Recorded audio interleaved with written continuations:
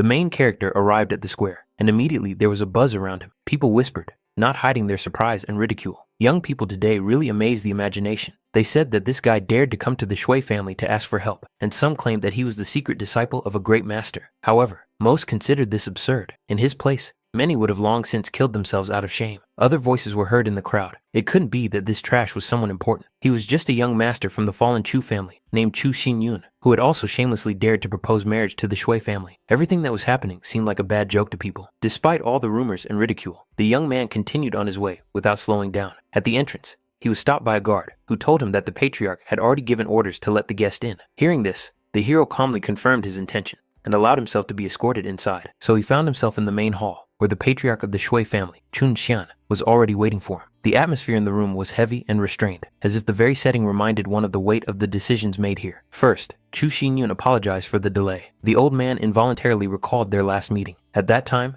the young man hardly dared to breathe loudly. Now, however, he was standing before a completely different person, calm, collected, with a steady gaze. This discrepancy made the patriarch wary. Soon, the head of the family interrupted his own thoughts and noted that there were still a few days left before the appointed date. In his opinion, the visit seemed premature. However, the hero made it clear that the purpose of his appearance was different, namely, a request for marriage. These words took the old man by surprise. After that, Chu Xinyun recalled the events of 16 years ago, when the Shui family was under attack by a powerful enemy and was saved by his father. The memory was unpleasant for Chun Xiang, but he immediately understood what the young man was getting at. The patriarch acknowledged that such a promise did indeed exist. However, the young man's father had disappeared without a trace, and it was still unknown whether he was alive. Until reliable information appeared, the old man did not want to return to this agreement. Hearing this, the hero persistently asked whether such a position meant that without his father's return, all previous agreements were null and void. He felt that his interlocutor was not telling him everything, and therefore continued to insist, as if trying to extract the hidden truth. An awkward silence hung in the room, which was soon broken by the appearance of a girl. She immediately remarked coldly that this guy had a big mouth. The girl advised him to stop bringing up the subject and introduced herself as Shui Chen Yue. She made it clear that she aspired to become one of the strongest experts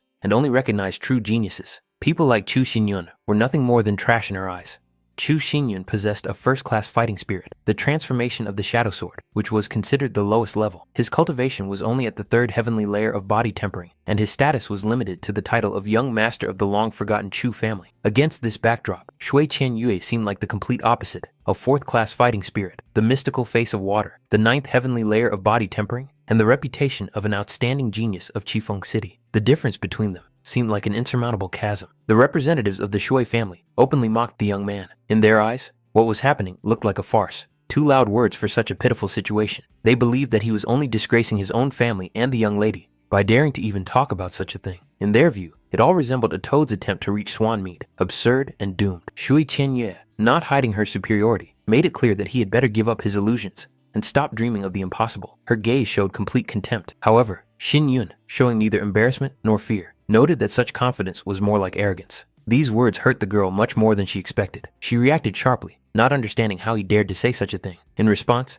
the young man calmly made it clear that no one had claimed that his visit was specifically related to her. Then he turned to the patriarch, clearly stating that his intended bride was not Shui Chen Yue, but the family's second daughter, Shui Liu Xiang. This realization came as a real shock to the girl. She found it hard to believe that all this time, they had been talking about the awkward and inconspicuous Liu Xiang. Shui Chen Yue's indignation flared up with renewed vigor. In her eyes, Liu Xiang was not worth a penny compared to herself, and therefore, such a choice seemed like an insult. She believed that Liu Xiang had neither the dignity nor the right to even think about such a union. All these words were heard by Liu Xiang. For her, they were an unbearable blow. Tears rolled down her face, and her heart ached with familiar pain and humiliation. Watching this, Chu Xinyun realized one thing clearly. In this life, he would not allow her to continue living, suffering the suffering and contempt of those around her. Shui Chen Yue was absolutely certain that such a union was predestined by heaven. On the one hand, the trash from the fallen Chu family, and on the other, a girl whom she did not even consider a full member of the clan, almost a servant. In her eyes, such a marriage seemed like a mockery of fate. She coldly advised her father not to interfere and to let this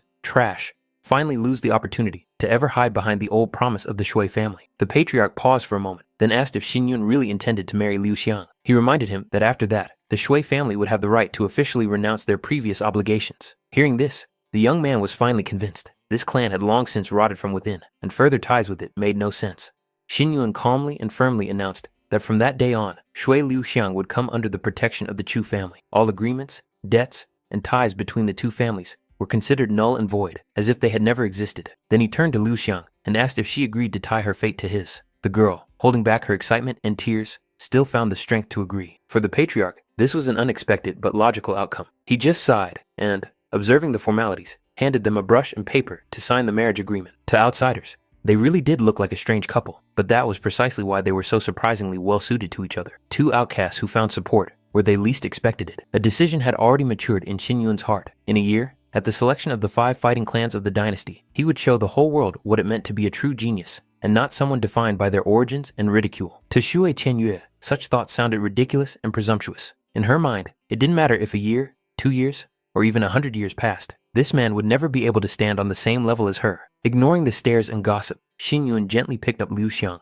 and suggested they leave. For him, everything had already been decided. After a while, they arrived at the Chu family home. On the way, the young man made it clear that from now on, she was no longer alone. Now she was part of his family, and no one else had the right to look down on her. Before her eyes appeared an abandoned clan, crooked walls, cracked slabs in the courtyard, and silence in which neither laughter nor footsteps could be heard. This place looked as if time had stopped here many years ago. Once upon a time, this house was a large and majestic family estate, filled with the happy cries of children, noisy conversations, and constant movement. Life was bustling here, and every corner breathed warmth. In those days, even the city lord himself would visit, showing his respect and emphasizing the high status of the Chu family. But one dark night, everything changed. Most of the clan's geniuses were brutally murdered, as if uprooted. Chu Xinyun's mother disappeared without a trace, and his father went looking for her and never returned.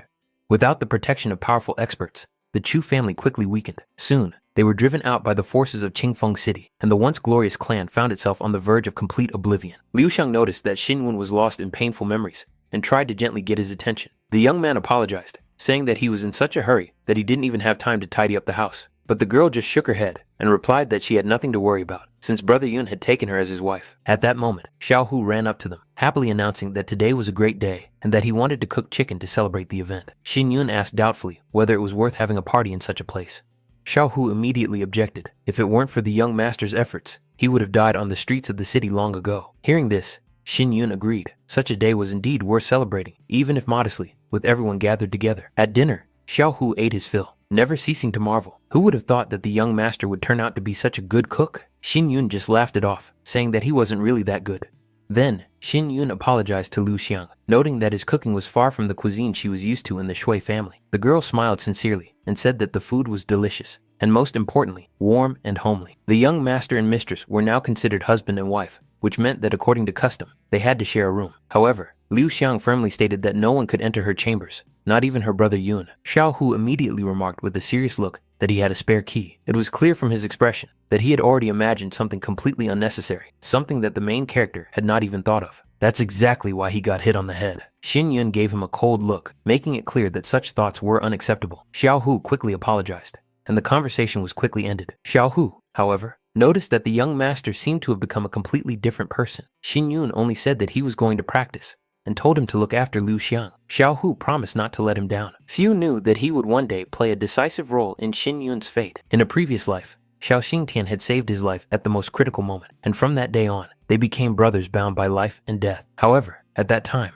the main character had no idea that this very person would secretly become the reason for his rebirth. It all started with a mysterious stone that ended up in Xiao Xingtian's possession. After it was used against that very villain, Xin Yun relied on the power of the stone and went back in time to when he was only 16 years old. In his past life, it was the Shui family who inflicted fatal wounds on him. Then Liu Xiang saved him, nursed him back to health, and helped him recover. Together, they left Qingfeng City and wandered through the Li Yun dynasty until she died protecting him from a monster. That is why, in this life, Xin Yun will not allow such a tragedy to happen again under any circumstances.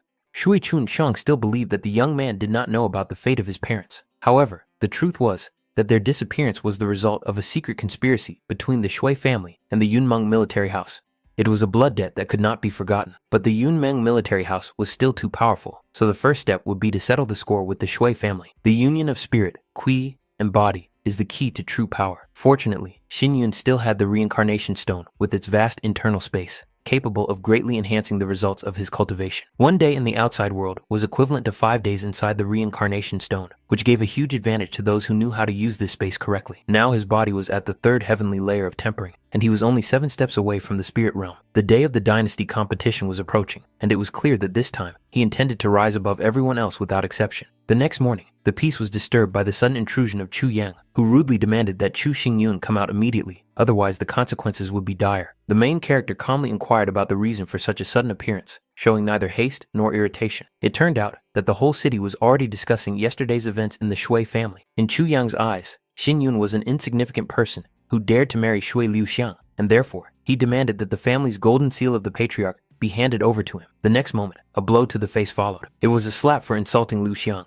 and it was delivered without the slightest hesitation. Chu Yang was confused. He was at the fourth heavenly layer of body tempering, and could not understand how his opponent could attack him so suddenly. The second slap followed almost immediately, this time without explanation, as if to avoid wasting time on useless conversation. After that, Xingyun made it clear that Chu Yang could leave without testing his patience any further. However, Chu Yang, humiliated and enraged, decided that such behavior was tantamount to seeking death. He summoned his fighting spirit, a lone-horned mad cow, intending to crush his opponent and show him the difference in strength. Xingyun instantly picked up Liu Xiang in his arms and dodged the attack with her, moving with ease and confidence, which only reinforced Chu Yang's belief that he was facing the same man without fighting spirit. He continued to believe that the golden seal should be handed over immediately, but at that very moment, the main character himself went on the attack. The blow was so powerful that Chu Yang flew backward and crashed into his own servants, causing confusion among them. A sword appeared in Xingyun's hand, seemingly out of nowhere, cold and dangerous.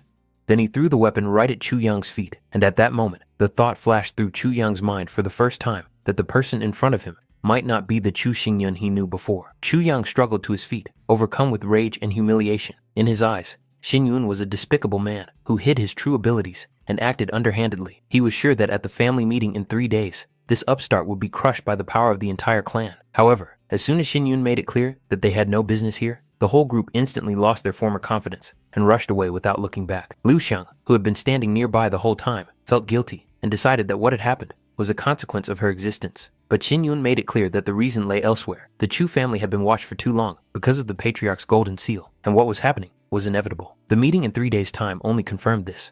He gently embraced the girl, instilling calm and confidence in her, showing her that what was happening had long been taken into account and was developing according to a pre-planned plan. Nevertheless, one circumstance still turned out to be unexpected. Even Chu Yang managed to condense a second-class fighting spirit. This meant that further delay was unacceptable, and it was time to work on his own fighting spirit. Before Xingyun appeared his current spirit, a first-class fighting spirit, a broken iron sword. This image looked pitiful. Even the cheapest iron swords sold by blacksmiths seemed far more dignified than his current fighting spirit. Fortunately, he had the nameless volume, a rare inheritance that allowed him to absorb other people's fighting spirits. Fighting spirits were born in people's bodies when they came into contact with the spiritual energy of heaven and earth, and every cultivator was able to rotate and develop them. Despite the existence of many varieties, all battle spirits obeyed a strict hierarchy of 9 classes. The first class was considered the weakest, while the 9th was the pinnacle. The higher the class, the faster the cultivation developed. At the same time, the class of a battle spirit was determined at birth and could not be increased through normal practice. It was for this reason that Shui Qianyue was considered the #1 genius in Qingfeng City. Her 4th class combat spirit gave her a significant advantage from the very beginning of her journey. At that moment, changes occurred in Xingyun's body. Spiritual energy began to circulate rapidly, marking a breakthrough. The nameless volume once again proved its uniqueness. Not only did it strengthen his fighting spirit, but it also helped Xingyun advance further in tempering his body, consolidating the level he had achieved. There were only 3 days left before the family meeting. Even taking into account the accelerated time inside the reincarnation stone, that meant only 15 days of training. With his current strength, it was impossible to oppose the 3 great elders of the Chu family. It became clear that it was necessary to move on to the next stage of the plan without wasting a moment. At the moment, he could barely use mid-level martial arts without risking exhaustion. Martial arts were divided into ranks: human, spirit, saint, heaven, and creation, each of which had lower, middle, and higher levels. The 9 waves of jade pulsation technique was only at the middle level of the spirit rank and was already beginning to limit his growth. The 9 waves of jade pulsation consisted of exactly 9 consecutive movements. With sufficient mastery, all 9 palms gradually merged into a single whole, essentially approaching the martial art of the highest spirit rank. The rebirth deprived him of the cultivation he had accumulated over thousands of years, and he did not expect that reworking such a low-level martial art would be so laborious. However, step by step, he still managed to bring the technique to completion. Xingyun knew that the main martial art practiced by the Shui family formerly belonged to the same class as the 9-wave jade ripples, but in terms of depth, structure, and potential, it was significantly inferior to his own technique. The plan was simple: sell the martial art at the 100 Treasures Pavilion, then purchase spiritual herbs and dramatically increase his strength. With these thoughts in mind, he headed for the huge pavilion, whose massive building towered over the surrounding area and radiated an atmosphere of wealth and power. At the entrance, he was greeted by a young female servant who politely welcomed the guest and inquired about the purpose of his visit. carefully assessing his appearance. The young man calmly informed her that he possessed first-class martial arts skills and intended to offer them for sale, so he required a personal meeting with the lord of the pavilion. Hearing this, the girl did not ask any unnecessary questions and invited him to the VIP lounge, asking him to wait a moment while she immediately notified the lord of the pavilion. While the attendant hurriedly delivered the message, one of the guests noted to himself that today had indeed been a lucky day. He had only just arrived at the pavilion and had already witnessed the appearance of a man wishing to sell martial arts, which immediately attracted the attention of those around him. The girl reported to the lord of the pavilion that there was a guest in the waiting room with an offer to sell martial arts. At that moment, Xin Yun clearly felt a hidden spiritual perception directed at him. His cultivation was being tested without warning. The check quickly revealed the level of his body's tempering to be at the third heavenly layer. From the outside, he looked too ordinary to take his words seriously, as if someone had decided to bring an unsuitable person here for a joke. However, whatever the doubts, this was still the 100 Treasures Pavilion, a place where they were not accustomed to judging by appearances alone. Despite the awkwardness of the moment, the lord of the pavilion soon asked the guest to wait a moment. Such a delay did not seem very polite, and the pavilion's host hastened to express his regret, counting on the visitor's generosity. The man was invited to sit down and enjoy some tea. At the same time, the aura emanating from him felt deep and restrained, without the slightest hint of falsehood, as if he were deliberately hiding his true level of perfection. The lord of the pavilion already knew that this guest had a martial art intended for auction, and therefore wanted first of all to understand what class it belonged to and whether something truly valuable could be expected. Xin Yun calmly handed over the martial art, indicating that it belonged to the middle level of the spirit rank, without adding unnecessary explanations or trying to embellish its value. The lord of the pavilion carefully studied the contents, and only then was he finally convinced that he was indeed looking at a mid-level spirit martial art. Based on his own assessment, he concluded that the starting price could not be less than 200,000 silver coins, after which he looked at Xin Yun with interest. The news spread through the pavilion with astonishing speed. No one expected the 100 Treasures Pavilion to hold an auction of mid-level martial arts, and many hurriedly left the hall to immediately notify their families and patriarchs.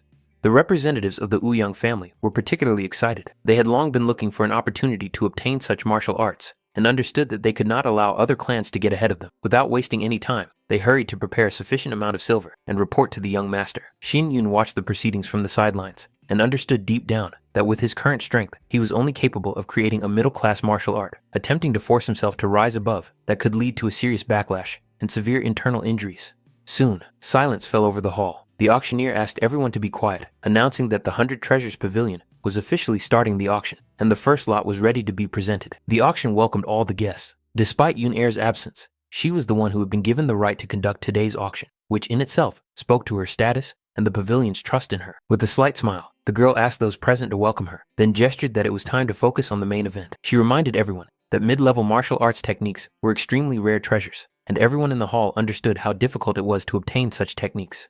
This time, the auction featured a jade ripple of 9 overlapping waves. The starting bid was 200,000 silver coins, and only one person would be able to take this martial art home with them. One of the attendees was the first to raise the price to 230,000, soon followed by another who offered 250,000 silver coins. Then, a young master from the hall calmly raised the bid to 300,000, instantly attracting the attention of those around him. Many recognized him as the young master of the Yin Martial Arts House from Yunmeng. People preferred not to compete directly with such a person, because he had the backing of 5 major martial arts houses. At that moment, Shui Qianyue confidently entered the hall and, without hesitation, offered 400,000 silver coins. Recognizing her, those present immediately realized that the #1 genius of Qingfeng City had appeared at the auction. Xin Yun immediately noticed her appearance, and a cold clarity flashed in his eyes. He understood perfectly well that from this moment on, the auction had entered a completely different phase. She apologized modestly to her older brother Yin for her hastiness, explaining that this martial art was of paramount importance to the Shui family, and expressed her hope that he would not object to her participation in the auction. The young master just laughed and waved his hand. He said that since Chen Yue was personally interested in this martial art, no one in the hall would dare to continue competing, so as not to spoil relations. Thus, the jade ripple of 9 overlapping waves of the middle spiritual class was finally sold to the Shui family for 400,000 silver coins.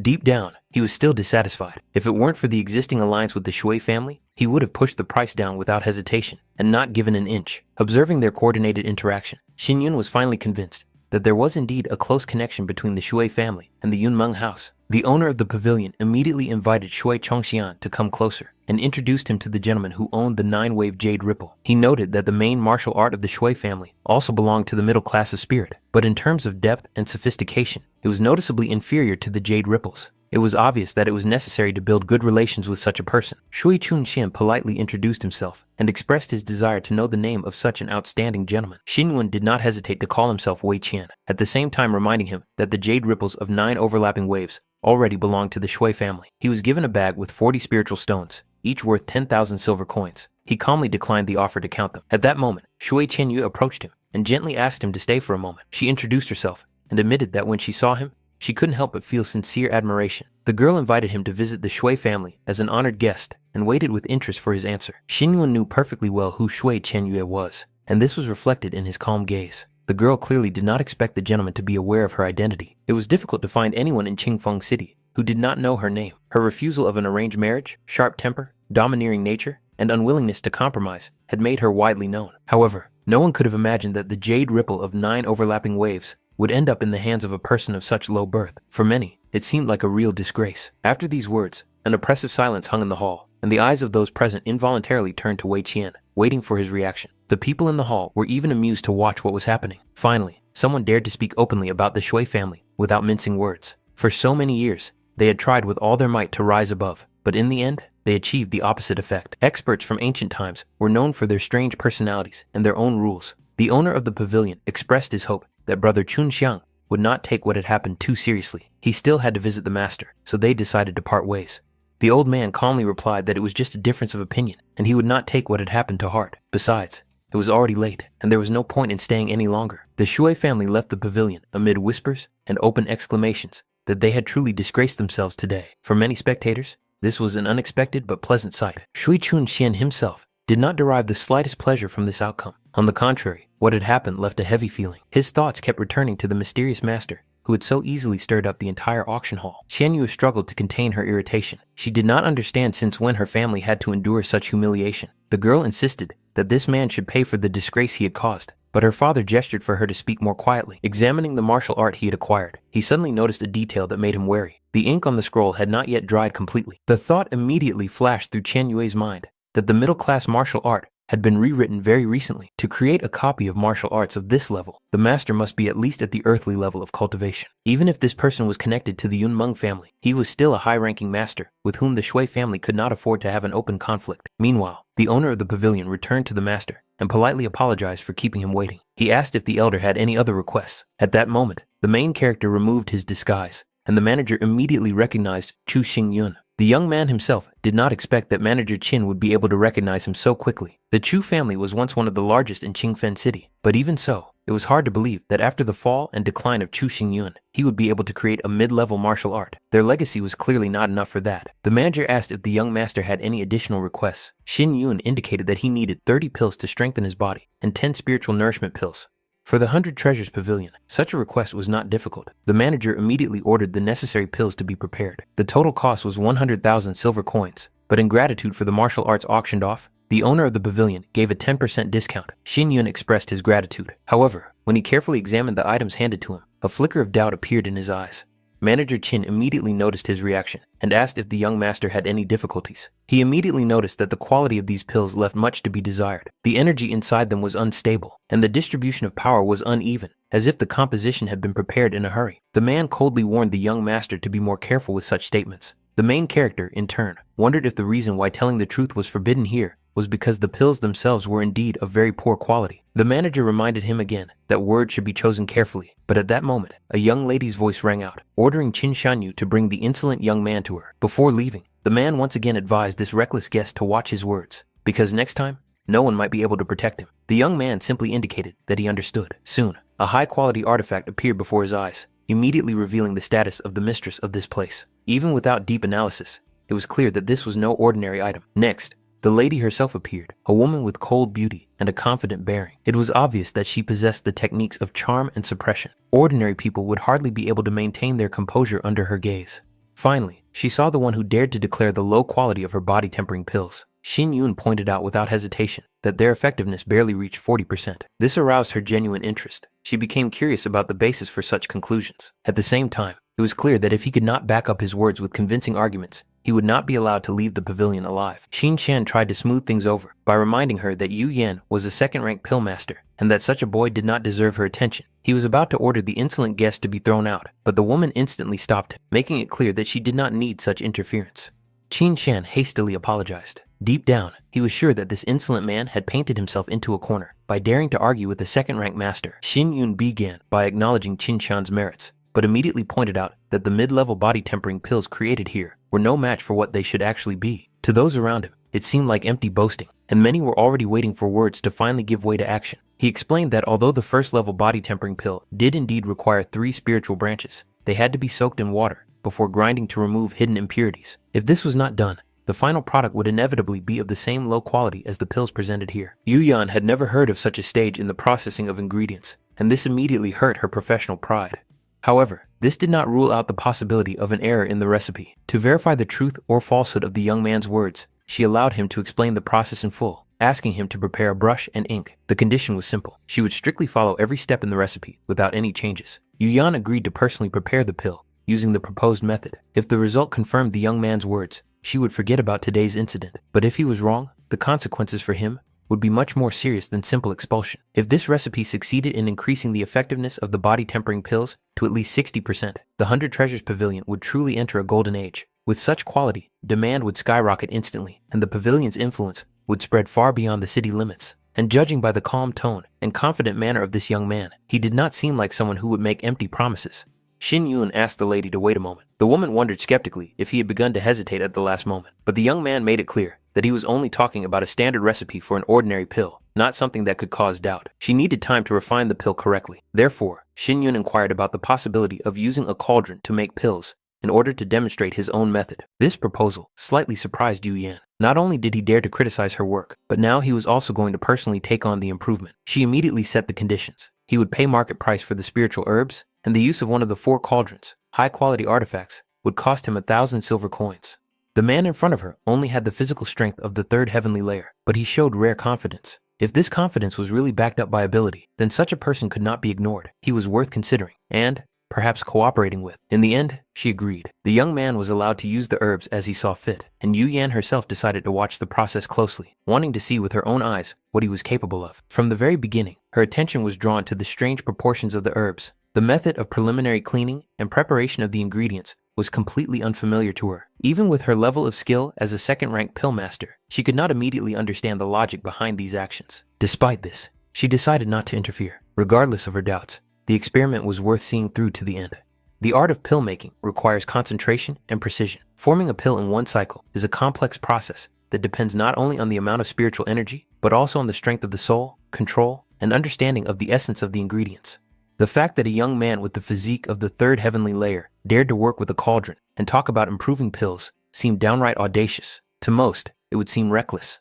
However, there was no fuss in his movements. Each action was performed confidently, as if he had repeated this process countless times and knew exactly what result he was aiming for. Morning came. The night passed unnoticed, filled with the subtle aroma of herbs and fluctuations of spiritual energy. Qin Zhen woke up to unusual sounds and first made sure that the lady was all right. Xin Yun made it clear that there was nothing to worry about. It was just the usual cleansing of the body-tempering pill. The expression on his face made it clear that he was satisfied with the result and saw nothing unexpected in it. Yu Yan suggested conducting a check. As soon as the pill was examined, Qin Shan sensed a rich and pure healing aroma that far exceeded the usual level. Xin Wu noted that the impurities had been almost completely removed. The pill's effectiveness was about 80%, which he considered an acceptable result. This attitude irritated Yu Yan. She had managed to create only 8 pills in one night, and this was the best of them. Hearing that such a result was considered merely passable was a serious blow to her pride. Qin Shan hastened to smooth things over, trying to calm the lady and remind her that such assessments could only come from someone with a different level of understanding. He also noted that the potential of these pills had not yet been fully revealed, and that it was indeed impossible to call them perfect. It was at this moment that Yu Yan realized that the pills she had created had not made the desired impression on the young man, and therefore her interest in his own result only increased. After that, she carefully looked into the jar containing the resulting substance. Qin Shan couldn't help but think that perhaps it would be better if this guy didn't touch alchemy at all. At first glance, the contents looked extremely dubious, and the smell was so pungent that it resembled a spoiled potion. It seemed to him that the young man had simply decided to tease Lady Yu Yan and show off, without having any real skills to back him up. However, despite the disgusting smell, the liquid emitted a strikingly dense spiritual energy Even with her knowledge as a second-rank pillmaster, Yu Yan could not fully grasp its true structure and purpose. It was a first-rank liquid known as the Spirit of Raging Fire. Its effect could be recognized almost immediately after application to the skin. But what was more important was that the quality of this medicine was close to absolute, practically 100%. Its effectiveness exceeded that of her own body-tempering pills by almost 3 times. However, final conclusions could only be made after practical application. Xinchen tried to stop her. The effect of the liquid was unknown, and the consequences could be unpredictable. But Yu Yan resolutely dismissed his doubts. As a second-rank master, she could clearly see that there were no impurities in the substance. As soon as the liquid touched her skin, a sharp burning sensation ran through her arm, reminiscent of a flame bite. Xinwen made it clear that it was not worth interfering, and that such a reaction was a natural part of the process. Xinchen still couldn't hide his anxiety, and mentally promised himself that if there was the slightest danger, he would not let it go unpunished. The liquid began to take effect. The fiery energy burned away internal impurities while strengthening the body. The process was unpleasant, but not beyond tolerable limits. Xinyun inquired about her condition, observing the changes in her aura. In his estimation, if a person was unable to endure such mild pain, they should not even think about serious cultivation or combat practice. Hearing this, Yu Yan changed noticeably. She straightened up and made it clear that such sensations were not a problem for her. Now, there was no doubt left. The effectiveness of this medicine was truly shocking. That was why she was interested in the possibility of acquiring the formula for creating the Spirit of Raging Fire for the treasure pavilion. Xinwen saw nothing wrong with this. If Lady Yu Yan herself was interested, then a business partnership seemed entirely appropriate. He set the price for the formula at 40 spirit stones. Qin Chan was frankly annoyed by this amount. 40 spirit stones meant 400,000 silver coins, a price that not everyone could afford. However, Yu Yan did not object and suggested moving straight on to discussing the terms of the deal. In addition to the promised spirit stones, he was given a spatial ring. Although its volume was limited, the value of such an artifact reached 5 spirit stones. This was presented as a sign of goodwill and the beginning of long-term cooperation. Xin Yun accepted the gift without hesitation and, in turn, passed on the complete method for increasing the effectiveness of the medicine, including the method for completely removing impurities. With this knowledge, Yu Yan would be able to bring the effectiveness of the body-tempering pills to 100% in just a few days. If everything turned out exactly as he described, she would have a real chance to make a breakthrough and become a third-rank pill master. In that case, he noted in advance that he could congratulate the lady on a possible promotion in the future. However, it was clearly stated that this method was his personal achievement and the result of his own research, and therefore, it could not be transferred without compensation. Such knowledge could not be disseminated uncontrollably. Yu Yan, carefully observing his behavior, came to the conclusion that the young master was not one to act impulsively. Therefore, she asked if he had any specific conditions, requests, or wishes that could form the basis for further cooperation. Xin Wen reminded her that they had already had a successful deal that proved to be mutually beneficial. At this stage, spiritual stones were no longer his primary goal. As the lord of the Chu clan, he intended to build a deeper relationship with the 100 Treasures Pavilion and obtain official permission to collect resources from Fengxing Mountain. Fengxing Mountain was known as one of the most dangerous, but also one of the richest places in the area. Rare wild spiritual herbs grew there in abundance, but the entire area was shrouded in a thick layer of poisonous gas that could destroy an unprepared person in a matter of moments. Even for experienced alchemists and cultivators, simply approaching the mountain was considered a serious risk, let alone gathering resources there. Any mistake could lead to poisoning or death. Nevertheless, he had at his disposal a complete and detailed map of the Fengxing Mountain area, which marked both deadly dangerous zones and rare safe routes that allowed one to penetrate deep into the mountain without risking one's life. The value of such a map was obvious. If the 5 great houses had learned of its existence, they would have immediately tried to obtain it by any means necessary. That is why the logical question arose as to why Chu Xinyun had decided to reveal such a trump card so openly. However, he viewed it solely as a business proposal based on mutual benefit. Therefore, it was important for him to understand how Yu Yan would evaluate it. For the treasure pavilion, such an agreement promised enormous profits and strategic advantages. Nevertheless, she was wary of why such a valuable resource was being offered to them specifically and at this particular moment. At first, she thought the young man was straightforward and even naive. However, as the conversation progressed, it became clear that his actions were calculated and far-sighted, not befitting his age. Xin Yun clearly understood that an alliance with the 100 Treasures Pavilion would be a powerful shield for the Chu clan. In that case, no one in the city would dare to look down on his family anymore. In addition, the leak of information about the map, purification methods, and rare herbs could cause a chain of conflicts. The weak Chu clan would not be able to hold the mountain and its secrets on its own. These arguments were quite compelling. At that moment, Yu Yan finally understood the true purpose of the proposal. The young man sought not only access to resources, but also protection from the pavilion. It was decided that in 2 days, he would contact the manager Qin to arrange for the shipment and start cooperation. As for the map and the agreements reached, the pavilion undertakes to maintain confidentiality and comply with the terms of the agreement. After finishing the conversation, he left the pavilion. Yu Yan remained in thought for a while, wondering when this young representative of the Chu family had managed to become such a dangerous and promising partner. Xin Shan, on the other hand, saw enormous potential in this. With the map of the safe zones of Fengxing Mountain, the pavilion would be able to open a specialized market for rare spiritual herbs in the city, thereby significantly increasing its influence. However, he considered it premature to draw any final conclusions. Such a map was priceless. Even with a verbal agreement in place, there was still a chance that the young master would change the terms or refuse to cooperate altogether. In addition, there were fears that he might have hidden motives. It could not be ruled out that he was using the pavilion as a temporary cover. In this regard, Qin Shan suggested immediately sending people after the young man to clarify a number of details and finally clarify his intentions. Yu Yan considered this reasonable. If the pavilion really got the map of the mountain, the young man's value might go down, but they had to be careful not to raise suspicion and attract unwanted attention from other forces. Recognizing these arguments as valid, it was decided to immediately send people to carry out the plan. Of course, he intended to use them without the slightest hesitation. This piece of land known as Fengxing Mountain was not particularly valuable to him in itself. In his eyes, it was merely a tool, a temporary resource that could be used for larger goals. There were only 2 days left before the Chu clan meeting, and every minute was crucial. If he wanted to change the balance of power, he had to increase his own power as quickly as possible. Otherwise, any confrontation would turn into a disaster for him. He did not give the people following him a single chance to get close. When they came out of hiding, it became clear that the distance was already too great, and the chase was pointless. Realizing this, they had no choice but to retreat and report the failure to the Qin administrator as quickly as possible. When he returned home, he saw that Lu Xiang had already prepared a simple meal. However, he made it clear that he would not be staying at the table and told them to start without him. The girl was genuinely surprised by his behavior. He did not even look tired or hungry, which seemed strange after such a busy day. Xin Yun was being polite, realizing that he was causing her inconvenience.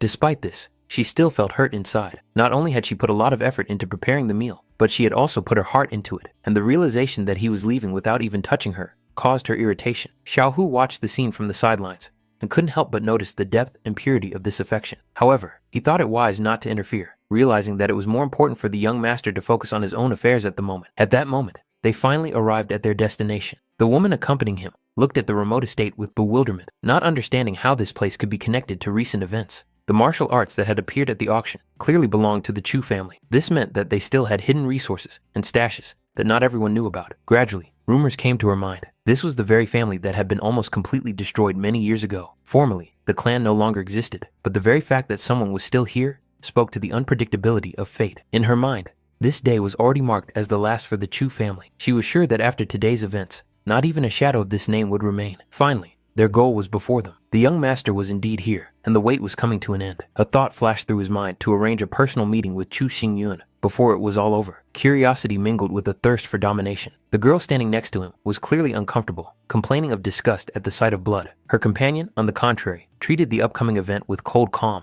as if it were something ordinary. All she could do was watch from the sidelines as the young master prepared to demonstrate his understanding of murder and power, leaving his opponent no chance whatsoever. He burst into the courtyard without hesitation, making it clear that their meeting was only a matter of time and that the past had already caught up with the present. Xin Yun, in turn, had expected this turn of events. The opportunity to sell mid-level martial arts clearly indicated that the Chu family might have other relics in their possession. If he had handed them over voluntarily, there was a chance he could have saved his life. However, such leniency was not part of the visitor's plans. He preferred to take what he wanted by force if his opponent could not protect it. At that moment, he sensed Xin Yun's cultivation level, the initial stage of body tempering of the fourth heavenly layer. In his eyes, it seemed pathetic, and he was confident that he could easily suppress such an opponent by demonstrating his third-level fighting spirit, a strange and repulsive image. Despite his years of experience, Xin Yun encountered someone for the first time who used such a perverted and absurd fighting spirit that his very existence caused not only disgust, but also wariness. Only a few in this world were destined to see such a technique with their own eyes, and even fewer were destined to experience a clash with it. Its very nature was designed for destruction, not for demonstration. For an enemy, such a death would be considered the highest honor, for to fall before such power meant acknowledging one's own insignificance in the face of true mastery. Xin Yun instinctively shifted to the side, trying to avoid direct contact with the attack, feeling the dangerous energy cutting through the air next to his body. However, he understood perfectly well that relying solely on evasion was impossible. Any mistake, any hesitation, and the next blow would be fatal. He had no intention of showing mercy. He made it clear that he was going to deprive his opponent of the very source of his twisted power, destroying his fighting spirit at its root. The young master from the Yun Meng house was shocked. The destruction of the third-level fighting spirit happened too easily, almost instantly, as if his weapon had been nothing more than a fragile illusion from the start. At that moment, it became clear that he was not facing someone who could be considered weak. The Yin family had once almost wiped the Chu clan off the face of the earth, and now Shin Yun intended to shed the heir's blood to demonstrate that the past had not been forgotten and that the debt would be collected. This realization caused panic. The young master lost his composure. His confidence crumbled, and he saw escape as his only way out. However, Shin Yun had no intention of letting him go. There was no hesitation in his movements, only cold determination to see what he had started through to the end. At that moment, the girl who had been following the young master intervened. Obeying the order to protect him at all costs, she rushed forward, but her attack was too straightforward and easy to read. Shin Yun easily dodged, already moving into a counterattack, completely controlling the distance and pace of the fight. His weapon was aimed precisely at the target, and the opponent desperately tried to defend himself, having neither a plan nor dignity. At the critical moment, he used the girl as a human shield, covering himself with her body, completely exposing his cowardice. Even that couldn't save him. The blow still hit its target, inflicting devastating damage from which it was impossible to recover. The sight of what had happened filled Shin Yun with cold fury. Allowing another to take a deadly blow for the sake of his own salvation was an act worthy only of contempt. After the clash ended, he immediately focused on cultivation. This man's interference had slowed his progress, and now he had to make up for lost time. On the path of true development, it was impossible to separate cultivation, techniques, and martial arts. They were all part of a single whole. At this point, he was already practicing the nameless development technique, and it was time to supplement it with combat forms. Only the synchronous development of these areas allowed for breakthroughs in the shortest possible time. The technique he chose, the art of wind, thunder, and lightning, belonged to the highest spiritual level and consisted of only 3 movements, but each of them carried destructive power. When perfected, this technique could rival even the martial arts of the holy class, inferior to them only in name, but not in effectiveness. The art consisted of 3 stages: fierce wind, flashing lightning, and the fury of wind and thunder. At the current stage, Shin Yun could only confidently practice the first movement, laying the foundation for future advancement. And then, after some time, the breakthrough finally came. 10 days of grueling, almost inhuman development finally paid off, and the accumulated energy broke through the limits that had seemed insurmountable just a short time ago. The morning greeted Shin Yun with calm. Liu Xiang was already waiting for him, slightly embarrassed and uncertain, checking whether the outfit she had chosen for today was appropriate. His reaction was warm and confident. There was nothing superfluous about her appearance. At that moment, another person approached them and reported that everything was ready. This meant only one thing: the time had come, and there could be no more delays. The Chu family clan meeting was about to begin. Soon, the whole group set off for the meeting place, where the fate of the clan would be decided. Their appearance caused quite a stir. Many did not hide their contempt. A young man walking to an ancient shrine, accompanied by the very girl they considered a disgrace, seemed to them a mockery of tradition. Shin Yun's companions felt uncomfortable under the stares and whispers, but he himself remained calm, not allowing the words of strangers to shake his inner balance. Before entering the sanctuary, he asked his companions to stay outside, letting them know that he would not be long. Inside, 3 figures were already waiting for him: the first, second, and third elders, sitting in silent tension. The first elder immediately made it clear that his patience had run out and that he did not need further discussion. The issue concerned only the immediate transfer of the patriarch's golden seal. In response, Shin Yun recalled the past of the Chu family, the times when it was the most powerful in the city of Xifeng, and how this prosperity had been made possible by his father's far-sighted decisions. Although he had disappeared 10 years ago, there was still no reliable information about his death. This meant that the day of his return was still possible, and then the faces of many of those present here could be distorted with shame. Moreover, the clan rules clearly stated that the patriarch's golden seal was hereditary. Even in the event of his father's death, his son remained the sole legal owner. The first elder acknowledged the former patriarch's past merits, but immediately pointed out the flip side. It was his actions that had made the Chu family enemies on all sides, leading to their current decline. He emphasized that if Shin Yun's father had not left the clan, it might not have ended up in such a pitiful state. Doubts about the son's right to inherit the seal were expressed openly, without any attempt to soften the wording. At that moment, it was announced that Chu Pingtian was nominating himself as a candidate for the position of the new patriarch. Almost without hesitation, those present agreed, believing that such a choice was justified for the future of the clan. Shin Yun's reaction was unexpected. Instead of indignation, he merely smiled, as if he had seen exactly what he had expected. He asked only one question concerning the claimant's true intentions. Chu Pingtian, with smug confidence, allowed him to continue, seeing no threat in it. Shin Yun pointed to the current state of the Chu family and asked a direct but uncomfortable question. Could the new patriarch really lead it to revival? The elder replied that his primary task would be to accumulate wealth, because without finances, it would be impossible to restore the family's former power. He confidently stated that thanks to the city's advantageous location in a mountain valley, it would not be difficult to collect 1,000 silver coins a year. These words caused excitement among the clan members. The prospect of a stable income inspired hope, and some even began to make plans for restoration and treatment. Despite this, doubt still lingered in the air. People had heard grandiose promises too often, which eventually crumbled to dust, so even the confident words of the first elder could not completely dispel their wariness. And it was at this moment that Xin Yun stunned those present. He made it clear that if the future patriarch's limit was only 1,000 silver coins a year, then such a level of ambition was clearly insufficient for the revival of the family, which meant that he himself was much more suited to the role. The first elder burst out laughing, perceiving what was happening as a ridiculous joke. In his eyes, the young man had neither the authority, nor the support, nor the sufficient weight to even participate in such a conversation. Many members of the clan joined in the laughter. The idea that an impoverished heir dared to claim the position of patriarch seemed absurd and unworthy of serious discussion. However, the main character was not bothered by this ridicule. Maintaining a calm smile, he slowly took out a small bag and opened it in front of everyone. Inside were spirit stones, and there were far more than a few. This sight instantly caused confusion. No one expected to see such wealth in his hands. When it became clear that the stones were real and that there were nearly 80 of them, the hall fell silent. That number meant almost 800,000 silver coins, an amount that most of those present did not even dare to dream of. Doubt quickly gave way to shock. After that, Xin Yun calmly asked the first elder a question, suggesting that he himself determine who, in such a situation, was truly capable of rising to the top and leading the clan forward. At that moment, he was interrupted by a young expert, whose appearance was clearly not accidental. It was Chu Hai, the recognized #1 in the Chu family, on whom great hopes were pinned. He sharply pointed out Xin Yun's excessive self-confidence.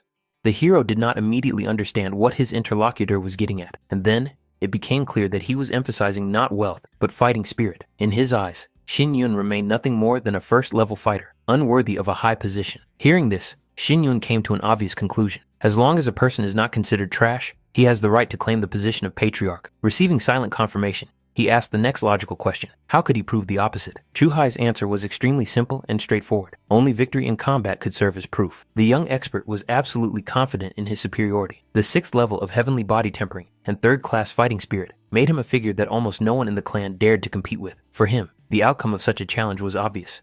To the surprise of everyone present, Xin Yun remained calm and showed no sign of hesitation. Moreover, he made it clear that he was going to propose exactly that. Such words caused a new wave of disbelief. Challenging the #1 genius meant signing your own death warrant. In the eyes of those around him, Xin Yun looked either insane or tired of life. However, Chu Hai saw in this only audacity and ignorance, for which, in his opinion, blood would be paid. Both opponents remained outwardly calm, but their thoughts were focused solely on the upcoming confrontation, the outcome of which would determine too much.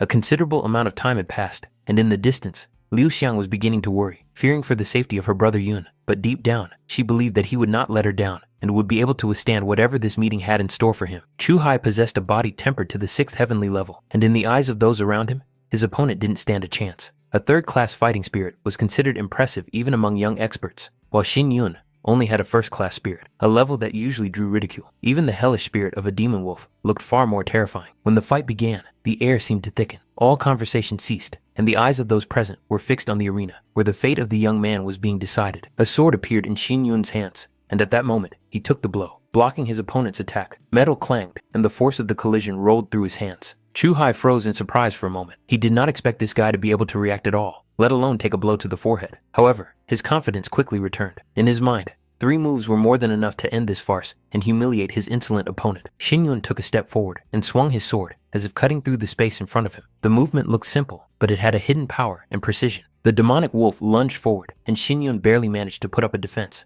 meeting the claws with his blade. Even so, the force of the attack was too great. He was thrown back, and bloody wounds appeared on his body. The claws had still managed to scratch his flesh. Chu Hai mockingly asked how he was feeling, reminding him that the wounds from the demon wolf's claws were not only painful, but also destroyed the body from within. Xin Yun was well aware of the difference in cultivation levels. Chu Hai's spiritual energy was dense and stable, and a protracted battle only worked against him. He realized that this duel had to be ended quickly and decisively. Chu Hai coldly advised him to stop pretending to be strong, reminding him that his opponent still had a chance to kneel and beg for forgiveness. In response, Xin Yun only smiled. This calm smile finally enraged Chu Hai, and he activated the fierce wind technique. He declared that refusing mercy was a direct path to death and vowed to tear his opponent apart with the claws of a demonic wolf. In the next moment, a fierce wind rose. The air currents howled, raising dust and debris, and the demonic image of the wolf became even more distinct and ominous. Many of those present involuntarily clenched their fists, worrying about the young master, unable to take their eyes off the raging elements. However, contrary to expectations, it was clear from the expression on Xin Yun's face that he was not panicking at all. On the contrary, his gaze remained cold and focused. With a single movement, he broke through the whirlwind and delivered a decisive blow that combined speed, accuracy, and power. Chu Hai collapsed to his knees, unable to comprehend what had happened. He, the strongest in the Chu family, had lost, and this contradicted everything he believed in. Shin Yun calmly announced that the fight was over and the outcome was clear. His voice was even, without mockery, as if he were stating an obvious fact. A dead silence hung in the hall. No one knew how to react to what they had seen. What was happening seemed impossible. Xiao Hu was the first to break the silence, shouting loudly that this was exactly what should be expected from a young master who had mastered divine movements in just a few days and won with a single breath. These words caused a real shock. Those present could not believe that such techniques could be learned in such a short time. In their eyes, Shin Yun was no longer an ordinary person. Chu Hai desperately refused to accept reality. He couldn't understand how someone like Shin Yun had managed to defeat him. There was clearly something going on that was beyond his comprehension. Shin Yun even felt it necessary to give him some advice. From now on, Chu Hai should show respect to the patriarch. However, in the eyes of the defeated man, this sounded like a mockery of his honor. And at that very moment, an old man appeared, whose cold voice ordered everyone to stop what they were doing and disperse immediately. Judging by what this young man had just demonstrated, he truly had everything necessary to claim the position of patriarch. His strength, composure, and determination spoke for themselves, and even the most prejudiced views could not deny it. However, the past still lingered in people's memories. Since childhood, this young man had been considered the scum of the family, a person without talent or future. Therefore, no one understood how, in just a few days, he had managed to obtain such a large number of spirit stones and so rapidly increase his cultivation. Such changes could not be explained by ordinary means. The elders understood that if this young man really became the patriarch, his every action would represent the entire Chu family. Therefore, as the greatest elder of the clan, he considered it his duty to test Shin Yun before allowing him to go any further. The elder coldly demanded that the young man show all his belongings for a thorough inspection, intending to find out the source of his power and wealth. Shin Yun calmly replied that it seemed that this old man had some special feelings towards him, since such demands sounded so insistent. These words only reinforced their suspicions. Could it be that Chu Shin Yun really felt guilty? Many recalled what they had thought from the beginning. This guy had something to hide, and now the truth was about to come out. Not wanting to delay any longer, the elder abruptly ordered the guards to seize this monster and immediately lock him in the dungeon. He intended to interrogate him personally, regardless of the methods used. The guards obeyed the order without hesitation. The elder's pressure was too great, and no one dared to object at such a moment. Shin Yun, without raising his voice, reminded them that the Chu family guards existed to protect the clan from external threats and to punish traitors. They were never created to deal with family members, let alone settle internal scores. These words sounded like thunder from a clear sky. The people around him were shocked and even began to fear this young man, not because of his brute strength, but because of his clear mind, confidence, and knowledge of clan laws. Chu Shin Yun's plans were now completely exposed in the eyes of the elders. In their view, he was no longer a bold youngster. Now they were faced with a dangerous element who was trying to wriggle out of the situation with fine words and knowledge of clan rules. The first elder decided that he could not delay any longer. Any further discussion was pointless, and so he coldly announced that this deceiver would be executed right here and now, in front of the entire clan, as an example to the others. At that moment, the fighting spirit was summoned once more. The demonic wolf lunged forward with a growl, filling the hall with an oppressive, murderous aura. The man sharply ordered everyone to get up and retreat immediately, not wanting the weak to suffer the consequences of the battle. Almost simultaneously, the Chu family guards also pounced on the main character, trying to surround him on all sides. However, they posed no real threat to Shin Yun. Their movements were too slow and predictable. The elder mentally acknowledged that he had been careless earlier, allowing this young man to get so far. But today, at this very moment, Chu Shin Yun had to die. The young man himself calmly thought that his opponents would be deeply disappointed with the outcome. Everyone present instantly felt a terrifying wave of murderous intent. Even experienced cultivators paled. The old man shouted loudly, ordering Chu Xinyan to retreat immediately. But this idiot didn't even think of retreating at such a crucial moment. He didn't want to tarnish his title as #1 in the Chu family and refused to acknowledge the danger. There was only one thought in his head. He wanted Chu Xinyan dead at any cost. And suddenly, the guy disappeared. It happened so quickly that no one even had time to follow his movement, leaving everyone around him frozen in shock. The next moment, Chu Hai was dead. His eyes remained wide open, as if he couldn't believe what had happened until the very end. How dare this little piece of trash kill him? The #1 genius of the Chu family. Xin Yun calmly replied that the father and son had both raised their hands against him, so he had only done everything possible to protect his life. An icy spear slowly formed in his hands, radiating a piercing cold. The elder immediately ordered everyone to step back. He was going to take the life of this scum himself. Many in the crowd decided that this was the end. The first elder was too strong, and the young master seemed to have no chance of survival. People did not understand what to do now, and who could save him. The elder still considered Xin Yun to be trash. Therefore, he could not accept the idea that his own son had fallen at the hands of someone he despised. For him, it was the greatest shame. And at that moment, a piercing cry rang out in the sky. A red firebird descended rapidly from above, illuminating everything around it with a blazing light. The elder raised his head sharply, not understanding who had just intervened and dared to appear here at such a moment. People almost immediately noticed the appearance of Boss Chin from the Thousand Treasures Pavilion. It had only been a few days since their last meeting, so he sincerely hoped that everything was fine with the young Master Chu. As before, his appearance was accompanied by an overwhelming aura of confidence and authority. He stated directly that young Master Chu could turn to him at any time in the future if he found himself in trouble. Moreover, he was genuinely interested to see who was so reckless and insolent as to raise a hand against a partner of the Thousand Treasures Pavilion. The first elder hastily tried to explain, saying that what was happening was exclusively an internal matter for the Chu family, and therefore, Mr. Qin should not interfere in clan affairs. However, looking at the body of his murdered son, he could no longer contain his rage. It was unthinkable for him to allow the murderer to stand there freely, as if nothing had happened. Qin Shan coldly asked who this old man thought he was. Since when did he dare to interrupt him and tell him what to do? His voice was calm, but there was a hidden threat in it. Then he stated bluntly that if anyone dared to injure or attempt to harm the young Master Chu, the Thousand Treasures Pavilion would make the guilty parties pay 100-fold, regardless of their status or background. Under this pressure, the first elder had to back down. He clearly understood that continuing the conflict would lead to disastrous consequences for the entire Chu family. Qin Han realized that his intervention had been harsh, so he changed his tone and expressed his regret, asking the Chu family not to hold a grudge against him for what had happened. Xin Yun calmly replied that this man was only defending justice. That being the case, the ancestors of the Chu family should not only not reproach him, but should also be grateful to him for preventing even greater bloodshed. After that, he briefly said to bring what had been prepared: 30 bottles of body-tempering pills, 30 bottles of spiritual nourishment pills, and 30 bottles of fire-dispelling liquid were displayed in front of everyone. All of them had been purified personally by Miss Yu Yan, and their effects had been brought to near perfection. Qin Shan expressed his hope that the Chu family would accept this gift. Those present understood perfectly well how valuable these resources were. For the impoverished Chu clan, it was a treasure that could change their fate. Since Mr. Qin had made such a decision, no one dared to refuse such a generous gift. Even the elders were forced to acknowledge its significance. As the Chu family clan meeting was still ongoing, Qin Shan felt it would be awkward to stay any longer. He expressed his hope that the young Master Chu would find time in the coming days to discuss the details of further cooperation, after which he politely took his leave. From the outside, it might have seemed like a coincidence. However, it was clear that Xin Yun, having invited Qin Shan 2 days ago, had already anticipated such a turn of events and prepared a way out of what seemed like a hopeless situation in advance. By doing so, he made Mr. Qin indebted to him. And yet, Xin Yun stopped him at the last moment. He couldn't leave without expressing his gratitude for the fairness and timely support shown to him. It was a small but sincere gesture of appreciation that only strengthened their future alliance.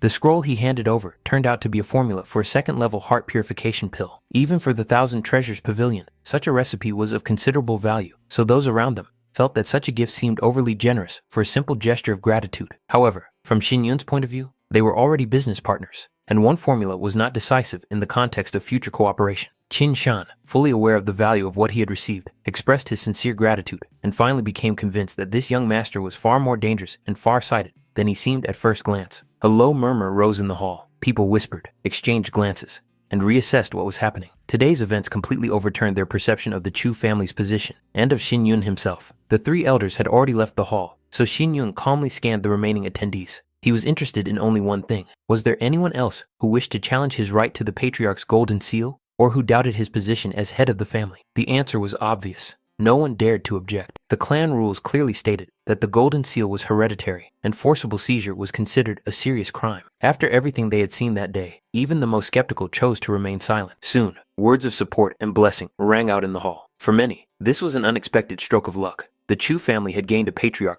who possessed not only strength, but also connections, resources, and a cool head. In such a situation, no one would dare to speak out against it. Having established himself in the silence and attention of the hall, Chu Xinyun made it clear that he already had several proposals regarding the future of the family. These words caused tense anticipation among those present, because now, everyone understood that from this moment on, the fate of the Chu clan was entering a completely new era. Those present respectfully asked the main character to continue. He calmly announced that he did not intend to treat any of them badly, and did not intend to begin his reign with senseless reprisals. Today, he had officially assumed the position of patriarch of the Chu family, which meant that a new era and a new path were beginning for the entire clan. However, his tone soon became noticeably stricter. Xin Yun openly declared that Chu Hai had been killed by his hand, which meant direct blood feud with Chu Pingtian. Moreover, he clearly saw the discontent of the other elders, who did not like the fact that the position of patriarch had fallen into his hands. That is why he announced his decision without hesitation. From now on, these 3 elders would be expelled from the Chu family. As long as they were alive, their names would not be entered into the clan's family register, and if death overtook them far away, they would not be honored with burial in the ancestral hall. These words caused a great shock and heavy silence among those present. Xin Yun continued, making it clear that he was not forcing anyone to blindly obey. He only hoped that everyone here would make a conscious and wise choice between the future of the Chu family and the 3 elders who who had long put their personal ambitions above the fate of the clan. Xiao Hu was genuinely pleased to hear this. He enthusiastically noted that the young master had shown true determination and strength today. Chu Hai was accustomed to mocking the weak and solving everything with brute force, so his end was inevitable. The main character's wife also quietly supported him, considering his actions to be fair and worthy. Xin Yun glanced at the prepared resources and noted that these pills could accelerate cultivation and stabilize fighting spirit more quickly. In front of him were several bottles of body-tempering pills, each of which was quite valuable. However, after thinking for a moment, he decided that he would need less than it seemed. Therefore, he gave most of the pills to Xiao Hu. At first, Xiao Hu thought he had misheard, but when he realized what had been said, he was truly shocked. Receiving such resources from the patriarch himself was an honor that could not be refused. Then, Xin Yun announced that he intended to entrust him with an important task in the coming days. During the battle with Chu Hai, he had realized something important about his own path of development, so he planned to secretly withdraw for a while for deep self-improvement. A few days ago, a partnership had been formed with the Thousand Treasures Pavilion. The protagonist intended to use this alliance to develop the market for rare and special spiritual herbs, which was crucial for the future of the Chu family and its economic rise. In this regard, Xin Yun gave Xiao Hu full authority to deal with all matters related to supplies, negotiations, and resource allocation. Upon hearing this, Xiao Hu could not believe his ears. From now on, all these matters would indeed be in his hands, and no one would have the right to give him orders or interfere with his decisions. Moreover, Xin Yun noted that Xiao Hu could take a few of his most trusted people with him and begin to train them in secret. These people would become the foundation of a force capable of opposing Chu Pingtian and his supporters in the future. Xiao Hu replied without hesitation that the young master could rely on him completely. At that moment, Liu Xiang quietly asked what role she would play in all this. Xin Yun initially thought it would be best for her to focus on her own practice and recovery. However, he saw her sincere desire to be useful and not stand on the sidelines. In the end, he gently pointed out that the very fact that Liu Xiang was on his side was the greatest support and encouragement for him, far more valuable than any external forces. Overall, the meeting with the family went almost as he had expected. Due to their fear of Qin Shan and the influence of the Thousand Treasures Pavilion, many members of the clan would gradually turn away from Chu Pingtian and side with the new patriarch. But even that was not enough. Xin Yun clearly understood that in the end, personal strength was the deciding factor, and without its growth, no alliances could guarantee safety. During the battle with Chu Hai, he used an unnamed technique, absorbing the fighting spirit of the demon wolf and preventing it from dissipating after its master's death. Therefore, Chu Hai's death was not in vain. At least, his fighting spirit became fuel for strengthening Xin Yun's spiritual sword and fortifying his own foundation. However, the young man noticed that the wolf's spirit continued to resist. This was strange, because Chu Hai had fallen at his hands, which meant that the spirit should have submitted without a fight. Then, Xin Yun decided to use direct suppression. Under the influence of his will and nameless technique, the spirit of the demonic wolf began to gradually dissipate, losing its aggression and resistance, turning into pure spiritual energy, ready to be absorbed. In his past life, the first battle spirit he absorbed was only second level. Xin Yun still clearly remembered that feeling, a violent surge of excess energy that almost got out of control. That was why he was now unsure if he could absorb a third-level battle spirit in one go without consequences. His fears were quickly confirmed. As expected of a third-level fighting spirit, the assimilation process was much more difficult. The transformation had only just begun, but the fighting spirit's sword had already acquired the special attribute of a demon wolf, affecting the flow of energy and placing a heavy burden on the body. The third day of practice came to an end.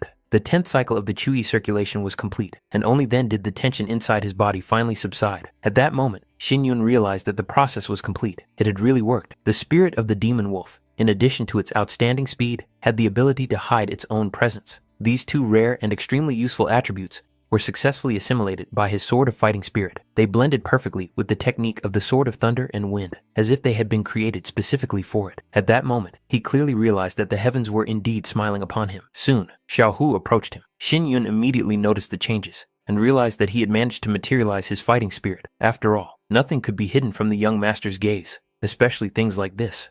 Looking closely, he was convinced that it was indeed a worthy third-level fighting spirit. It may not be outstanding, but it is stable and promising, exactly what is needed for further growth. Now, Xiao Hu would no longer be a burden. Realizing this, he was determined to try even harder and not let the young master down. After that, he remembered the book with a list of well-known spiritual herbs, which, on his orders, had to be carefully studied. This knowledge would soon play an important role. On the same day that the young master temporarily left the estate, the 100 Treasures Pavilion sent its people without wasting a minute. In full accordance with Xin Yun's instructions, Xiao Hu directed them to the outer area of Fengxing Mountain. Throughout the 3 days, the gathering of spiritual herbs did not stop for a moment. The work continued without interruption. The speed was impressive. If things continued like this, the outer area of the mountain would be completely cleared in about half a month. At the same time, as the main character had warned, Chu Pingtian and his entourage repeatedly tried to cause problems and interfere with the work. Remembering Xin Yun's words, Xiao Hu did not hesitate to contact Mr. Qin to slightly intimidate them. After that, the attempts at interference quickly came to nothing. It seemed that their desire to create problems had noticeably diminished. Xin Yun continued to rely on him in these matters.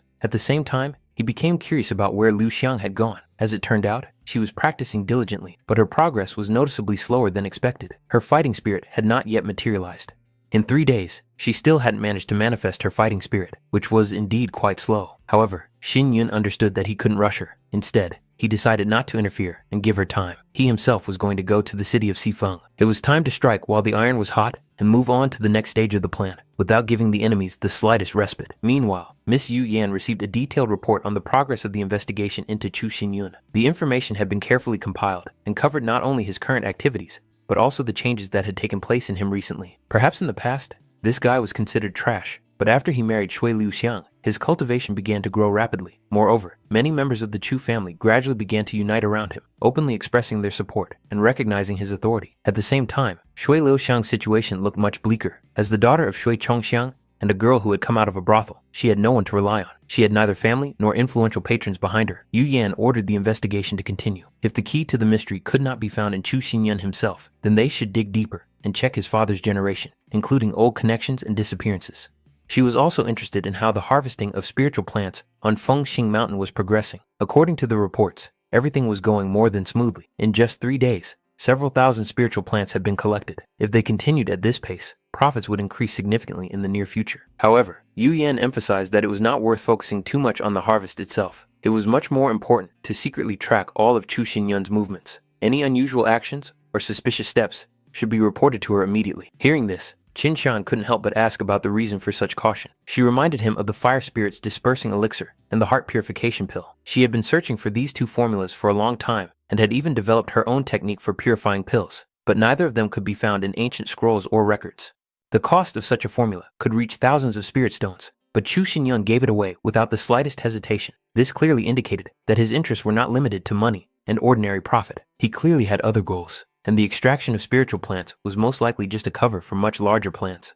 At that moment, they were informed that Chu Xinyun had personally arrived at the pavilion. He said that he intended to purchase a cauldron for making pills and was now waiting outside. Qin Shan immediately ordered that he be invited inside, that the best room be prepared, and that no outsiders be allowed in. However, Yu Yan stopped him, calmly but confidently. She stated that if Xin Yun was brought directly to the treasure house, she would have the opportunity to personally observe his every move and draw her own conclusions. Meanwhile, the main character was already being led to the meeting place, with all due courtesy and caution. Xin Yun himself believed that he had kept Miss Yu Yan waiting and thus shown disrespect. However, in her eyes, the young master was an important guest of the 100 Treasures Pavilion. Waiting for such a person meant nothing at all. Moreover, she did not expect Chu Xinyun to decide to personally purchase a cauldron for purifying medicines, which only increased her interest in him. She also casually mentioned that Fengxing Mountain had long been home to many treasures. Xin Yun took these words calmly, thinking that it must be a joke. After all, he had only just begun to master the pill knife, and he needed the cauldron only for the most basic operations.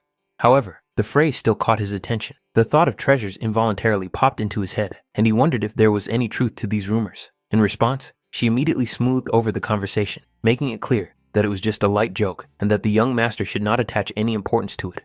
After that, she suggested going inside to choose a suitable cauldron and, with polite courtesy, led him to the treasury, where the air was filled with a faint but persistent spiritual background. She explained that all valuable artifacts were divided into strict categories: deadly, precious, state, and royal. Each of these categories, in turn, was subdivided into lower, middle, and higher ranks, forming a total of 12 levels.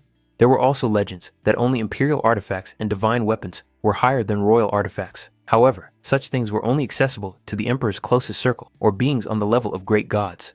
She wondered which category the young Master Chu would choose. Considering that he had only just begun his journey in alchemy, it would be wisest to choose the precious category. A higher level artifact could be too difficult to handle and even dangerous. The Tao of the purifying pill she used herself was an example of a progressive approach. When she first formed the Tao core, it turned out that her tool belonged to the highest rank of mortal artifacts, which was already considered a very valuable achievement. There were only 2 or 3 artifacts of the precious category in the entire city, and pill cauldrons of this level were extremely rare. She had only 2 such cauldrons at her disposal. One she used personally, and the second was now right in front of Xin Yun. It was a black spirit cauldron. It had the ability to generate qi water during the pill purification process, and evenly saturate spiritual herbs with moisture. For a precious artifact, such properties were considered extremely valuable. Xin Yuan inquired about the price of this black spirit cauldron. The cost was exactly 100 spirit stones, an amount that in itself spoke to the rarity of the item. For any other buyer, the price would have been significantly higher. However, given the status of the young Master Chu and their recent collaboration, she was willing to offer more favorable terms. Xin Yuan only had 20 spirit stones on him. Therefore, he cautiously inquired whether it was possible to purchase on credit. After receiving his share from the sale of spiritual herbs, he promised to pay the balance immediately. She found this offer quite reasonable and even trustworthy. At that moment, his attention was drawn to a green jade stone used to tune and stabilize weapons. Usually, such stones were no larger than a thumb, but this one was significantly larger than the standard. Xin Yuan immediately understood how valuable it was. Realizing this, she was willing to give up the stone for only 3 spirit stones, effectively making a symbolic offer. Of course, he did not refuse such a generous offer. Xin Yuan only asked to include the cost of the green jade in the total credit, finalizing the deal. He briefly mentioned their partnership and expressed his hope that the 100 Jewels Pavilion would continue to support him in the future. The deal was mutually beneficial, which meant it was only the beginning. With these words, he said goodbye and walked away without pausing for a moment. At that moment, a man approached Yu Yan and remarked with a smile that, despite the passing years, her beauty had not only not faded, but had become even more attractive and dangerous, like a sharpened blade. She gave the stranger a cold look, making it clear that she had no time for idle chatter. If he had business, he should seek out the manager, Qin Shanya, and not distract her. The man immediately introduced himself as Shui Chongxian. He hastily added that, if Miss Yu Yan was busy, he would leave immediately and not bother her. Hearing his name, she immediately understood who was standing before her, the patriarch of the Shui family, the father of Shui Qianyue. His position was well known, as was the influence he once wielded in the city. Shui Chongxian was honored that Yu Yan knew his daughter. However, in response, he heard a cold and extremely clear statement. From today onwards, all relations between the 100 Treasures Pavilion and the Shui family were completely severed. These words caused a real whisper among those around them. People looked at each other, not believing what they had heard. Some tried to ask Shui Qianyue if she knew the reason, but the girl remained silent. Yu Yan simply said calmly that she simply did not like working with the Shui family. Xin Shan, upon hearing this, could not hide his surprise. Such a decision was too abrupt and clearly thought out in advance. This woman was much more perceptive than she seemed at first glance. She quickly realized that Xin Yun didn't really need the spiritual plants. His true goal was hidden elsewhere, not far from Dragon Peak, on the deserted and barren Peak. That was where the sealed cave was located, where a spirit realm expert once lived. In his past life, Xin Yun had discovered it by accident. Such places always became a point of choice, either a breakthrough into a new realm or eternal stagnation. Now he needed the sword left deep in the cave. Without it, further progress would be much more difficult. However, his current power was still insufficient to break the ancient seal, and if Yu Yan wanted to investigate his actions, he would allow her to know exactly as much as he deemed necessary. Everything that was happening was still under his control. Every step, every encounter was part of a carefully thought out plan. That same night, he was abruptly awakened by a dull rumbling coming from outside, as if something heavy had fallen nearby. The smell of the poisonous spiritual pearl was clearly noticeable in the air. If even one representative of the 5 poisons had been nearby, he would certainly have tried to take possession of it, regardless of the consequences. This sensation suddenly stirred long-forgotten images in his memory. He remembered people from his past life, those he once considered close. The name Xiaoxing Tian came to mind particularly clearly. It was this man who had taken his life without hesitation, acting coldly and ruthlessly. Now, having been given a second chance, he had no intention of forgetting this. If fate had given him a new life, then retribution would inevitably catch up with this scoundrel. The forest outside the city of Chu was quiet and gloomy, as if specially created for dark schemes and hidden murders. Chu Xinyun had long been in partnership with the 100 Treasures Pavilion, which was why Qin Shan had appeared here at this time. In fact, he was only using the situation to suit his own interests.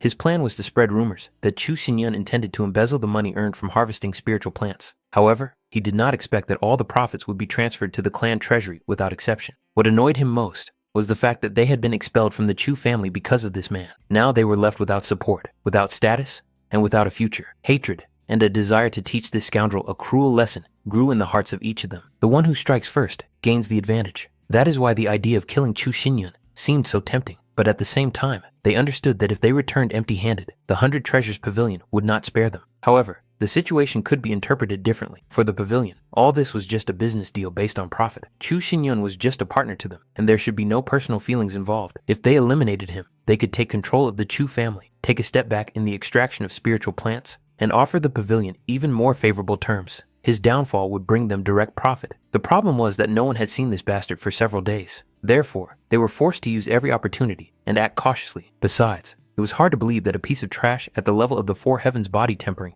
could escape an experienced killer. The purified poisonous solution was deadly. It killed quickly and silently, leaving no blood or traces of a struggle. 3 needles meant 3 chances to kill. The main thing was not to reveal themselves. Anyone they hit would die without a chance of survival. He had already stepped outside when he suddenly noticed Liu Xiang sitting there. Hearing his voice, she was genuinely happy to see him, as if a weight had finally been lifted from her heart. The guy apologized for making her worry and wait so long. Liu Xiang confessed that she was troubled by her own powerlessness. Every time she cultivated, cold qi appeared in her body, dispersing her spiritual energy. Because of this, she was unable to materialize her fighting spirit. He carefully examined her condition, but found no cold qi in her body. Perhaps the source of the problem lay in the fighting spirit itself? If his qi manifested itself in such an unusual way, then its level could be far from low. The problem was the weakness of the body. There was no need to worry. With training, everything would definitely return to normal. At that moment, Xiao Hu ran up to them, also unable to hide his joy at seeing the young master. A little more, and he would have rushed to him without waiting for permission. A couple of days ago, there had been a collapse in the Chu family's mine, and a few hundred meters from the main passage, the workers accidentally discovered spiritual fire ore. At first glance, it looked like a rare stroke of luck, but there were some very strange signs accompanying the discovery. Xin Yun immediately asked if there were any fatalities or serious injuries. It turned out that there were only a few minor injuries. Hearing this, he was even more surprised. With such luck, the excavation should have begun immediately, and there was no reason to wait for his decision. The reason quickly became clear. It was impossible to approach the site of the discovery. Thick fog inside the cave was destroying people's spiritual energy. Xin Yun asked an unexpected question. Could anyone smell a sweetish odor there? Xiao Hu was genuinely amazed, not understanding how the young master could know such a detail. However, Xin Yun had already made his conclusions and suggested going to the site immediately to inspect everything personally. Before setting out, he ordered guards to be posted and strictly forbade anyone from taking even a step inside the cave without his permission. The inspection confirmed his guess. It was the fruit of the fiery heart, and there was no longer any doubt. Xinun gave Xiao Hu a heart purification pill and told him to take it immediately. This pill stabilizes spiritual energy and provides temporary immunity to the destructive effects of the mist. As they advanced inward, the space became wider and wider until they reached the central part of the cave, where a strange tree came into view. Even without knowing what kind of plant it was, one could sense the danger. The very fact that such a tree existed in this place was extremely unusual and alarming. Xiao Hu couldn't take it anymore and asked for an explanation. Xin Yun pointed to the source of the problem. It was a flaming heart tree. It only grows in places with extreme temperatures, where ordinary creatures simply cannot survive. And it is this tree that creates the fog. The mist surrounding the tree destroys the spiritual energy of cultivators and, in extreme cases, can lead to death, literally tearing the body apart from within. Xiao Hu suggested that after the mist dissipated, it would be possible to obtain fire spirit stones. But Xin Yun explained that the mist would only disappear after the fruit had fully ripened. One fruit of the fiery heart is worth at least 3 spiritual plants of the highest quality. If a cultivator in the body tempering stage eats it, they will be able to break through to the next level directly, bypassing the usual limitations. Such an effect seemed truly incredible. For a moment, the thought even arose as to what would happen if all the fruits were consumed at once. But unfortunately, such an enhancement only works once. In addition, these fruits take at least 10 years to fully ripen. If picked earlier, they will be useless. 10 years is too long, especially in a world where every day can bring disaster. It became clear that all information about this place must be kept secret at all costs. If other families learned of the existence of the flaming heart tree, a bloody struggle would begin, and the Chu family would not be able to survive. However, the main question remained, how to keep this secret for a whole decade. And then, he saw the young master calmly take out the light purple tree grass. Xiao Hu immediately became alert, because he did not understand why this particular plant was being used in such a place. The fruit of the flaming heart belongs to Yang and the fire element, while the herb from the light purple tree carries Yin and belongs to the wood element. Yin and Yang, when in harmony, create balance, and wood, fueling fire, accelerates its growth without allowing the flames to get out of control. Xiao Hu couldn't help but ask, when the young master had mastered such spells. Xin Yun calmly explained that it was simply the application of the laws of the 5 paths of Yin and Yang. To put it simply, this method can artificially accelerate the ripening of the flame heart fruit. With the right balance, the fruit will ripen in just a month, and the fog will dissipate and stop poisoning the cave. And indeed, the fog had already begun to thin noticeably. This news seemed incredibly joyful. Even Xiao Hu, who had seen many strange things, could not hide his excitement. However, Xin Yun quickly dampened his enthusiasm, making it clear that now was not the time to get carried away. They needed to leave this place immediately, before the situation got completely out of control. Such composure was to be expected from the young master. At that moment, a sharp, disgusting smell filled the cave. Almost immediately, they noticed wounded people emerging from a side passage. Only 2 were still alive. Xiao Hu saw the poisonous spots on their faces, and instantly realized that they were facing a poisonous Yang. Moreover, this old man was familiar to them, which made the situation even more dangerous. The old man casually remarked that since they were just young people, he could spare them and let them go. However, Xin Yun immediately stopped him. He pointed out that this place belonged to the Chu family, and therefore did not understand why an outsider would presume to dispose of other people's lives here. The old man didn't care. He was only interested in the flaming heart fruit. Everything else, whether people or rules, was of no importance to him. Anyone who stood in his way would be killed without hesitation. Xiao Hu realized that the poisonous yang knew about the fruit long before they did. This meant that the secret had already begun to leak out, and it would be extremely difficult to keep this place hidden. Now, a lot of things became clearer. The next moment, Xin Yun rushed forward himself. The old man smiled, deciding that this reckless brat was simply seeking death. He was ready to grant that wish. Xiao Hu tensed involuntarily. The enemy's power had reached the level of a spirit connecting the 9 heavens, and he was a truly dangerous foe. Poisonous Yang did not expect the young man to survive even one of his moves. He even counted on an easy and boring victory. But after a moment, he realized that despite the effects of the illusory poisonous smoke, Xin Yun not only remained alive, but also retained his clarity of movement, which was the first warning sign for the old man. Xin Yun found it almost funny to watch the old man try to defeat him, relying solely on illusory poisonous smoke. This smoke is indeed dangerous, but only if it enters the bloodstream and mixes with spiritual energy. As long as the body is sealed and the circulation of qi is stopped, such poison is completely useless. However, for the poisonous Yang, the very fact that his methods had been ridiculed was a grave insult. In his eyes, the young man had already signed his own death warrant. The old man quickly changed tactics, using spirit decay powder, a poison capable of spreading throughout the body through the cultivator's spiritual energy, destroying channels and organs from within. But the truth was simple and cruel. It was even easier to fight such a poison. All one had to do was not use spiritual energy at all. Without qi nourishment, the poison lost most of its lethality. Xin Yun had once heard that the poisonous martial arts of the poisonous Yang were said to be unmatched even in the Middle Kingdom, but now he could see clearly that these were just exaggerated rumors. If the old man had really used the dark blood poison, he might have had a tiny chance of killing him. The old man did not expect the child in front of him to be so dangerous and perceptive. Every move and choice he made seemed to be thought out to the smallest detail. Realizing that continuing the fight could end in his death, the poisonous Yang decided to retreat. Xiao Hu was amazed. He did not expect such a cruel opponent to choose to flee. He couldn't help but ask the young master how long he had been so strong. But Xiao Hu failed to notice the main thing. From the very beginning to the end, poisonous Yang never dared to use his spiritual energy. Xin Yun prevailed only because he unerringly caught this weakness and ruthlessly exploited it. A faint but ominous smell emanated from the old man's body, one that only appears in those who have been poisoned by dark blood. Any ordinary cultivator would have died instantly. Apparently, he had once swallowed this poison to increase his strength, but now he was forced to use all his resources just to stay on the brink of life and death. It seemed that this was indeed the case. Xiao Hu was still worried that the old man might harbor resentment and return after recovering, but Xin Yun was calm. That day would never come for the poisonous Yang. The dark blood poison was too toxic. With his level of cultivation, it was impossible to remove it. In 3 days, the poison would destroy his vital organs, and the old man would die. The only chance of survival was to do something extremely radical. Xiao Hu cautiously asked if the young master knew a way to neutralize the poison. Xin Yun only replied that he should forget about it. Right now, it was more important to save these people and completely neutralize the effects of the illusory poisonous smoke. The subordinate sincerely thanked the patriarch. He also ordered them to keep what had happened a strict secret. Not a single word was to leave the Chu family. Xiao Hu couldn't hide his shock. This guy instantly understood that the old man had been poisoned, and judging by his words,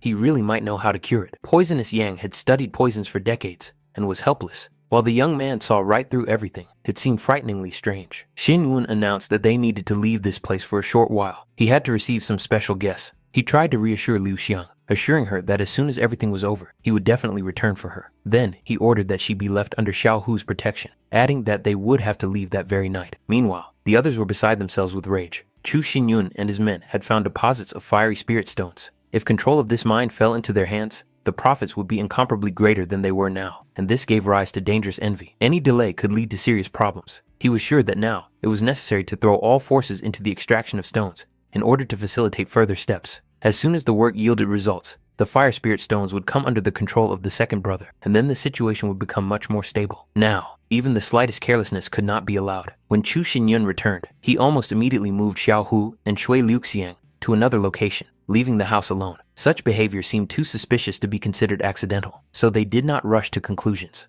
Over time, their suspicions only grew stronger. Everything pointed to the fact that he was hiding something and deliberately misleading everyone. The only question was what exactly he had in mind. 2 days later, their patience finally ran out. This brat seemed to be idling away his days doing nothing, while they were going crazy with tension. It seemed to them that after Chu Hai's death, the older brother was simply afraid of Xin Yun. They came to the conclusion that it was better to act first. Their excessive caution only gave the boy time. In addition, The thirst for revenge for the young Master He boiled in people's hearts and demanded an outlet. The thought that a simple boy was the reason why the old men were hiding in this dilapidated house, causing fear and humiliation, was unbearable to them. Compared to them, cultivators at the level of the three heavens imprisoned spirit, this boy seemed insignificant. Killing him seemed as easy as slaughtering a chicken and taking its eggs. They decided to act that very night. No one could have imagined that the 5 poisons of the sacred imperial scripture would help him at such a critical moment. In the distant past, one of the 10 warrior emperors traveled with him. This man possessed the rare poisonous blood of a chameleon and practiced forbidden martial arts. It was dangerous, but he asked the main character dozens of times to evaluate this book, knowing that others were simply incapable of understanding its true value. It was precisely because he had studied this book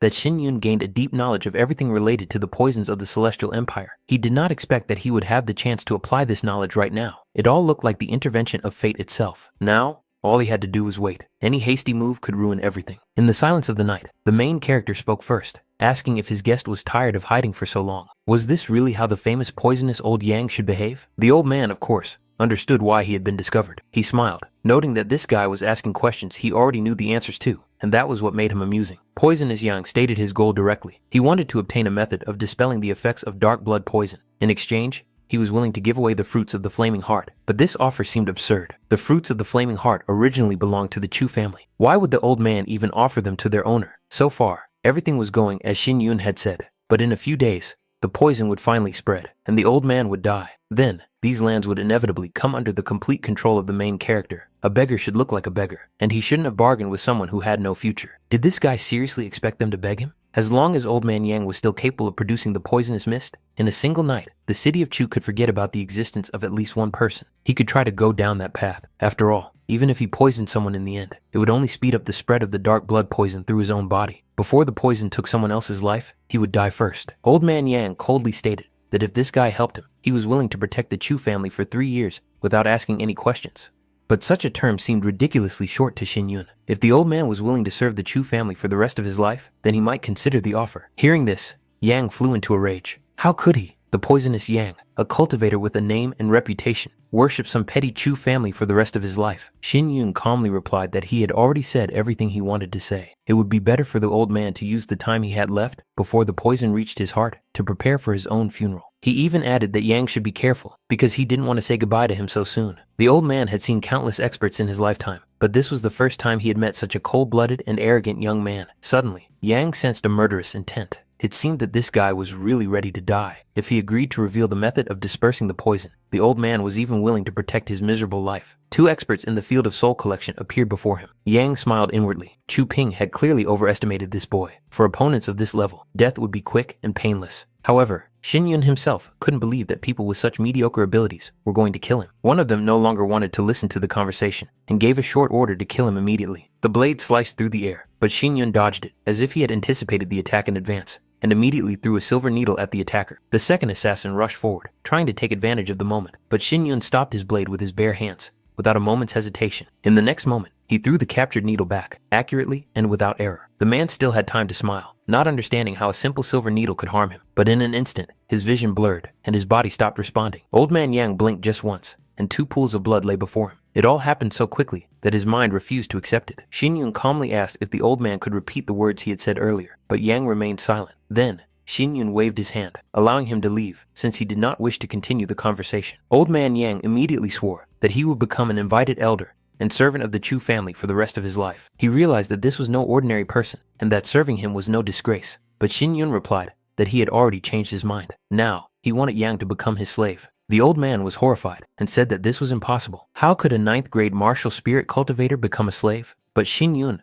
only coldly remarked that Yang had seen his abilities himself, and that was why he wanted to become an invited elder. Did the old man really think that he didn't understand anything and couldn't see true value? In the past, even if a yin-yang cultivator had knelt before him and begged to be taken as a slave, he would not have even deigned to look at him. At that time, such scenes only aroused contempt and boredom in him. Old Man Yang still did not understand who this young man really was. But one thing was crystal clear. In his current state, he would not be able to deal with him. Moreover, Xin Yun gave him only 3 seconds to think, and each of them felt like a heartbeat before a sentence. In the end, Poisonous Yang made his choice. He slowly knelt down and acknowledged himself as a slave. Xin Yun calmly replied that in the future, he would understand how wise today's decision was.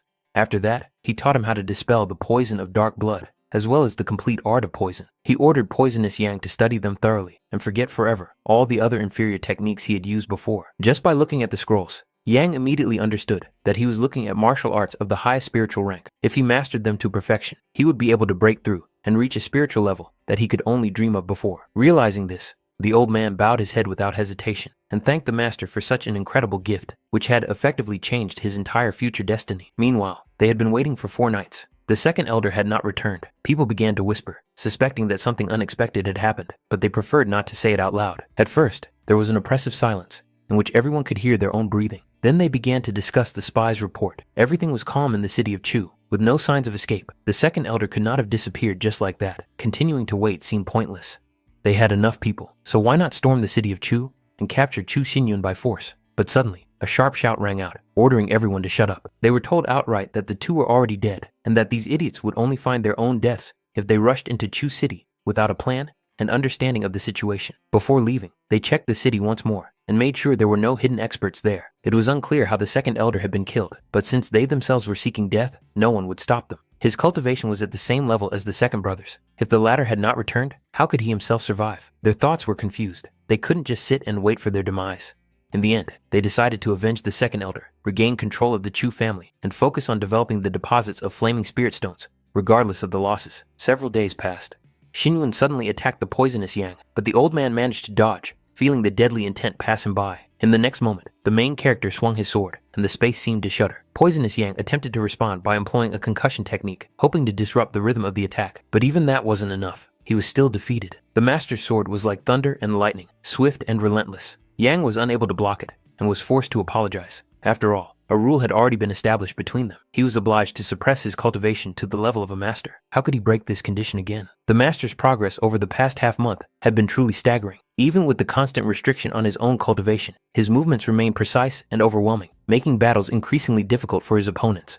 With his current strength, the young master seemed practically invincible, even if he had to face a cultivator of the 8th heavenly layer of body tempering. His recent breakthrough to the 6th level only confirmed that the effect of the practice was much stronger than expected. Soon, Xiaohu and Liu Xiang approached them. The girl suggested taking a short break and eating some fruit, while Xiaohu noted that old man Yang was safely hidden and no one in the Chu family suspected his presence. Xinyun noticed Liu Xiang's condition and asked about her progress in cultivation. She admitted that she had not yet achieved any noticeable results, although after the treatment, her body was in perfect condition. Liu Xiang also made it clear that cultivation itself was not her main goal. It was much more important to simply be there and support the one she had chosen. When they entered the cave, the old man was frankly surprised. The poisonous mist that had previously filled the entire space had completely disappeared, as if it had never existed. He then noticed that the fruits of the fiery heart had ripened, filling the cave with soft warmth and pure spiritual energy. Xin Wen explained that he had used a special method of accelerated growth, thanks to which the fruits had ripened ahead of schedule, and the mist had dissipated on its own. He then announced that everyone who served the Chu family faithfully would receive 1 fruit. Realizing the value of such a gift, the people were truly shocked. Xiaohu did not hide his admiration, acknowledging that the young master was truly worthy of his name, for the rewards he bestowed were truly generous and rare. At that moment, an alarmed subordinate ran up to them and reported that the situation had deteriorated sharply. It turned out that the cave was surrounded by a group of people with clearly hostile intentions, and Xin Yun immediately understood that these were not random visitors. Among the attackers was the first elder, and their goal was precisely the fruits of the fiery heart. It became clear that Chu Pingtian was still alive. Poisonous Yang expressed his willingness to deal with him personally if he received permission. Xin Yun told him to wait for the signal, while the enemies were already eagerly awaiting the appearance of the one they had come for. Finally, the young patriarch came out to them, and in the eyes of his enemies, it was a moment they considered the beginning of his end. Xin Yun calmly assessed the situation, making it clear that he did not consider the assembled group to be a real threat. A man stepped forward, openly expressing his contempt. He was a jungle master named Li Chongdao, known for his cruelty and bounty hunting. The first elder promised a generous reward in the form of flaming heart fruit for eliminating Xin Yun, and Chongdao showed obvious interest in choosing the method of execution. Thus, it became clear that these people had not come for negotiations. They had been promised a share, 20% of the fruit, in exchange for his life, and they had no intention of backing down. These people had no desire to miss out on such a generous reward. For 20% of the fruits of the flaming heart, it was worth risking everything, and in their eyes, the life of one young man was truly too precious to refuse. Chongdao even allowed himself a sneer, saying that he would take care of a decent coffin, because it was not every day that he had the honor of killing the patriarch of an entire clan with his own hands. Xiaohu seethed with anger as he looked at these people. Not long ago, some of them had sworn allegiance and now they had switched sides to the enemy without hesitation. In his heart, he hoped for only one thing, that the master would not leave any of them alive. Shin Yun, however, remained completely calm. Since they so desperately wanted him dead, he would let them take the first step and choose their own fate with their own hands. Hearing this, the attackers burst out laughing. In their eyes, the young patriarch looked like a madman who had completely lost his sense of danger. They did not believe that he could remain so unperturbed in the face of death. In the next moment, the air grew cold. The elder stepped forward and, without further ado, released an icy beam concentrated with pure, deadly cold energy, which rushed straight toward the main character. Suddenly, panic broke out among the attackers. Several people grabbed their throats, gasped, and began to choke, blood gushing from their mouths. Their bodies trembled as if something inside was trying to break out, and in a moment, they collapsed to the ground, writhing in agony. The elder instantly noticed the strangeness of what was happening and turned sharply, trying to understand the source of this gruesome death. And then, his gaze fell on the figure of the poisonous Yan. His heart sank. The appearance of this madman at this particular moment seemed too suspicious. The elder clearly sensed that he had not come with good intentions, and this caused him serious concern. There were many terrible rumors about poisonous Yan, so the elder wanted to understand why he had interfered in their affairs and whose side he was going to take. However, the old man did not even deign to look at him. He calmly walked past, headed straight for Shin Yun, and bowed his head, acknowledging his haste and willingness to accept any punishment. Shin Yun only discreetly indicated that it did not matter. The elder and Chong Dao tensed up at the same time. They were shocked that the cruel and unpredictable Yang was acting like a servant in front of this young man. Such a sight was beyond comprehension. Shin Yun calmly explained that he had previously spared Chu Ping Tan only because of his status as an elder, but the latter had failed to understand his mistake. Now, there was no point in keeping him alive. The elder tried to dismiss these words, considering what was happening to be a farce. In his eyes, Shin Yun looked like a ridiculous upstart who had overestimated himself. He was sure that it would all be over very quickly. Without wasting a second, the elder rushed forward with the clear intention to kill, putting all his strength into the attack. His movements were sharp and merciless,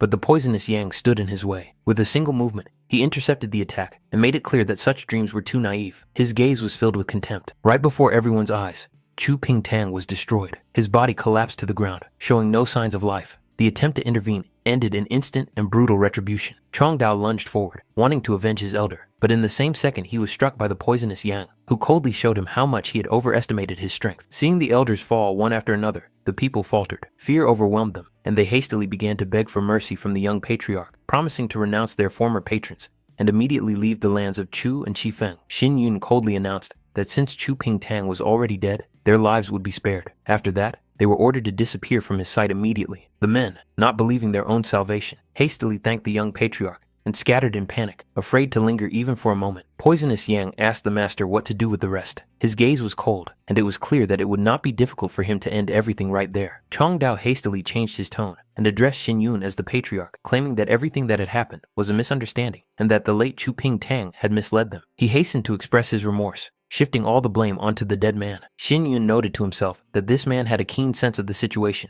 and knew how to take advantage of it at the right moment. Chong Dao continued to justify himself, assuring everyone that he could not deceive the young patriarch, and immediately began to revile Chu Ping Tan, calling him a cunning instigator. The others hastily supported these words, adding that he had allegedly been plotting to assassinate Shin Yun for a long time. None of this mattered to Shin Yun. Chu Ping Tang, whatever he was still a member of the Chu family, and the way Chong Dao spoke of him was not just frivolous. It was a direct display of disrespect for the clan and the patriarch himself. Shin Yun coldly remarked that if Patriarch Lin claimed he had been deceived, then it seemed he really needed help to get his thoughts in order. His gaze became dangerous, and a threat was clearly visible in it. Zhong Dao flared up with rage. He loudly declared that he was the patriarch of the Lin family and one of the most influential people in Chifeng City. He couldn't believe that some kid dared to talk to him in such a tone. Poisonous Yang lazily remarked that even the ruler of Chifeng should not behave so arrogantly if he valued his life. Chong Dao was no longer willing to tolerate this. His face contorted with rage. Spiritual energy exploded around his body, and he lunged forward, intending to tear Shin Yun apart on the spot.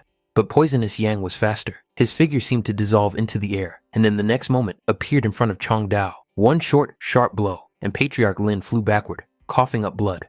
Poisonous Yang coldly announced that this was not the end, and without giving his opponent time to recover, delivered a second blow. There was not a shred of mercy in it, only pure, refined cruelty. The old man shook his head in contempt. He was frankly displeased that a man of such status was so weak. He couldn't even withstand 2 attacks. Disappointment was evident in his every movement. Shin Yun approached, looking down at Chong Dao. His voice was calm, almost indifferent. He asked if Patriarch Lin had learned his lesson. Chong Dao hastily nodded, choking on words of gratitude and vows of obedience.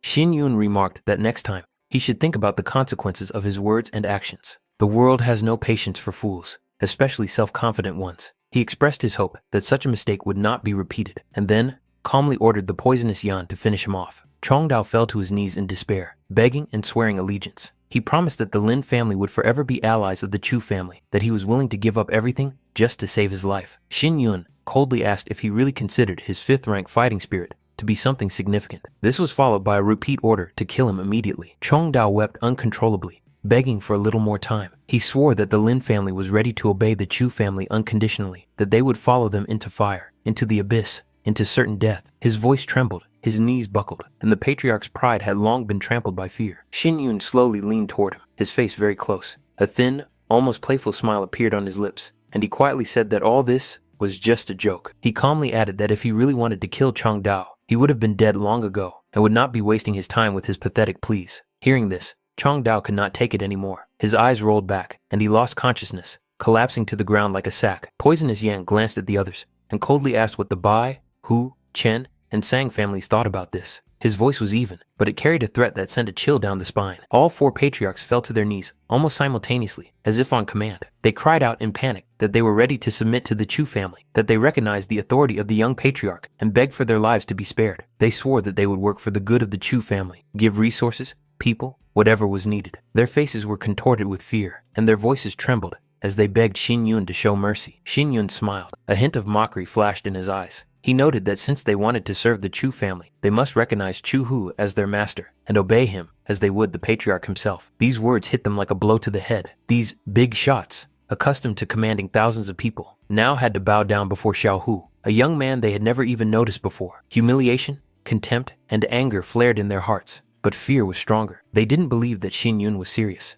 Did this brat really want them to serve someone like Xiao Hu? Xin Yun narrowed his eyes coldly and asked if they really disagreed. At that moment, the venomous Yang stepped forward, his aura instantly pinning everyone to the ground. Xin Yun added that with their strength and desire to preserve their pathetic lives, they were asking too much if they thought they could bargain. Without another second of hesitation, all 4 bowed their heads to the ground and greeted their new master in unison. Their voices were full of submission, humiliation, and fear. At that moment, they finally realized that the era of the old clans was over, and now the Chu family ruled over them. Xiao Hu looked uncertainly at the young master, as if everything that was happening still seemed like a dream to him. So many great figures bowing before him did not inspire pride, but rather internal tension. Xin Yun noticed this and gestured to show that everything was under control, then explained that from today onwards, these people were under Xiao Hu's command, and all matters related to the Chu family would go through him. Xiao Hu took a deep breath, gathering his willpower. He clearly understood the meaning of the young master's words, and promised himself not to let him down under any circumstances, even if it meant going through fire and blood. Internal strife had been suppressed, external threats eliminated, and for the first time in a long time, a sense of relative peace reigned over the Chu family. The atmosphere of tension that had hung over the clan began to dissipate little by little. Under the leadership of the poisonous Yan and Xiao Hu Xinyun, he was confident that the Chu family would rise rapidly in the city of Xifeng. These two were like sharp blades, one dark and poisonous, the other straightforward and loyal. Therefore, he could calmly focus on his own development because too much time had been lost and much more serious enemies awaited ahead. The fruit of the fiery heart could only be used once, but even that was enough to lay a solid foundation for a future breakthrough. Such an opportunity could not be missed. 3 days later, Poisonous Yang ordered Xiao Hu to begin the offensive. A covert mopping up operation of the remaining hostile elements began, and every step was as precise as a predator tracking its prey. Liu Xiang was genuinely delighted to see the arrival of the main character. Her eyes lit up with warmth, as if all the anxiety of the last few days had instantly disappeared. She was happy to learn that he had taken a break, and immediately set about making tea, putting all her effort into it. At that moment, Xin Yun thought again about her fighting spirit. The fact that she couldn't materialize it raised serious suspicions. He had already encountered special cases in the development of spirits, so he decided to look into it carefully later. He turned to Xiao Hu and the poisonous Yan, informing them that he was leaving the city of Chu and going on a journey. At first, Xiao Hu thought he was referring to the city of Xifeng, but it quickly became clear that his goal was different: training and self-improvement, which could take a long time. During his absence, the defense of Chu City would fall entirely on their shoulders. In the event of any threat, they were not to show mercy and were obliged to act harshly and decisively, leaving their enemies no chance. Liu Xiang was upset to learn of his departure. She felt a void inside, as if something important was slipping through her fingers. She worried about how long he would be gone, and a shadow of anxiety flashed in her eyes. Xinwen made it clear that his absence would be long. He hoped that she would take care of the house and keep it in order while he was away. Liu Sheng replied that she would take care of it, even if her heart ached with longing. She wasn't going to complain, but the thought of separation still hurt her deeply. Xiaohu noticed that he didn't even recognize the young master at first. His appearance had changed noticeably. His features had become different, his gaze deeper and colder. This was natural, because the trip had to remain a secret, which meant that a different appearance was needed, so as not to attract unnecessary attention. Xinwen lightly touched Liu Xiang's cheek, letting her know that he was leaving, and only then did she realize how much he had changed. That touch was both a farewell and a promise. Xiaohu and Liu Xiang watched him go, wishing him a safe journey and a speedy return, not even suspecting how dangerous his journey would be. The hidden dragon peak loomed like a giant beast lurking among the mountains. Even the air here was heavier than usual, saturated with an ancient aura and traces of long-forgotten battles. The place itself was unsettling and forced one's instincts to be on high alert. He carefully examined the surroundings,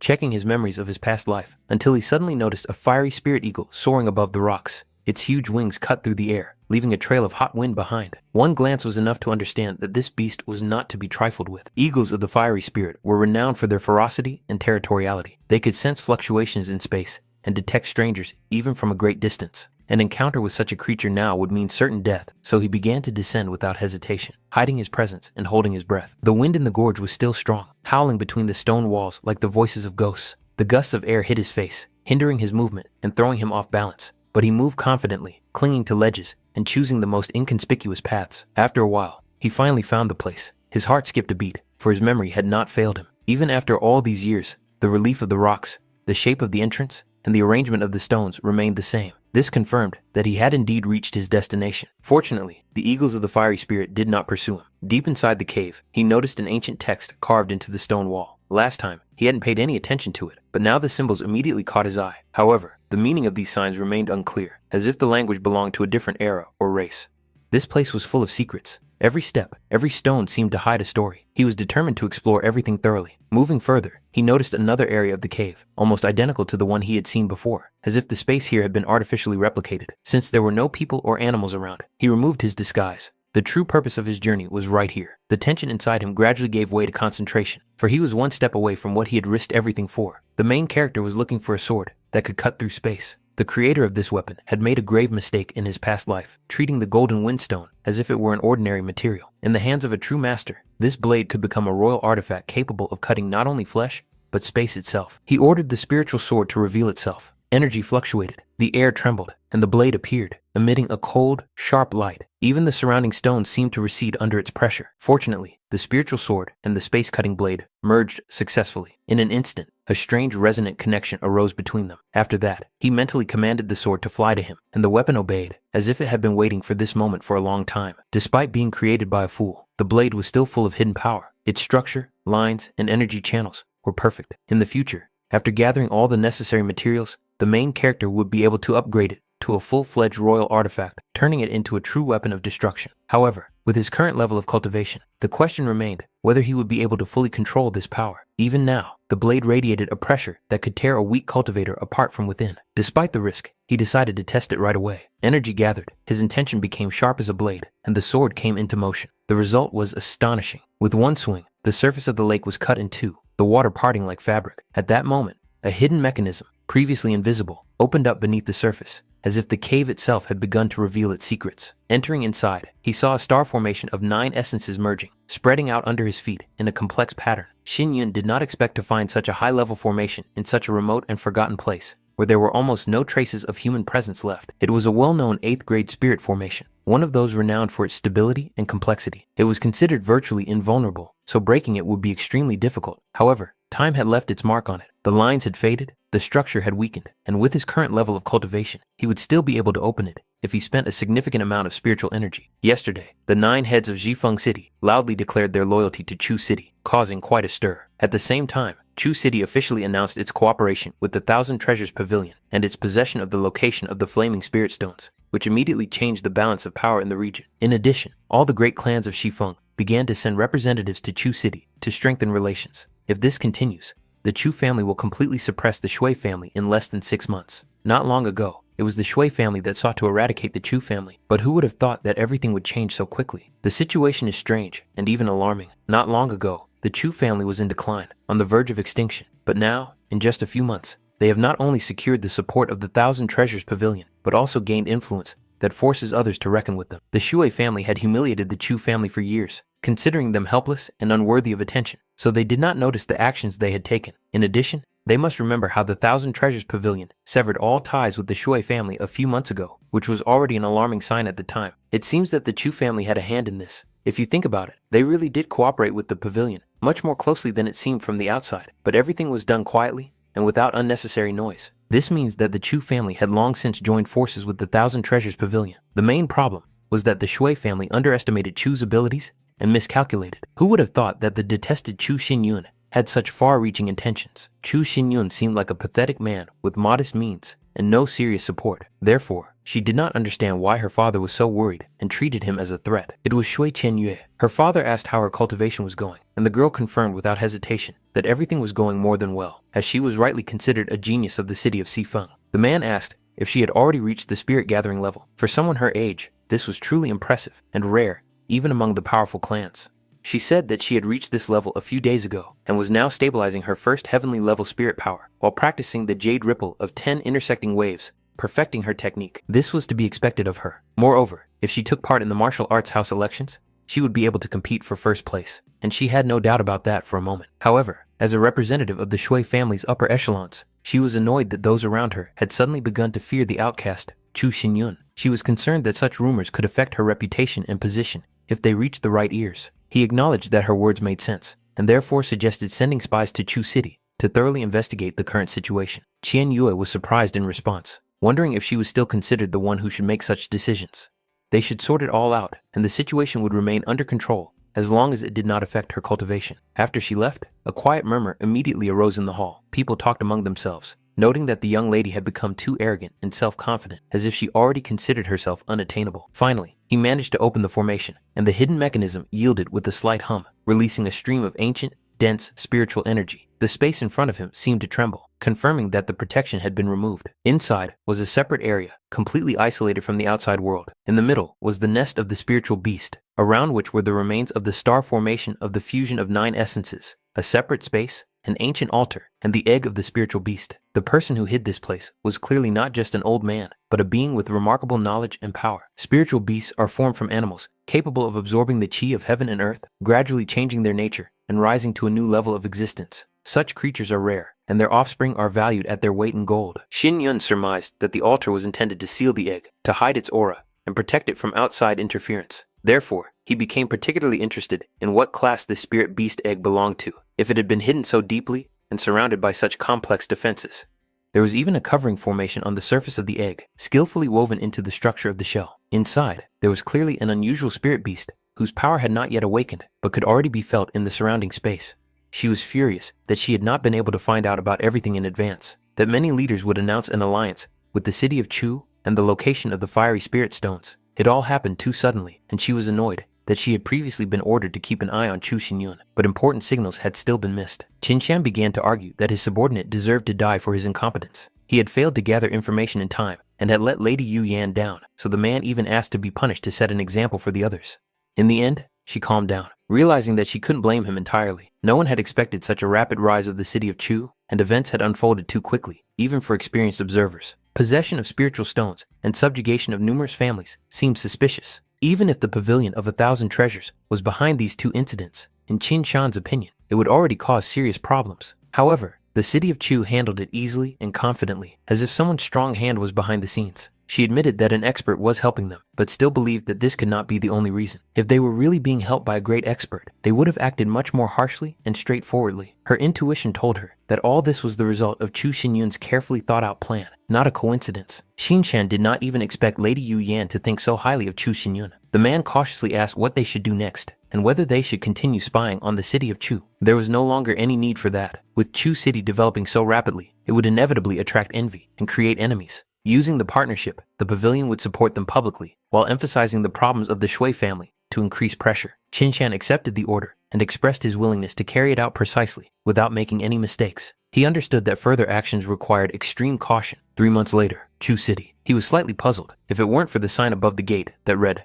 House of the Chu Family, he would not have recognized his own residence. Everything around him looked new, neat, and well kept, as if it were the estate of an influential clan, not a former dilapidated dwelling. Xiao Hu was the first to notice the young master, and immediately beamed with joy, as if he had seen salvation. His face literally lit up when he realized that Xin Yun had finally returned. Glancing around the newly rebuilt residence, the protagonist immediately understood that this little shit had really put all his energy into it and spared no time or expense. Everything was done well and tastefully. Xiao Hu proudly invited the young master to come inside and look around the house. Poisonous Yang also came out to greet the master. Xin Yun noticed that the old man looked much healthier and more composed than before. His aura had become more stable, and his gaze sharper, all of which was clearly the result of proper treatment and care. In 3 months, Xiao Hu's body had reached the 4th level of tempering, which was considered a very good result for such a short period of time. This was made possible thanks to the guidance of Old Man Yang. Poisonous Yang's cultivation had also grown significantly, and many in the city were shocked by such rapid changes. Xin Yun asked to be told everything that had happened during this time, without omitting any important details. He was interested in the situation of the family, the situation in the city, and the actions of the enemies.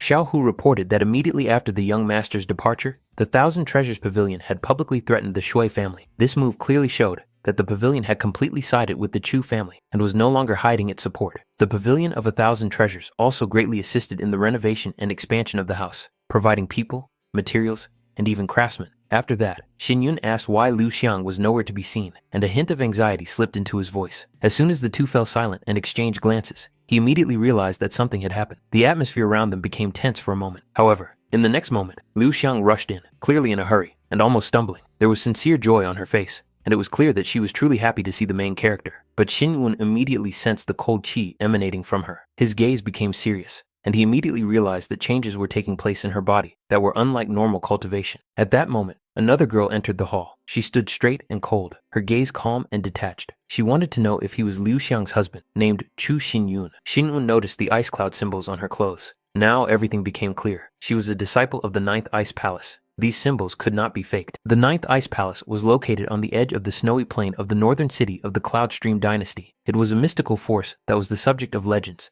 and feared by many clans. The sect accepted only women, and all their martial arts were related to cold, ice, and suppression of emotions. The highest status was held by the one with the most ice cloud marks on her sleeves. The person with 9 such marks was the owner of the 9th Ice Palace. This woman had 7 ice cloud marks on her sleeves, which meant she had a high status in the 9th Ice Palace. This immediately aroused suspicion. A logical question arose as to why the elder of such a powerful sect had suddenly appeared in this remote place and turned her attention to the Chu family. Xiao Hu introduced a woman named Bing Li to the young master. He explained that 2 months ago, she was passing through the city, felt a special affinity for Liu Xiang, and stayed here on her own initiative without revealing her true reasons. Xiao Hu suggested that everyone relax and chat while he made tea. Poisonous Yang, in turn, noted that this woman's intentions were hidden and her power was profound and difficult to measure. Even with his experience, it was difficult to understand her true level. The fact that she felt sympathy for Liu Xiang seemed favorable, but too unusual. Liu Xiang herself began to assert that Bing Li was a good person and had always treated her gently and caringly. Bing Li could easily mislead Liu Xiang, but it was much more difficult for her to do the same with Xin Yun. He immediately got to the point and demanded an explanation of her true intentions. The atmosphere in the hall became noticeably tense. As the elder of the 9th Ice Palace, she admitted that she had set her sights on Liu Xiang from the moment they first met. Bing Li openly declared her desire to make her disciple and take her to the 9th Ice Palace for cultivation. Since Xin Yun was her husband, she felt it necessary to discuss the matter with him personally. Although there were few disciples in the 9th Ice Palace, each of them was a rare genius. That was why Bing Li declared that she wanted to take Liu Xiang as her disciple and personally take care of her development. Bing Li also acknowledged that she knew about the deep feelings between Liu Xiang and Xin Yun. She understood that the separation would be difficult, so she assured them that, with their consent, the 9th Ice Palace would not oppress them and would treat them with respect. To back up her words, she pointed to the ring. Inside was a first-level divine cultivation technique, a 5th-rank martial art, 1,000 spirit stones, and rare herbs sufficient for long-term practice. Moreover, she mentioned that she knew about Xin Yun's desire to enter the top 5 martial houses and could give him a recommendation. Xiao Hu and Poisonous Yang immediately realized that the conditions offered by Bing Li were extremely generous. Even large clans would consider such an offer priceless. However, Xin Yun knew very well the level of Liu Xiang's talent. He clearly understood that her abilities did not match such a huge price. This is what aroused suspicion. It became obvious that there was more than just sympathy behind all this. Bin Li coldly asked if she was obliged to explain the decisions of the 9th Ice Palace to outsiders. Her tone was tinged with the arrogance characteristic of great sects.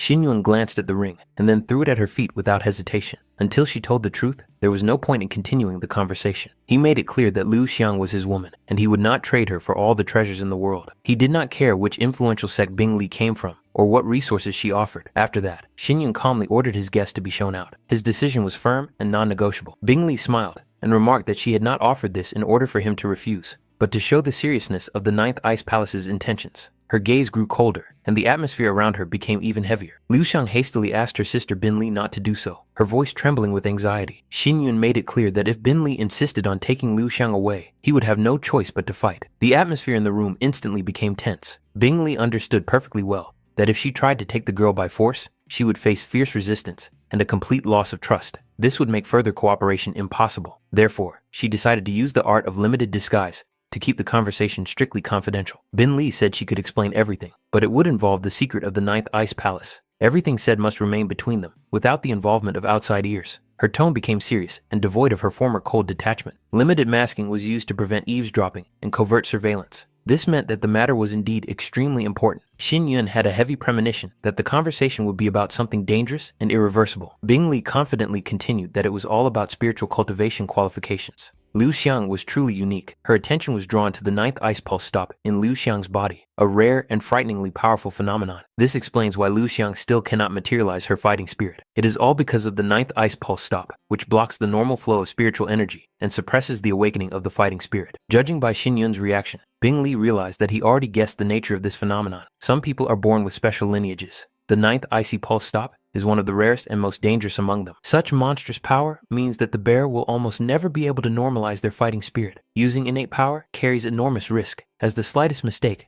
can lead to the death of the bearer. Once the Ninth Ice Pulse Stop is activated, endless ice ki will gush out of the body. If this is not strictly controlled, everything within a 10-mile radius will turn into an icy hell, where neither man nor beast can survive. Fortunately, Liu Xiang was at a suitable age and had only recently begun cultivation. The Ninth Ice Pulse Stop in her body had not yet been fully activated, so the situation remained manageable. If the girl went to the Ninth Ice Palace now, there was still a chance to save her. Xin Yun asked if this meant that the Ninth Ice Palace had a method of suppressing the Ninth Ice Pulse Stop. His assumption turned out to be correct, which only added to the seriousness of the conversation. Bing Li explained that the first generation of palace owners also possessed the Ninth Ice Pulse Stop. After their deaths, they left behind the bloody jade of the ice stop. As long as Liu Xiang cultivated at the top of this jade, she would be able to suppress the ice ki and gradually learn to control the dangerous power. Xin Yun clarified that bloody jade does not simply suppress ice ki, but absorbs it. This process requires the consent of the wearer and takes an extremely long time. Mistakes in such matters are unacceptable. Bing Li was surprised by his knowledge and asked where he had learned this. However, Xin Yun made it clear that the source of his knowledge was irrelevant and demanded to know the exact time frame. Bing Li suggested that the process would take at least 30 years. This time frame proved too long for both Liu Xiang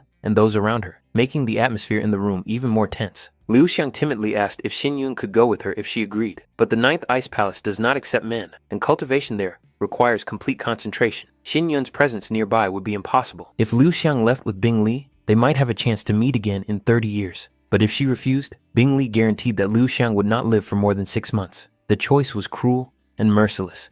Xin Yun looked at the girl, waiting for her decision. Liu Xiang did not want to part with him for a moment, because 30 years of separation seemed like an eternity, but she was ready to accept any decision he made without showing the slightest hesitation. Xin Yun took her hands, making it clear that he understood the intentions of the Ninth Ice Palace. He said that he would take it into consideration and that Bin Li could return. At that moment, it became clear that the final decision was still ahead. Qin Chen understood that the situation was awkward, but from the look on Xin Yun's face, it was immediately clear that he was not going to back down. The pressure emanating from the young patriarch was calm but unyielding. The servants exchanged glances, not daring to take a step. No one wanted to take responsibility for the possible wrath of Lady Yu Yan. The atmosphere gradually heated up. At that moment, a cold, calm voice came from the inner hall, ordering the guests to be let in. Even without seeing her, everyone immediately understood that it was Lady Yu Yan. The girls in pink hurriedly bowed their heads and stepped aside, clearing the way. Qin Shan breathed a sigh of relief, realizing that the storm might pass them by. Xin Wen took Liu Xiang by the hand and confidently headed inside, ignoring the sidelong glances of those around him. His steps were calm but determined. The lord of the city was already in the spacious hall, his face expressing slight dissatisfaction at the interruption of his conversation. However, upon seeing Xin Yun, he nodded restrainedly, not wanting to escalate the situation. Yu Yan sat at the tea table, her gaze cold and attentive. She immediately noticed Liu Xiang next to Xin Yun, as well as the faint traces of ice ki around her. Yu Yan narrowed her eyes,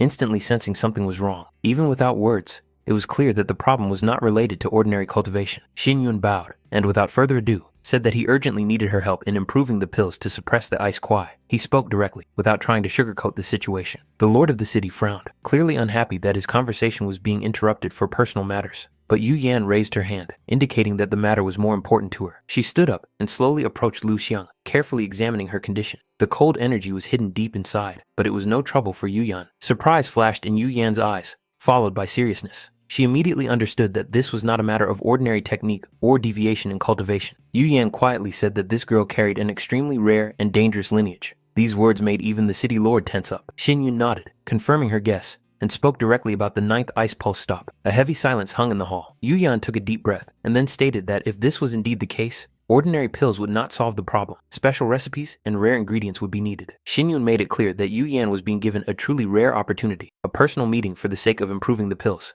Chances like this don't come twice, and if she missed this moment, there might not be another one. His words didn't sound like a threat, but they conveyed the unyielding confidence of a man accustomed to dictating terms.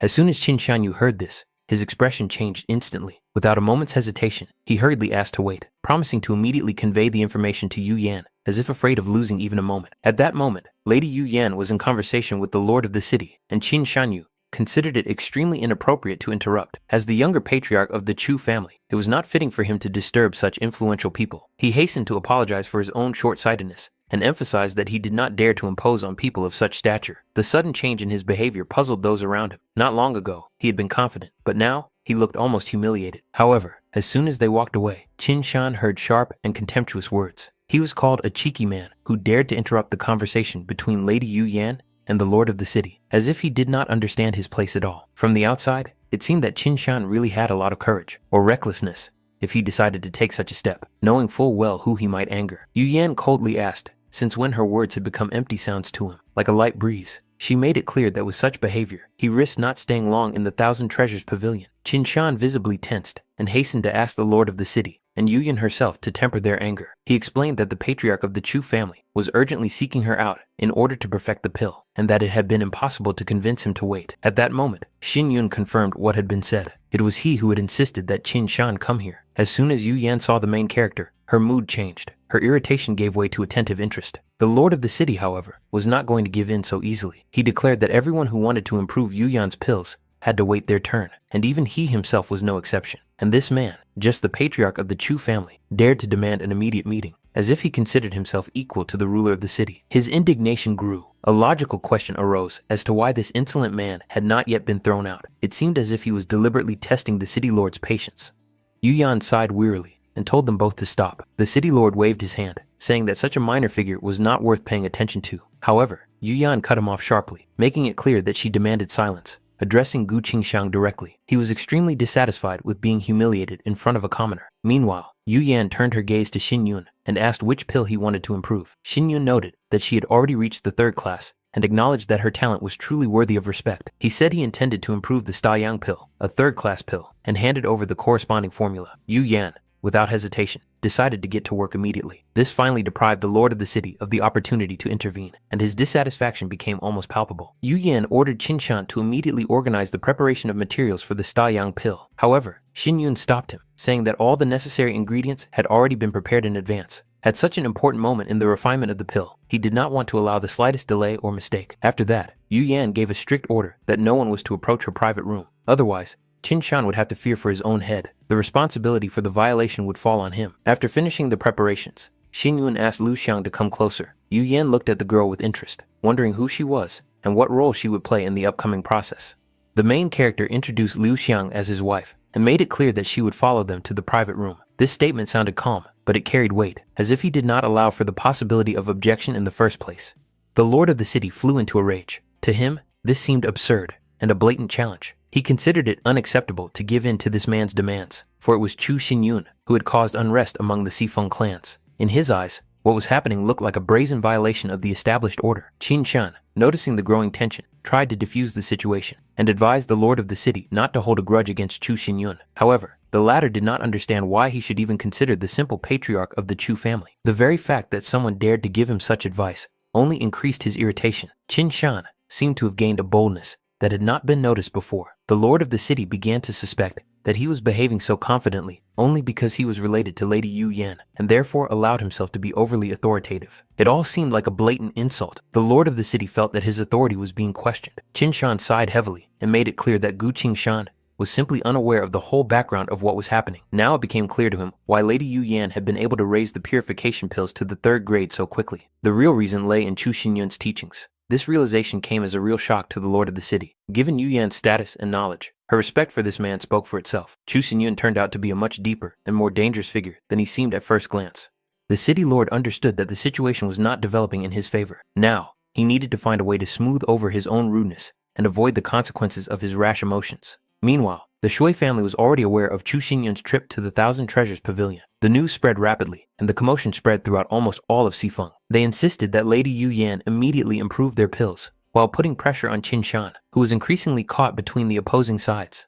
What was particularly annoying was that Chu Xinyun entered his private room without hesitation, effectively ignoring the status of the city lord. But the strangest thing was that Gu Qingshan not only did not deal with the incident, but even presented him with a generous gift, as if acknowledging his importance. If even Gu Qingshan sided with Xin Yun, it meant only one thing. The entire city of Xifeng was gradually leaning in his favor. In that case, the Shui family was left without allies. Moreover, rumors began to spread that Xin Yun's cultivation had already reached the 8th level of body tempering. Xian Yue flared up with anger and demanded that the conversation stop. In her opinion, those around her were only fueling Xin Yun's arrogance with their words.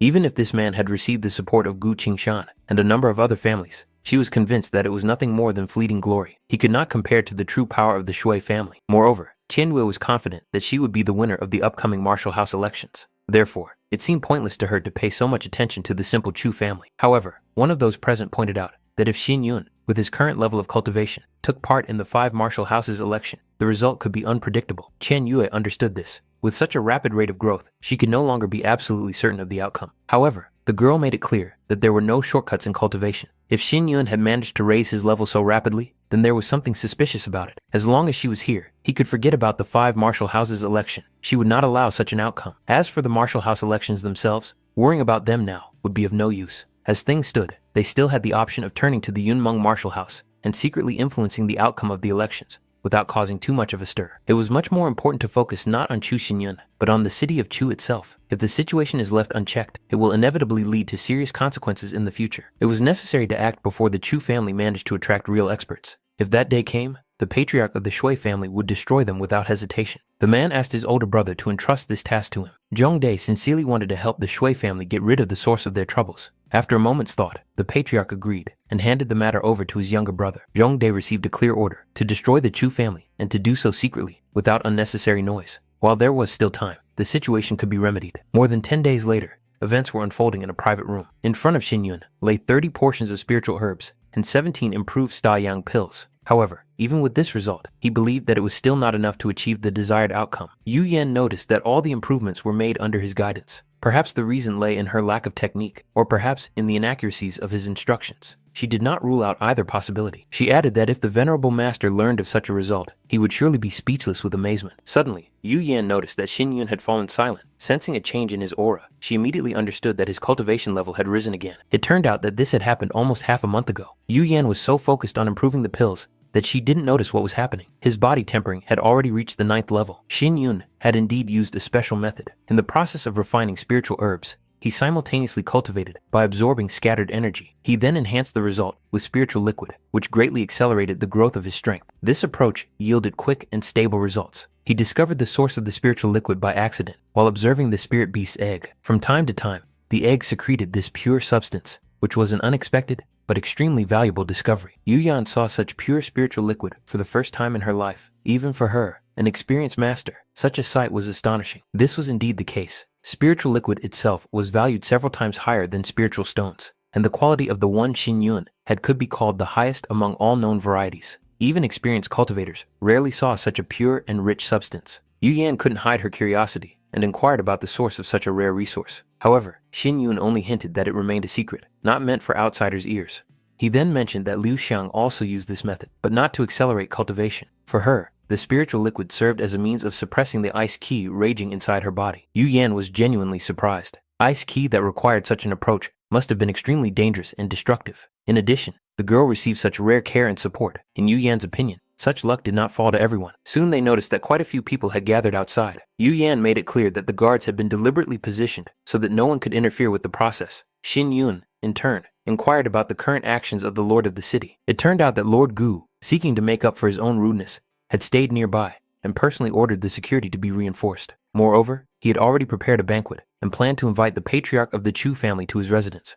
At that moment, Xiao Hu rushed into the room. It was clear from his appearance that something serious had happened. He reported that 2 days ago, a group of people posing as mountain bandits had suddenly attacked Chu City in the middle of the night. Xin Yun immediately understood who was behind the attack. It was the Shui family. Fortunately, Poisonous Yang was nearby and managed to capture several of the attackers. They were now being held in an underground prison. It was obvious that the Shui family had lost patience and resorted to open pressure. Xin Yun expressed his gratitude for the city lord's attention and care, but made it clear that due to the problems that had arisen with the Chu family, he would not be able to accept the invitation. He also addressed Lady Yu Yan, noting that he would definitely repay her for her help later. After that, they said goodbye and left the Thousand Treasures Pavilion. Poisonous Yang was already waiting for them at the entrance to the estate and respectfully greeted his master. Xin Yun immediately assessed the old man's condition. It turned out that he had only suffered external injuries. After that, Xin Yun told his wife to go into the house. He had matters to discuss that were not meant for her to hear. He himself went to the underground prison with Poisonous Yang and Xiao Hu, intending to deal with the prisoners personally. The captured people complained and protested, unable to believe that the Chu family had dared to imprison them in such a gloomy place. However, their protests were in vain.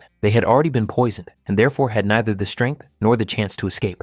No one could have imagined that Poisonous Yang would stoop to cooperating with the Chu family. Moreover, no one expected that what had happened could be concealed so thoroughly. However, at that moment, the prisoners heard the sound of footsteps. Someone was approaching. Chu Xinyun appeared in the dimly lit passageway of the underground prison. His figure slowly emerged from the shadows, his footsteps echoing hollowly on the stone floor. For the prisoners, this moment meant the end of their waiting. The man who had caused everything to go wrong finally appeared before them, calm and collected, as if what was happening was of no particular importance to him. Chongda greeted him with ostentatious indifference and angry bravado. He made it clear that Xinyun was free to do with them as he pleased, kill them, torture them, or slowly destroy them. The main thing, in his opinion, was not to waste time on meaningless conversations that would lead nowhere anyway. Xinyun only sighed softly, as if he had heard not threats, but something tediously banal. Disappointment was evident in his eyes. Such a reaction seemed too primitive. For him, the simple death of the prisoners would mean only an easy way out, almost mercy. These words finally drove Chongde out of his mind, and he spat at his feet with disgust, not hiding his contempt. He lashed out at Xinyun with harsh insults, claiming that without Poisonous Yang, the city of Chu would have remained obscure and insignificant. His words betrayed the malice of a man convinced that he was dealing with nothing more than a smug upstart who had accidentally come to power. However, Xinyun did not care how he was perceived. This man's opinion was of no value to him. The main character was interested in only one question, which he had carried with him for many years. He wanted to know the true reason behind the events of 14 years ago, when the Shui family conspired with the Yun Meng Marshall House to kidnap his parents. Chongde turned away, demonstratively distancing himself from the conversation, pretending not to understand what was being discussed. Xinyun calmly made it clear that such stubbornness was pointless. Now, Zhongde's life was completely in his hands, and the only reasonable choice was cooperation. He made it clear that the Shui family would not risk everything to save one performer, and therefore any hopes for outside intervention were just empty fantasies. Despite this, Zhongde continued to deny everything he heard. He insisted that Xinyun had mistaken him for someone else, and stubbornly repeated that he had nothing to do with those events, as if simple denial could change reality. Surprised by such stubborn resistance, Xinyun offered another way, a deal. This proposal made Zhongde wary, and his gaze flashed with curiosity, mixed with distrust. He wanted to know what this man had in mind. The terms of the deal were crystal clear. Xinyun would cure him of the poison, after which they would fight a duel. Victory for Zhongde meant freedom. Defeat would oblige him to reveal the whole truth about the events of 14 years ago. To Zhongde, this sounded like outright arrogance. He did not believe that the man standing before him was willing to risk his own life. Xinyun simply asked if he accepted the terms. Chongde agreed without hesitation, deciding that this young man was seeking his own demise, and he would gladly take the opportunity to get rid of a serious threat to the Shui family. Xiao Hu, realizing the danger of what was happening, hastily reminded everyone that Chongde was a third-class spirit gatherer cultivator. Such an opponent posed a deadly threat. However, Xinyun remained unperturbed, making it clear that he was fully aware of the risk and was acting deliberately. Chongde was given the antidote. He was given exactly 1 hour to recover his strength. The duel was to begin immediately after that. In his mind, Chongde was already celebrating victory. He was sure that this overconfident opponent had brought about his own demise, saving the Shui family from a serious problem. After an hour, Zhongde's aura stabilized. His breathing became even, and his body was filled with strength. He had fully recovered and was ready for battle. The decisive moment had come. Poisonous Yang warned Xinyun to be careful, reminding him that Changde was hiding valuable artifacts in his body that could change the course of the battle in an instant. Changde launched his attack, intending to overwhelm his opponent with the twisting snake sword technique. He was confident that this move would be fatal. However, his confidence was shattered in an instant. Xinyun managed to parry the blow, meeting the technique with frightening calm and precise calculation. Without giving his opponent a moment to catch his breath, Zhongde moved on to his next move and unleashed a technique known as the Thousand Snakes Technique. His spiritual energy poured out in a violent stream, forming dozens of swift trajectories, like writhing blades ready to tear apart everything in their path. Deep down, Zhongde was absolutely certain that such a chaotic and multi-layered attack could not be completely blocked. To consolidate his advantage, he immediately activated the second movement of the technique, the fierce dance of the twisting snakes, increasing the pressure and accelerating the rhythm of the strikes to the limit. He was convinced that his opponent's mind was already descending into chaos. With so many attacks, it was impossible to orient oneself, especially when one's vision was blurred and space seemed distorted. In his understanding, Xinyun could not dodge, let alone fight while remaining calm. This martial art was not only aimed at physical destruction, it intensified the factor of terror, suppressing the enemy's will. The victim's gaze was filled with fear, their breathing became erratic, and their movements became predictable and easily controllable. However, Xinyun acted differently. He closed his eyes, completely blocking his vision, and directed his spiritual energy inward, sharpening his perception to the limit. He did not sense the forms of the attacks, but the very flow of intention, reading his opponent's movements even before they materialized into a strike. Changde couldn't believe his eyes. His opponent not only moved freely through the deadly storm, but also confidently closed the distance, as if each attack only showed him the way. In an instant, it was all over. Zhongde only realized what was happening when he found himself on the ground and felt the cold touch his throat. A slight wound was already bleeding, close enough to remind him of death. He didn't understand what had happened. His mind refused to accept defeat. In desperation, he decided not to acknowledge the outcome and was ready to continue the fight, believing that it was now Xinyun's turn to attack. And that's when his gaze caught on the sword in his opponent's hands. This blade was a state artifact, a symbol of power and strength, accessible only to the chosen few. Fury and envy flashed through Zhongde's mind. He could not accept that such a man possessed such a weapon, considering him unworthy. Xinyun, noticing this, allowed himself to show the true depth of his skill. Changde attacked him with another wave of rage, assuring himself that it was too early to rejoice,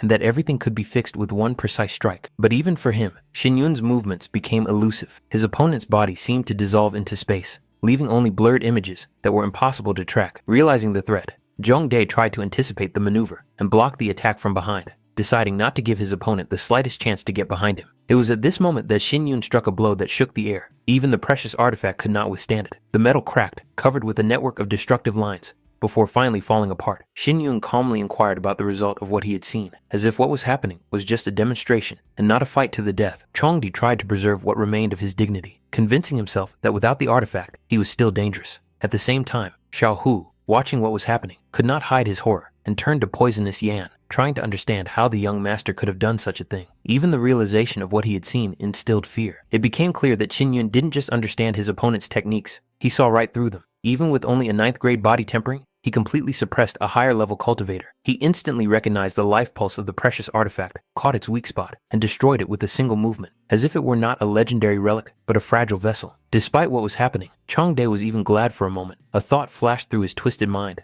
that now that the artifact was destroyed, his opponent would no longer be able to block his attacks. He was confident that he was still capable of taking the life he had already mentally sentenced. However, Xinyun noticed the familiar movements even before the attack began to take shape. He immediately understood his opponent's intentions and calmly decided not to let him repeat his previous move under any circumstances. In the next moment, blood spurted from Changde's mouth. His body twitched, and both his arms were helplessly severed. Only now did he realize the magnitude of his mistake. The Shui family had underestimated Chu Xinyun. He was no longer the trash that could be trampled on. A completely different person stood before them. Xiaohu did not hide his joy as he watched the outcome of the battle. The young master's victory was not just convincing, it was crushing. Poisonous Yang watched what was happening with a heavy, almost reverent expression. In his eyes, Xinyun resembled a divine saint who had descended into the mortal world. Changde had lost, which meant that, according to the terms of the deal, he was obliged to tell everything about the events of 14 years ago. However, the broken man only laughed, clinging to the last remnants of his stubbornness. He reiterated that he knew nothing and that Xinyun had mistaken him for someone else. Xiaohu couldn't take it anymore, considering such behavior a pathetic denial after a complete defeat. Poisonous Yang coldly interrupted this farce. He threw Changde aside, making it clear that empty words no longer interested anyone. Changde tried to provoke the old man, hoping that he would kill him on the spot. Deep down, he wanted a quick death to avoid further suffering. However, Poisonous Yang was indeed ready to do so. if he were allowed to. But Poisonous Yang's gaze met the calm expression on Xin Yun's face. He silently ordered him to stop. He made it clear that a simple death would be too easy an outcome. Moving closer, Xin Yun touched Zhongdae's body. Using an unknown technique, Zhongdae did not understand what was being done to him, but in the next second, he was overcome by unbearable pain. It was not sharp or instantaneous. It came in waves, penetrating to the very core of his being. Every cultivator knew that at the peak of spiritual tempering, a so-called internal sea of energy formed inside the body. Xin Yun used only a small part of his power to reverse the flow of this sea. Such interference did not kill immediately, but caused suffering that was impossible to describe in words. The flow did not stop on its own. Zhongdae could either sink into this pain forever or tell everything he knew. In the end, his will was broken. He agreed to tell everything that was required, just to make it stop. Xin Yun straightened the disrupted flow, returning it to its normal state. A solution had been found. He then ordered Xiao Hu to give Zhongdae some water, allowing him to catch his breath before the real conversation began. The truth turned out to be much dirtier and scarier than expected. The murder committed 14 years ago was the work of the Shui family in collusion with the Yun Meng martial house. At that time, representatives of Yun Meng came to them and offered a price that was impossible to refuse. The eldest brother of the Shui family was instantly overcome with greed. He agreed without hesitation, without even trying to weigh the consequences.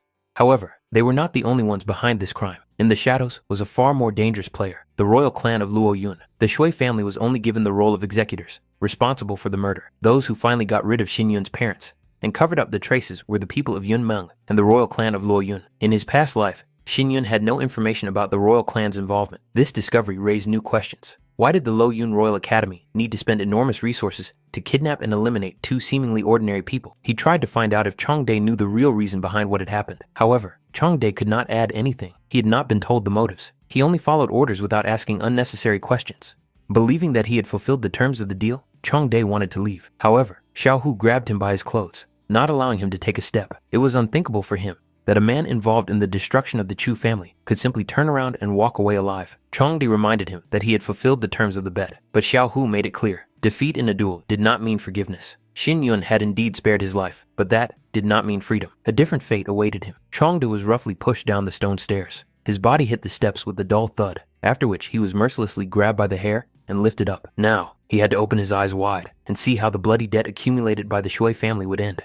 Poisonous Yang used the breath of death. Poisonous energy spread throughout the prison, and all the prisoners screamed in unison from the unbearable pain. The bloody debt of the Chu family began to be repaid in full. Meanwhile, night had already fallen, and there was still no news from the Shui family camp. Qianyue suggested that Xin Yun's unexpected return might have disrupted their plans. She tried to reassure her father, reminding him that the Shui family had numerical superiority and that many members of the clan had reached the stage of tempering their spirit. In her opinion, the destruction of the Chu family was only a matter of time. Even if there had been any changes, the information would have reached them long ago. But at that moment, a subordinate rushed into the hall and informed the patriarch that Chu Xinyun was here. At that moment, the patriarch realized that the situation was much more serious than it seemed. He hastily asked if he had come alone. The subordinate reported that there were two others with him, both wearing black cloaks that hid their faces.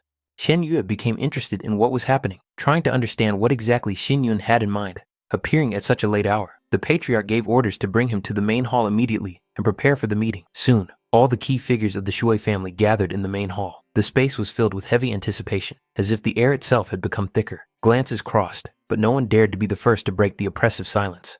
The patriarch of the Shui family slowly began by saying that people don't come to places like this without a good reason. His tone was restrained, but behind his outward calm lay intense curiosity. He was genuinely interested in why Chu Xinyun had come here in the middle of the night. The main character, in turn, recalled the changes of recent months. In 6 months, he had not only become the patriarch of the Chu family, but had also subjugated many of the clans of Chu City. At the same time, he was particularly amused by the lack of visits from his uncle Shui, who had not bothered to congratulate him on this achievement. The patriarch of the Shui family coughed demonstratively, pretending that his health was not the best. He made it clear that due to his physical condition, he was not always aware of events in the outside world. However, Xin Yun clearly saw that this was just a convenient mask, behind which lay sober calculation. Xin Yun then calmly made it clear that Uncle Shui should not worry. His visit was not intended to cause trouble or provocation. He had come only to present a gift. Following this, Xin Yun snapped his fingers. The doors of the hall swung open, and 2 people in black cloaks entered. Their presence instantly changed the atmosphere, as if a shadow had fallen over the hearts of those present. The patriarch of the Shui family frowned, trying to understand what Chu Xinyun meant and what role these mysterious figures played in this.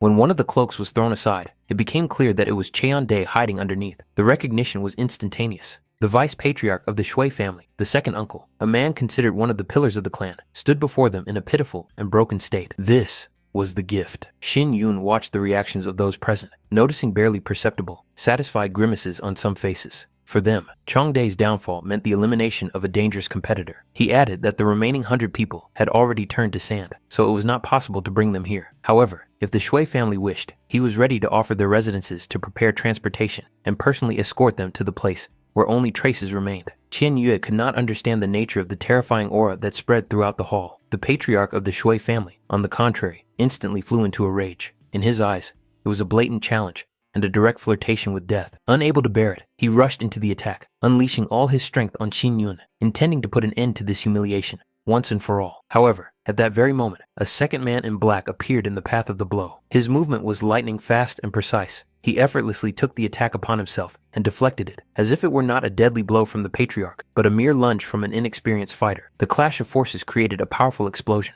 A wave of energy swept through the hall, shaking the walls and forcing those present to retreat. At that moment, it became clear that what had happened had passed the point of no return. One of the subordinates hurriedly approached the young lady, cautiously asking if she was all right. She did not answer immediately. Her gaze darted feverishly around the hall until it stopped on her father's figure. Only after making sure that he was still alive was she able to catch her breath, and only then did everyone notice the obvious. Chu Xinyun's defender was Poisonous Yang. The old man's face was contorted with rage. His aura raged like a poisonous storm, making it clear that those who dared to go against his master had crossed the line. It seemed that these people were simply tired of living. Those present caught one word in particular: master. Xin Yun stopped him before he could take the next step. He made it clear that this was the end, and they were leaving. Now, it was no surprise why Changde and the others had suffered a crushing defeat. Chu Xinyun really did have an ace up his sleeve, Poisonous Yang, but that was precisely what caused the most confusion. Why would such a dangerous and legendary person follow Xin Yun and refer to him as master? Qian Yu had tried to stop him, demanding an explanation. In her understanding, it seemed as if Chu Xinyun intended to destroy the Shui family solely because of their recent provocation. However, Xin Yun made it clear that the opposite was true. It was the Shui family who had targeted him first. From the very beginning, they had tried to destroy the Chu family, acting secretly and not shying away from dirty methods.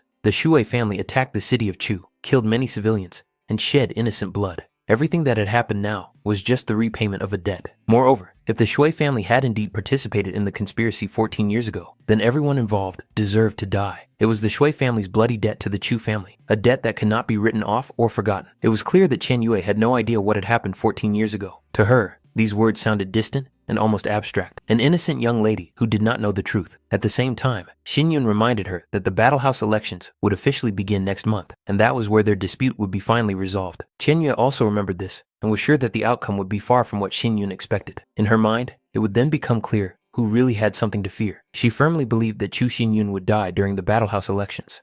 As they left the residence, Poisonous Yang mentally turned to his master. He couldn't shake the thought that he had missed the perfect chance to destroy the Shui family once and for all. But Xin Yun seemed to read his doubts, which only reinforced the feeling that this man could see much further than the rest. Poisonous Yang increasingly felt that his master was almost omniscient. The Shui family's fighting spirit was broken. With their current strength, the Chu family could easily wipe them off the face of the earth. The only question was why they hadn't done so. The reason was simple and dangerous. Behind the Shui family stood the Yunmeng martial house. The complete destruction of the Shui family would inevitably bring the wrath of this force upon the Chu family. Xin Yun had not come for total extermination, but to make them realize the reality of their situation, like frying a frog in a well, so that they would no longer plot behind the Chu family's back. Poisonous Yang still had concerns. He wondered if the Shui family might try to hide behind the authority of the Yunmeng martial house, at least for appearance's sake. However, such a move would be like playing with fire. If they really dared to do so, they would only hasten their own destruction. A logical question arose. Would a man like Shui Chunxian really humiliate himself and beg the Yunmeng martial house for support? After what had happened, the Shui family had weakened considerably. They could pretend to be harmless and act confused, but as long as their clan continued to exist, it posed no threat to the interests of the Yunmeng martial house. That is why the situation remained tolerable for external forces.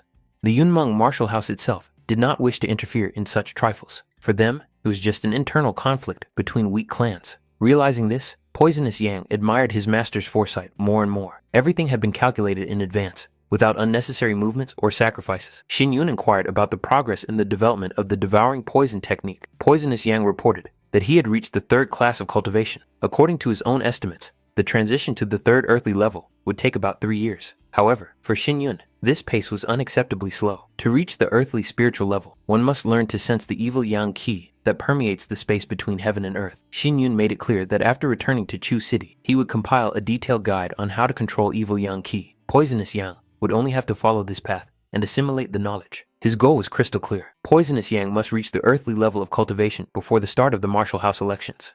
Poisonous Yang had his doubts. There was only a month left before the election, and such a sharp leap seemed impossible. However, Xin Yun made it clear that there was nothing to worry about. All he had to do was strictly follow his method. The most important thing was to return to Chu City as soon as possible. Meanwhile, the atmosphere at the Shui family residence was quite different. Chen Yue was furious. She couldn't understand how anyone could force her to eat such food. In a fit of anger, she kicked the maid out, but when she noticed that the maid was still in the room, she flew into a rage again, demanding that she leave immediately. She was even angry that she had to chase the girl away twice.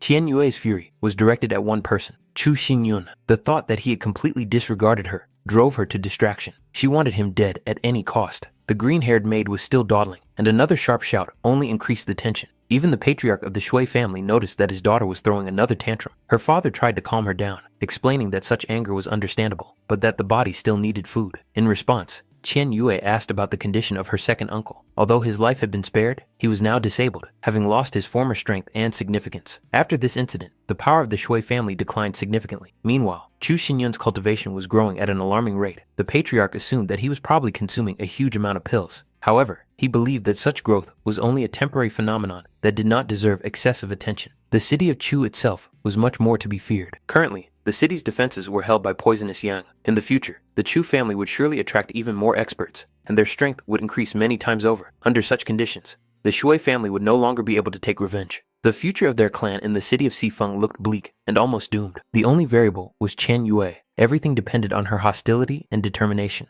During the Battle House elections, it was she who was supposed to crush Chu Xinyun and find an opportunity to kill him. She accepted this task without hesitation, assuring her father that he could completely rely on her. With her current strength, killing Chu Xinyun seemed like an easy task to her. Shui Chungxian believed in his daughter, but still warned her not to underestimate her opponent. He couldn't shake the feeling that Chu Xinyun had become a completely different person. Someone who dared to speak and act with such confidence had clearly already made all the necessary preparations. Qian Yue had never paid any attention to him before and couldn't even remember what he had been like before. But now, everything seemed to revolve around him. The world was turned upside down. A genius had appeared who had not existed here before, and it was impossible to accept this fact. Chu Xinyun had once been considered trash, a nobody, and now he eclipsed Chen Yue's fame and stood out too brightly against the general background. Remembering his words about the events of 14 years ago, she suddenly felt a strange curiosity. She was interested in what exactly was hidden behind this secret and why he had brought up the subject in the first place. Shui Chunqian made it clear that it was better not to listen to Chu Xinyun's words at all. For him, they were not worth paying attention to. Right now, it was much more important to focus on cultivation. This time, the Marshall House elections were to be held in the city of Heishui, and Chen Yue had to go there in advance. She needed to personally greet Elder Gu, who was now the representative of the Yunmeng Marshall House. It was through him that the Shui family intended to gain support. Chen Yue had a heavy responsibility on her shoulders. She had to wash away the humiliation that the Shui family had suffered. Shui Chunxian had no doubt that his daughter would cope with this and would not disappoint his expectations. Meanwhile, Poisonous Yan became curious about what kind of spiritual herbs Xin Yun was going to purchase at the Thousand Treasures Pavilion. It was about spiritual cores. It wasn't that difficult to obtain them, and he believed that the master didn't need to do it himself. Such tasks could be entrusted to him. However, Xin Yun wanted to get the best possible. His goal was to obtain spiritual cores extracted from 9th grade spiritual beasts. There were only a few such cores in the entire city of Xifeng, but even with such a shortage, he already had a clear plan. When he appeared, those around him greeted the patriarch of the Chu family, one after another. Qin Chan also approached with greetings. It turned out that he was on his way to the Chu family residence to invite the patriarch, and their meeting was a happy coincidence. Xin Yun inquired about the reason for the search, and it became clear that the initiators were Lord Gu and Lady Yu Yan. The lord of the city greeted the patriarch of the Chu family with due respect. Yu Yan was also sincerely delighted by his appearance, making no secret of her goodwill. Xin Yun noted the lord's excessive politeness and inquired about the purpose of the meeting. Remembering the previous incident, the lord felt it necessary to apologize for his former rudeness and inappropriate tone. In fact, Xin Yun had long since ceased to attach any importance to those events and made it clear that apologies were unnecessary. However, the lord of the city insisted, saying that he had prepared a small gift and asked that it be accepted in any case. The first treasure was a mind-stabilizing jade, a rare item that the city lord had kept for many years. It not only calmed the heart and mind, but also greatly aided in cultivation. The city lord hoped that Patriarch Chu would not consider such a gift insufficient. The second gift was soft reinforced armor, a state artifact. Even when worn against a high-level cultivator, it could withstand 1 or 2 powerful attacks, giving a chance to survive at a critical moment. It was important for the city lord to know what impression he had made on Patriarch Chu. Xin Yun understood perfectly well that these two treasures had been presented for a reason. Yu Yan admitted that they did indeed have a request. Several years ago, when Lord Gu of the city attempted to break through to the Earth Spirit realm, he suffered serious damage due to Dark Yang Qi. This hidden injury had never been remedied, causing his cultivation to come to a complete halt. Even numerous doctors and masters were unable to get to the root of the problem. The Star Yang pill, enhanced with the help of Yu Yan, possessed a Light Yang attribute. If it was capable of suppressing the Ice Qi in Lu Xiang's body, then logically, it could also help with the Dark Yang Qi. However, Xin Yun immediately made it clear that this was not the case. He explained that although Light and Dark Yang Qi are considered opposite attributes, there is no harmony between them. If the Lord of Gu City decided to take the Star Yang pill, not only would it not heal the hidden injury, but it would also lead to an even greater decline in cultivation, undermining the foundation of his power. The city lord was shocked. For a moment, he thought that fate had finally given up on him. However, Xin Yun's words sounded different, like a ray of hope. He made it clear that the situation was not hopeless. The moment the city lord was able to break through to the earthly spiritual level and completely absorb the Dark Yang Qi, the hidden trauma would disappear on its own, as if it had never existed. At first, Gu Qingshan even took it as a revelation. The idea seemed brilliant to him, as if the veil of truth had suddenly been lifted before him. But in the next second, he realized that it was not that simple. Irritation flared up in his mind. It was precisely his attempt to break through by absorbing Dark Yang Qi that had caused the injury he sustained during his failed breakthrough from the 9th level of body tempering. He couldn't take the next step, so the proposed method seemed like a vicious circle, contradicting itself. Deep down, he decided that this petty upstart was simply mocking him. Did Xin Yun really think that he, the lord of the city, would stoop to begging for help and pleading for treatment, losing his face and status? However, Xin Yun was completely calm. He really did know a way to break through. Yu Yan was surprised to grasp the essence of his words and realized that this was not a mockery. The truth was that this method had two strict conditions. Lord Gu instantly focused his attention. If a solution really existed, he wanted to hear it in full. As long as the patriarch of the Chu family was able to help him reach the earthly spiritual level, he was willing to discuss any conditions, as long as they were within his capabilities. The first condition was stated openly. It was necessary to collect 9 cores of the spiritual gathering of a 9th class beast. Moreover, this had to be done before the start of the Battle House elections. The sooner, the better. Xin Yun made no secret of the fact that this was the reason he had visited the Thousand Treasures Pavilion and asked directly whether the lord of the city would be able to fulfill this requirement. The city lord immediately realized that the price was incredibly high. It was almost impossible to collect 9 9th grade beast spirit cores in such a short period of time. Even in his own residence, there were only 2 such cores, obtained over many years. Yu Yan, on the other hand, considered this a minor difficulty. In her eyes, the task boiled down to simply collecting spirit cores. Any problem that could be solved with money was not a real problem for her. After that, the second condition was announced. After breaking through to the earthly realm, Lord Gu of the city must become an invited elder of the Chu family and take on the responsibility of protecting the Chu family's safety for 10 years. To the lord of the city, this sounded absurd. He could not accept such a condition. He was a respected ruler of the city. What was the Chu family to him? Now they were asking him to become the invited elder of a foreign clan. It sounded like a meaningless dream. Even Yu Yan considered this demand excessive. However, at that moment, a calm question was asked. Did they really think that being an invited elder of the Chu family was so humiliating? The lord of the city immediately recognized Poisonous Yang. His attention was instantly drawn to the fact that the poisonous marks on the old man's face had disappeared without a trace. This in itself was incredible, but what confused him even more was that such a person was standing next to Xin Yun. Meanwhile, Poisonous Yang made it clear to the master that he had something to say. Guided solely by his long-standing friendship with Gu Qingshan, Poisonous Yang sincerely advised him to accept this offer and become an invited elder of the Chu family. In his understanding, this was not a loss of status, but a great honor, the opportunity to stand next to someone who would soon change the balance of power in the entire region. Poisonous Yang was confident that as long as he was willing to follow the master and strictly follow all his instructions, achieving the earthly spiritual level and then the heavenly one would not be an insurmountable obstacle for him. In his eyes, this path was already clearly outlined. The lord of the city of Gu trusted Poisonous Yan's words, but doubts remained. The prospects of the heavenly spiritual level sounded too incredible. Yu Yan, on the contrary, was genuinely intrigued, especially by the last words, which hinted at a power far beyond the usual limits.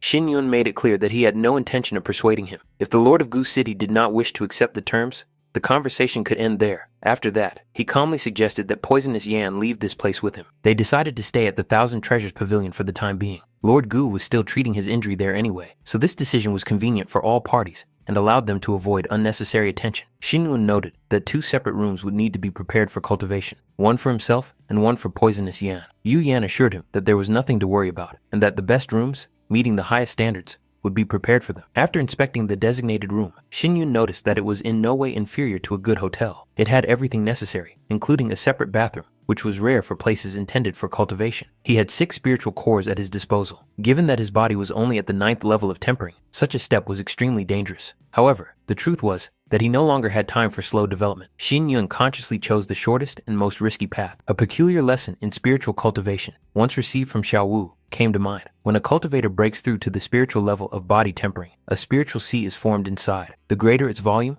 the more powerful the spiritual energy. One spiritual core of a beast of the corresponding level is essentially equivalent to the entire spiritual sea of a cultivator. That is why it was possible to dramatically increase cultivation by absorbing the energy of spiritual cores. But this required strict conditions to be met. The main one was that the cultivator's level had to be high enough to withstand such a load. Xin Yun had not yet reached the spiritual level, which meant that such a step was deadly dangerous. The slightest mistake could cause his body to burst like an air-filled balloon. It was a path that could not be repeated without proper preparation and understanding of the consequences. The reason he decided to take this risk was because of a unique technique of an incredibly high level, the 9th Spirit Revolution. It was the legacy of the great combat cultivator, Emperor Hun Yan, Xin Yun's friend from his past life. The essence of the technique was to repeatedly compress the spiritual sea, which radically increased the quality of spiritual energy. This process could be compared to compressing the sun to the size of the moon. The volume decreased, but the density and power increased many times over. After such compression, the technique allowed him to compensate for the explosive energy of the spiritual core, and at the same time significantly increase his cultivation level. On the 10th day of continuous practice,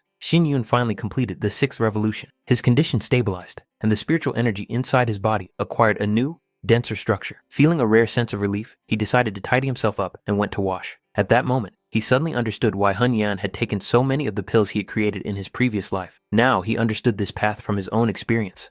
Yu Yan was surprised to see him here. She did not understand why he was outside his room, because a separate area had been prepared for Poison Yang to cultivate. Qin Shan also wondered about this, but the old man preferred to remain silent, as if he did not want to reveal what was happening ahead of time. It was clear that Poisonous Yang was wholeheartedly committed to protecting his master. There was not a shadow of doubt in his loyalty, and there was something truly touching about it. Suddenly, the old man opened his eyes wide and stood up abruptly, as if sensing something important. He probably knew that Chu Xinyun was about to come out. Yu Yan suggested going to see what was happening. The main character did indeed appear, and immediately noticed the changes. Poisonous Yang's aura was no longer at its previous level. He had stepped onto the earthly spiritual level. The old man strictly followed the master's method and successfully completed his cultivation. Poisonous Yang knelt down without hesitation. His body trembled not from weakness, but from overwhelming emotions. He was ready to follow the master anywhere and believed that only death could separate them. Xin Yun was pleased. Poisonous Yang had completely lived up to his expectations.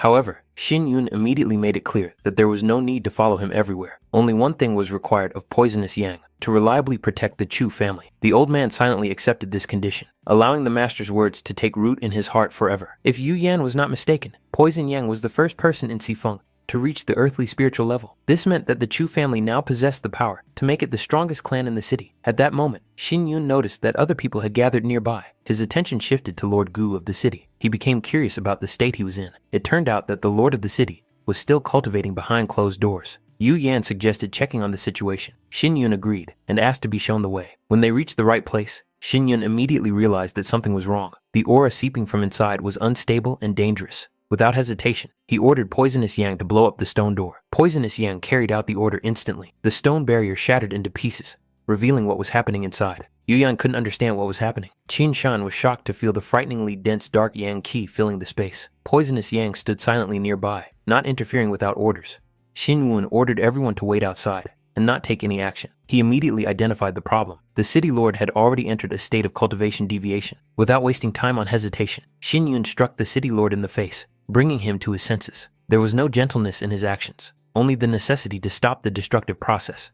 He had clearly warned more than once that one should not be overly tense during cultivation, especially in such a state. Ignoring this advice had led to the current crisis. Xin Yun paused for a moment. There were few options. In fact, he could only use one technique. The risk was enormous, but he had no choice. He made the decision to act. He unleashed his energy absorption technique. Streams of power rushed forward, seeking to instantly suppress the raging waves of energy inside the city lord's body and bring them back under control. However, the moment Xin Yun touched the city lord's chest, there was a sharp release. He was thrown back by a powerful force, as if he had encountered fierce resistance from the darkest Yang Qi itself. Poisonous Yang managed to catch the master before he fell. His movements were quick and precise, but his eyes showed concern. He tried to see if Xin Yun was hurt, but the situation inside the room still showed no improvement. Moreover, the situation was becoming increasingly dangerous. The dark yang qi continued to rage, and the signs of deviation only intensified. Even if the lord of the city was already beyond the point of no return, Xin Yun still saw a chance to pull him back. The question was only the price and the risk. Suddenly, the main character did something no one expected. He delivered a sharp kick, precisely calculated to hit the balance point. Thanks to this intervention, the city lord finally woke up, gasping for air and coughing up thick blood that contained dark energy. Gu Qingshan flew into a rage. His consciousness had not yet fully cleared, but indignation had already overwhelmed him. In his understanding, this youngster had not only broken into his private room, but also dared to raise his hand against him. Xin Yun calmly pointed out the truth of what was happening. He made it clear that the city lord had already entered a cultivation deviation. If he hadn't intervened, Gu Qingshan would be dead.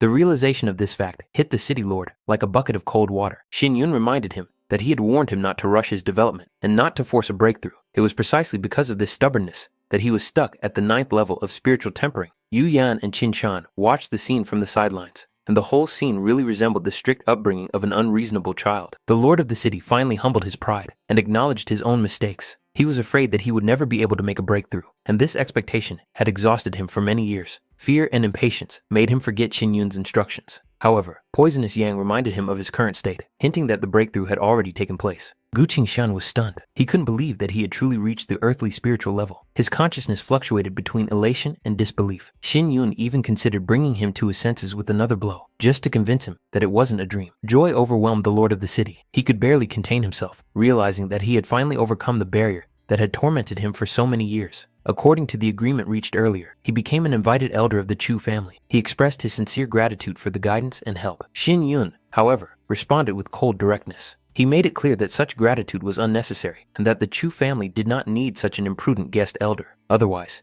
he would have to rescue this man from deadly situations too often, which was too much trouble. Gu Qingshan did not argue and acknowledged his own foolishness. Nevertheless, he was determined to continue his studies and hoped to receive guidance from poisonous yang. The old man immediately made it clear that he should not be overly familiar and should keep his distance. After that, the city lord handed the remaining 3 spiritual cores to Patriarch Chu. Thus, the conditions were fully met, and Xin Yun could continue on his way. Yu Yan, observing what had happened, asked Qin Shan if he understood how Xin Yun had managed to bring the city lord's cultivation to the earthly level. However, Qin Shan could only shake his head. What was happening was beyond his comprehension. Yu Yan then clarified the timing. There was only about half a month left before the start of the Battle House elections, and time was running out. She immediately ordered Qin Shan to go to the Imperial City, regardless of the fact that teacher Lin Xiaowu was to represent the Heavenly Mansion in the election. There was no time to delay. The letter contained all the necessary explanations, so Xin Yun simply told Qin Shan to deliver it to the addressee without further ado. The man nodded briefly as he accepted the assignment and promised to carry it out without delay. Returning home, Xin Yun loudly announced his arrival, expecting to see Liu Xiang immediately. However, he was met with silence. He quickly searched the rooms,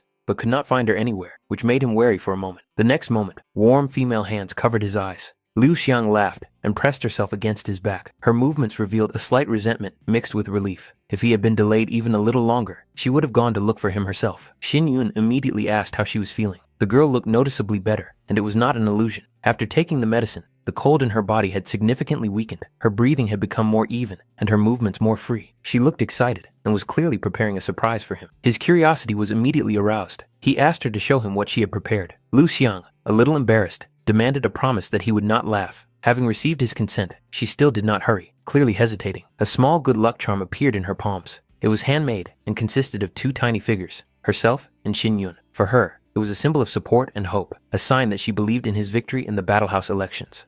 Xin Yun looked closely at the craft, trying to understand the details. His gaze lingered on the shape of the figures, and a ridiculous thought flashed through his mind, which immediately burst out in the form of an awkward comment. For a second, he wondered why his figure also had something it shouldn't have. Liu Xiang instantly flared up. Her eyes flashed with indignation, mixed with annoyance. She called him perverted, and tried to snatch the talisman back, explaining that it was not what he thought it was, but hands. His attempts to justify himself and calm her down only added fuel to the fire. For her, it was unforgivable. A bat appeared in her hands from somewhere, and before Xin Yun could do anything, she swung it. He was literally knocked aside. Xiao Hu ran out at the noise, not understanding what was going on, while poisonous Yang, with a stony face, noted that it was apparently a family dispute. 10 days later, the Chu family's courtyard was filled with calm and a focused atmosphere. After completing the 9th Spirit Revolution technique, Xin Yun's spiritual power became noticeably purer, and his control over it became much more precise and profound. This level of energy control was difficult, even for those who had already reached the spiritual level. Now, all that remained was to wait for the natural breakthrough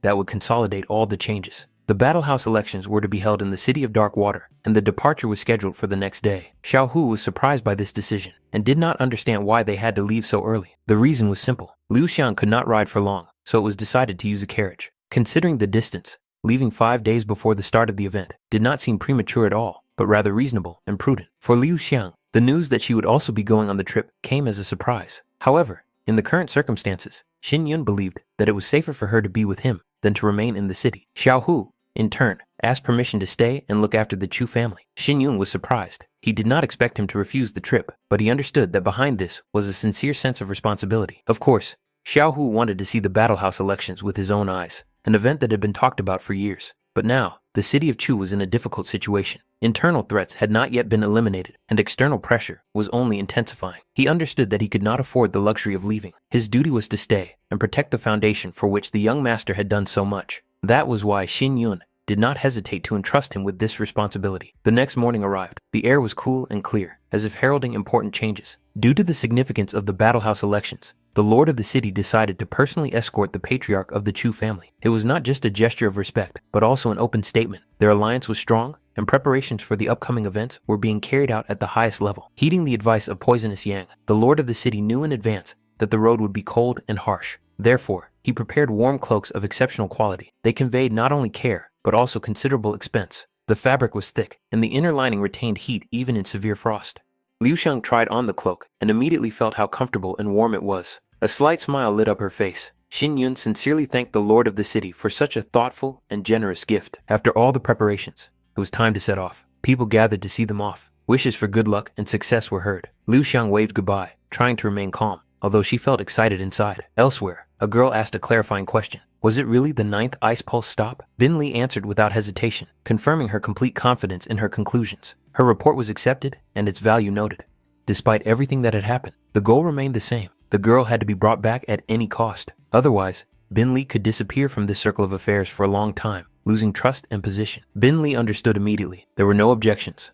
According to recent reports, Chu Xinyun had left the city of Chu and headed for the city of Dark Water. All this time, Gu Qingshan had been with him. Theoretically, it was possible to eliminate them on the way, before they reached their destination. However, the situation was more complicated than it seemed. With them were Qin Shan and Poisonous Yang, people whose presence made any ambush extremely risky. At that moment, the patriarch entered the room, and the discussion became even more tense.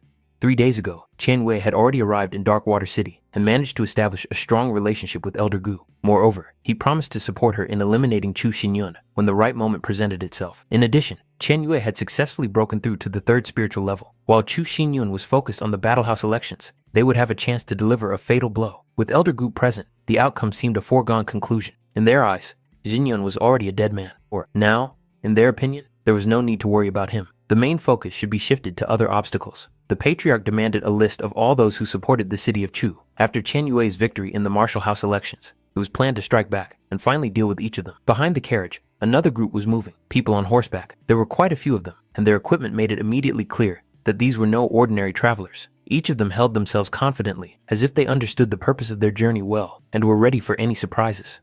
Liu Xiang noticed this procession and asked if they were heading in the same direction, to the city of Dark Water. Her gaze lingered on the insignia and weapons, which clearly belonged to different forces.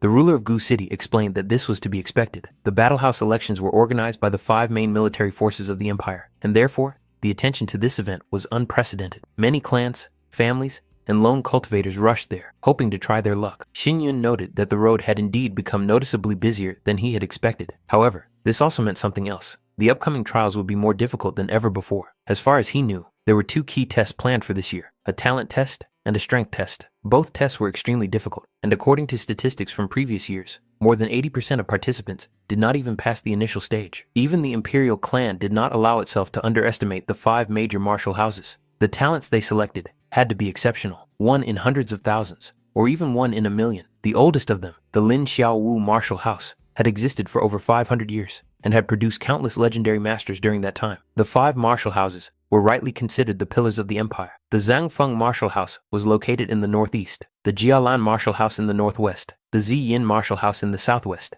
the Yunmeng martial house in the east, and the southern lands were controlled by the Lin Xiaowu martial house. Liu Xiang asked with interest which of these houses Xin Yun was going to join. For him, there was no fundamental difference between them. Among the 5 houses, Lin Xiaowu was considered the strongest and most ancient. Its ranks included experts of the heavenly spiritual level, a force capable of influencing the fate of entire regions. The Yunmeng martial house followed, possessing a large number of outstanding talents. Moreover, it controlled a significant portion of the nobility in the imperial city and constantly rivaled Ling Xiaowu for influence and power. They were followed by the Xian, Zhangfeng, and Jielan martial houses. These three forces were considered roughly equal, with none of them having an overwhelming advantage over the others. Qing Shan cautiously noted that given the choice, it would be wisest to consider either Ling Xiaowu or Yun Meng. However, this was not the main concern for Xin Yun. Regardless of which martial house he chose, his true goal remained the imperial city. Liu Xiang was surprised by this approach, as it was logical to strive for the strongest house. Xin Yun was confident that, while in the imperial city, he would be able to finally take control of the cold energy in Liu Xiang's body. During this time, her power would increase many times over, perhaps to a level that even he himself could not match. For the girl, however, he remained the strongest person, regardless of any comparisons. Soon, Jiaguan appeared before them. It was a convenient place for a short stop, quiet, but lively enough not to cause concern. Qing Shan ordered his people to rest and organize lunch. Maintaining their current speed, they should arrive in Dark Water City by evening, so a long stop was not planned. Xin Yun helped Liu Xiang down from the carriage, watching her movements closely. Poisonous Yang noticed that there was a small inn directly opposite, suitable for a short rest. The main character ordered the host to prepare a meal at their discretion, while he decided to take a walk around the area with Liu Xiang. Qing Shan watched them with slight envy, but Poisonous Yang abruptly interrupted his thoughts, advising him not to be distracted by nonsense. Liu Xiang asked curiously where exactly they were going. Soon they came to a small tree with scarlet leaves. It stood slightly off the road, and there was an amazing silence all around. From here, there was a truly beautiful view, calm, almost peaceful, as if this place existed outside the hustle and bustle and the trials to come. A familiar figure appeared in the silence by the scarlet tree. The woman emerged from behind the line of stones so unexpectedly that she seemed to be part of the landscape itself. A look of surprise flashed across her face. She clearly did not expect to see them here, and in such a calm, almost serene state. The expression on her face made it clear. These two were in too good a mood for people on the verge of such serious events. It was Lin Bing Li. Xin Yun instantly became alert. His body reacted faster than his thoughts, and his attention was completely focused on the uninvited guest. He made it clear that her appearance here was inappropriate. In response, Bin Li only coldly assessed him, noting to herself that he did not look strong. But there was something unusual about him, a certain ability that at once allowed him to interfere in her affairs and change the outcome of events. Xin Yun immediately cut off any attempts to intrude into their lives, not wanting to have anything to do with her. Bin Li, without denying her own mistake in assessing his importance, got to the point. In her opinion, Liu Xiang should go with her. At that moment, Xin Yun gestured for Liu Xiang to stay behind, clearly stating his position. For the 9th Ice Palace, the 9th Ice Pulse stop was of exceptional importance. Such a gift was extremely rare and was considered a treasure capable of changing the balance of power. Bin Li was here precisely for this reason, to possess what, in her opinion, should not belong to outsiders. Xin Yun made it clear that this was unacceptable. However, the cold gleam in Bin Li's eyes made it clear that she was not going to back down. In her mind, the outcome was already decided. The next moment, Liu Xiang felt a sharp chill. Her eyes widened in horror when she saw that Xin Yun's body was frozen,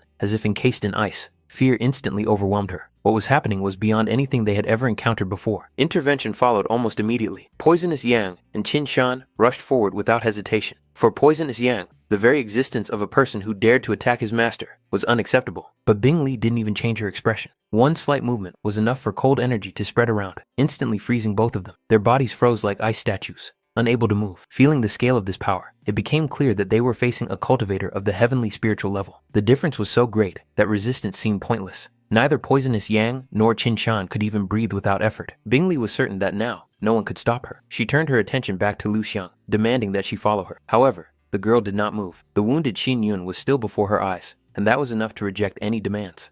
Bing Li grabbed Liu Xiang's wrist sharply, suppressing her resistance with icy force. She demanded that she stop her senseless resistance. At that moment, Xin Yun's sharp voice rang out, filled with contempt for her self-confidence. Bing Li couldn't believe her senses. He had managed to break free from the icy captivity. Liu Xiang desperately reached out to him, hoping for salvation. Xin Yun gathered his remaining strength and activated his technique. Streams of lightning burst from his body and rushed straight at Bin Li, tearing through the air with a sharp crack. However, even this attack failed to cause her serious harm. The icy defense absorbed the blow, and in response, Bin Li threw it away with a single movement, as if it were not an enemy, but a nuisance.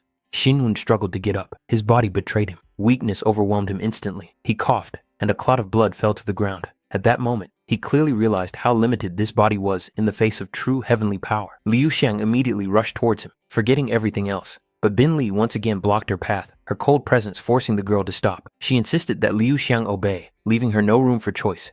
Liu Xiang abruptly backed away from Bin Li, as if shaking off the icy pressure. Anger mixed with resentment flashed in her eyes. She called her a liar and demanded that she stay away. Neither the Ninth Ice Palace nor its people would get what they wanted without consequences. With these thoughts, she broke away and rushed to Xin Yun, forgetting her fear and pain. She immediately bent over him, examining him anxiously, trying to understand how serious his injuries were. At that moment, Bing Li intervened again, coldly observing what was happening and not understanding why Liu Xiang refused to see the obvious. Before her lay a man who, by all laws of power, could not protect her. These words hurt Xin Yun more than any attack. He did not want to hear such things from Bin Li. His voice, broken into a rasp, was filled with rage and contempt as he demanded that she be quiet.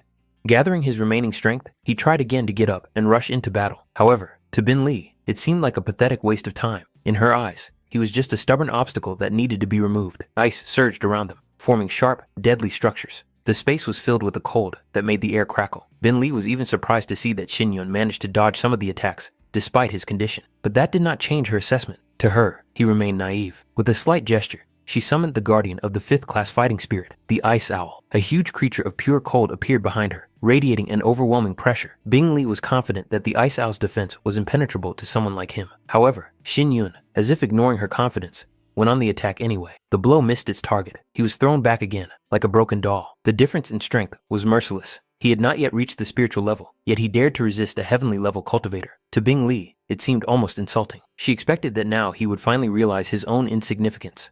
Liu Xiang understood clearly that if things continued in the same vein, Xin Yun would die. Her heart sank with horror. Bing Li took a step toward him, noting that the previous attack had been dangerous. If it had reached its target, even a heavenly level cultivator might not have survived. That was why she decided it would be wisest to finish him off now. However, at that moment, her attention was drawn to the expression on his face. A faint smile appeared on Xin Yun's lips.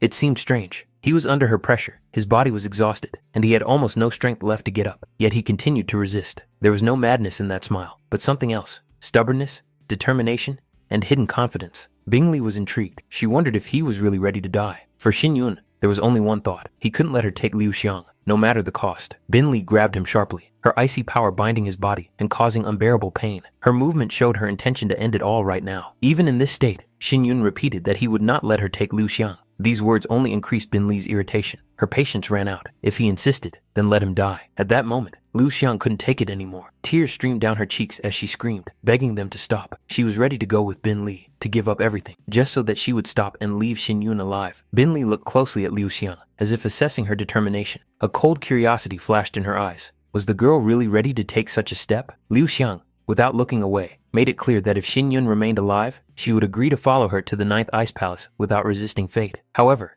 Bin Li only smiled slightly. There was no warmth or sympathy in that smile, only the certainty that the moment had already been missed. For her, the decision had been made in advance. Liu Xiang desperately demanded that she let Xin Yun go, but the pressure of the icy aura only intensified. Liu Xiang knelt down beside him, pressing him close to her. She called out to him, hoping he would wake up, but his eyelids remained motionless. Her heart ached with fear, and every moment seemed like an eternity. Bin Li calmly noted that he had only lost consciousness, but this brought no relief to Liu Xiang. Bing Li held out a small vial containing a clear liquid that could speed up recovery. However, Xin Yun was too weak to even take a sip. Then, Liu Xiang, without hesitation, took the medicine herself and, leaning over, passed it to him through a kiss, putting not only the power of the pill into it, but also her own despair. For a brief moment, even Bing Li was thrown off balance by this action, but she quickly suppressed her emotions and reminded them that there was no time left. It was impossible to stay here and wait for him to finally come to his senses. Liu Xiang begged for a little more time, at least a few moments with him. Deep down, Liu Xiang blamed herself for everything. If that strange, cursed blood hadn't flowed through her veins, nothing would have happened. If Xin Yun had tied his fate to her sisters instead of hers, he wouldn't be on the verge of life and death now. Guilt was eating away at her. She felt she didn't deserve his love or the place she had earned beside him. Her existence, it seemed to her, brought him only pain and danger. Leaning over him, she silently apologized for everything that had happened to him. At that moment, Xin Yun felt hot drops on his face. Liu Xiang's tears awakened his consciousness, and he slowly opened his eyes, as if emerging from darkness. His gaze immediately darted to the side, and his first thought was of Lin Bing Li. He still couldn't allow Liu Xiang to fall into her hands, but Liu Xiang quickly made it clear that he no longer needed to fight, at least not now. Even Bin Li confirmed this. Hearing this, Xin Yun couldn't believe what was happening. Only when Liu Xiang assured him that everything was fine did he understand the truth. She had promised to leave with Bin Li to save his life. This realization hit him harder than any attack. All the efforts, all the battles, and all the sacrifices seemed to collapse in an instant. Xin Yun knew that he would protect Liu Xiang at any cost, but she could no longer watch him die, shielding her with his body. Deep down, Liu Xiang also wanted to be the one to protect him, not a weak burden, but a support, even at the cost of her own freedom. Xin Yun didn't want to hear any more of this. Despair burst out, and he demanded that she not leave and sacrifice herself for him again. He was overwhelmed by a feeling of helplessness. Even in his second life, he was unable to protect the woman he loved. This thought tore him apart from within. Lao Xiang tried to calm him down. For her, Xin Yun was the only person in the world. Even if thousands of miles separated them, and even if fate never allowed them to meet again, her heart would always remain with him. Bing Li coldly announced that time was up. The moment of farewell had come to an end, and Liu Xiang had to leave. Xin Yun desperately tried to keep her with words. He begged her not to leave, to stay with him no matter what. For him, the very thought of parting was unbearable, as if something alive was being torn from his heart. However, the decision had already been made. Bin Li and Liu Xiang climbed onto the ice owl. The enormous creature made of pure cold spread its wings, and the air instantly grew colder. It was time to take off. Lao Xiang apologized to him once more. Even now, her heart yearned for him, and her desire to be near him had not disappeared. But she knew there was no other way. While it was still possible, they held hands, as if trying to hold on to the fleeting moment. But the distance between them grew inexorably. The cold air separated them more and more, until touch became impossible. Xin Yun, unable to restrain himself, shouted that he would come for her. He swore that one day he would enter the 9th Ice Palace and take her back, no matter what the cost. Until that day, she had to wait for him. It was not a promise. It was a vow burned into her heart. Liu Xiang agreed. She believed that day would come. She would wait as long as it took for him to come for her. In the next moment, the ice owl soared into the sky, carrying her away. When their silhouettes disappeared over the horizon, Xin Yun broke down. His rage burst forth, and he swore that the 9th Ice Palace would pay for everything that had happened today. He would not forget this debt. Under the rule of the Liu Yun dynasty, there were 5 main provinces. The capital of the northwestern province of Xifeng was the city of Darkwater. It was here that the Battle House elections were to be held this year, an event that would determine the fate of an entire generation. As the elections approached, the city of Darkwater filled with people. Participants, merchants, mercenaries, and spectators flocked from all provinces. The streets became noisier, the hotels were overflowing, and the air was thick with anticipation of great changes. Xin Yun sat in the carriage and stared silently out the window. In his hands was the very same good luck charm that Liu Xiang had made for him with her own hands, wishing for him to pass the Battle House elections and become stronger. His thoughts returned again and again to recent events. Every moment, every word, and every movement came back to him, giving him no peace. Even with the memories of his past life's power, he was forced to admit that he couldn't use even a fraction of that power now. He had lost to a cultivator of the heavenly spirit level, and that defeat was a painful reminder of his weakness.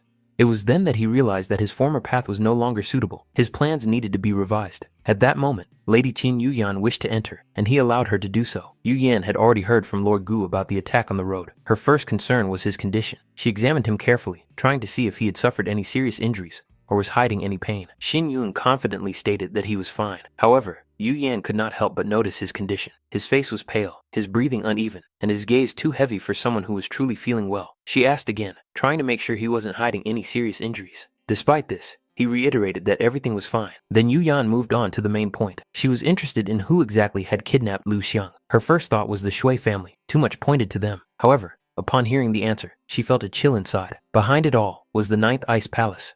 That name made her wary. Even the imperial family avoided direct conflict with the 9th Ice Palace. Their influence, power, and reputation made them virtually untouchable. Yu Yan couldn't understand why they had intervened. Xin Yun did not reveal any details, but he insisted that this information not be made public. He then gave her the method for improving the Staiyang pills, as well as the spiritual liquid. For any alchemist, this was a treasure that could change their entire life. Yu Yan was genuinely surprised by his decision to part with such things so easily. Xin Yun explained it simply. He thanked her for all the help she had given him recently and did not want to remain indebted to her. Yu Yan understood his position and accepted the gift. After that, he asked if there was anything else she wanted to discuss.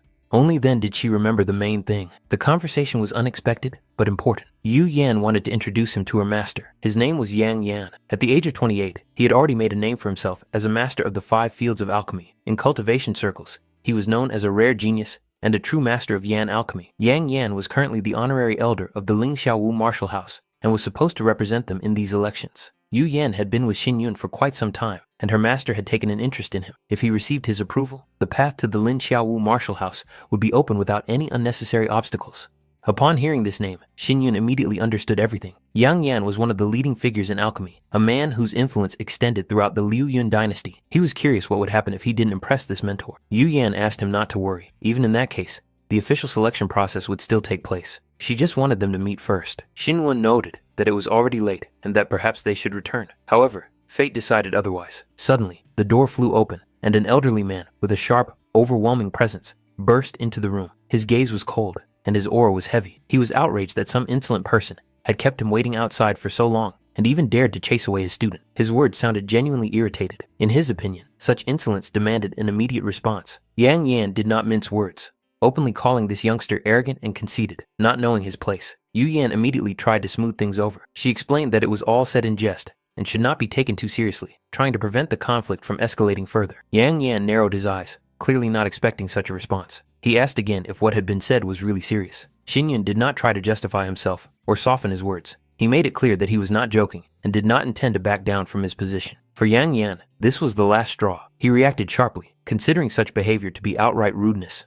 In response, Xin Yun calmly noted to himself that the master had been standing on the table ever since he burst in, and he couldn't help but wonder where his vaunted manners had gone. Yu Yan, noticing that the conversation was rapidly getting out of control, tried to intervene and smooth things over somehow. Everything was mixed up in her head. She had clearly asked her mentor to wait for the signal and not to show up early. Therefore, what was happening seemed completely illogical to her. Yang Yan, however, saw nothing strange in this. In his opinion, she had been absent for too long, and his patience had simply run out. The master raised his voice again, demanding an explanation for what the youngster was looking at. He was clearly offended by the feeling that he was being looked at without due respect, as if he were some insignificant old man. Xin Yun simply turned away, unwilling to participate in this childishness. Yang Yan caught this movement and concluded that the young man did not seem to want to join the Lin Xiaowu martial house at all. For Xin Yun, everything was crystal clear. The selection process for the martial house was based on strength and talent, especially in the case of Lin Xiaowu. If he was strong enough, the house would accept him regardless of anyone's recommendations. In such a situation, he simply did not need the master's help. Yang Yan smiled as if he had heard something funny. This guy's self-confidence seemed almost provocative to him.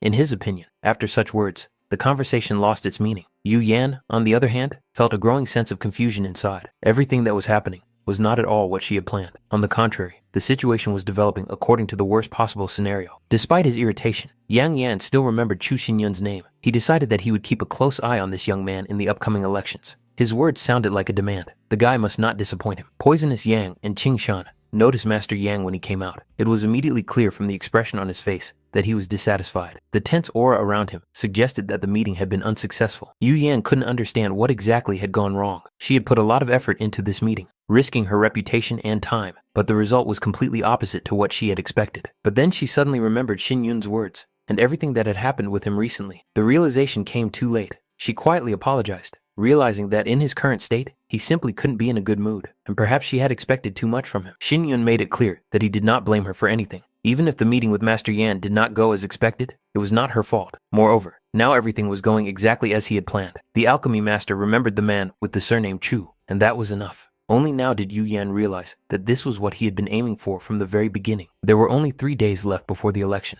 This time should be used to maximum effect. Xin Yun intended to devote it to cultivation and, ideally, make a breakthrough. If he failed to reach the spiritual level, the upcoming trials would be truly difficult. He thanked Yu Yan for her concern and care. Realizing that he needed to be alone now, the girl did not linger and soon left. The day before the election, the city of Dark Water was transformed. Merchants from all over the country flocked here, and from early morning, the streets were crowded. Shops and markets buzzed like a beehive, filled with voices, smells, and movement. Shen Yue stopped at one of the street stalls and decided to buy 10 donuts. She praised them with obvious pleasure. Soft, sweet, soaked in fragrant syrup. The taste was so rich that it made her want to try more. At first, the vendor thought that the lady was simply too generous with her praise. He even wondered if he could sell her that many at once. Chen Yue coldly asked if it was a problem to buy more if she wanted to. In response, the man simply showed her a fresh batch of donuts, neatly laid out separately. They were all intended exclusively for her. She noticed her subordinates glancing at the sweets. Chen Yue immediately made it clear that these donuts belonged to her. No one dared to even touch them without her permission.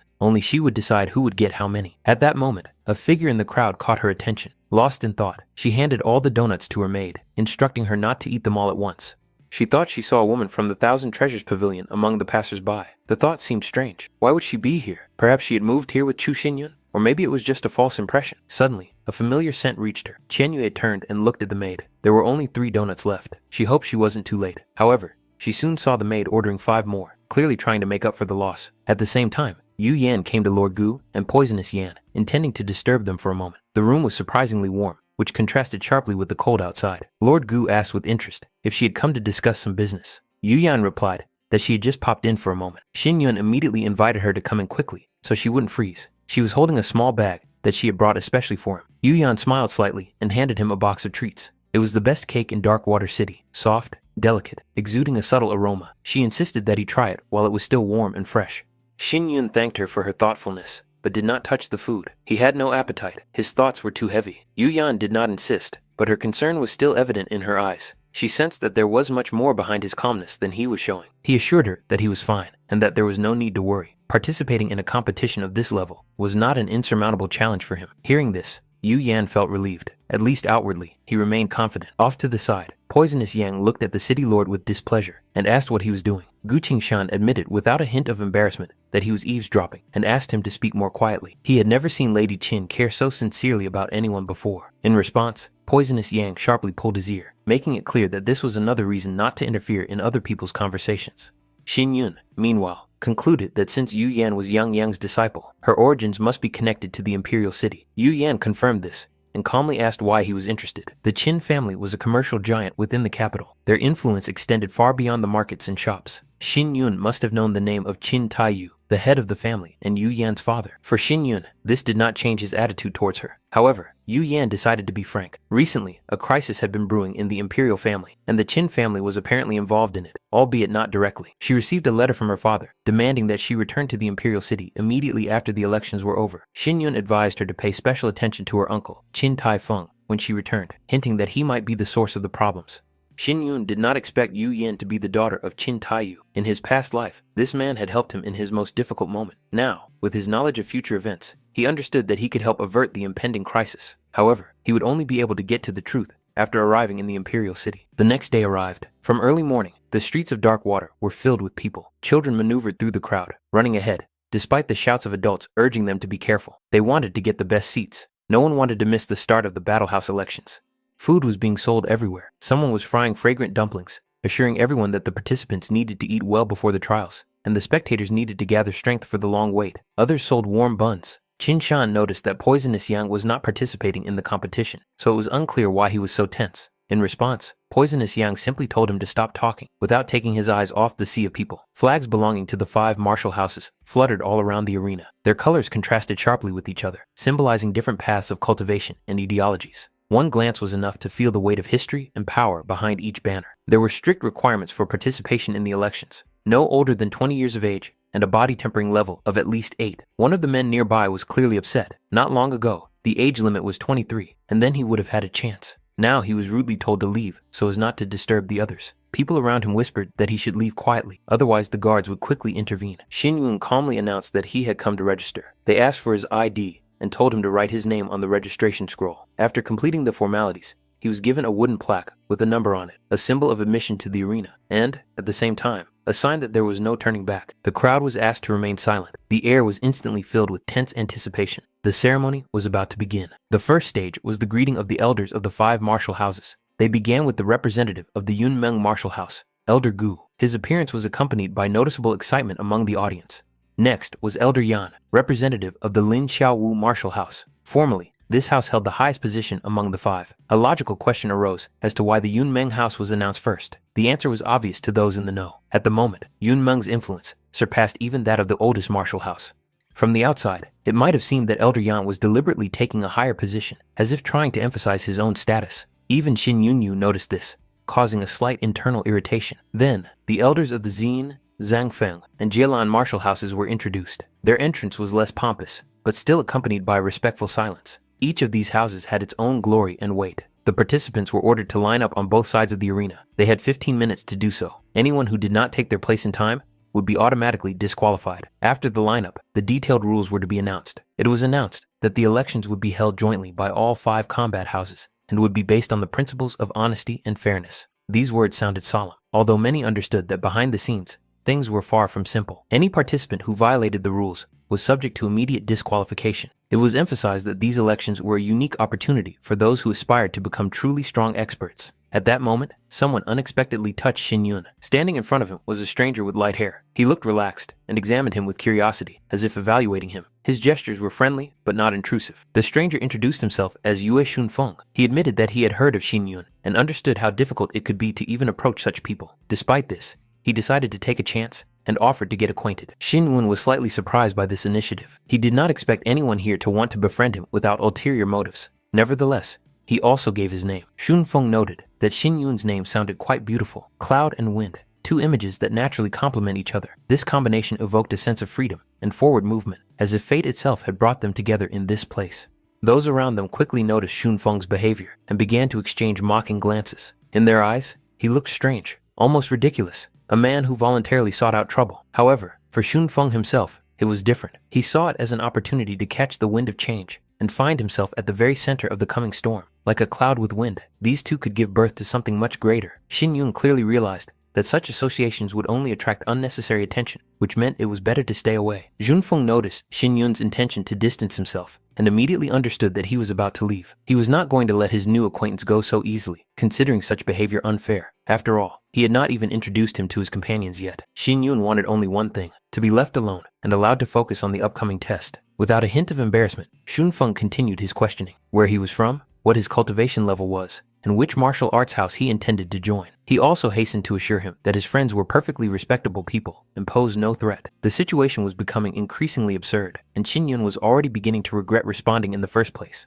At Shun Feng's call, two more people approached them. The man with green hair asked discontentedly why he had arrived so late, and the girl next to him smiled, deciding that he was simply frightened by the atmosphere of the arena and wanted to escape from the crowd. The girl coldly warned Shun Feng that it would be better for him not to get into trouble again. If he got into trouble, he would not receive any assistance from her. Shun Feng, in his usual manner, assured her that this time he would behave himself and even asked her to treat him a little kinder. Meanwhile, the man with green eyes looked closely at Xin Yun. His face seemed vaguely familiar to him. Shun Feng also picked up on this feeling and, without hesitation, named his new friend, Chu Xin Yun. However, Xin Yun himself did not recognize these people and could not understand where their feeling came from. Soon, everything became clear. The girl turned out to be Su Qizhou, a recognized genius from Darkwater City, and the man next to her was Lin Yichuan from Lantian City. Their names had long been known among cultivators, and meeting them could not be considered a coincidence. Xin Yun formally expressed his pleasure at meeting him, but it was clear from his face that he was not enthusiastic. Qizhou took him aside and quietly warned him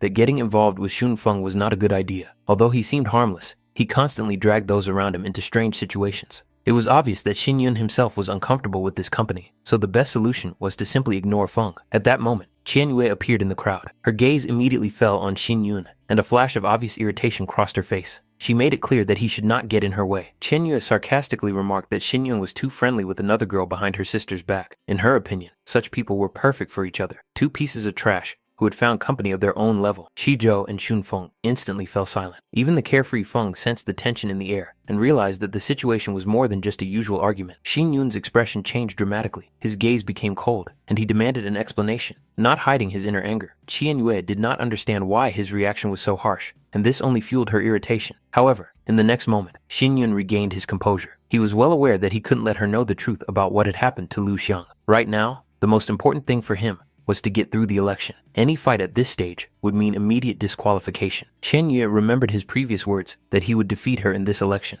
Now she noted with disappointment that he had only reached the spiritual level. In her eyes, this was clearly not enough. She also recalled that all his actions against the Shui family and all the commotion in Xifeng were just a pathetic attempt to distract her from her cultivation. Chen Yue was confident that she understood his intentions perfectly well, and they did not affect the power of the Shui family in the slightest. From her point of view, such tricks seemed naive and useless. Chen Yue called him pathetic with open contempt and declared that he was not worthy of the honor of participating in the martial arts house elections. In her eyes, Xin Yun was just a random figure, unworthy of even standing in the same arena as true geniuses. She was determined to personally make him feel the difference in power and status. Xin Yun asked coldly and menacingly if she was finished. His calmness only irritated her more. Chen Yue replied that it was too late for regrets and that she would show no mercy in the arena, whatever the outcome. There was no doubt about her intentions. She wanted to prove to him that he was just a frog at the bottom of a well, unaware of the true heights of this world. Xin Yun only briefly noted that he would wait, and in this calm response, there was a confidence that involuntarily made one wary. Shun Feng, of course, knew the genius of the city of Xifeng, Shui Qianyue. Rumor had it that she had a 4th level fighting spirit and 3rd level spiritual cultivation, which fully explained her arrogance and sharpness. Lin Yichuan couldn't believe that these two were connected by anything more than a chance encounter. It was hard for him to imagine what Xin Yun could have done to offend such a woman. Xin Yun treated it as a trifle and explained that it was all old business. In the past, there had indeed been rumors of a marriage agreement between the Shui family of Xifeng City and the Chu family. However, After the decline of the Chu family, the agreement was terminated without hesitation. A year ago, the young master of the Chu family had proposed, but not to the eldest lady of the Shui family, but to her younger sister, the daughter of a concubine. For Qian Yue, this was a crushing humiliation. The news quickly spread throughout the northwestern provinces, becoming the subject of discussion and ridicule. Later, this same young master of the Chu family suddenly rose to power, grew stronger, and managed to subjugate the entire city of Xifeng, which made the situation even more painful. Hearing this, Shunfeng finally pieced everything together. The surname Chu of his new friend and Qian Yue's words about her sister's actions behind her back made sense. Now it was clear that standing next to him was not just a participant, but the very young master of the Chu family, about whom rumors had been circulating for a long time. Soon, everyone was asked to quiet down. It was announced that, as usual, this year's elections would consist of 2 rounds. There were 10 shields in the arena, and the first round was to test the participants' innate talent and the degree to which they matched their own fighting spirit. The participants had to place their palms on the shields. The spiritual stones began to glow, and the result was displayed on a scale. The maximum possible score was level 9. Those who reached level 5 and above would be eligible to advance to the second round. Anyone who failed to reach this threshold would be immediately disqualified. Each participant had a tag with an engraved number. In the second round, pairs would be formed randomly, and losing the tag meant automatic elimination. Therefore, the participants were strictly reminded to keep them safe until the end. The first round was officially declared open. Participants with numbers 1 through 10 were ordered to enter the arena for testing. The tension in the air noticeably increased, and the eyes of the audience and elders focused on the stage, where the first true talents were to be revealed. However, the first 10 participants failed the test. None of them reached the required level. The next group, numbered 11 to 20, entered the arena. A low murmur immediately rose from the audience. Many began to discuss how this year's selection seemed much more rigorous than before. Nevertheless, most still believed that such a test could not be that difficult. Yu Yan was clearly puzzled. To her, this test seemed like nothing more than a compatibility check, and she didn't understand why such a simple condition would eliminate so many people at the very beginning. Yang Yan patiently explained that compatibility was the key indicator of talent. The deeper the connection between the cultivator and their fighting spirit, the higher their potential limits. In essence, the stronger the fighting spirit, and the better it is accepted and understood by its owner, the faster and more stable the growth of cultivation will be. Most viewers were accustomed to thinking that a high level of fighting spirit automatically made a person strong. However, the truth was much more complicated. Fighting spirit reflects innate talent, while compatibility shows how well a person understands and reveals that talent in practice. Only after a long wait did the first participant appear, who was able to pass the test. His result reached the 5th level. It was clear that talent alone was not enough. It must be developed, refined, and used daily. The higher the degree of understanding of one's own fighting spirit, the more significant the result. Lin Yichuan managed to reach the 5th level. His 3rd-class fighting spirit, the black-faced monkey, proved itself to be stable and confident. This clearly confirmed the rule. High compatibility and a deep understanding of fighting spirit directly affect the strength of a cultivator and the effectiveness of their techniques. In other words, those who possess a strong fighting spirit and know how to work with it correctly are able to rise significantly above the rest. Yang Yan was genuinely surprised that Yu Yan did not fully understand such obvious things, and even allowed himself to make a sharp remark. Yu Yan hastily smoothed over the situation, acknowledging her own inattention. Yue Shunfeng also reached the 5th level. His 4th-class fighting spirit, the red-eyed silver marten, showed good responsiveness, drawing approving glances from the observers. Su Qizhou surpassed them both, reaching the 6th level. Her 4th-class fighting spirit, a blue shining butterfly, manifested itself with extraordinary brightness and harmony. The audience was impressed. For the city of Darkwater, this was truly an outstanding result, fully confirming Su Qizhou's reputation as a genius. Shunfeng sincerely admired her superiority. Lin Yichuan acknowledged the result as worthy, and Su Qizhou herself just waved it off embarrassedly, clearly not wanting to get used to such praise. Qian Yue watched the proceedings with cold contempt. In her eyes, all these results seemed laughable. She considered those around her to be nothing more than frogs at the bottom of a well, and could not understand how the 6th level could cause such excitement. For her, such achievements deserved neither attention nor respect. Qian Yue confidently let Xinyan know that very soon he would realize the true difference between them, a difference that could not be overcome by effort or luck. Many participants also noticed her arrogance and immediately recognized her as the famous Shui Qian Yue. Her name had long been associated with strength, talent, and unconditional confidence in her own superiority. The judges again demanded silence. The participants were ordered to take their positions and prepare to continue the test. The tension in the air thickened. The real trials were just beginning. When it was her turn, the fighting spirit of the 4th class appeared in the arena. The water spirit fox, the translucent silhouette of the beast, swayed gently, as if woven from streams of water, radiating a cold but graceful aura. The audience immediately recognized the legendary genius, Shui Qian Yue. At that moment, the 7 spirit stones flashed one after another, without the slightest delay. The result was stunning. The 7th level. The arena was filled with the roar of admiring voices. Even experienced cultivators were impressed. The fighting spirit of the 4th class, combined with the 7-fold activation of spiritual stones. Such talent was exactly what the fighting houses were willing to fight for. Such strength, such harmony, and such appearance seemed perfectly suited for the role of a future star of any great clan. In the eyes of most viewers, there was no doubt the best of the best stood in the arena, at least at this stage of the trials.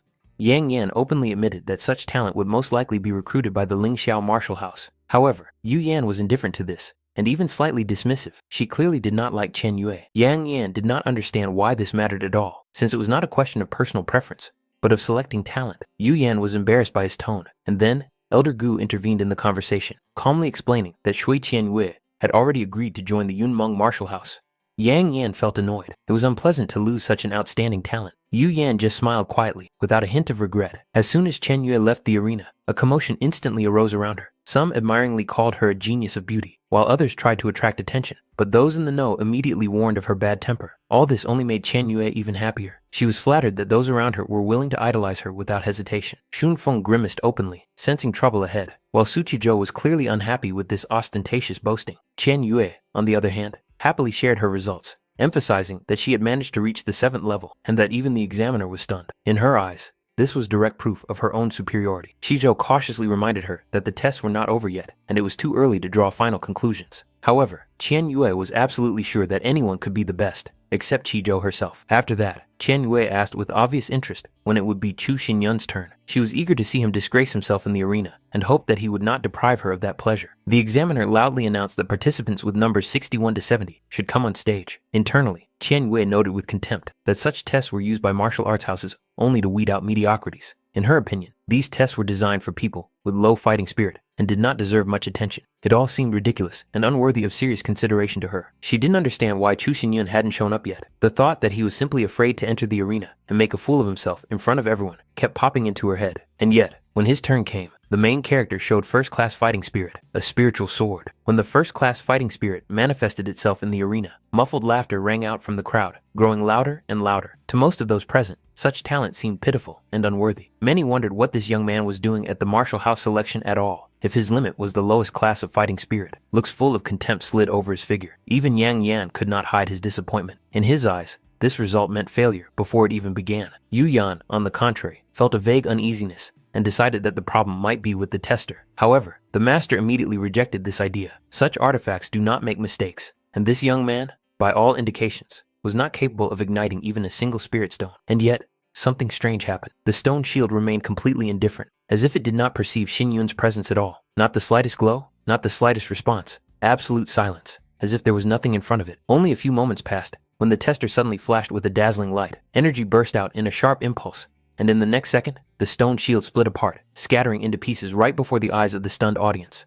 A dead silence hung over the arena. No one could understand what had just happened. Some, confused, suggested that the young man had reached the 9th level of compatibility. Others immediately rejected this, saying that the tester was simply incapable of measuring his score. In their eyes, this man's level was beyond all known scales, and such a spectacle had never been seen here before. It was truly incredible. Despite his first-class fighting spirit and lack of spiritual level, his compatibility and depth of talent were frighteningly high. It became clear to experienced cultivators that with proper training and resources, this young man was capable of growing into a figure who would one day change the very concept of power. Yu Yan struggled to hide her shock and glanced furtively at the master, as if seeking confirmation of what she had seen. Even Yang Yan, who was accustomed to rare miracles, was forced to admit the obvious. This guy was truly unique, and talents like this came along once in a generation, if not less often. Few great experts in history had been able to reach the 9th level of compatibility, and here, the tester had been completely destroyed. The examiner, recovering from the shock, sharply demanded an explanation, because the spiritual shield was intended exclusively for conducting elections. Xin Yun calmly expressed his regret, showing neither insolence nor panic. Yu Yan was about to intervene immediately and talk to him,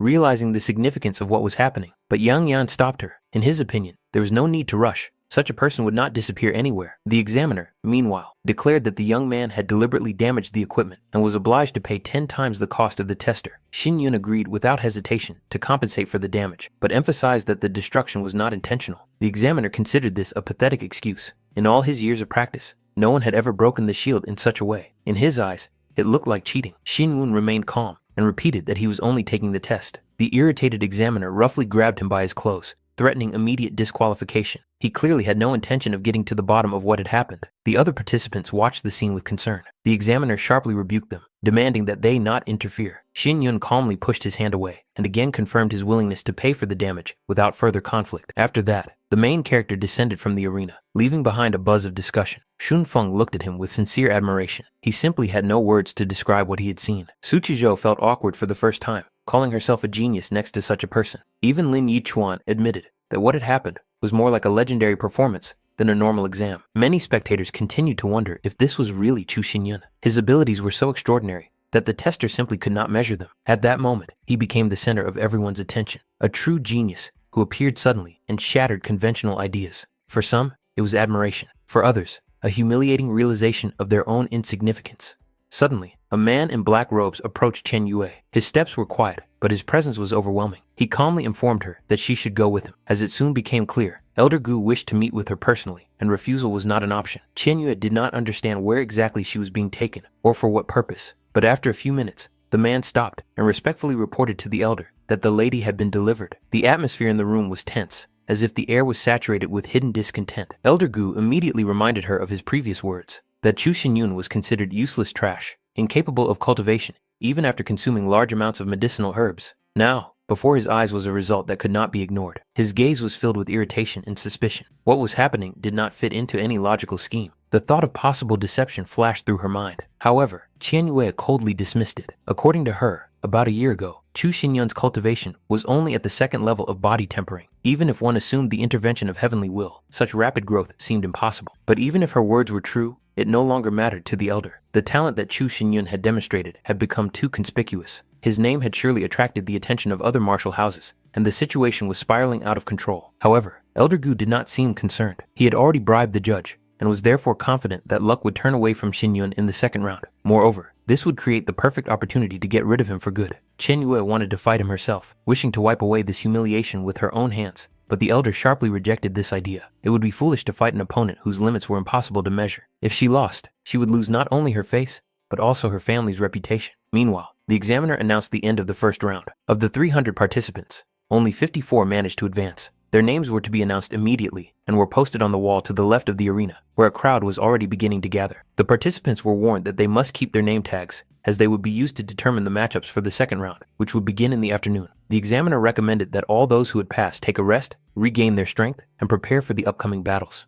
Shun Feng enthusiastically invited Xin Yun to have lunch together, mentioning that he had booked one of the best restaurants in town in advance. However, the main character politely declined, thanking him for the invitation and explaining that other people were waiting for him. Shun Feng, not losing his optimism, suggested meeting next time with friends. Poisonous Yang did not hide his admiration. In his eyes, the master had exceeded all expectations. Even the lord of the city acknowledged that the young patriarch of the Chu family was truly outstanding. Xin Yun himself did not dwell on this, merely noting that it was time to eat and regain his strength. Yu Yan thanked the master for the meal, trying to hide the inner turmoil that had not left her since the destruction of the tester. Xin Yun also intended to eat at this establishment, but one of the employees informed him that there were no more rooms available. The lord of the city reacted calmly, suggesting that they eat outside. At that moment, Yu Yan noticed Xin Yun and was about to call out to him, recognizing his familiar figure. But Yang Yan stopped her. The master still remembered their previous encounter, where this young man had seemed insolent and overly confident to him. His irritation had not subsided, and he did not want to see Xin Yun. At the same time, curiosity got the better of him. He was interested in why his student wanted to call him over in the first place. In his understanding,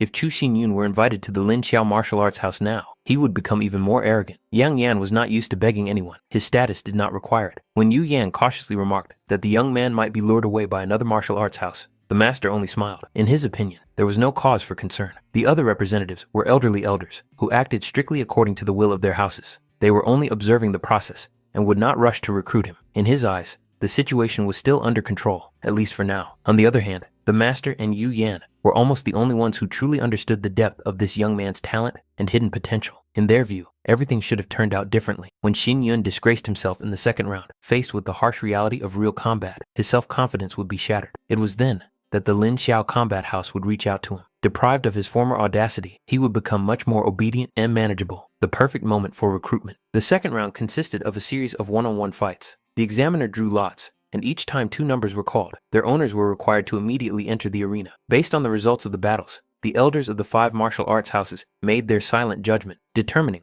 whether the participant was worthy of an invitation. The losers were eliminated without the right to return, and the winners continued on their way. The more victories a participant won, the higher their chances of not only advancing, but also gaining the right to choose the fighting house they wished to join. The tension grew as the examiner reached into the box of lots to draw the numbers for the first pair. The use of weapons was permitted in these fights, but killing was strictly forbidden. The first fight was announced immediately. Participants with numbers 46 and 27 were to enter the arena. The first was named Yue Shunfeng, and the crowd immediately came alive. Su Qizhou coldly remarked that if Shunfeng lost in the first fight, he shouldn't even dream of joining the martial arts house. In that case, he would have to leave Darkwater City and forget about ever meeting her. Shunfeng himself did not fully understand why she was so prejudiced against him. In her eyes, he was clearly underestimated. Shunfeng confidently entered the arena and saw his opponent demonstratively perform several moves, as if offering to start first. His movements were sharp but careless, like those of a man confident in his superiority. Despite his outward bravado, Shunfeng felt a slight uneasiness inside. His opponent's calmness alarmed him. He seemed too confident. When the examiner gave the signal to start the fight,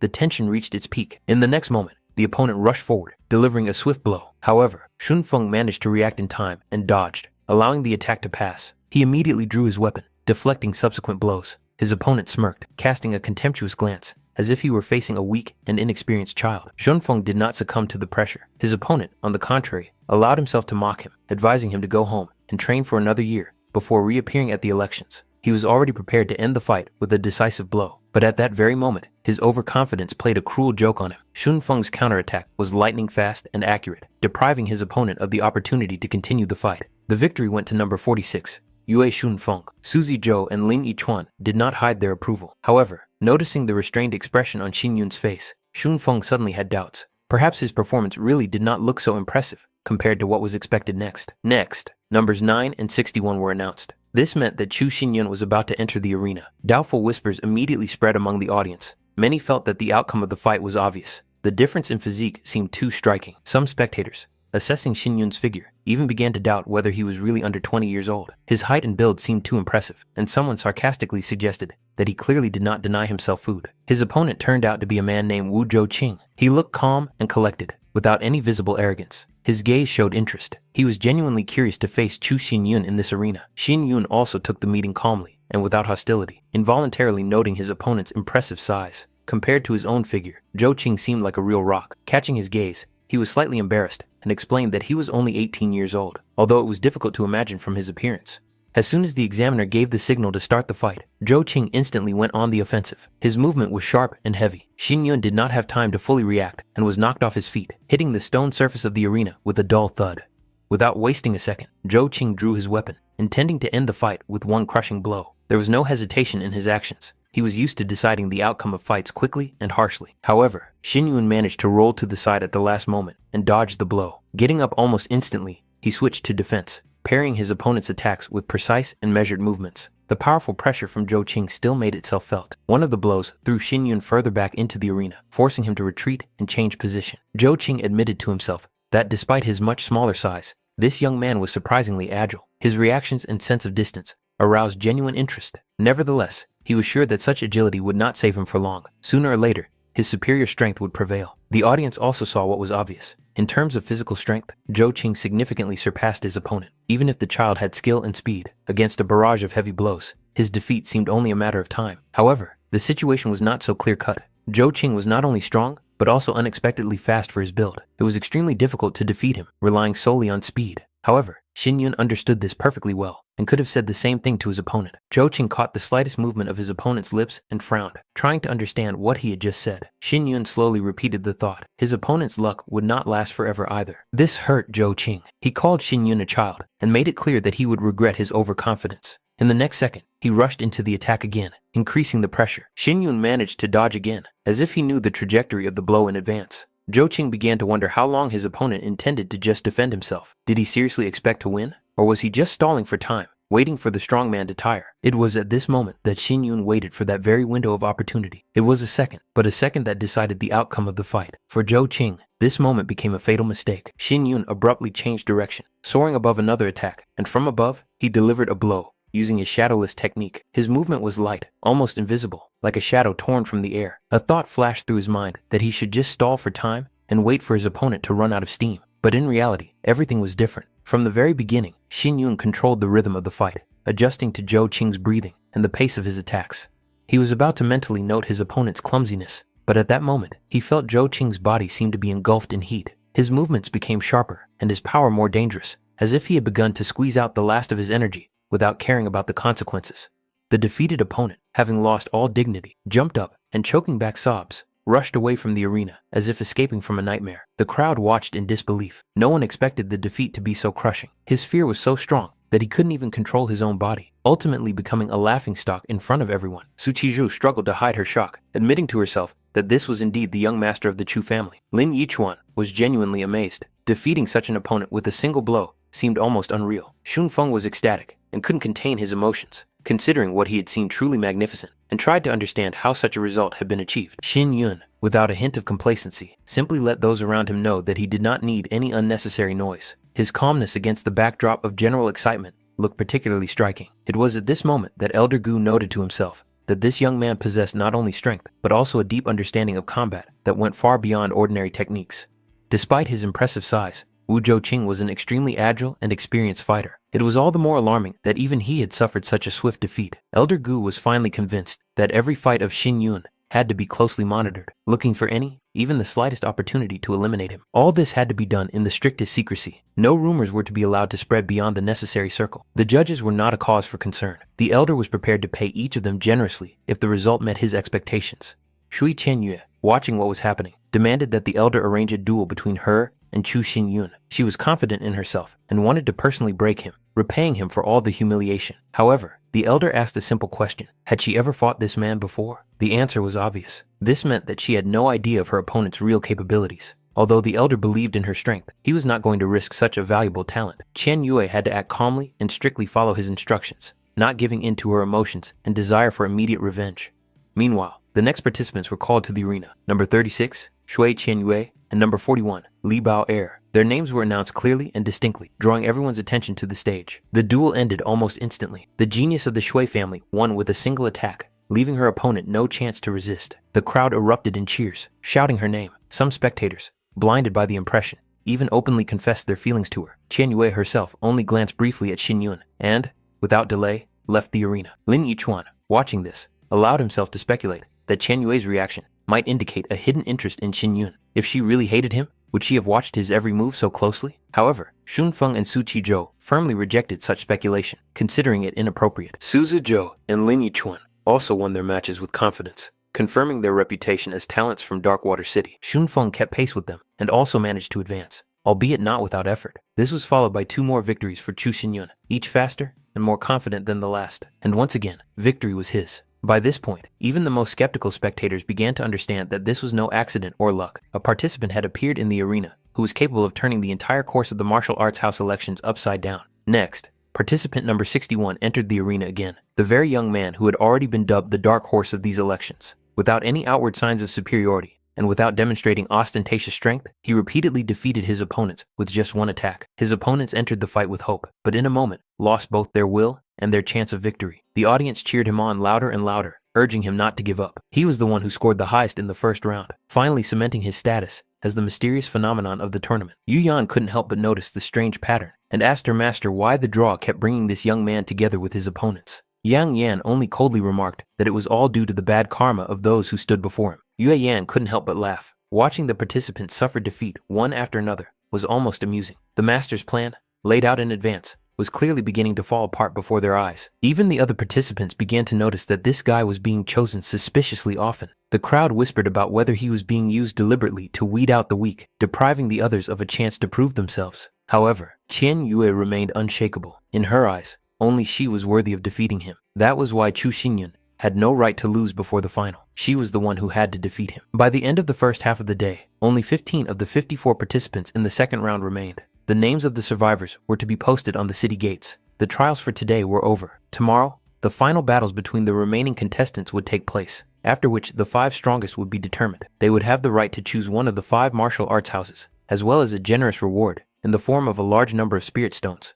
In addition, the winners would receive residences within the Imperial City, The rewards for this competition were more generous than ever before. As the participants left the arena, many involuntarily looked back at that very young man. Some remembered how they lost their composure in battle with him, and some were even brought to a humiliating state. These people did not even have the courage to look him in the eye. Poisonous Yang was the first to notice that someone was following them and warned the master. Xin Yun remained completely calm. There was no danger. It soon became clear that it was only Xun Feng. The main character stopped and made it clear that he was waiting for an explanation. Xun Feng looked slightly embarrassed. He admitted that Xin Yun had disappeared so quickly that he had begun to think that he did not intend to have dinner with them. Moreover, he did not even expect to see Xin Yun's companions here. Seeing no problem with this, Xin Yun invited all three to join them. He ordered the lord of the city to make preparations. Xun Feng couldn't help but notice the guard next to Xin Yun. His manner and appearance made him look more like the lord of the city himself than an ordinary escort. Xin Yun informed the Poisonous Yang that he was returning to the hotel. The old man was to go with the young man and pick up the others. When Xin Yun left, the Poisonous Yang coldly inquired why he was constantly hanging around the master. Xun Feng awkwardly explained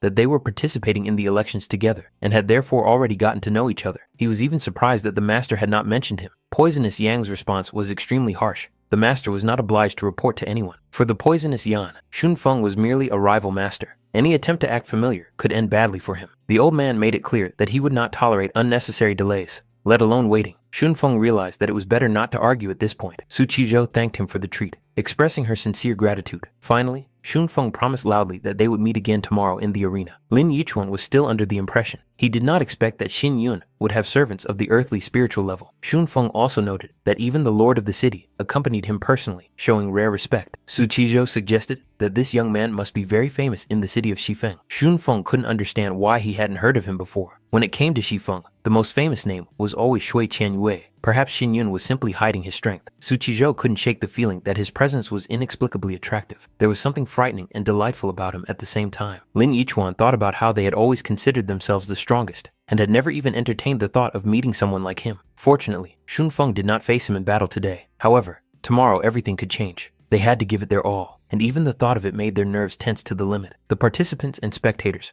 were solemnly welcomed to the final stage of the martial arts house selection. It was announced that in order to demonstrate the true power of the cultivators, all restrictions would be lifted for today's battles. The fights would continue until one side admitted defeat. Today would decide who would enter the coveted top 5 winners. The crowd could only watch and enjoy the spectacle, holding their breath. An unusually large crowd had gathered. This year's elections were considered to be much tougher than before, so the final battles promised to be truly exciting. However, along with the excitement, there was also anxiety in the crowd. If all restrictions were lifted, did that mean that someone could die right there in the arena? Formally, the elders were obliged to intervene at a critical moment, but no one could say for sure whether they would do so in time. Among the spectators, a child had climbed too high and called out to his father in fear. The lord of the city, hearing a familiar voice, turned around. Poisonous Yan asked in bewilderment how it was possible to allow a child to climb so high. The girl, without a trace of fear, greeted the old man cheerfully. This made Poisonous Yan feel uncomfortable. His self-esteem was noticeably shaken because at that moment, he felt for the first time that he was really perceived as an old man. In one of the early matches, participant number 150, Li Jiangfei, won. Li Jiangfei was considered a famous talent in Jiangxi province. He possessed the cultivation of the first spiritual level and the fighting spirit of the Black Raven. Throughout the competition, he acted calmly and deliberately, preferring to disarm his opponents rather than engage in protracted clashes, which made his style particularly dangerous. Number 131 was Long Zhu, one of the strongest figures in Haidong province. She had reached the second spiritual level and was known for her use of hidden weapons. Rumor had it that she came from a poisonous clan, and her fighting spirit remained a mystery, which only added to the tension surrounding her name. Number 224 was Shuilin Shuang, who had managed to defeat Lin Yichuan. Shuilin Shuang came from the famous Shu family of Qiliu province. Since childhood, she had trained at the Lin Xiao martial arts house and had already reached the second spiritual level. Her rare fighting spirit, the Mirror Moonflower, gave her attacks a cold, almost unreal beauty. In the first round, all three lit 6 spirit stones. With the exception of Chu Xinyun and Shui Qianyu, they were considered the most formidable figures in this election and potential winners. Xun Feng admitted with surprise that he had always considered Long Zhu to be a man, and only now realized that he had been mistaken. Xin Yun, with a cold expression on his face, made it clear that such talk was inappropriate, as they were all rivals. Was Xun Feng already ready to admit defeat? However, he only smiled. He had said this because he was going to win. For Xun Feng, it wasn't just about the competition. He sincerely wanted to befriend Xin Yun, believing that the exchange of resources and information was an important part of a cultivator's path too. However, Xin Yun remained indifferent. He had nothing to share and was not interested in discussing the other participants. For Xunfeng, this attitude seemed unthinkable. Information was the key to victory. Knowing the strengths and weaknesses of one's opponents often determined the outcome of a battle before it even began. Without this knowledge, the path to the top became much more dangerous. Su Qizhou abruptly shut Xunfeng's mouth, making it clear that he should stop. Young Master Chu made it clear that he was not interested in such conversations. At that moment, the next match was announced. Number 61, Chu Xinyun, against number 46, Yue Xunfeng. As soon as Xunfeng stepped into the arena, he was overcome by a strange feeling. An irresistible urge arose within him to simply admit defeat and leave. The pressure emanating from Xinyun was almost palpable and robbed him of his confidence. Lin Yichuan and Su Qizhou watched the scene with disappointment. It seemed humiliating. The crowd jeered and shouted, demanding that the coward leave the arena immediately. Xunfeng felt truly sorry for him. He understood perfectly well how great the gap between him and Xinyun was, and it weighed heavier than any fighting spirit. However, Xinyun unexpectedly stopped him and calmly made it clear that there was no need to be afraid in this fight. For him, it was just a normal training session, one of many that cultivators go through. Xunfeng should cast aside his fear and treat it the same way. Only then could the fight truly begin. These words had an effect. The tension that had been holding Sun Feng back gradually dissipated. His gaze became clearer, his breathing evened out, and his body finally obeyed his will. Xinyun even allowed him to attack first. Moreover, he gave him 3 attempts. Xunfeng, slightly embarrassed by such generosity, warned that he should not be blamed if he lost too quickly. The first strike was sharp and decisive. Xunfeng put everything he had learned over years of training into it, leaving no room for doubt.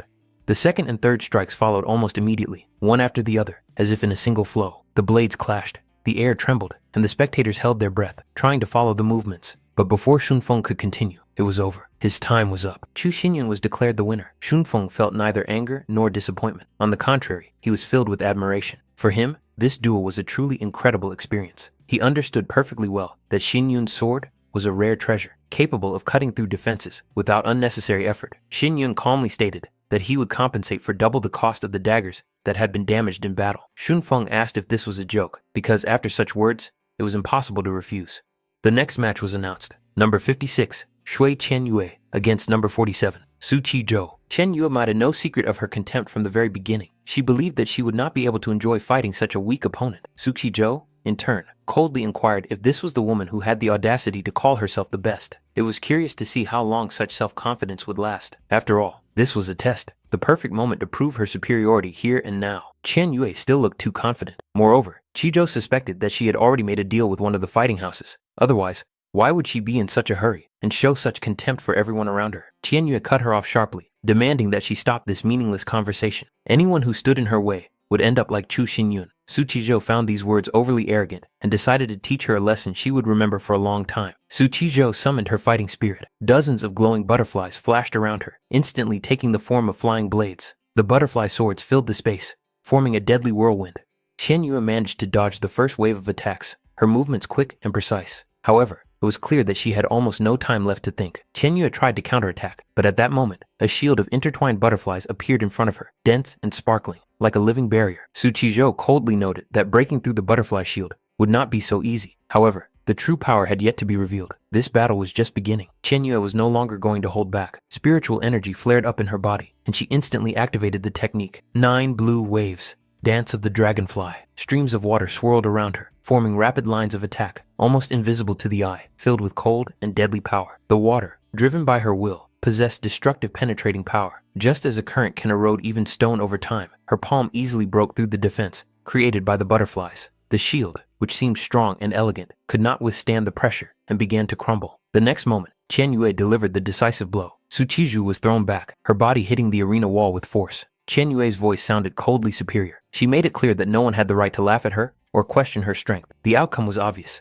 Su Qizhou had been defeated. What's more, her opponent had used the 9 blue waves technique, which caused a real stir among the audience. Rumors circulated that Shui Qianyue had acquired an ancient martial arts book from a mysterious old man. It was from this manuscript that the move she demonstrated in the arena originated. Su Qizhou could not hide her irritation. She was tormented by the thought of why this mysterious old man had sold such a valuable technique to Qianyue. Why had luck passed them by? However, there was no time for regrets. The next battle was announced. Li Jiangfei against Chu Xinyun. The organizers clearly had no intention of giving the participants a break. Li Jiangfei's weapon was a composite bow that could be split into 2 deadly blades at any moment. Li Jiangfei entered the arena confidently and calmly. He was determined to fight at the highest level and warned everyone in advance to watch his movements and signals. This fight promised to be spectacular. Opposite him stood Chu Xinyun, contestant number 61, the one who had already begun to be called the dark horse of these elections. From the very beginning of the fight, it became clear that Xinyun possessed talent and strength that went far beyond the ordinary. His movements were precise,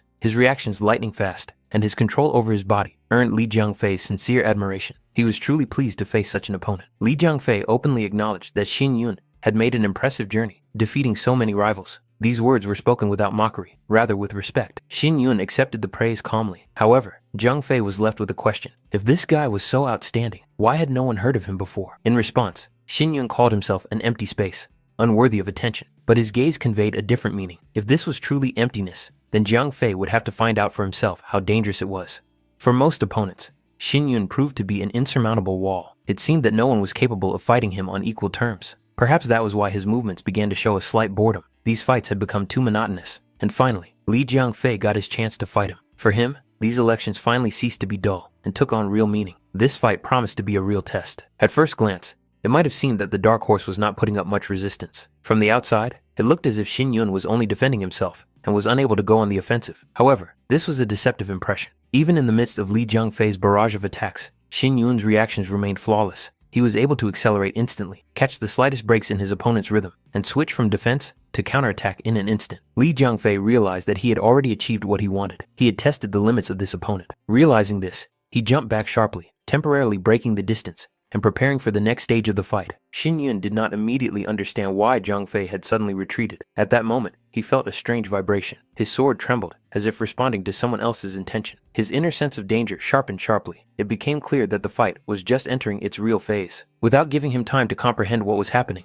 Jiang Fei rushed back into the attack. His movements were swift and precise. He coldly reminded him that during combat, one must not lose concentration or forget about one's surroundings. His true goal was not the opponent's body at all. He intended to sever the connection between the fighter and his weapon, depriving Xinyun of his main advantage. Now it became clear why Jiang Fei was famous for his ability to disarm his opponents. He attacked not strength, but control, destroying the foundation on which his opponent's fighting technique was based. However, Xinyun had no intention of falling victim to this tactic. He instantly realized his opponent's intention and smiled inwardly. Such tricks were only effective against those who relied solely on their weapons. In the next moment, Jiang Fei himself found himself in an awkward position. His body suddenly jerked, as if he had encountered an unexpected recoil. Control over the rhythm of the fight began to slip away. Energy shells rained down from above, dense, heavy, filled with destructive power. They cut through the air with a dull whistle, forcing him to retreat or take the blow. But Xinyun acted differently. He sharply closed the distance and literally appeared in front of Jiang Fei. A flash of confusion crossed the latter's eyes. The attack should have worked. He was sure that he had already got his opponent. Had Xinyun sensed the threat before it had even materialized and reacted instinctively? Xinyun openly acknowledged that Jiang Fei's ability was remarkably accurate and dangerous. Breaking the connection between a fighter and their weapon could indeed destroy their combat power in an instant. But this technique had a serious limitation. It only worked on those whose control of their weapons was superficial. For warriors with true control, for those who perceived the blade as an extension of their own body, such tactics were useless. Suddenly, Xinyun felt a sharp, burning pain in his neck. He realized too late that a thin needle had been inserted into his skin. His body reacted instantly. His legs buckled, and he crouched sharply, trying to keep his balance and not collapse onto the arena floor. The audience was stunned. No one understood where this attack came from or what exactly had happened. Questions and anxiety flashed in their eyes. Yu Yan couldn't take it anymore and asked the master what it was. Xinyun already realized the seriousness of the situation. The needle was too close to vital points. If the poison spread, it would inevitably affect vision and hearing. The examiner, not understanding the full depth of what was happening, cautiously asked if this meant the end of the fight. He was about to announce the winner, but Jiang Fei's sharp shout silenced him. Jiang Fei openly expressed his dissatisfaction. Couldn't this fat man see that the fight was not over yet? At that moment, Xinyun clearly felt his body beginning to lose sensitivity and his reaction slowing down. Jiang Fei unexpectedly contacted him through spiritual transmission and asked if he could hear him. Receiving a faint response, he ordered the attack without hesitation. Despite his deteriorating condition, Xinyun obeyed. His body moved almost automatically, relying not on strength, but on years of combat experience.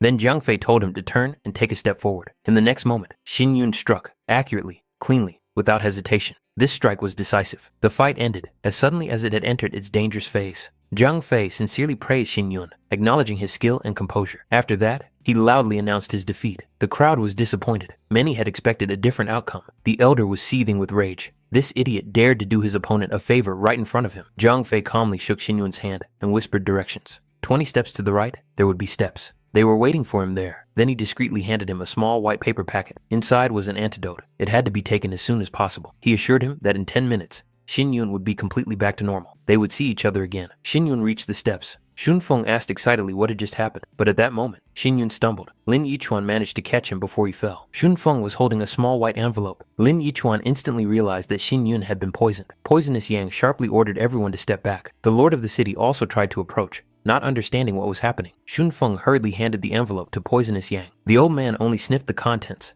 and his expression changed dramatically. His gaze slowly rose and fixed on the wall where the elders were standing. 356. Yu Yan quietly asked her mentor if he had noticed what had happened in the arena. To ordinary spectators, it looked like an accident or the result of a fight, but to an experienced eye, it was obvious. Someone was deliberately looking for an opportunity to eliminate Xin Yun. 357. The elders had undoubtedly seen it too. However, they chose to turn a blind eye, and this was no accident. Xin Yun's talent was so frightening that it aroused envy and hidden hostility. Formally, what was happening still fell within the framework of a competition between participants. Li Jiangfei's reaction clearly showed that he knew much more than he was letting on, but he did not expect such a development at that particular moment. In such a situation, the elders acted according to their usual pattern, not to interfere. They allowed events to take their course as if nothing unusual had happened. After all, any intervention would have forced a thorough investigation of all participants, which would have meant stopping the election. None of the elders had enough power to take on such responsibility. Even after hearing the master's explanation, Yu Yan couldn't accept it. The mentor coldly replied that the foolish girl should learn to think more broadly and gestured for her to follow him. Yu Yan asked in surprise if they were not going to Xin Yun.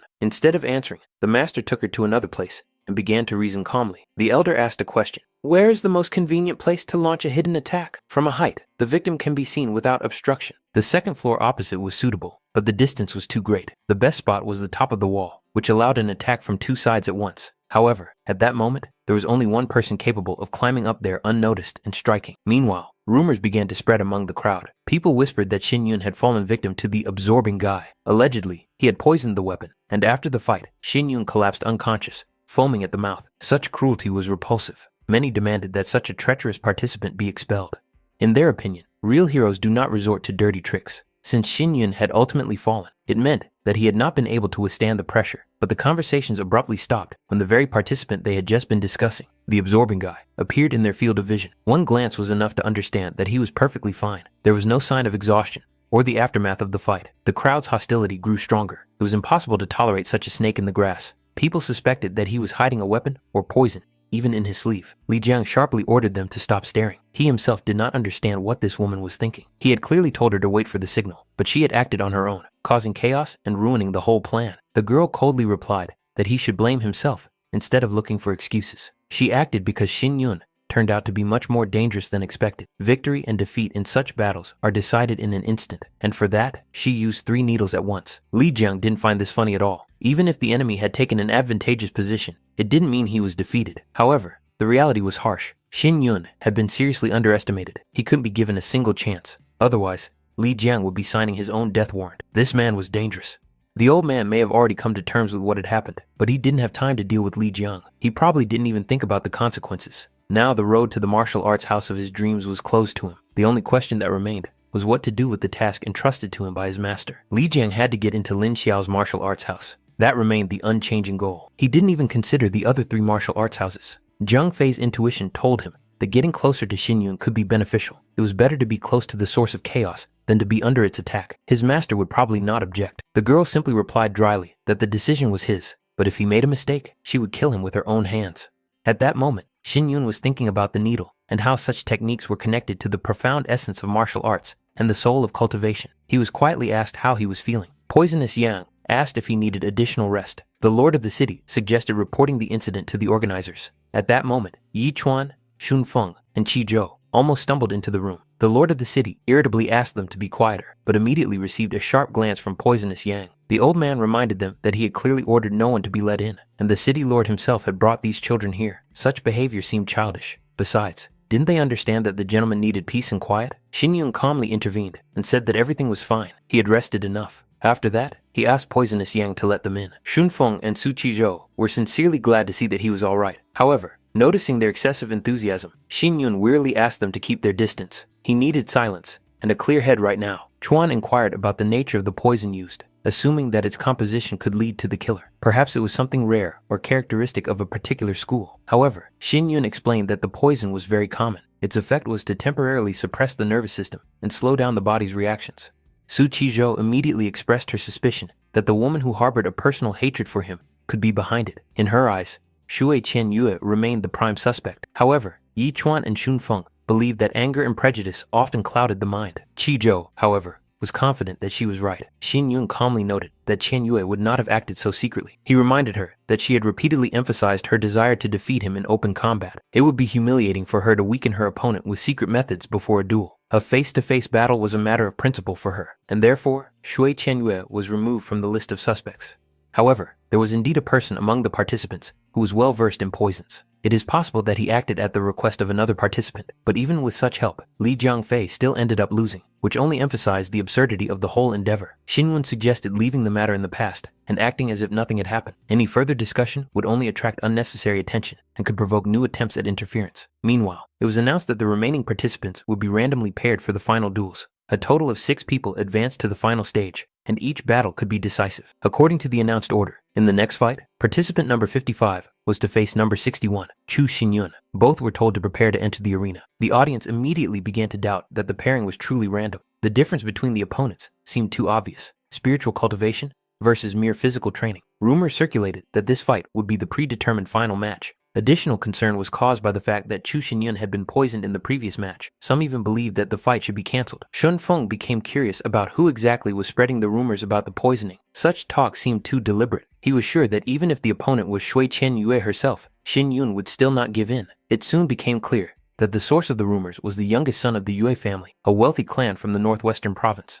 One of the participants sarcastically remarked that only a blind man could believe in the victory of physical training over spiritual cultivation. He openly stated that Shui Qianyue was too strong to be underestimated. Xun Feng, on the contrary, was completely confident in his friend and even offered to bet on the outcome of the fight. Shui Qianyue believed that the time had come to finally end their feud. Xin Yun, in turn, decided not to use a sword for the sake of complete honesty, relying only on his own body and technique. These words only angered her more. In her eyes, it looked like outright contempt and mockery, as if he did not consider her a worthy opponent at all. Unable to contain her rage, Shui Qianyue rushed into the attack first, using the sea wind strike technique. The stream of force cut through the air, but Xin Yun managed to dodge, avoiding a direct hit. At that moment, she realized something strange. He was not reacting to her attacks any faster than usual, but each time he was exactly where the blow was no longer coming from. It was confusing. She couldn't understand why her attacks kept missing their target. A disturbing thought flashed through Shui Qianyue's mind. It seemed as if he could read her movements in advance, as if he could see right through her. Xin Yun calmly asked if she was really fighting seriously, thereby hurting her pride even more. It seemed as if she was either deliberately stalling for time or simply warming up, testing her opponent's limits.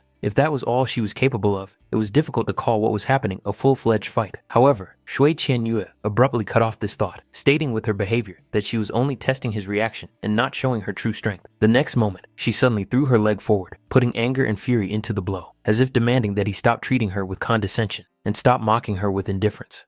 The audience also noticed that Chu Xinyan looked frankly bored. From the outside, it seemed as if he was about to yawn. Shui Qianyue's pressure weakened, and the fight increasingly resembled an awkward commotion, far from the level of an elite competition. No one understood where her former formidable reputation had gone. More and more people began to suspect that she was deliberately holding back. After all, if she really wanted revenge, what was happening seemed strange. It was more like a one-sided beating, but not his. At that moment, Shuilin Shuang approached the group of spectators and coldly reminded them that it was often the dirty dogs who judged others by their own standards.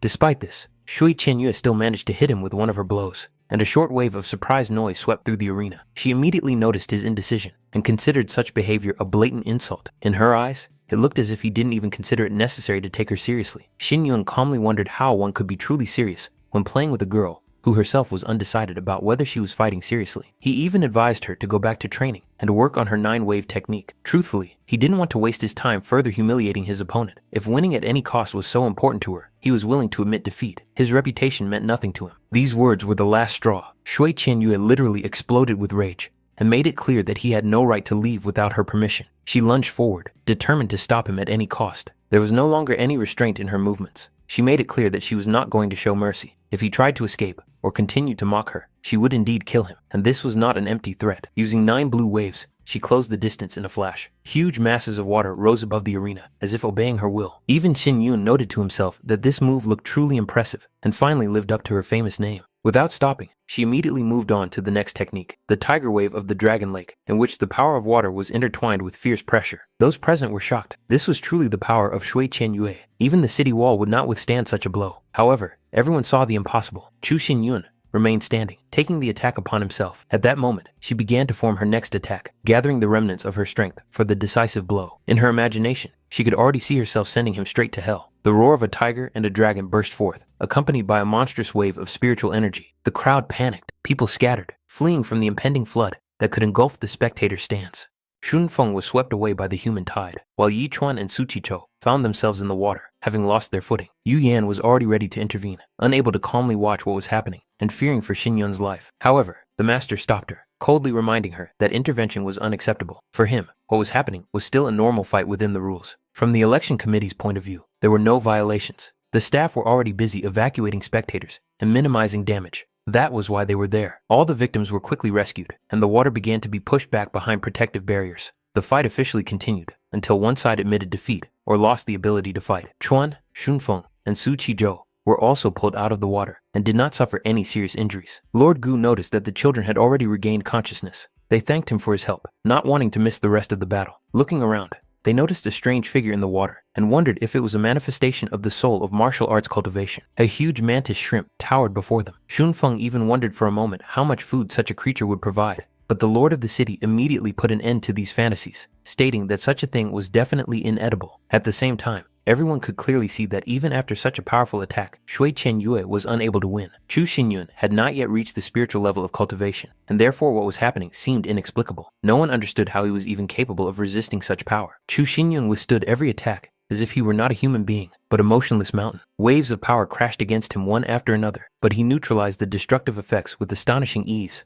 not allowing the energy to get out of control. To the spectators, it seemed almost impossible, as if the elements themselves obeyed his will. Shui Qianyue couldn't comprehend what she was seeing. The longer she watched his movements, the more her sense of unease grew. She recognized familiar elements in them, too familiar. At one point, it seemed to her that he was using her own technique, and that thought hit her harder than any defeat. Could he really understand and reproduce her movements right in the middle of a fight? It seemed absurd. She had spent countless hours exhausting herself with training, shedding blood and sweat to perfect this technique, and now someone was just copying her. She had entered the arena with a single goal: to crush him once and for all, to wipe away the last traces of his dignity. But reality cruelly mocked her intentions. Everything turned out the opposite, leaving her as the loser. During one of the exchanges of blows, part of her clothing was torn by the force of the counterattack. This was the final humiliation, not so much physical as symbolic. She refused to believe what was happening. In her mind, Chu Xinyun had always been trash, a man with no future, no talent, no right to stand next to her. But the person standing in front of her now had nothing in common with his former self. This was a completely different Chu Xinyun, calm,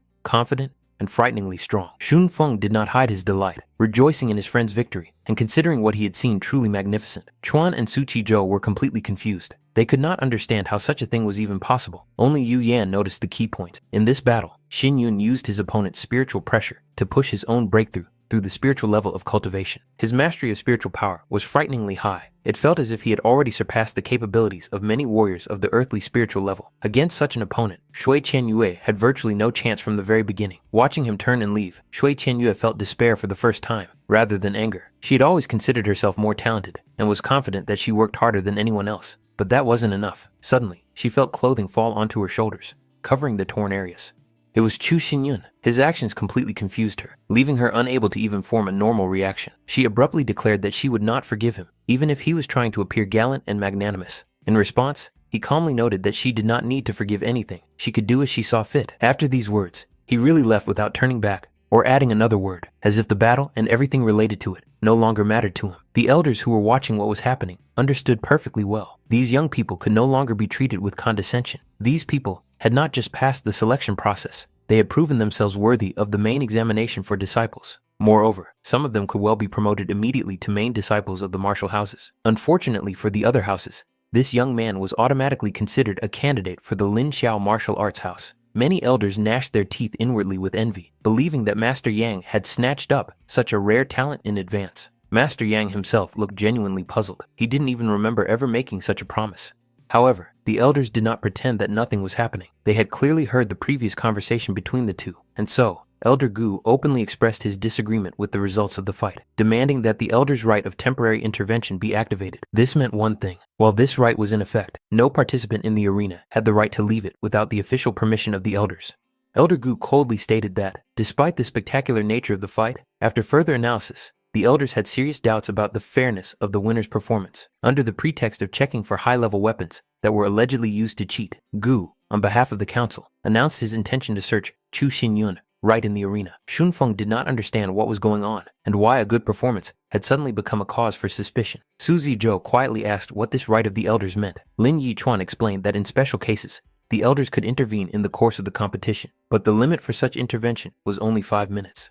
This was a bad sign, a very bad sign, but to intervene now would only aggravate the situation and create even more problems for Xinyun. Yu Yan tensely asked Master Yang why he was silent. He just narrowed his eyes thoughtfully, as if he had seen the balance of power for the first time, and muttered something about how sometimes mice cease to be mice. Chu Xinyun calmly apologized for his possible harshness, and remarked that if the elder doubted his victory, he should check all the previous winners, instead of publicly humiliating one participant. He added that it would be much more useful to improve the selection system itself than to put on a show in front of the crowd. However, Elder Gu dryly reminded him that he had no right to refuse the test. In the next moment, restrictive shackles filled with spiritual power closed around Chu Xinyun's wrists. The elder coldly stated that this youngster had no right to comment on the election process. He never showed leniency to insolent, arrogant, and disrespectful young people. He called it just a warning. In response, Xinyun calmly asked why they were even pretending if the decision had already been made. In fact, Elder Gu had long planned to remove him from the competition. He had simply expected Shui Qianyue to handle it. When even she was defeated, his rage took over. Secret formations under the arena had already been put on standby. Now he could be accused of anything. Formerly, it looked like a joke on the part of the Shui family against an unknown youngster. But after what he saw, the elder realized that this guy was dangerous. Too calm, too confident. His level did not match the strength he demonstrated. He turned what was considered impossible into commonplace.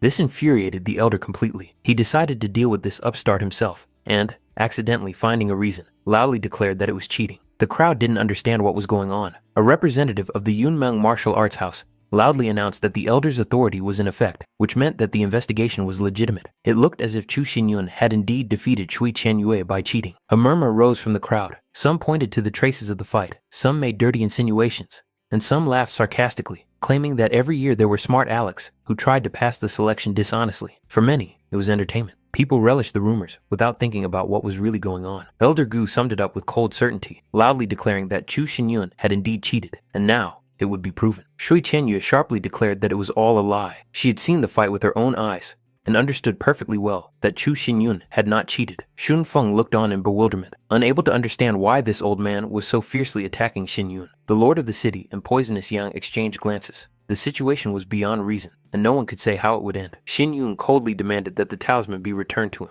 Elder Gu smiled and replied that it was key evidence of deception, which meant it would be confiscated and kept until the elders made a decision. At the very moment when Gu tried to hide the talisman, a sharp whistle sounded. No one even had time to blink. The elder's finger was severed with a clean, cold blow. Chu Xinyun's sword pierced the stone of the arena. Next to the blade, pressed against the ground, lay the very talisman. Elder Gu roared with pain and rage, calling Xinyun a rude little monster. He declared that this youngster did not even realize the consequences of attacking an elder of the martial house.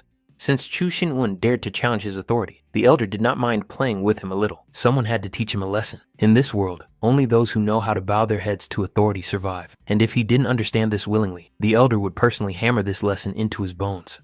Someone in the crowd whispered that it would be easier to just kill him right there. The elder attacked, but Xinyun's sword met the blow, blocking it. Gu frowned and reluctantly admitted that this guy's weapon control was indeed at a high level. Xinyun, breathing heavily, asked if he was really being asked to bow down to such an unscrupulous, rotten authority, to an authority that cheats and then demands obedience. Was this really how an elder should behave? Gu replied coldly, "That is power." As they spoke, a wave of spiritual power passed through Xinyun's body. There was a crack, and the restraining technique that held him apart fell apart. Even Elder Gu lost his composure for a moment. The price was high. Xinyun had expended too much spiritual energy. His legs buckled, and he collapsed to one knee, leaning on his sword. The elder, with a grim expression on his face, acknowledged that the ability to break such a technique was incredible. Perhaps this guy really was a rare talent, but that was precisely why he was dangerous, because he dared to challenge the heavenly spiritual level. A new formation flared up behind Xinyun. The restraining technique was much more powerful than before, as if the arena itself had decided to crush him. Arrogance must be punished. Elder Gu decided to show him mercy and end it here and now.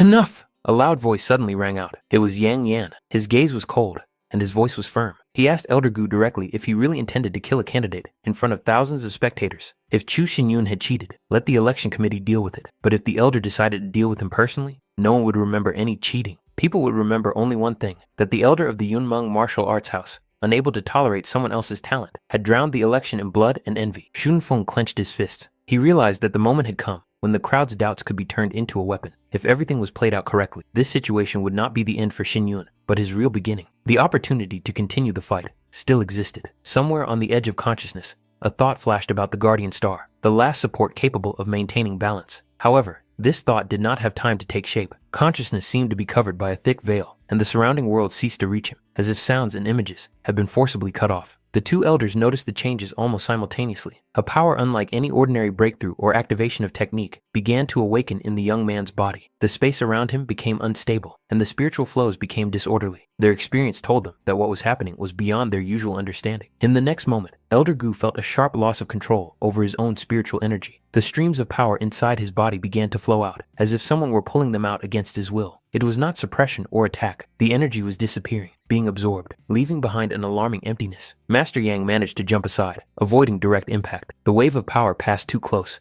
and he was almost swept away. Even a cultivator of his level could not afford to be careless in such a situation. He tried to comprehend the source of what was happening, but everything pointed to something extremely dangerous and rare. Anxiety grew among the observers. Chen Yue couldn't understand what was happening, and whether it was possible to stop it, or whether it would lead to the death of someone present. Elder Yang himself hoped that intervention could still change the course of events. Poisonous Yang noticed how the master unwittingly came into contact with an alien spiritual energy, but he could not determine its nature. Lord Gu was completely confused, not realizing how the young man was capable of such a thing. One thing he understood clearly: if something happened to Master Chu, the consequences would be unacceptable. Soon, everyone felt something different, a pressure unlike any known aura. It did not press harshly, but penetrated to the very core, causing hearts to shrink and wills to tremble. There was only one type of spiritual pressure in the world capable of eliciting such a reaction, even in the strongest. It was a pressure that even those accustomed to commanding others instinctively bowed to. It was the royal spirit. The will of a true king allows no equals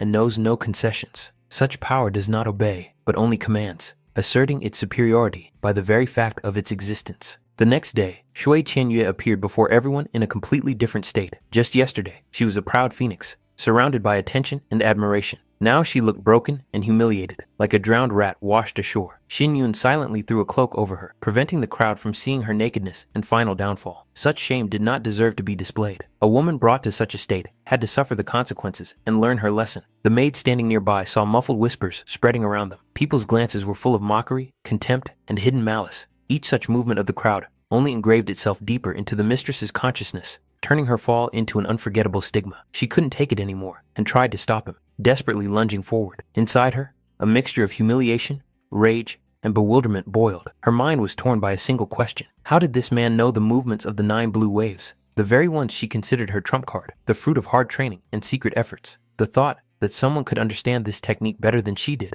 was unbearable to her. The truth turned out to be even more cruel. It turned out that he was the mysterious old man from whom she had purchased the martial arts manual. The book, on which she had pinned such hopes, was not originally something outstanding, just a rough draft that required deep understanding and constant refinement. It was not useless, but it was far from perfect. It all depended not on technique, but on the person using it. She had only one choice left: to admit that her diligence was still not enough, and that the path to true mastery begins where self-confidence ends. Qian Yue was completely crushed. Disappointment overwhelmed her with such force that she felt a sharp desire to simply give up everything, to cast aside her honor, pride, and even her own ambitions. It seemed to her that Chu Xinyun had not simply defeated her, he had played with her, methodically destroying everything she believed in. At that moment, the maid rushed around the residence, trying to find her mistress, feeling that what had happened was too much of a blow for her. The maid was overcome with anxiety. She understood that for her mistress, this could be the most painful defeat in many years. Moreover, memories came flooding back. The last time Qian Yue had cried so inconsolably was for the same reason, because of Chu Xinyun. While the maid was lost in these thoughts, cries full of malice and despair came from the depths of the chambers, filled with curses and threats directed at the man who had become the source of her humiliation. The situation was painfully reminiscent of events 6 years ago. Back then, on a rainy day, on a deserted street, the young Chen Yue had cried just as desperately. The maid still remembered the moment when, seeing her mistress's tear-stained face, she tried to understand the reason for her tears. At that time, Chen Yue sincerely believed that their connection with Chu Xinyun was broken forever, and this realization seemed like the end of the world to her. It was after that incident that her mistress fell seriously ill. The illness seemed to erase part of her past, and when she recovered, her memories of Chu Xinyun had disappeared. In those days,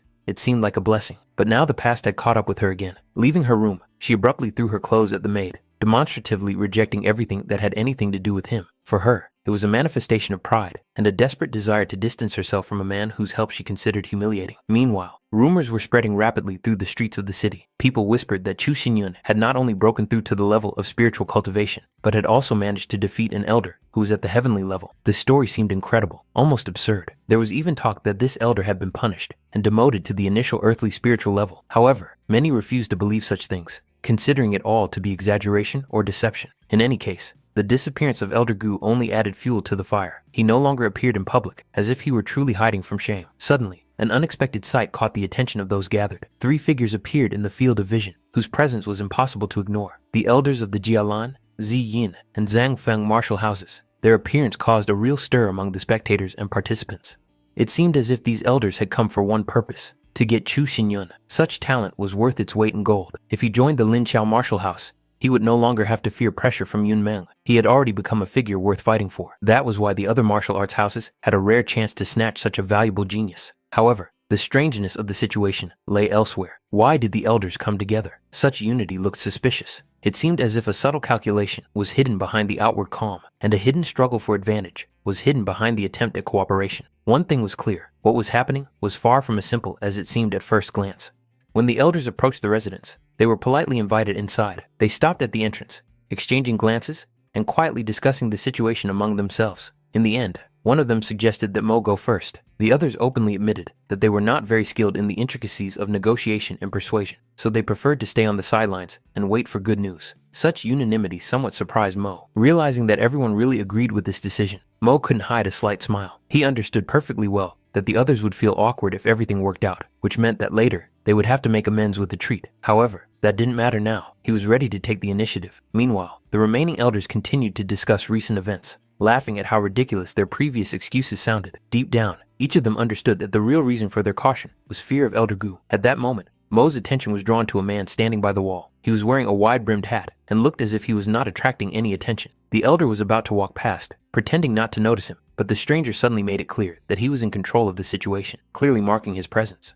Mo was slightly taken aback, but quickly regained his composure and made it clear that he had come to see Mr. Chu. In response, he learned that Mr. Chu was currently resting and not receiving visitors. Despite his inner dissatisfaction, the elder did not dare to insist and chose to retreat, deciding to wait on the sidelines. Time dragged on slowly. About half an hour passed before Mo's patience began to wear thin. He approached the guards again, hoping to at least find out when the owner of the residence would be able to receive guests. However, the answer was the same. It was unacceptable to disturb the master's peace, and no exceptions would be made. While waiting, Mo couldn't help but ponder the strange situation. His attention was drawn to the fact that the poisonous yang, who had reached the earthly spiritual level, called Chu Xinyun his master. There was clearly a deep reason behind this. However, any attempts to get closer to the answer hit a brick wall. Poisonous Yang made it clear that further questions were pointless. Meanwhile, Yang Yan remained outwardly calm. He was sure that there was nothing to worry about. It was obvious to him that Chu Xinyun had already made his choice and would join the Ling Xiao martial arts house. Moreover, in his eyes, Xinyun was already under the protection of Master Yan, which meant that the outcome was practically a foregone conclusion. 15 minutes earlier, Yu Yan noticed that more and more people were gathering in front of the hotel. The situation was becoming tense. Representatives of other martial arts houses could well try to intercept Chu Xinyun earlier. In such circumstances, it was risky to act directly. This was not a big problem for her. As long as no one saw Chu Xinyun, the best solution was to sneak inside unnoticed. Therefore, she decided to use the back window, avoiding unnecessary attention and possible interference. Yang Yan himself was genuinely puzzled as to how Chu Xinyun could continue to sleep peacefully when passions were running high around him and the whole city was discussing the continuation of the elections. This did not cause irritation, but rather curiosity. He was really interested in what this young man was doing right now and what was going on in his head. The room was silent. Thick curtains blocked out the light, and the main character lay motionless on the wide bed, as if truly immersed in a deep sleep. The air was calm, and nothing betrayed what was happening inside. In fact, he was not asleep at all. His mind remained clear, and the moment an outsider entered the room, he sensed it. Even a carefully concealed aura could not escape his perception. Master Yan was confident in his disguise, so he was inwardly surprised that he had been detected instantly, without the slightest hesitation. Hidden formations were deployed around the building and above the roof, each designed to detect uninvited guests. Moreover, additional layers of control were hidden within these formations. Master Yan without realizing it, stepped on several such nodes at once, leaving a distinct mark. He did not expect such complex structures to be found in an ordinary hotel, let alone created by such a young man. His surprise only intensified when it became clear that his presence here was unwelcome. The master recalled the events of a recent council meeting where he had issued a public invitation. At that time, it had been ignored, which already seemed bold. Now, when he had condescended to pay a personal visit, he was met with the same cold indifference. If it weren't for Yu Yan's persistence, this visit would not have taken place at all. And it was at this moment that the master noticed something important. Chu Xinyun's condition was far from ideal. His breathing was uneven, and his body temperature was noticeably elevated. His cold was real, not feigned. This explained his reluctance to receive guests. It was hard for the master to believe that such a strong cultivator could suddenly fall ill, especially at such a moment. The fatigue of the last few days, the depletion of spiritual energy, and the aftermath of recent battles had taken their toll. The cold was only an outward manifestation of general overexertion. In any case, Chu Xinyun showed no interest in further communication. Moreover, he had no intention of joining Lin Xiao's martial house. Downstairs, Elder Mo was eagerly awaiting the meeting, which only increased the master's irritation. Deep down, Yang Yan could hardly accept the idea that this young man would prefer the Jialan martial arts house to the Lin Xiao house.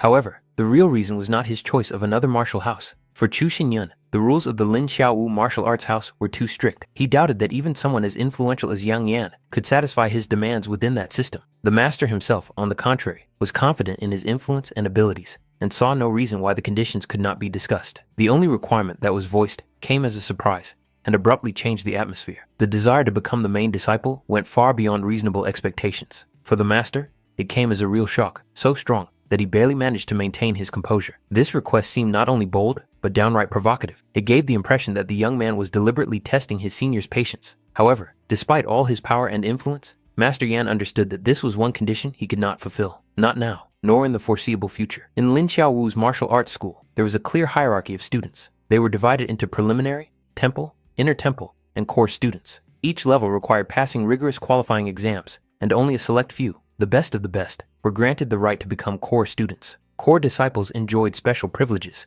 which, in terms of importance, were often equated with the powers of some elders. That is why such a request could not be granted by a simple decision, no matter how influential the petitioner was. Xinyun clearly understood that Master Yan was not in a position to immediately agree to such a request. At the same time, he understood that for other martial arts houses, such concessions might be quite acceptable. He was not interested in the possibility of changing the terms. If the master could not accept this demand, then he should simply leave and allow the owner of the room to finally rest. Yang Yan was still trying to find room for negotiation, hoping that the young man's stubbornness was only for show. However, Xinyun remained adamant. His position was clear and final, which only increased the elder's irritation. He began to pace around the room, becoming increasingly convinced that this young man was deliberately testing his patience and limits of influence. The endless pacing was depressing. Xinyun was exhausted both physically and mentally, and the constant movement before his eyes only intensified his weakness. He made it clear that he needed rest and asked to be left alone. This attitude finally drove the master out of his mind, turning his irritation into determination. After a brief internal struggle, Yang Yan made his decision. For the sake of a single disciple, he was willing to make an unprecedented exception, breaking with established order and his own principles. From that moment on, Chu Xinyun officially became Yang Yan's disciple. Along with this, high demands were placed on him, not only in cultivation, but also in morality. From now on, he had to develop restraint, distinguish between good and evil, suppress vice, and uphold justice, forming not only strength, but also character. Xinyun accepted these teachings internally, understanding their true weight. On behalf of the elder of the Lin Xiaowu martial arts house, he was given a new name, Lin Yun. He became the 9th core disciple of the 53rd generation, thus officially entering the core of the martial arts house. From then on, his every word and deed reflected the dignity of the martial house. The honor, reputation, and future of the family rested on his shoulders. He had to act prudently, strengthen his own virtue, achieve real merit, and set an example for the other disciples.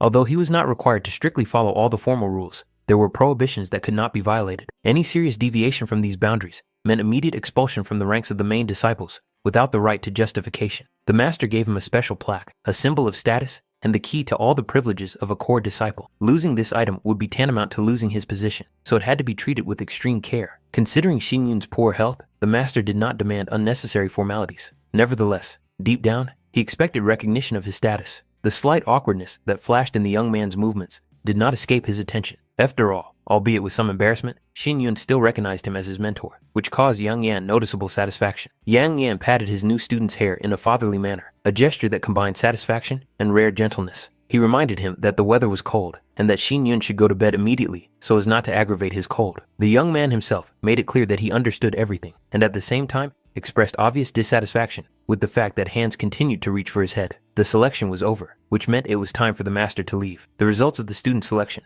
were to be officially announced within the next 2 days. Yang Yan saw no reason for concern and promised to give Xin Yun a few days to recover and settle his personal affairs. He even planned to send an assistant to take care of the student's daily needs. Qin Yu Yan, without hesitation, decided to stay with Xin Yun. When his condition improved, she would accompany him to Lin Xiaowu's martial arts house. Before leaving, Yang Yan paused at the threshold, expecting at least some kind of farewell gesture, but the disciple showed his usual coldness. The elder just smiled and reminded him that after the exception had been made, there would inevitably be those who would provoke and bully the newcomer. Xin Yunyu should remain restrained, avoid impulsive actions, and not respond to minor provocations. In case of serious difficulties, he was advised to turn to Qing Xiangzi, a man capable of resolving many issues within the martial arts house. Meanwhile, life in Darkwater City was bustling. For local establishments, it was a rare period of real excitement. Even a small restaurant, located away from the main streets, enjoyed a special reputation and was considered a kind of golden brand of the city, consistently bringing in profits on days of major events. Lord Gu was in an excellent mood and ordered the finest wine and the most exquisite dishes to be served. In his opinion, the occasion for celebration was more than worthy. The waiter's curiosity was quite understandable. He noticed the unusual excitement of the guests and soon learned the reason. In the recent elections, Mr. Chu had proved virtually unbeatable. Most of the participants were unable to offer him any real competition. The news spread quickly. Every martial arts house dreamed of acquiring such a talent, but it was Elder Yang of the Lin Xiaowu Martial Arts House who was quicker than the rest. That same evening, he officially accepted Chu Xinyun as his disciple and presented him with a plaque designating him as his main disciple, which caused a real sensation. It didn't take the waiter long to figure out who he was talking about. There was no other participant in this competition with the surname Chu who had achieved such fame in such a short period of time. The neighboring tables began to discuss what had happened. The elder of the Zine Martial Arts House looked clearly dissatisfied with the choice and, in the opinion of the listeners, had missed a rare opportunity due to his own short-sightedness. Some guests, upon hearing the name Chu Xinyun, even decided that he was directly related to the ruling family of the city. In a sense, they were not far from the truth. Qing Shan mentioned that he had personally trained the young man for the tournament, which only heightened the interest of those around him. Several people were already thinking about how they could get the opportunity to meet the new genius in person. It was at this moment that the lord of the city noticed Wang, who, oddly enough, had noticeably gained weight again, which slightly detracted from the overall festive atmosphere. The connection between Mr. Chu and Qing Shan no longer seemed surprising. For Wang, many things fell into place, and he looked at the young genius in a completely different light. Deep down, he even had a secret desire for the lord of the city to one day take on the task of nurturing similar talents for himself. Lord Gu took this with restraint, though he was flattered. He was well aware that such words were dangerous, for if Mr. Chu learned of such hints, the consequences could be extremely unpleasant. Complacency was a luxury he could not afford. Wang even tried to suggest organizing a joint celebration and inviting Mr. Chu himself. However, it became clear that he was feeling unwell and would not be able to attend. As a result, those present limited themselves to good wishes for a speedy recovery. At the same time, several elders cautiously tried to keep Elder Mo from getting too carried away with wine, fearing that it would end in trouble. Elder Mo, on the contrary, was determined and clearly had no intention of calming down. His thoughts kept returning to the hated old man named Yang, whom he considered the source of all his current humiliations. Those around him tried to convince Mo to go home and not make the situation worse, but he saw no need for that. In his eyes, Yang had long crossed all acceptable boundaries, and he had no intention of remaining silent any longer. Yang's self-love and his habit of looking down on other families caused Mo undisguised disgust. In his view, the martial houses of Lin Xiao and Yun Meng were no different from other arrogant clans that only hid behind big names. However, Mo's irritation was not directed solely at the elders and Yang. The young Chu Xinyun also seemed overly proud and provocatively self-confident to him. It was just that Lin Xiao and Yun Meng were the only ones who could see the value in this insolent young man. Memories of Yang mocking his inflexibility and ostentatiously boasting about his successes only added fuel to the fire. In his drunken stupor, Mo almost committed a frankly ridiculous act, mistaking someone else's beard for a napkin. Only the intervention of another elder prevented further disgrace, cutting short his actions with one sharp blow. After that, relative silence finally reigned in the hall. It was decided to return to the hotel as soon as possible and end this restless evening. In a way, it was even good that Mo got so drunk. It had been an exhausting day for everyone, and fatigue was taking its toll. The elder was offered to go to bed and rest, but his thoughts were still preoccupied with what had happened, especially the ridiculous incident with the beard. In reality, he had completely different intentions. Instead of resting, he quietly left the crowded place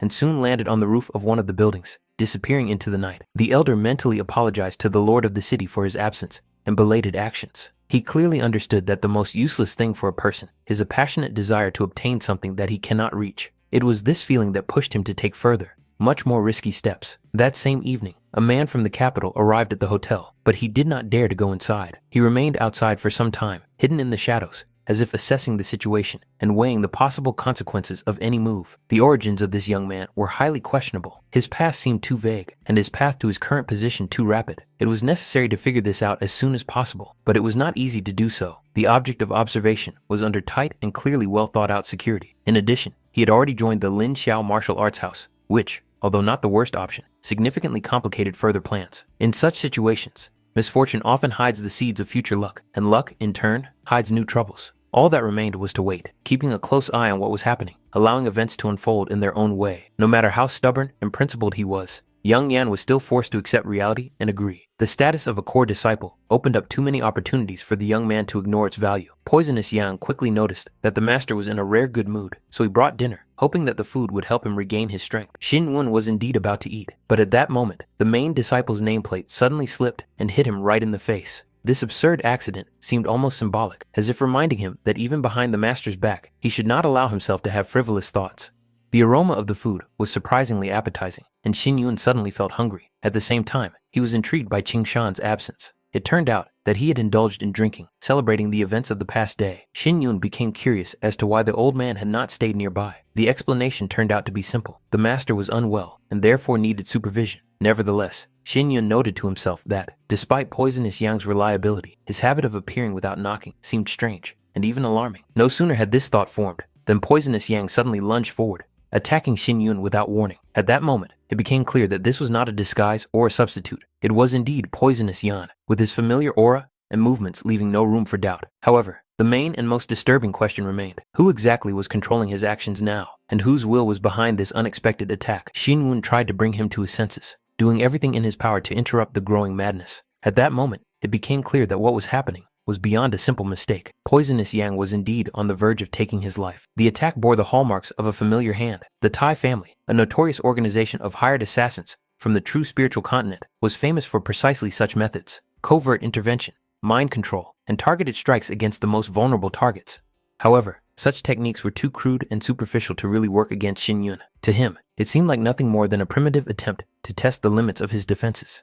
After a while, Poisonous Yang came to his senses. The first thing he noticed was his bandaged arm, and then the traces of destruction around him. The room had clearly been through a serious battle. The realization of what had happened made the old man shudder inwardly. The thought that he could have raised his hand against his own master seemed unthinkable. Xin Yun watched him closely, trying to understand if he remembered what had happened. Poisonous Yang immediately admitted his guilt. He realized that he had lost control of himself and had indeed attacked the one he was supposed to serve. There was no room for excuses in his mind. The old man was ready to accept any punishment, believing that such a mistake could not go unpunished. However, Xin Yun did not attach such tragic significance to what had happened. The wound he had received was nothing more than a superficial scratch. It was obvious that Poisonous Yang had acted under external influence, which meant that his actions were not deliberate. Despite this, the old man himself continued to consider what had happened to be his responsibility. Xin Yun did not immediately understand the source of such a profoundly self-deprecating reaction. The reason lay much deeper than a simple mistake. Poisonous Yang had long had doubts. He was confused by the nature of Xin Yun himself, too young,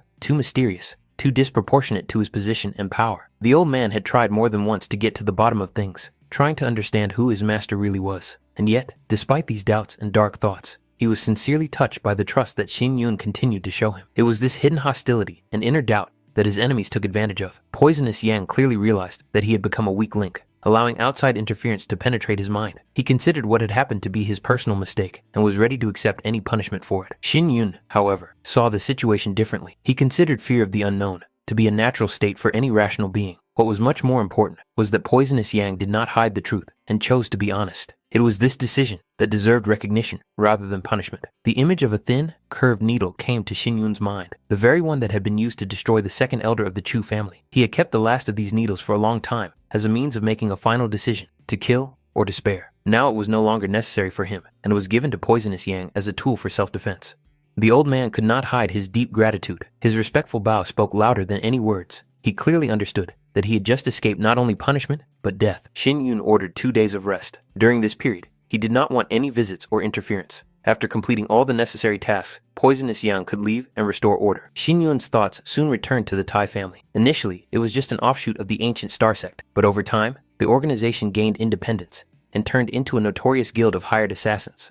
Under the guise of the philosophy of the impermanence of the laws of nature and the evolution of living beings, they justified their actions as a manifestation of heavenly justice. Usually, the Tai family only took on extremely difficult assignments. That is why the attempt to eliminate a person who had just reached the spiritual level of cultivation seemed extremely suspicious. Such goals did not meet their standards. There were too many oddities in this case. The most alarming thing was that at the decisive moment, Shin Yun's spiritual energy had completely dried up. If it hadn't been for Yang Yang's intervention at that critical moment, the outcome could have been fatal. But even then, when Shin Yun was completely helpless, someone invisibly supported him and helped him escape from the deadly trap. Attempts to recall the details of that day always ended the same way, with a sharp headache and fragments of incomprehensible voices. The meaning of what was said eluded him, as if it had been deliberately erased, leaving behind only an uneasy feeling of unfinished mystery. Shin Yun noted with irritation that his headache had returned. This sensation was familiar to him, and so his first suspicion immediately fell on the round stone. His consciousness had barely touched the inner space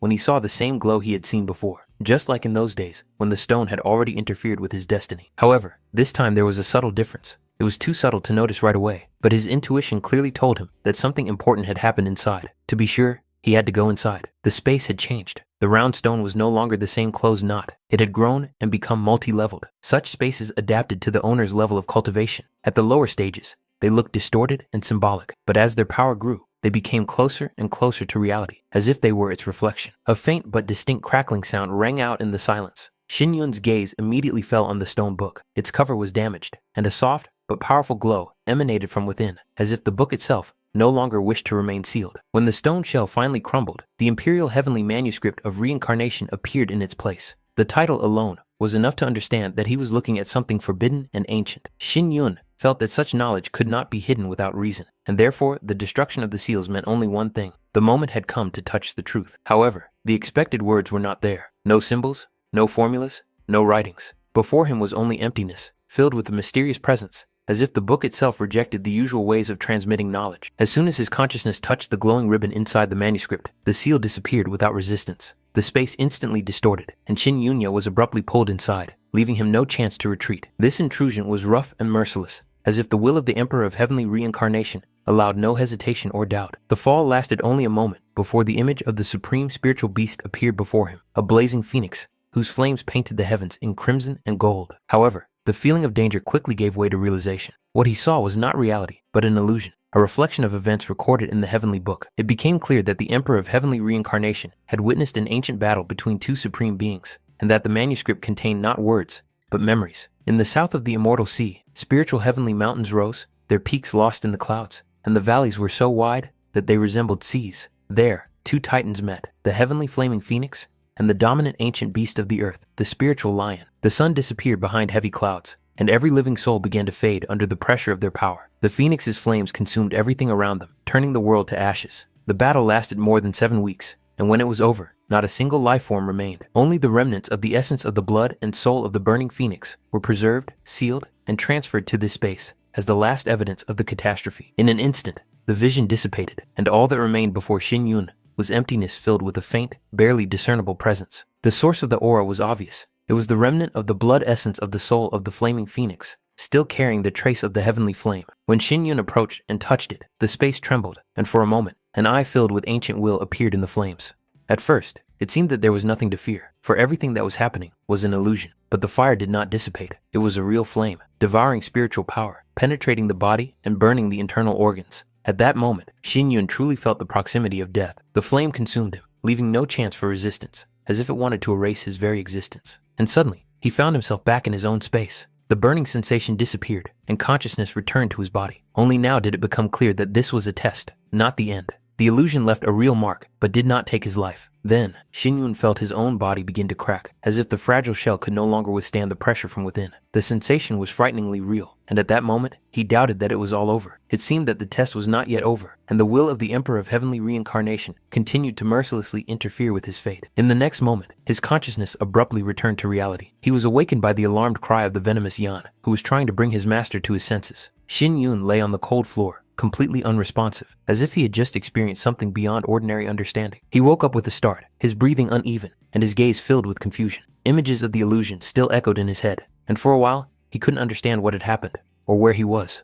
Gradually, awareness returned. His 5 senses were functioning normally, his spiritual sea was stable, and his body, contrary to expectations, was not in critical condition. Poisonous Yang watched him closely, trying to make sure that his master was really all right. Xin Yun couldn't help but wonder how he had ended up back in the room. The last thing he remembered was happening inside the inner space of the round stone, and the connection between these events remained unclear. Poisonous Yang soon noticed something remarkable. In one day, Xin Yun had reached the 3rd level of spiritual cultivation, and by nightfall, he had broken through to the 4th. Such a speed of development was beyond common sense, and indicated a truly frightening potential that could lead him to the highest peaks of the martial path in the future. Despite this, Xin Yun's expression remained detached, as if he were still in a fog. Poisonous Yang, not yet completely reassured, continued to monitor his condition. Only after a few moments did Xin Yun finally come to his senses, although a strange feeling of incongruity still lingered. Looking around, he wondered why Poisonous Yang was here in the first place. It had been clearly stated earlier that no one was to enter the room without permission, and breaking this rule required an explanation. Poisonous Yang explained that he had heard his master's call and immediately rushed to his aid. That was how he found Xin Yun unconscious on the floor. Xin Yun himself had no memory of calling him. Realizing the possible misunderstanding, Poisonous Yang felt guilty and was ready to suffer severe punishment just to prove his loyalty. Xin Yun quickly put an end to such intentions. He made it clear that there was no need for this,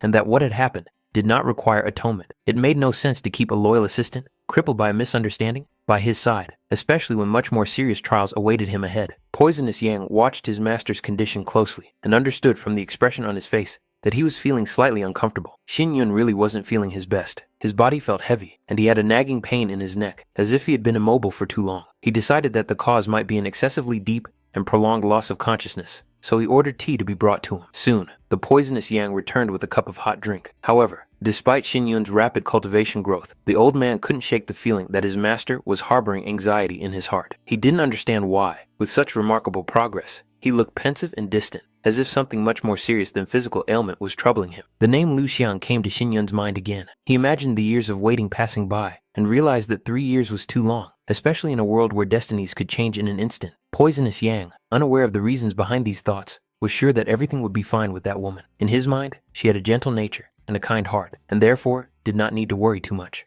After a while, Xin Yun noticed the noise coming from outside. Poisonous Yang explained that people had been flocking to the hotel since early morning. They came in groups, carrying gifts and offerings. The number of gifts brought had already exceeded several dozen, and all these people were waiting for only one thing: the opportunity to get closer to the new rising master. Xin Yun noticed that the Poisonous Yang seemed unusually pleased with what was happening. For the old man, this was a natural sign of recognition of the master's power and status. He considered what was happening to be a good omen, and even showed genuine interest in Xin Yun personally looking at the offerings. However, Xin Yun himself had no desire to engage in such matters, and only asked if there was any other important news. It soon became clear that Mr. Yue had delivered the message. He and Mrs. Su had successfully entered the Yunmen Martial Arts House, and Lin Yichuan had been accepted into the Zhangfeng. They were all going to leave for the Imperial City that morning. Unfortunately, circumstances prevented them from meeting Xin Yun in person, so they only asked him to convey that they would wait for a meeting in the capital. In addition, a man who called himself Yang Yang's disciple appeared downstairs. He insisted on a meeting. Xin Yun ordered him to be temporarily received in the next room, telling the other visitors to leave to avoid unnecessary noise and commotion. Left alone, Xin Yun suddenly felt a sharp pain in his back again. This feeling was much more distinct than the previous discomfort in his neck. He decided that he could not ignore it, and therefore took off his outer clothing, intending to check the source of the pain.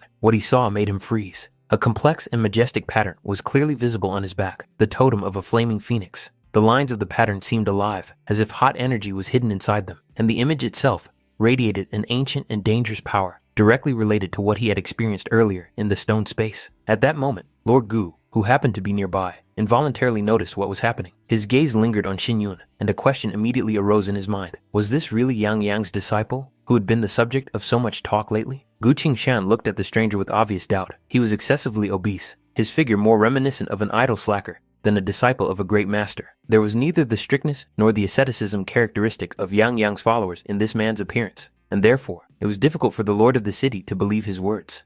The stranger, however, was not embarrassed by this look. He made it clear that he was indeed a disciple, not a relative of the master, and therefore external similarities were irrelevant. Moreover, he took the liberty of hinting that poverty was not a prerequisite for being a true disciple, and that spending money recklessly was his own business.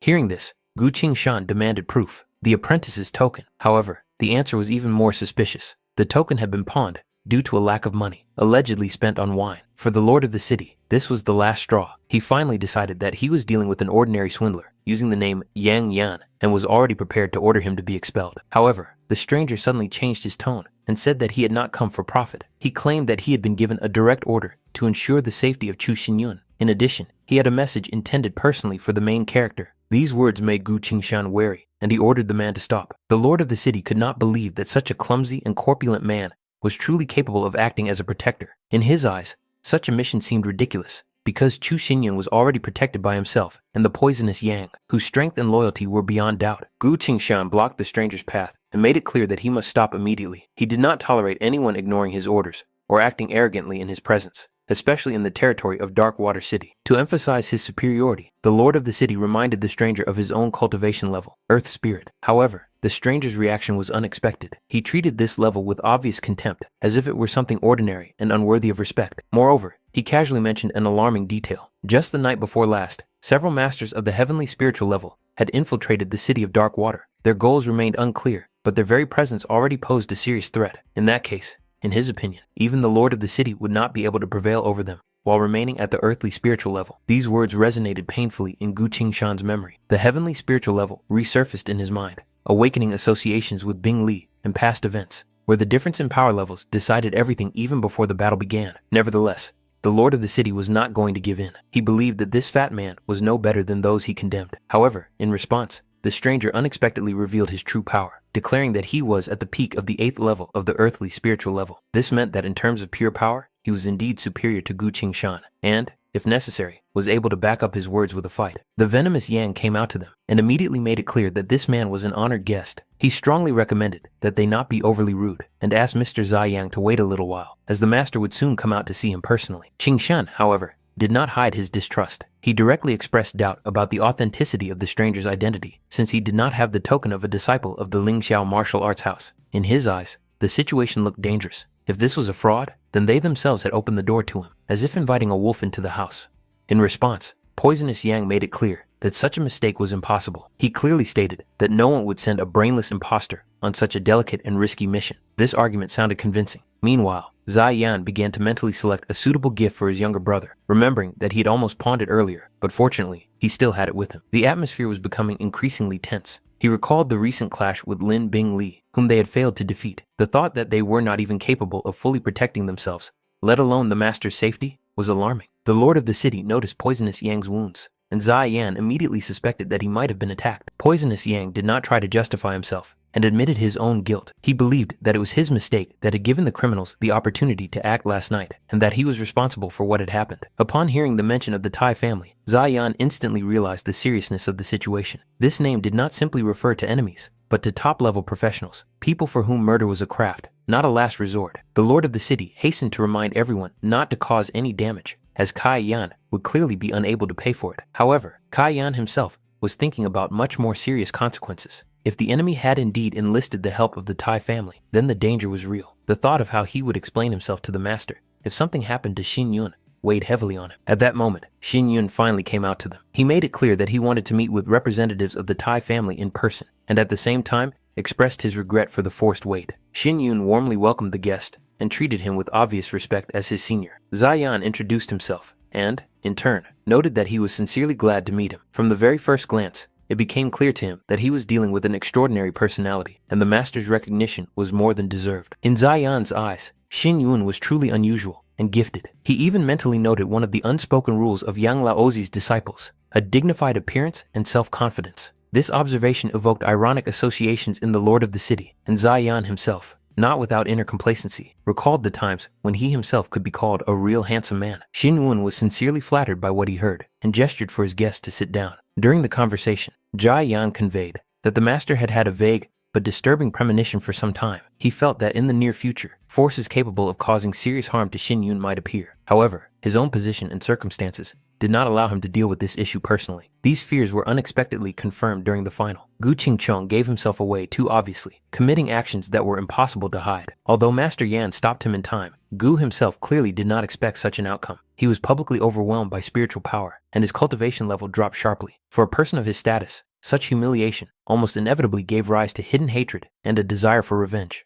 In addition, Shin Yun had demonstrated remarkable spiritual potential. It was obvious that in a few days, rumors about him would spread throughout the Liu Yun dynasty. Such fame rarely brings only recognition. More often than not, it attracts envy and deadly threats. That is why Kai Yanyu was tasked with protecting Shin Yun and getting him out of the city at the first opportunity. The imperial city now looked peaceful and prosperous, but this calm was too reminiscent of the calm before the storm. Kai Yan had no doubts about his abilities and was confident that he would accomplish the task entrusted to him, protecting Shin Yun at any cost. However, Lord Gu of the city was cautious about this. He was concerned that only one person had been sent on such a dangerous mission and doubted that he would be able to deal with the possible threat alone. Jia Yan admitted that he had been delayed on the way, thereby inadvertently leaving a gap for a possible attack. This circumstance seemed particularly inappropriate against the backdrop of the growing danger. Qing Shan, unable to resist, added that the delay was caused by drinking and the student's token, which only emphasized the ambiguity of the situation. Further reflection led to the assumption that Gu Qingcheng could well have been the organizer of the assassination attempt. This version seemed plausible. The Tai family could only have been hired by representatives of three forces: the royal family, a large martial arts house, or a wealthy merchant magnate, and Gu Qingcheng undoubtedly fell into one of these categories. Gu Qingcheng was one of the 6 elders of the Yunmeng martial arts house and came from an influential family. He was known for his vengeful nature, and few dared to openly oppose him. After the humiliation he had suffered, he was unlikely to accept it without trying to strike back. The situation was complicated by the fact that the Tai family could act in his interests, as he belonged to the so-called New School. This movement arose 17 years ago, and in a short time, destroyed entire groups of influence within the imperial dynasty. The old forces were ousted, and power was concentrated in the hands of the new schools. The Yunmen martial arts house became one of the main pillars of this movement, along with the ancient star sect. All these circumstances inevitably led to memories of the events known as Chu Liang Hui. Rumors circulated that the fire had not only destroyed hundreds of people of high ideals, but also seriously weakened the ruling family. Later, everyone who was directly involved in those events was eliminated. The true picture of what happened remained hidden in the darkness of time. The Yunmen martial arts house, the New School, the Tai family, and the ancient star sect were all intertwined in a single tangle of contradictions and threats. Shin Yun did not yet know where to begin his investigation, but he understood that any of these forces could be connected to the assassination attempt. However, one thing seemed obvious. If the first attack was unsuccessful, the Tai family would definitely try again. That meant it was worth starting with them. Kai Yan insisted that the matter not be brought up again. He made it clear that he intended to deal with the situation personally. The Tai family was not a force to be trifled with, let alone acted upon impulsively, especially when it came to Du Du Tianfang, the Tai family's renowned master. Any careless move in her direction would mean certain death. The very name of Du Du Tianfang, which came up in conversation, seemed to cast a shadow. This woman was known for her cruelty and complete unpredictability. It was said that she had more heavenly level masters under her command than the entire imperial family combined. It was impossible to go head-to-head with such a figure. Only cold calculation and patience could give one a chance to survive. After these explanations, Shin Yun softened his tone, making it clear that his previous words should not be taken seriously. He changed the subject, asking if Lady Qin was going to go with them. It turned out that Mrs. Qin had left a letter for him before leaving. In addition, Kai Yan gave Shin Yun a gift that had been prepared in advance. The protagonist gratefully accepted it, without making a big deal out of it. The letter was brief, but alarming. In it, Lady Qin congratulated Shin Yun on becoming the main disciple, and then informed him of her father's sudden illness.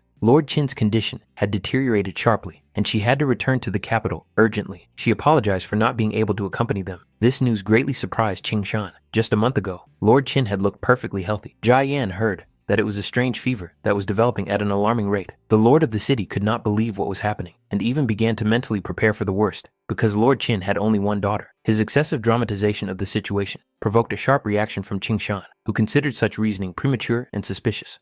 Shin Yun involuntarily recalled Mrs. Qin's previous hints. Now, comparing the facts, he clearly saw an alarming picture: sudden illness, urgent departure, silence about the details. The Qin family was clearly involved in the events taking place in the imperial city. There was a possibility that Mrs. Qin had walked straight into a trap. The lord of the city expressed his strong dissatisfaction with the fact that she had been allowed to leave alone. In his eyes, this seemed like unforgivable carelessness, especially given the position and influence of the Qin family. However, Kai Yan admitted that he had no way of stopping her. Shin Yun intervened, calling for calm and reminding everyone that there were matters in which neither Master Yan nor outside forces could interfere. It was quite possible that what was happening was an internal matter for the Qin family. In such matters, outside help could not be sought, and according to unspoken rules, martial houses had no right to intervene. Even if they wanted to break this order, the consequences could be disastrous.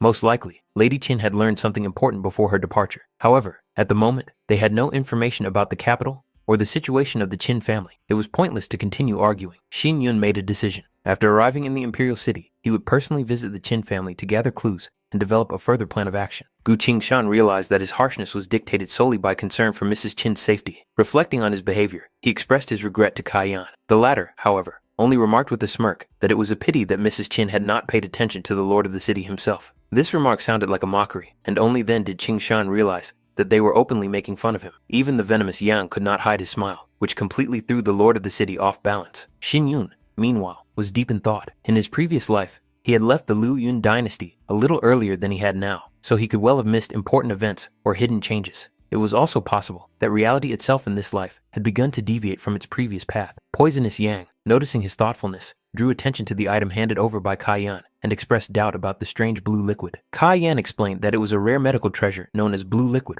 prized for its healing properties. However, Xin Yun almost immediately understood the trick. What they had before them was only a semi-finished product, far from the real finished elixir. The attempt to impress was much less sophisticated than expected. At that moment, there was a cautious knock at the door. A waiter appeared and asked if Mr. Chu was there. He said that a young woman was insisting on seeing him. Qingshan immediately made it clear that now was not the time for outside visitors. The waiter was instructed to tell her that Mr. Chu was busy and could not come out. However, the girl refused to leave, saying that she had to return something. This statement made the lord of the city curious about what exactly she intended to return. Qingshan, Cai Yan, and the venomous Yang simultaneously turned their gaze to the waiter, waiting for an explanation. It turned out that the girl had come only to return a cloak. The atmosphere immediately softened. Xin Yun signaled to those around him not to look at her with excessive suspicion. At that moment, he recognized her. It was Jin Qiue. Outwardly, she had hardly changed and still resembled the girl from the distant past. For Jin Qiue herself, the meeting was a joyful surprise. Deep down, she feared that Xin Yun had long forgotten her and would not recognize her when they met. The realization that he still remembered her brought her sincere relief. The girl handed him a neatly washed cloak. Looking closely at Xin Yun, as if comparing the past and the present, she realized how much he had changed. His features had become more mature, and his aura was deep and confident. At one point,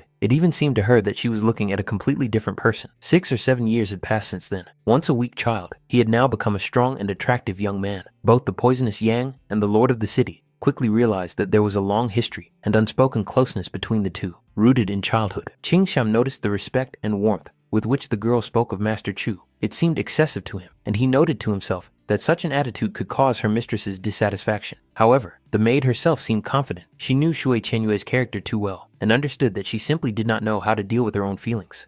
She realized this during the fight in the ring. Then she clearly saw that Mr. Chu, despite the tense confrontation, still showed gentleness and restraint towards Chen Yue. His movements did not carry a true desire to cause harm, and each gesture conveyed the same compassion as before. For the maid, this was a clear sign that the mistress still held a special place in his heart. Even though there was now a gulf between them due to quarrels, misunderstandings, and pride, she believed that such bonds could not be broken forever. People who were once truly close always have a chance to find their way back to each other if fate gives them enough time. However, Xin Yun made it clear that such conclusions were wrong. His behavior was dictated not by feelings, but by ordinary politeness and restraint. He did not seek to humiliate or hurt Shui Qianyue because she was connected to Liu Xiang, and for her sake, he would not allow himself to act cruelly. That was the end of his involvement in their affairs, and the girl should return. Jin Qianyue still inquired about Liu Xiang's condition. Learning that she was fine, she did not linger any longer. Having received her answer, she considered the conversation over and headed away. At that moment, Shui Qianyue, already sitting in the carriage, waved her hand impatiently, calling her maid. Her movements betrayed irritation,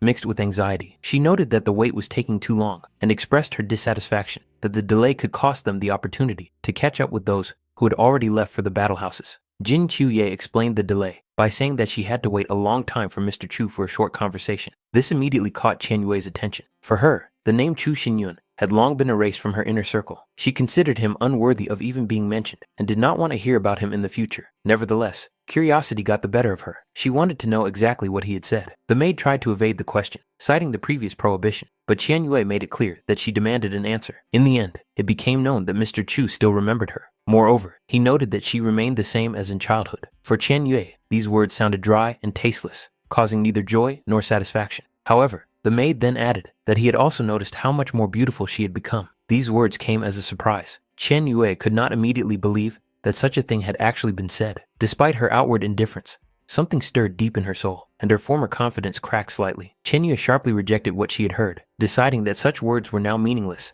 and seemed like pathetic flattery. However, the maid's behavior suddenly changed. She made it clear that part of what she had said was a deliberate lie. The realization instantly sparked irritation. Chen Yue couldn't believe that this insolent girl dared to play with her feelings and deliberately upset her. Not wanting to stay in this place any longer, Chen Yue ordered the driver to speed up. Her patience was running out. The city of dark water had become a source of humiliation, memories, and anger for her, and she wanted to leave it behind as soon as possible, as if distance could erase what had happened. Thousands of miles away, beyond the familiar roads, mountains rose like blades piercing the sky itself. Their peaks were lost in the clouds, and the cold air was saturated with an ancient and harsh power. Among these impregnable heights stood the Ninth Ice Palace, a place where time flowed differently, and the silence seemed heavier than stone. There was no hustle and bustle of the outside world here, only eternal cold and strict order. Bing Li was on her way, wrapped tightly in a warm cloak. Even for her, accustomed to harsh conditions, this cold was a challenge. The road led higher and higher, and each step required concentration and endurance. Inside one of the rooms of the palace, Liu Xiang sat alone, also wrapped in a cloak. Dim light reflected off the icy walls,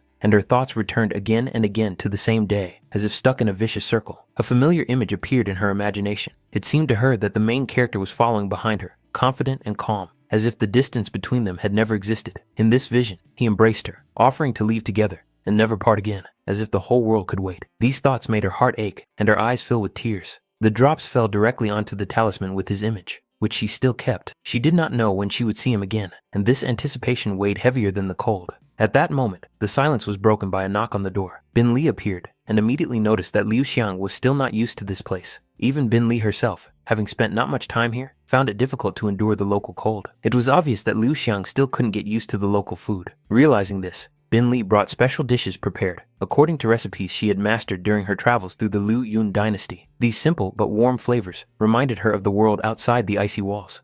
However, silence fell over the room once again. Liu Xiang merely expressed her gratitude for the care, but she had no appetite. Her thoughts and feelings occupied all her attention, leaving no room even for food. Bing Li was well aware that in Liu Xiang's eyes, she had probably become a source of hatred. It was she who had pushed the girl onto this forced path, depriving her of her familiar world and freedom. However, every decision she made was born not out of cruelty, but out of necessity. Everything was done for the sake of salvation, even if the price turned out to be too high. The ninth ice vein was not just a rare anomaly, but a hidden catastrophe. On the day it finally spiraled out of control, not only Liu Xiang would die, but everyone around her as well. The cold would tear apart bodies and spirits, spreading destruction far beyond a single person. Bing Li did not seek to intimidate Liu Xiang, but the very thought of such a future was unbearable. Here, in the Ninth Ice Palace, there was still a chance. In harsh conditions, under the constant supervision of formations and masters, Liu Xiang could survive. If she managed to completely subdue the Ninth Ice Vein, then perhaps one day their paths would cross again, and their separation would not be eternal. At that moment, Ning Lu and Ning Shuang entered the chambers.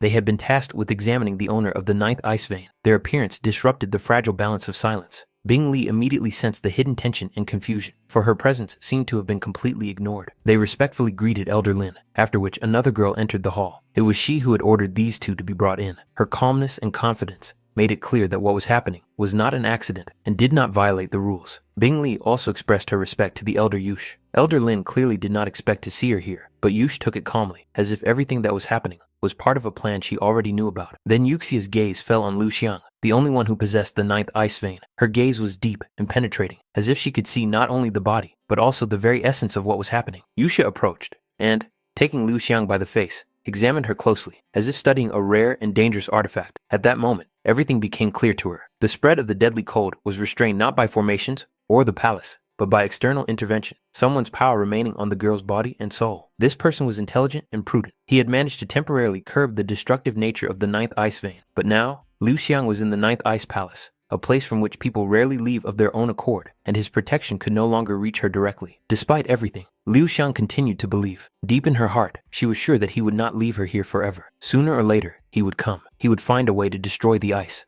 the walls, and fate itself to rescue her from this cold captivity. Yusha grabbed Liu Xiang's hair sharply, leaving her no chance to resist and no right to illusions. There was no emotion in this gesture, only cold superiority and contempt for naive faith. For Yusha, the very idea of freely entering and leaving the Ninth Ice Palace seemed ridiculous and worthy of ridicule. The palace was located on top of a mountain over 4 kilometers high. Below lay a reef valley where the ice never melted, and above, endless blizzards turned the air into cutting blades. The slopes of the mountains were occupied by ice monsters that had taken root there for decades. An ordinary person would not be able to walk even half the way. Even if someone miraculously made it here, the first step inside the palace would turn their body into a lifeless ice statue. It was obvious to Yush that Liu Xiang still did not realize the reality of her situation. Her hope seemed childishly foolish. There was no one in this world who could come and save her. Any attempt would only add new corpses to those already frozen forever in the ice around the palace. Suddenly, a cold force touched her forehead. Liu Xiang's consciousness instantly faded. Her body went limp,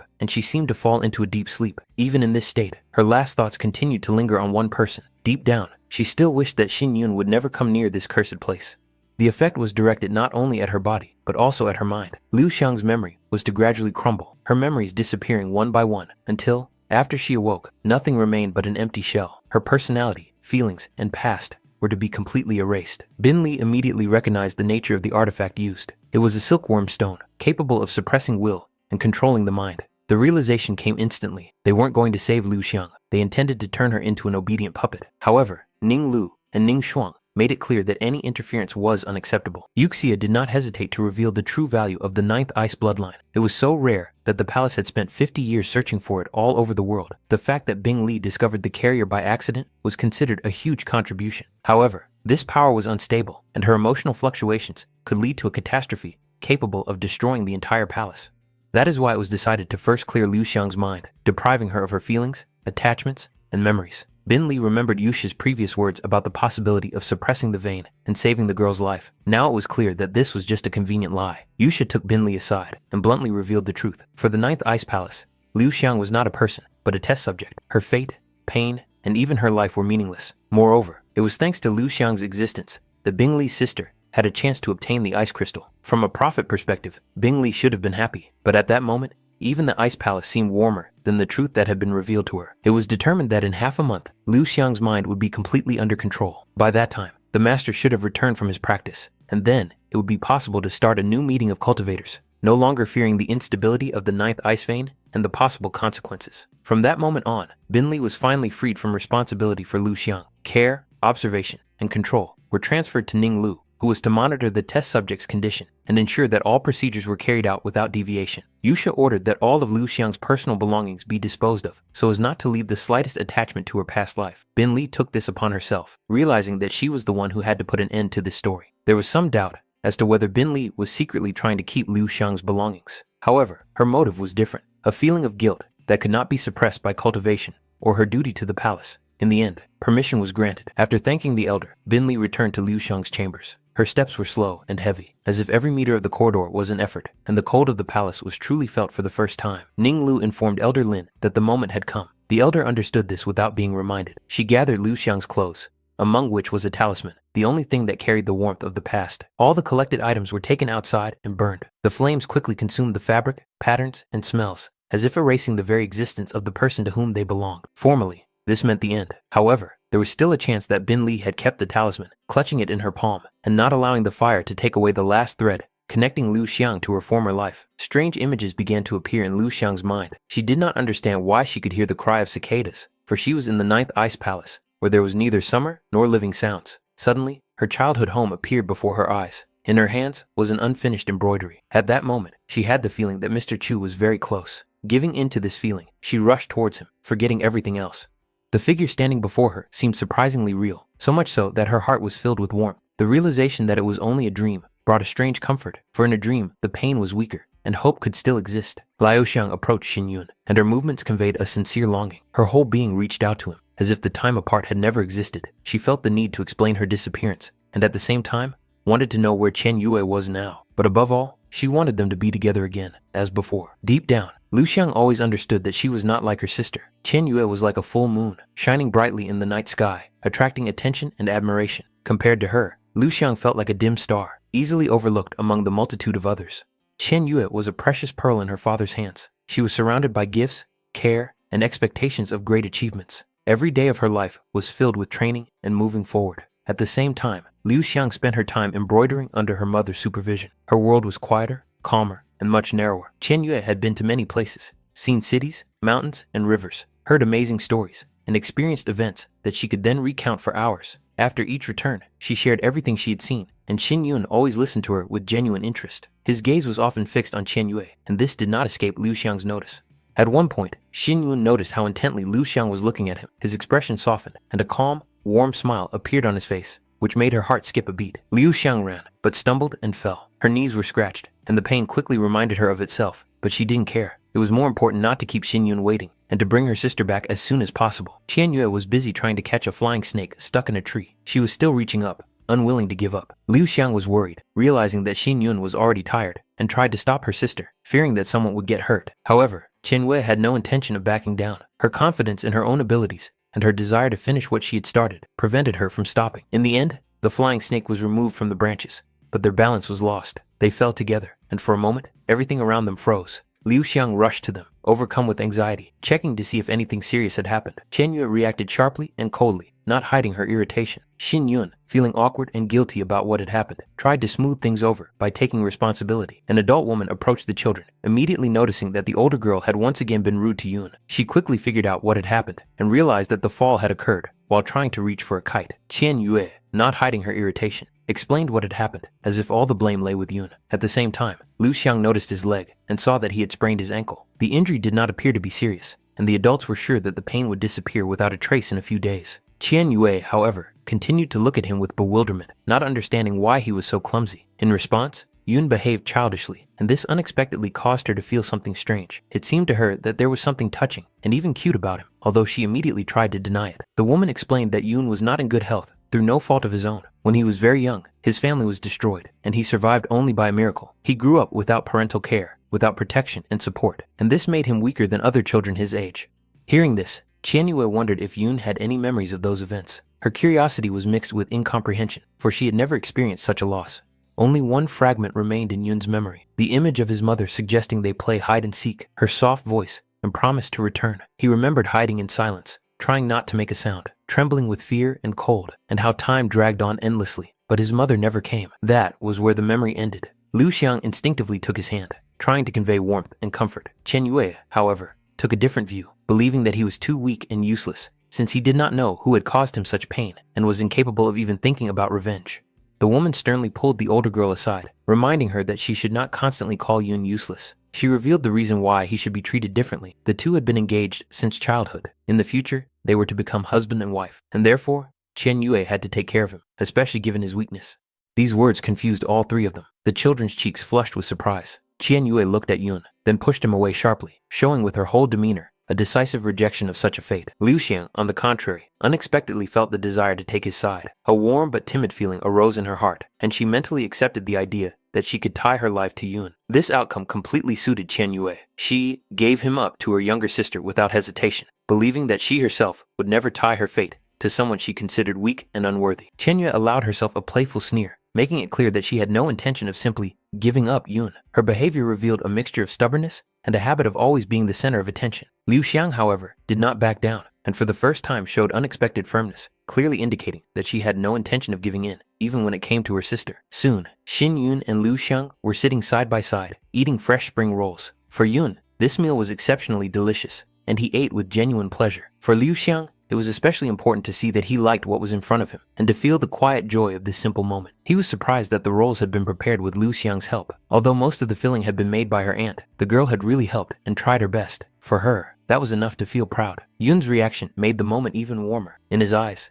she looked special, and she remembered it for a long time. Meanwhile, Qianyue, not wanting to be left out, once again drew attention to herself and decided to show off a new technique she had recently mastered. Her movements exuded confidence and a desire to prove her superiority. Deep down, Qianyue still couldn't accept the fact that she was inferior to Liu Xiang in some ways. It hurt her more than she was willing to admit. This time, she decided not to make the slightest mistake and to give it her all. The move was spectacular, and the children were genuinely impressed by what they saw. For Qianyue, these reactions were familiar, but still pleasant. She felt strong and special again. Xinyun noticed that the blow had left a distinct mark on the tree trunk. He looked closely at Qianyue's leg, concerned that she might have hurt herself by putting so much force into the movement. Outwardly, Qianyue looked as if she was fine, although in reality, her leg was aching. At that moment, Yun noticed her unusual ears and tail. His childish curiosity got the better of him, and he gently touched her tail, perceiving it as something cute and funny. This touch caused Qianyue to react sharply. She instantly pushed Yun away, clearly showing that such behavior was unacceptable. Even as a child, there were boundaries that she did not allow anyone to cross. Suddenly, Liu Xiang felt a strange sense of disorientation. The space around her seemed unfamiliar. She tried to find her sister and Yun with her eyes, but at that moment, she noticed that the water under her feet was beginning to cover with a thin layer of ice, slowly and inevitably, as if a dream was beginning to crack and give way to cold reality. The ice spread rapidly throughout Liu Xiang's body, restricting her movements and breathing. The cold penetrated deeper and deeper, robbing her of her strength and will to resist. The girl did not understand how to stop what was happening and desperately reached out to the images of her sister and Young, hoping that they would appear and pull her out of this nightmare. At the same time, dangerous changes were taking place in her body beyond her consciousness. The cold energy of the ninth ice vein was spiraling out of control, slowly rewriting her condition, as if preparing her shell for something else, devoid of human will. Nin Lu burst into the chief elder's chambers, unable to hide her alarm. Her sharp movements and ragged breathing made it clear that the situation was beyond acceptable. However, before she could get close, the ornament in her hair suddenly fell apart, as if an invisible force had mercilessly destroyed the protective artifact, depriving her of the last remnants of her audacity. Realizing the gravity of her offense, Nin Lu immediately fell to her knees. Her posture conveyed remorse and fear. She understood perfectly well that she had crossed a line beyond forgiveness.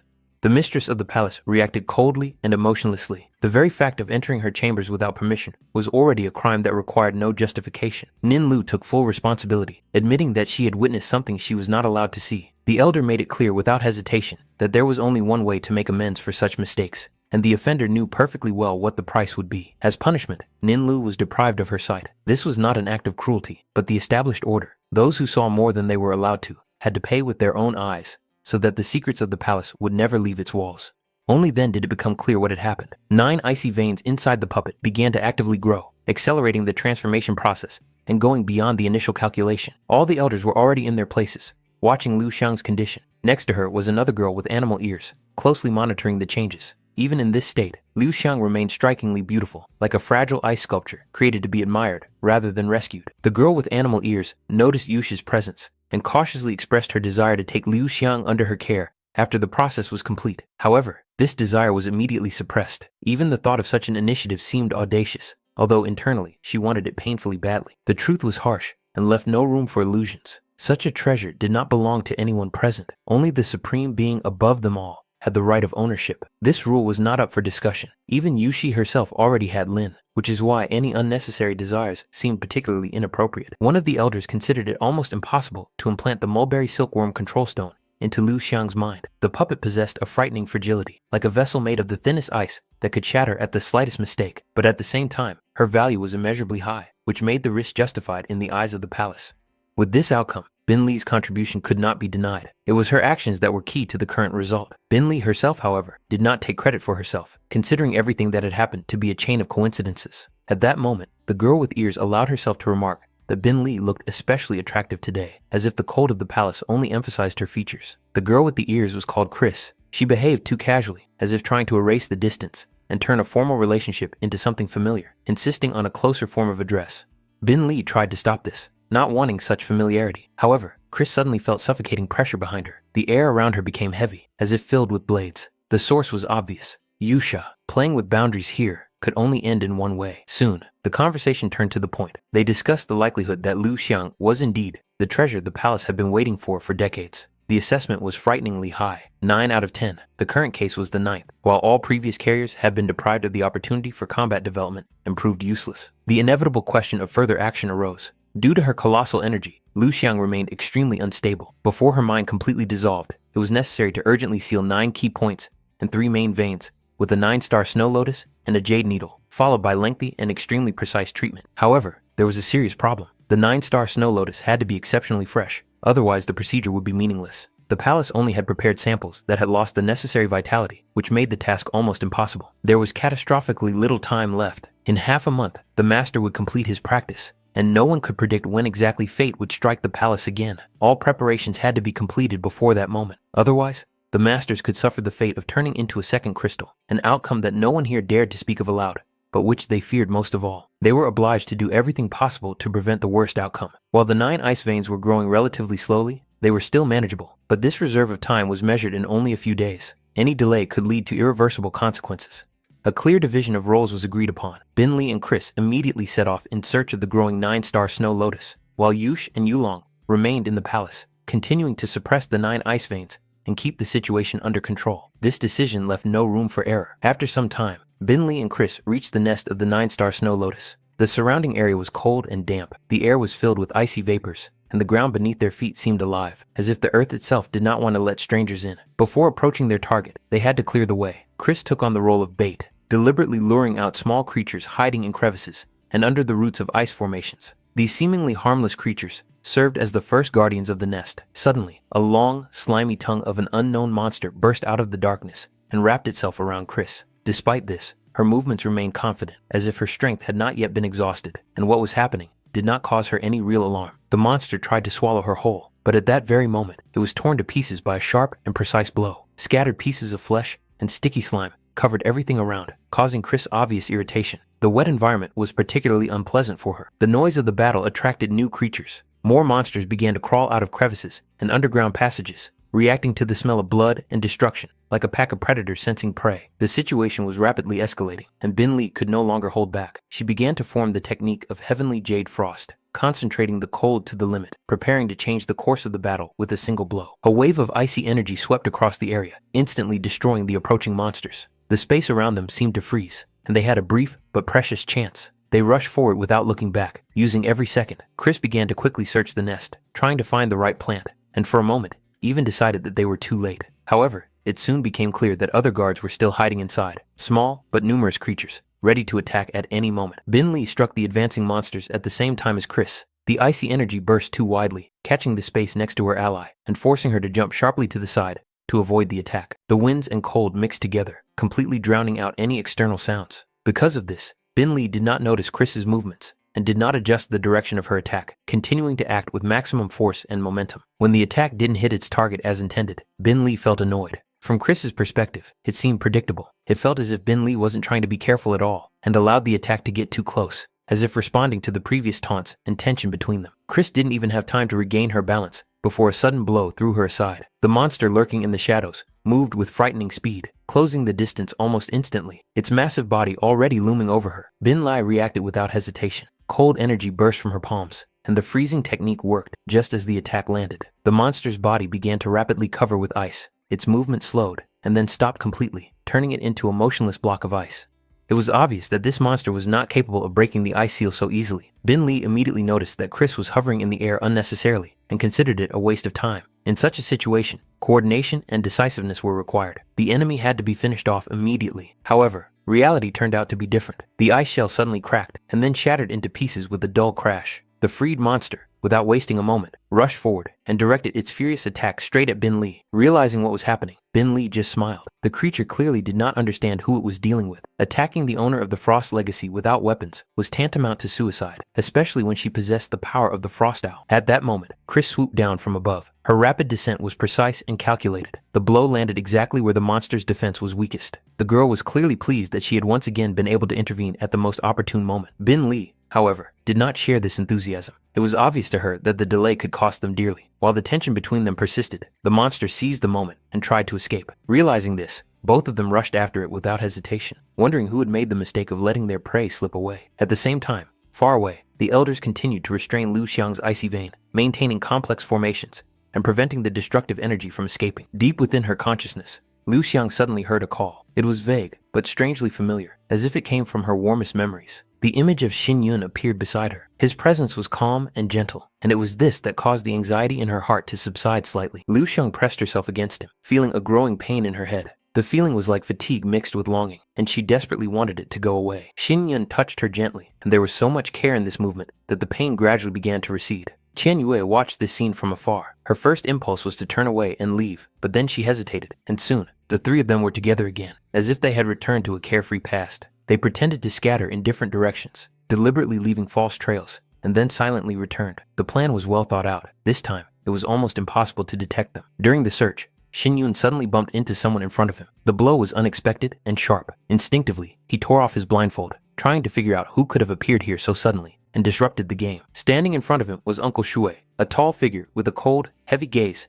that seemed to shrink the space around him. The old man was clearly unhappy with what was happening. His presence immediately changed the atmosphere, robbing the children's game of all its lightheartedness. Xin Yun, confused and frightened, tried to explain his presence, but his voice was too weak and his words unconvincing. The old man did not even deign to pay attention to him, demonstrating complete superiority and impatience. Chen Yue rushed to her father, clinging to his clothes. She tried to protect Xin Yun, taking responsibility upon herself, and asked not to punish him. Her movements betrayed her anxiety and haste, as if she knew in advance how this meeting might end. Shui Chunxiang, seeing his beloved daughter, softened for a moment. His attitude towards Chen Yue was sharply different from that which he showed to everyone else. He returned from the imperial city with gifts, as he always did, wanting to please her and show his care. However, his joy quickly turned to irritation. Once again, he saw a scene he had seen many times before. His daughter, next to the weak boy, whom he had long considered unworthy of being near her. The flash of anger was instantaneous. Without hesitation, he kicked Xin Yun as if he were something foreign and unnecessary. Shen Yue immediately tried to stop her father, while Liu Xiang, pale with fear, watched what was happening, worrying about Xin Yun. But Chun Xiang had already given the order. 2 adult men approached the boy, with the clear intention of teaching him a lesson. One of them looked at Xin Yun with derision, as if he were looking at someone who had not learned his lesson. The other believed that the boy had become too conceited, daring to be near those he had no right to approach. There was no hesitation in their movements, only habitual cruelty. After that, Chun Xiang coldly touched his daughters, letting them know that he was disappointed in them. In his opinion, their actions went beyond what was acceptable and violated the established order. He set strict limits for Liu Xiang. She had to do what she was told, without getting distracted by food or rest, until all her duties were done. As for Chen Yue, he planned to talk to her separately, and it promised to be tough. Later, Liu Xiang found herself alone, lying in a dark room on hard straw. The space was cold and lifeless. At that moment, she thought she heard someone calling her. The sound broke through the silence and loneliness, like a thread connecting her to what she so desperately did not want to lose. It turned out to be her sister. Chen Yue's appearance brought with it a faint sense of relief. Liu Xiang immediately tried to understand why she had come and how severely her father had punished her. Chen Yue looked calm and confident, making it clear that she was fine. In fact, she had not come for herself at all. Her concern was for her younger sister. Liu Xiang hastened to assure her that nothing terrible had happened to her either. Chen Yue believed that it was better for both of them to stay away from their little brother Yun. She sincerely did not understand why their father felt such animosity towards him. However, for Liu Xiang, everything was different. Among all those around her, it was Xin Yun who was the most precious person to her after her sister. Moreover, she felt that her father was cold towards her as well, so she was not going to distance herself from Yun just because of his will. Liu Xiang thought anxiously about her little brother Yun's fate and tried to figure out what would happen to him next. Chen Yue tried to calm her sister down, letting her know that their father would not go too far. After that, she decided to leave, leaving Liu Xiang alone, and mentally wished her good night, hoping that she would stop tormenting herself with heavy thoughts. 10 days passed. For Liu Xiang, this time dragged on particularly slowly, but the joy of the upcoming meeting with her brother Yun outweighed everything else. The thought that she would be able to see him again filled her with warmth and anticipation. During the meeting, Chen Yue looked closely at Xin Yun, as if checking to see if he was really alright. He looked calm and confident, trying not to arouse unnecessary suspicion. Chen Yue made it clear that it would be better for him not to show up here too often. His carefree reaction and frivolous behavior only annoyed her, and she called him frivolous again. At that moment, they noticed Liu Xiang approaching. Her steps were quick, and her eyes were full of joy. As soon as Liu Xiang hugged Xin Yun, his body tensed reflexively. In the next second, he felt a sharp pain that he couldn't hide. Liu Xiang did not expect such a reaction at all. She immediately tried to understand what had happened and began to examine him with concern. Chen Yue also became alert, sensing that the matter was much more serious than it seemed. Xin Yun hastily began to deny what was happening, pretending that everything was fine. Chen Yue did not believe his words. She grabbed his arm sharply, not allowing him to walk away from the conversation. His resistance only heightened her suspicions, and she ordered him not to move. The next second, she knocked him to the ground and tore off his outer clothing. A sight unfolded before their eyes that made it difficult to breathe. The boy's body was covered with wounds and bruises that were too fresh to be accidental. Chen Yue tried to understand how he could have sustained such injuries. Xin Yun's response was cold and distant, as if he did not want anyone to know about this part of his life. Tears immediately welled up in Liu Xiang's eyes. What she saw was too much for her to bear, and a feeling of helplessness slowly squeezed her heart. At that moment, Chen Yue finally realized that the wounds she had seen were only a small part of what was hidden. From his uneven breathing and the tension in his body, she understood that there was much more damage. This realization made her reach out to him again, grabbing his hand tightly to examine everything thoroughly. Xin Yun pushed her away sharply, making it clear that he did not want her to continue. He considered it none of her business and wanted her to back off. However, almost immediately after this movement, he felt awkward and guilty for his harshness and repented inwardly, realizing that he had hurt her. He noticed how Chen Yue had changed. Her actions no longer had the same cold detachment as before. Instead, there was a rough insistence. She even began to pull his clothes off, forgetting all propriety. In his understanding, such behavior was completely inconsistent with what a well-bred girl should be like. Lao Xiang, overcome with anxiety, grabbed his hands, trying to understand the reason for what was happening. Her gaze was full of fear, as if she was afraid to hear the truth. Xin Yun gently wiped a tear from her cheek and tried to calm her down, showing her that she had nothing to be afraid of. He assured himself and them that the pain was gone and there was no longer any reason for concern. He squeezed both girls' hands, as if trying to hold on to this brief moment of calm. As long as they were there, he really didn't care about his wounds, the pain, or anything else. Their presence gave him a feeling of warmth and security. Qian Yue abruptly pulled her hand away. Her reaction was cold and distant. Xin Yun was confused, trying to figure out if she was angry with him because of what was happening. The next moment, Qian Yue grabbed him by the shoulders. Her gaze was a mixture of anger and despair. She made it clear that she did not believe his words were sincere. It was obvious to her that a person with such severe injuries could not feel normal, and such pretense seemed foolish and cruel. Liu Xiang tried to intervene, trying to stop her sister, but Qian Yue could no longer restrain herself. She tore his clothes off again, wanting to see everything with her own eyes. It was inconceivable to her that such wounds could not cause pain. She demanded the truth, no longer willing to listen to comforting excuses. Liu Xiang pulled her sister back, begging her to stop. She didn't understand why she had suddenly become so harsh, and why she was causing even more pain to someone who was already suffering. At that moment, Qian Yue noticed that Xin Yun's body was trembling, not from the cold, but from the pain he was trying to suppress. A tear slowly rolled down her cheek. She turned away from them both, not wanting anyone to see her weakness. Liu Xiang looked carefully at Xin Yun, trying to understand how he was feeling and whether he was even able to continue standing. After that, Qian Yue made a decision. From that moment on, she didn't want Xin Yun to come and play with them anymore. It wasn't said out of hatred, but out of pain and helplessness at what she had seen and couldn't change. Liu Xiang felt that her sister had crossed the line. Everything that was happening seemed too cruel and unfair to her. She saw how Xin Yun took the blame without trying to justify or defend himself, as if he believed he deserved every reproach. He perceived what was happening as a consequence of his own mistakes, and therefore inwardly asked Qian Yue not to be angry anymore and not to continue. However, Qian Yue was not going to stop. In her eyes, he looked stubborn and hopelessly stupid, a person who did not understand what was going on around him. With a sharp movement, she slapped him across the face, finally cutting off any possibility of retreat. At that moment, she decided that she no longer wanted to waste her time or emotions on someone she considered unworthy. For her, he was no longer even a friend. In her mind, he had sunk to the level of a complete nobody, a person who had no right to be near her. She made it clear that he no longer had a place with the Shui family and that he should stay as far away as possible. Rage overwhelmed her completely. She threatened that if he dared to show up here again, the consequences would be much worse. Grabbing him by his clothes, she demanded confirmation that he understood her intentions. Xin Yun just nodded, accepting her words as a final verdict. Tears streamed down his face,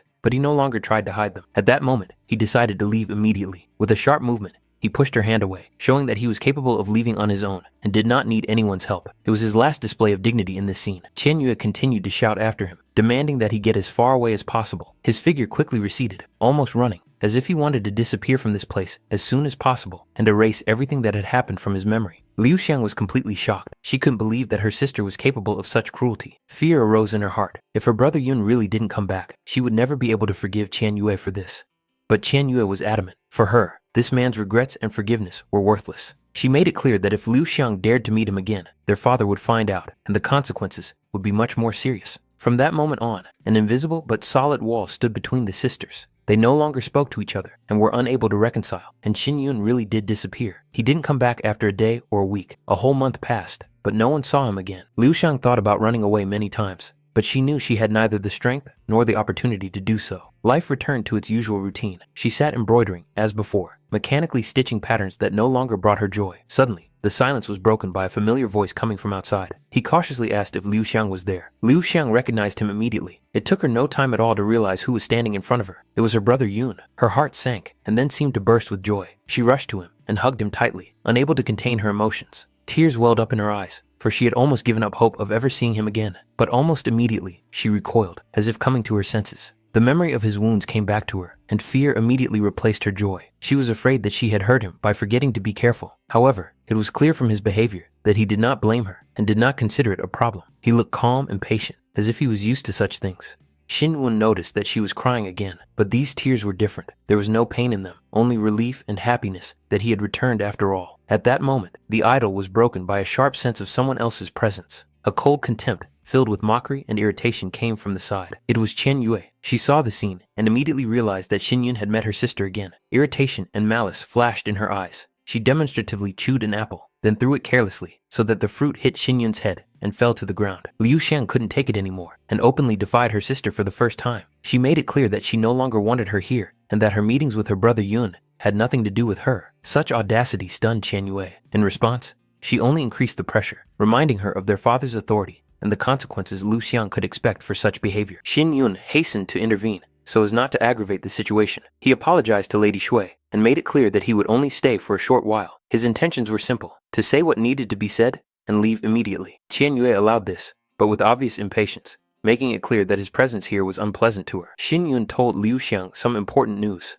The next day, the Chu family would be leaving Qingfeng. His visit was not accidental. He had come to say goodbye, realizing that he might never see her again. For Liu Xiang, these words came as a shock. She couldn't believe that the parting was coming so suddenly, and that uncertainty and separation lay ahead. The thought that they might never meet again caused her almost physical pain. Chen Yue took the news quite differently. For her, it was a relief. Xin Yun would disappear from her life, which meant that everything would return to normal. She only hastened his departure, as if she wanted to erase his existence from her memory as soon as possible. At that moment, the first raindrops began to fall from the sky, as if nature itself was responding to the tension of the scene. Xin Yun realized that time was up, and it was really time for him to leave. He took a step back, about to leave, but Liu Xiang suddenly grabbed his hand. There was both despair and hope in her movement. She didn't want to let him go, and wished with all her heart to leave with him, even without understanding whether it was actually possible. Liu Xiang was well aware that Xin Yun's heart had always belonged to her sister. She had known this since childhood, and had never tried to deceive herself. Yet despite this understanding, her own feelings for him remained unchanged, quiet and stubborn, like roots growing deep into the ground. Even if Qian Yue had changed, even if time and circumstances had made her different, in Liu Xiang's eyes, Xin Yun remained the same person. If fate ever led him to consider marrying her, Liu Xiang was prepared to wait as long as it took, without demanding promises or seeking confirmation. Under the pouring rain, with trembling eyelashes and cheeks wet with tears, she prayed for only one thing, that he would not disappear from her memory and erase her from his. For her, that was enough, even if everything else turned out to be unattainable. Xin Yun gave her neither an answer nor comfort. He simply turned and walked away, leaving her alone in the cold rain. His silhouette quickly dissolved into the gray mist, and with it went the last bit of warmth she still hoped for. A little further away, Liu Xiang could hear snippets of other people's conversations. They were talking about Chen Yue's future, about marriage, about advantageous alliances, and about how the path had already been cleared for her. Money and connections seemed to be the universal key there, capable of opening any door, and no one doubted it. At some point, the interlocutor realized that his sister was nearby and fell silent. However, Qian Yue did not even pay attention to what was happening. For her, Liu Xiang no longer existed as a point of comparison. She made it clear that she did not want them to ever be compared. Since then, Liu Xiang had worked tirelessly, day and night, as if trying to fill the void with constant movement. Surprisingly, she hardly felt any fatigue, as if her body had long since come to terms with such an existence. Mockery, rudeness, and humiliation had become a familiar backdrop to which she had almost ceased to react, and yet she knew that there was pain stronger than any resentment. The separation from Xin Yun was a loss for her, comparable to the disappearance of the sun. The world had dimmed, and even the nightlight of the moon caused her rejection, reminding her of the cold and loneliness. The years passed unnoticed. One day, the town began talking again about Master Chu, the very man who had once been a frequent visitor here. Rumor had it that he had returned to propose marriage. Many did not understand how he had the courage to show his face after his previous humiliation and expulsion. The crowd responded with ridicule. They compared him to an insignificant creature, dreaming of the impossible, and openly mocked the very idea of such a union. There were even people who decided to come and watch the spectacle, expecting another disgrace. Liu Xiang suddenly wondered if the man everyone was talking about was the same Brother Yun she hadn't seen in so many years. Soon, a dense crowd appeared before her eyes. People watched what was happening with mockery and irritation, considering the man insolent and inappropriate because of his actions. In their eyes, he looked like a beggar who had no right to ask for such a thing. Liu Xiang tried to push her way forward, but this only caused even more discontent. She was pushed and scolded, considered an unnecessary hindrance. She leaned against the door, feeling the contemptuous glances and insults directed at her. And at that very moment, she heard Xin Yun's voice confidently declaring that Lady Shui's choice was wrong, because his intention had always been directed toward Liu Xiang. A hand reached out to her. The man who was the center of attention offered her to become his wife. Without hesitation, Liu Xiang took a step forward and accepted the proposal. What was happening seemed unreal to her. Liu Xiang couldn't believe her own eyes and feelings. The thought that Yun had really returned for her and decided to tie his life to hers seemed too incredible to be true. A question arose in her mind about where their future path would lead. The answer was simple and clear. Their path led home, to where they belonged together. Xin Yun picked her up and carried her away from the noise, ridicule, and strangers' stares. For Liu Xiang, it was a moment of absolute happiness, as if everything she had gone through before had existed only for this moment. At the same time, it was late at night in the 9th Ice Palace. Most of the girls were already fast asleep, and only the occasional rustling sound broke the silence. One of the girls muttered something in her sleep, irritating another, who decided to check what was going on. When she looked under the blanket, both froze in horror. Under the cover was a creature with a frighteningly perfect, powerful body, more like a monster than a human, and its presence instantly destroyed the palace's nighttime tranquility. The girls recoiled in horror at the sight of the nightmarish creature, which resembled a man in appearance. Its presence seemed unnatural and instilled an instinctive fear, as if the very space around it had become distorted. The noise woke the other inhabitants of the palace. They did not immediately understand what was happening, for the sun had not yet risen above the horizon. However, upon noticing the monster, many panicked. One of the girls burst into tears, losing her ability to think as the creature touched her. Thoughts of the possible consequences overwhelmed her, causing even greater fear and confusion. Only the next day did the situation become clear. It turned out that such creatures preferred dark, enclosed spaces, and under certain conditions, the threat no longer existed. This realization calmed the palace somewhat. The elders were shocked that such creatures could have appeared in the main palace at all. Doubts and mutual recriminations hung in the air. Bin Li coldly noted that the day before, someone had assured them that everything was under control. Chris was nearby, and it soon became clear that the monsters had simply broken out of their cages. Chris didn't waste any time thinking and instantly attacked the nearest creature with a swift blow, bringing the full force of her body to bear on it. There was not a hint of doubt in her actions. The creature was humiliated and defeated with remarkable ease. The girls felt relieved, realizing that the third elder had saved them. One blow was enough to knock the monster unconscious, and this display of strength made a strong impression. The two frightened girls, barely holding back their tears, approached the third elder, hoping for help. They had heard rumors that the touch of the three-legged monster could lead to terrible consequences. Even Chris herself was not sure how true these rumors were. When the creature tried to get up again, Chris finished it off without hesitation, leaving it no chance. After that, she allowed herself a short respite, as if nothing unusual had happened. Yusha, assessing the situation, came to the conclusion that the girl's fears were most likely unfounded. She noticed Yulong's reaction, but Yulong only admitted to herself that she had no knowledge in such a rare and strange field. After carefully examining the remains, Bin Li concluded that they were not a man at all, but merely a mimicry form of the 9-star snow lotus. However, now was not the time to delve into discussions. Yuxia believed that the elder's duty was first and foremost to reassure the servants, while Yulong clearly realized that they had encountered an area of knowledge where even experienced cultivators remained almost blind. However, an obvious question remained. The second elder had been outside the palace for almost a year and had inevitably come into contact with men. If all the fears and allegations were true, the palace would have long since been filled with so-called little masters. This fact alone refuted the most panicked assumptions.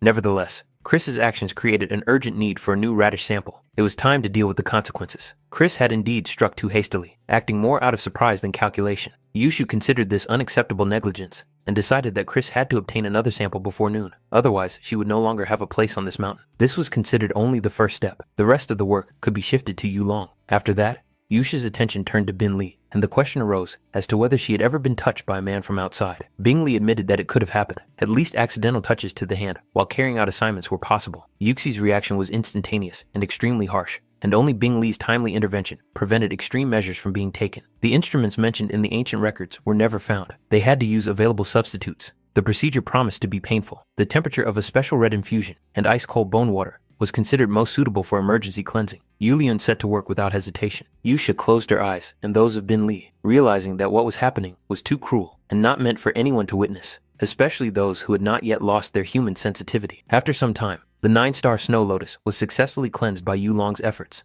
Its structure stabilized, and its internal energy ceased to be distorted. Yusha noted that the condition of the lotus had improved significantly. Yulong explained that during its full bloom, the 9-star snow lotus was capable of absorbing enormous amounts of energy. This allowed it to be used as a vessel for storing and transforming the power of the 9th ice vein. However, the first radish sample was completely dried out and had lost its value. At that moment, Chris appeared, having managed to obtain another sample. Despite her fatigue, she clearly expected recognition for her efforts. Yulong allowed herself a rare gesture of approval, gently patting her on the head and mentally promising a reward after the ritual was complete. All preparations were complete. The conditions had finally come together. The necessary components were in place, and now nothing stood in the way of beginning the ritual itself. The moonlight, cold and clear, intertwined with the starlight, and the first glimmer of dawn was already appearing on the horizon. The three sources of light merged into a single river, slowly descending and enveloping the altar. The jade lotus opened, forming a protective dome in which each vein glowed with a soft but powerful radiance.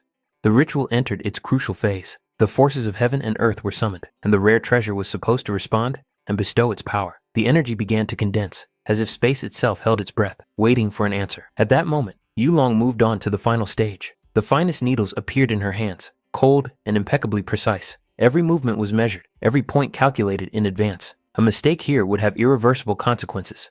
Meanwhile, deep in her sleep, Liu Xiang carefully folded Qin Yun's clothes, as if afraid to leave an extra crease on the fabric. Her thoughts slowly slipped away from reality, returning to the same question. When would he return? Suddenly, a familiar scent appeared amid the usual silence. Faint, but distinct, the scent of Yun. Liu Xiang's heart fluttered, as if this scent were a thread connecting dreams and reality. Earlier, Xiaohu had asked her a strange question, which at the time seemed too bold and embarrassing. The thought of the future, of nights together, of intimacy with the master arose suddenly and was just as suddenly pushed away as something she was not yet ready for. However, just as she decided to dismiss these thoughts, she felt a strange presence behind her, warm, alive, and all too familiar. Shin Yun was standing very close, as if he had always been there, and his presence alone was enough to make her lose her bearings. Liu Sheng stood up abruptly, as if she had been caught off guard. Her heart was beating too fast, and her thoughts were confused. Everything she had been doing suddenly seemed strange and absurd to her, as if she had been caught doing something shameful. She turned around, looked at him, and before she could realize what she was doing, she leaned forward and bit his cheek. The gesture was sharp,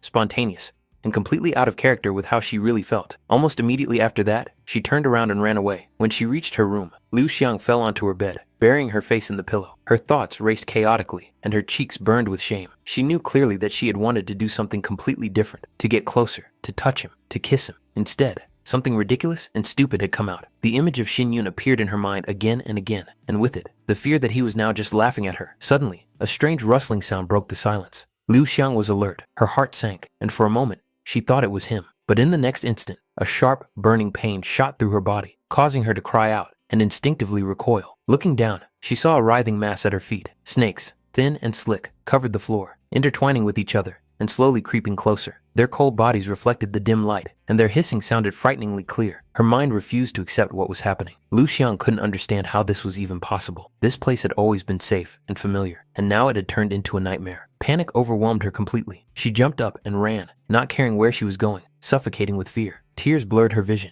and there was only one thought in her head. He had to be nearby. The next moment, Xin Yun appeared in front of her, his arms closed around her, holding and protecting her. The embrace was so real and warm that her fear began to recede, as if dissipating under his touch. Liu Xing tried to comprehend what she had seen, still trembling from the horror she had experienced. The images of the snakes seemed too vivid, too real, but gradually they began to fade, as if dissolving into thin air. Even so, her heart continued to beat too fast. His presence had a calming effect. She felt that next to him, she could allow herself to be weak. She could stop being afraid. The protection that emanated from him was not ostentatious, but natural, as if it had always been his place to stand next to her. Pressing closer, Liu Xiang felt the warmth of his body and the familiar scent that finally convinced her that everything that was happening was not just an illusion. This feeling of closeness was too real to doubt. Her gaze involuntarily slid to his lips. Her thoughts became confused. Her breathing faltered, and before she could stop herself, she leaned forward, touching his lips with hers.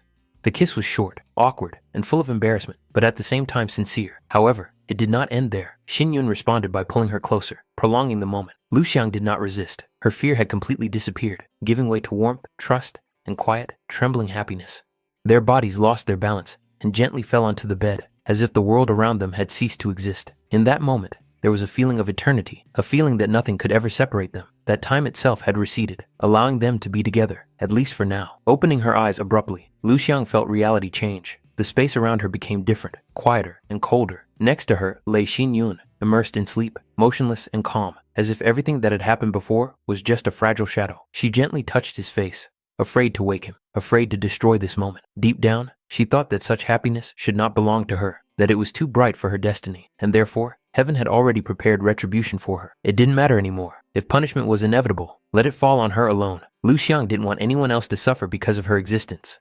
Bin Li's words about the ninth ice vein, which brought only misfortune and destruction, came to mind. She also remembered the cold gaze of her father, who could not accept such a daughter, and the cruel words of Qian Yue, who renounced her kinship as if it were something shameful. From the very beginning, the world seemed to have turned its back on her. Hatred, contempt, and indifference became her constant companions. The thought that no one would care if she disappeared was frighteningly calm. Perhaps forgetting everything meant getting rid of the pain, allowing the monsters to erase her memories, and, with them, her suffering. But even in this despair, there was one desire: for him to stay. Let them take everything else, her memories, her feelings, her very essence, as long as Xin Yun did not disappear from this world. Behind her appeared the image of Chen Yue, cold and distant. In his presence, a doubt arose. How long would he remember Liu Xiang if human memory was so fragile and changeable? Her heart ached, but she refused to accept this thought. Images of the imperial city, full of splendor and beauty, floated before her inner eye. There were countless girls there, and the thought that one day he might be attracted to someone else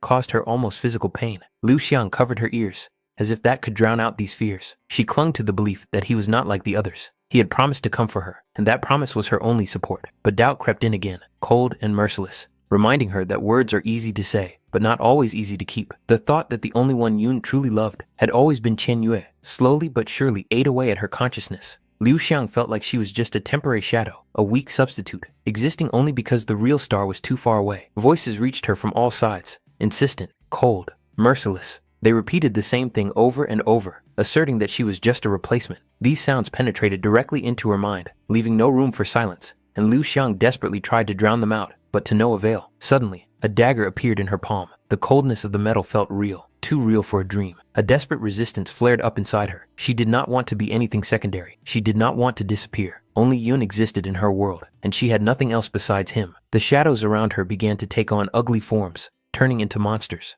Liu Xiang rushed at them, striking without hesitation, as if each movement was a vow of remembrance. These blows were filled with rage and fear, a desire to hold on to the only thing that gave meaning to her existence.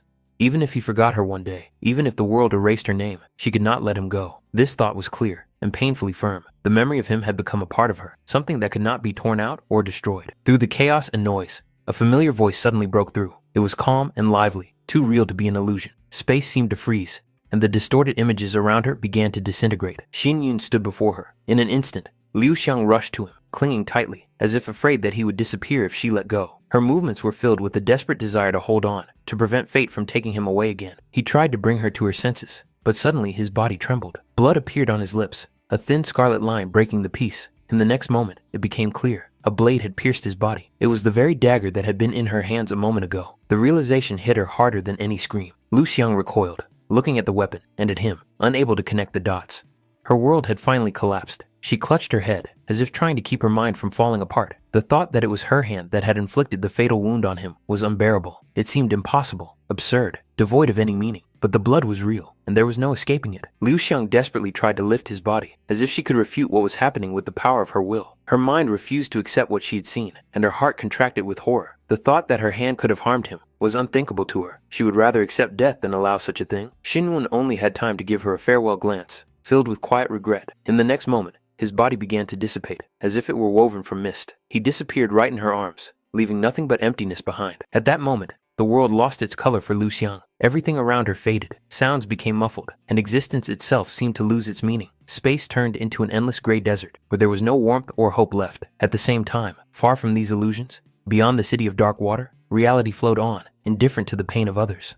Spring was already coming into its own. Grass was sprouting through the ground, trees were filling with sap, and the air was becoming softer and warmer. The southern lands were slowly awakening, as if nothing tragic was happening in the world. Travelers could admire this peaceful landscape as the road stretched ahead. It was only 3 days' journey to the imperial city. This distance gave a feeling of relative safety. Even if the Tai clan decided to pursue them, they would have enough strength to fight back. However, Lord Gu's thoughts were occupied with something else entirely. He was still replaying recent events in his head, and couldn't understand how such a thing could have happened. He was annoyed by the realization that such an experienced man had been so easily duped. The deception now seemed all too obvious. Rare medicines could not have appeared in the hands of a random merchant. It was too late to blame anyone. All that remained was to acknowledge his own carelessness. Kai Yan himself understood that he deserved it. Illegal wine, dubious deals, and overconfidence had played a cruel joke on him. Fake alcohol not only harmed the body, but also dulled the mind, and this thought only added to his general irritation and fatigue. At that moment, a man appeared on the road, walking confidently and calmly, as if he knew in advance who he would meet. Jia Yan glanced at him attentively, and the stranger almost imperceptibly adjusted his wide-brimmed hat. From the outside, everything looked normal, and Qing Shan did not notice anything suspicious. However, a vague feeling arose in Kai Yan's heart for a moment, which he chose not to voice, attributing it to fatigue from the road. Suddenly, he pulled sharply on the reins, forcing the horse to stop. His gaze caught on the figure ahead. Something about his gait and silhouette seemed vaguely familiar. However, as soon as he hesitated, the man quickened his pace and then broke into a run. Kai Yan didn't hesitate for a moment and rushed after him. His heart was pounding with anger and shame. The memory of the lost money came back too vividly to let the stranger get away with it. Xin Yun turned around, noticing the sudden movement, and Qing Shan almost immediately understood what had happened. The fat man had been lured away again by the same scoundrel who had been walking calmly down the road, giving nothing away about his intentions. Fortunately, the chase did not last long. The horse, left without a rider, soon returned on its own, snorting and pawing the ground restlessly, as if to confirm that nothing serious had happened. After that, it became clear that the pursuit had been unsuccessful. Kai Yan explained that he had recognized the fugitive as a swindler who had hidden in a bamboo grove, where it was pointless to pursue him further. Qing Shan did not hide his irritation. At that moment, he had already decided that it was a murderer from the Tai clan, and the sudden chase had made him tense. It was then that a calm, mocking voice was heard from the side, clearly watching the whole scene. They were at the very same tea house where Tsai Yanya had been cheated last time. An old man who looked like he was used to such stories reminded them that this swindler was from a neighboring village and specialized in cheating travelers. His words sounded as if what was happening was a common occurrence for him. It turned out that warnings had been issued before. The advice was simple: don't deal with street vendors and do your shopping in the city. But if a person decided to take the risk, there was no one to blame afterwards. The old man also mentioned that the swindler never kept his money. It all went to drinking and gambling. He felt most sorry for his daughter, a talented girl who made the items her father sold with her own hands. The name sounded familiar, and Kai Yan realized that it was a girl named Luo Wei. Xin Yun paid for the tea and asked to be taken to the village. The generous payment noticeably softened the old man, and he willingly agreed to help, not hiding his gratitude and respect for such an act. Passing through a dense bamboo forest, they came straight to the village of Luoju without any detours. To an outside observer, their route seemed strange. There was no indication that anything of value could be found in this forgotten place. Some of the companions wondered why they had turned off here at all. No one was going to return Kai Yang's lost money. Such trifles were not worthy of the main character's attention. His interest was directed elsewhere, to the girl who had managed to finish the half-completed blue liquid. At the same time, their movements were already being watched. The assassins noticed that their target had turned towards the village of Luoju and quietly followed her. One of the men in a dark hoodie doubted that their presence could be noticed, but his partner was sure that the probability of this was close to zero. In such a remote place, it was unlikely that anyone who had reached the 8th level of earthly spiritual cultivation would be found. The man in the hood was convinced that he was the one who should complete this task. The man in the purple cloak recognized his skill, but still felt it necessary to remind him of some details. The other members of the group posed no danger. The only real problem was Chu Xinyun. In just a few days, he had managed to progress from the 9th level of physical tempering to the 3rd level of spiritual perfection. Such rapid growth was frightening, and at the same time aroused a strange interest. Such anomalies rarely appeared without a good reason. Xin Yun himself, meanwhile, was deep in thought. The name Luo Wei stubbornly lingered in his mind, as if it were connected to something important from the past, but the exact association still eluded him. Suddenly, he stopped and looked back almost imperceptibly. The movement was natural, without tension, but his gaze was attentive and sharp. When his companion asked why he had stopped, Xin Yun dismissed it, explaining that it was because of an animal he had glimpsed in the bamboo. His tone and behavior did not betray the slightest suspicion. It was not far to Luoju village. It was decided that Kai Yan would go ahead to reconnoiter the situation, while the others would wait nearby, without attracting unnecessary attention. Once in the village, Jai Yan approached one of the local girls, trying to find out where Luo Wei's house was. However, as soon as he mentioned that name, the child's expression changed dramatically, and it became clear that he had just asked the wrong person.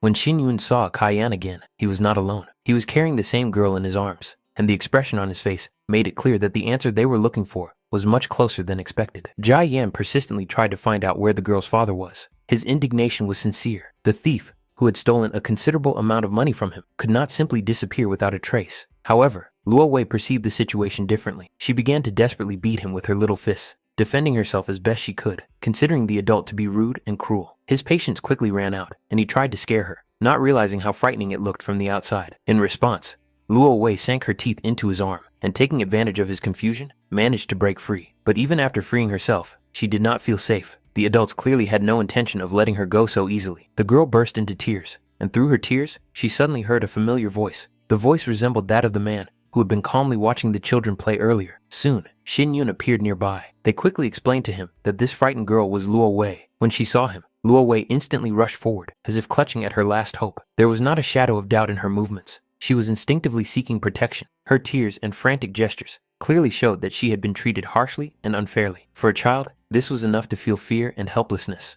Xin Yun immediately realized that this was indeed Luo Wei. There was not a trace of indifference left in his gaze. He let the girl know that she had nothing more to fear, and that her abusers would not go unpunished. His attention immediately shifted to the adults. Their behavior was disgusting, humiliating and intimidating a child, taking advantage of their superiority. Such behavior could not go unpunished. Xin Yun acted quickly and decisively. His intervention was precise and ruthless. He accomplished what he had set out to do, punishing the guilty and restoring justice, hoping that this would be enough for Luo Wei to no longer be afraid and to be able to forgive what had happened. However, deep down, another memory tormented him. He couldn't understand how he had managed to forget this episode. Back then, in the past, he had been in a real chase. He had been wounded by a poisonous arrow and was losing strength with every passing minute. He couldn't get very far. Ahead of him was a cliff, and the rain was getting heavier, turning the ground beneath his feet into a slippery trap. Below, at the foot of the cliff, a girl was walking along the soggy path with a basket of medicinal herbs. The downpour was getting heavier, and the cold wind was driving the raindrops straight into her face. Realizing that it was pointless to go any further, she decided to wait out the storm under a rock ledge where she could shelter from the rain. At that moment, a human body fell from above with a dull thud. The girl shuddered with horror and instinctively stepped back. Her heart was pounding, but she still clutched the only weapon she had in her hand, a small knife for cutting herbs. Fear gave way to tense determination. If the stranger did not reveal himself, she would defend herself to the end. A faint voice came from the darkness, urging her to run. These words only increased her panic. The thought flashed through her mind that it was a ghost or spirit that had fallen from the cliff under the cover of rain. However, there was no continuation. The stranger finally lost strength and collapsed to the ground, unable to stay on his feet. Almost immediately, muffled voices came from above. The pursuers realized that their target had fallen down. They were going to find the fugitive at any cost, dead or alive. The girl gritted her teeth and, overcoming her fear, tried to bring him to consciousness. She knew that time was running out and their enemies were closing in. Despite her doubts and the danger, she felt a stubborn desire to save this man, if only he could hold on a little longer. This time, fate had brought them together much earlier than in their past lives. Luo Wei looked at the weakened young man with concern and recognized him. She cautiously asked if these were the people who were chasing him. Xin Yun made it clear that this was indeed the case. In fact, even she knew this man's name. The name Chu Xinyun was everywhere. Even those who had never met him personally had heard of his exploits. At the qualifying tournament, he became a real sensation, crushing his opponents with one decisive blow. He was called a dark horse, who suddenly turned the tide of the competition. Xin Yun noticed the girl's awareness and wondered if she herself had participated in the qualifying tournament. Lu Wei explained that she was only a spectator and watched from the sidelines. The participation fee was too high for her, and she had no cultivation skills at all. Even if she had taken the risk, defeat in the first round would have been inevitable. However, Xin Yun looked at her differently and asked her to show him her hand, carefully assessing its condition. He saw hidden potential in her. With the right mentor and guidance, she could quickly advance. These words were an unexpected ray of light in the darkness for Luo Wei. For the first time, someone saw her not just as a poor girl, but as a person with real talent. Luo Wei looked at him with hidden anticipation and hope. Deep down, she wanted to believe that there was a path to power for her too, that she was not doomed to remain weak and helpless forever. The thought that one day she could become as strong as Xin Yun seemed almost impossible, but that was precisely why it was so desirable. Xin Yun, observing her expression, asked a question that had long interested him. He had heard about the origin of that very blue liquid and wanted to know the truth firsthand, rather than through rumors and distorted stories. The girl told him honestly about that day. She had no intention of deceiving anyone and knew perfectly well that the potion was not yet complete. However, the man who came for it was too self-confident and impatient, unwilling to listen to explanations and seeing only what he wanted to see. Xinwen gently touched her head, letting her know that she was not to blame. Lu Wei, still feeling guilty, hastily assured him that the money could be returned, as if that were the most important and only way to make up for what had happened. She sincerely believed that if it weren't for her interference, that man would not have been deceived by her father. If punishment was inevitable, she was ready to accept it. However, Xin Yun only responded with a gentle smile, considering such thoughts naive. He made it clear to her that they had not come here for the dead. On the contrary, he was going to invest in her future. A spatial ring appeared in his hands, which he handed to the girl without hesitation. Inside were spiritual stones and rare herbs in such quantities that they would be enough for decades of peaceful and thorough practice. Luo Wei could hardly believe that all this was meant for her. The ring looked elegant and almost unreal for such a poor village girl. Xin Yun explained that she only needed to concentrate and try to feel the spiritual essence without overexerting herself or rushing. To her own surprise, she was able to do it. Neatly arranged spaces filled with everything necessary for the initial stage of cultivation appeared before her inner eye. There was spiritual liquid, spiritual stones, medicinal herbs, and even a simple tripod for processing ingredients. Everything that could lay the foundation for her future path. The last step was to mentally form a special symbol on her palm. This symbol was meant to serve as a measure of protection. Although it disappeared immediately after activation, its effect remained. Luo Wei repeated the movement, and the ring really dissolved, as if it had never been there. The girl still did not understand why Xin Yun was so generous to her. For him, it was something natural. He felt that in his past life, he had been indebted to Luo Wei, and now he was simply returning what should have been returned long ago. Luo Wei waved goodbye to him, full of determination. She promised herself that she would work hard and one day create a truly perfect potion. After that, it was time to move on. Watching what had happened, the companions couldn't help but be surprised at how gentle and patient Xin Yun had been towards the child. A logical question arose. Was it necessary to be cruel in the world of cultivation, even if they had not come here to collect debts? Especially considering that there was a man nearby who looked like a complete scoundrel, making the whole company seem much more dangerous than it actually was. Qing Shan couldn't help but wonder what story connected this young man and the unknown girl who had suddenly received such support from Mr. Chu. Xin Wen noted to himself that this child truly had a rare gift. Such talent was rare, which was why Luo Wei's fate was so regrettable. Being born into such a family meant constant danger and the need to hide, possibly for the rest of one's life. Gu Qingshan noticed Mr. Chu's generosity, but to Xin Yun himself, this act did not seem remarkable. He had only done what he thought was right. Ahead was a guard bridge, which served as an important point on the way to the city. It took some time to cross, so it was decided to stop and have a snack right there, taking advantage of the opportunity to rest after a long journey. These places were considered dangerous. Monsters appeared more often than usual in the southern mountains, which is why many guard posts were erected along the roads and passes to detect threats early. During times of disaster, local residents could take refuge in such fortifications. The guards were obliged to immediately sound the alarm and hold the defense until the arrival of city troops. That is why officials, merchants, and even representatives of noble families often stopped here, using the posts as safe transit points. At the entrance, they were stopped by the guard on duty, who checked everyone without exception. Kai Yan promptly presented his token confirming his status as a student of the Lin Xiao Martial Arts House and a student of Yang Yan, the elder of the city of Dark Water. Upon learning the origin of the guests, the guard immediately realized his mistake and hastened to show his respect, promising to organize a worthy reception for them. He immediately ordered food to be prepared. After a long journey, fatigue and hunger were particularly acute, and even a short rest seemed very welcome. However, no sooner had they sat down at the table than an alarm sounded over the outpost. The nearest lookout post reported a wave of monsters rapidly approaching the area. Many could not believe what was happening. At this time of year, such phenomena were considered rare, but doubts quickly dissipated. Panic was already growing below. Screams could be heard, and the guards began to hastily take up their positions. The situation required immediate action. It was necessary to organize a defensive formation to hold back the first wave and buy time for the evacuation of civilians. Xingshan couldn't help but note the irony of the situation. Just recently, it was Kai Yan who had mentioned the increased activity of monsters in these parts, and now his words seemed to have taken on a frightening power. Xin Yun, keeping his cool, began to assess the situation. He was interested in the direction of the wave and the possible routes of approach for the monsters, because this would determine where exactly to build defenses and what forces to deploy first. According to the reports of the scouts, the wave of monsters was approaching from the northwest, the very direction from which they had arrived. From a defensive standpoint, the post was considered a safe place, and most would have preferred to wait out the danger there. However, Xin Yun was not one to sit idly by, knowing that others might die somewhere nearby. Jian tried to hold him back, clearly understanding that in the current situation, protecting Xin Yun was paramount. Outside the fortifications, chaos reigned, and any rash action could lead to death. Until the wave was repelled, leaving the post was considered reckless. However, Xin Yun had already made his decision. He realized that the village of Luozi was located in the northwest, and it was this village that could be directly hit. The thought of Lu Wei haunted him. The realization that the girl might die only strengthened his resolve. Realizing this, Kai Yan understood that he could not be allowed to go alone. The guard on duty couldn't believe his ears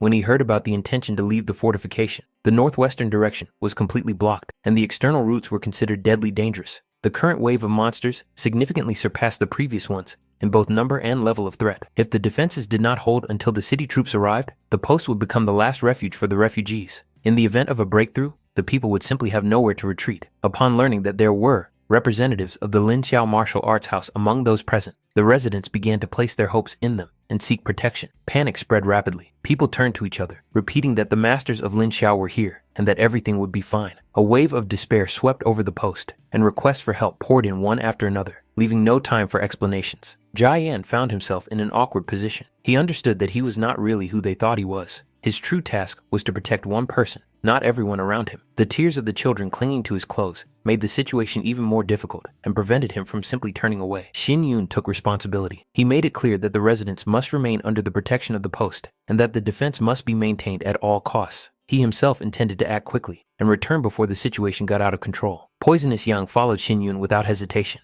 Only then did Kai Yan and Qing Shan realized that they were effectively left alone at the post, burdened with the expectations of dozens of people. Poisonous Yang knew that the main road was blocked and considered impassable. In a different situation, it would have been worth looking for a detour, but time was working against them, and a delay could be too costly. Xin Yun did not hesitate. Even if the road was destroyed or completely gone, it did not matter. Where there was no path, he was ready to forge one himself. Meanwhile, a pack of crazed spirit beasts was already approaching from behind. Their roars and heavy footsteps mingled into a single rumble, filling the gorge. The monsters were driven by the wave and moved instinctively, sweeping away everything in their path. Ahead, the path ended abruptly and irrevocably. Stone slabs had collapsed, blocking the only passage. The collapse looked recent. The dust had not yet settled, and small stones continued to fall into the abyss with a crash. The direct route was completely cut off.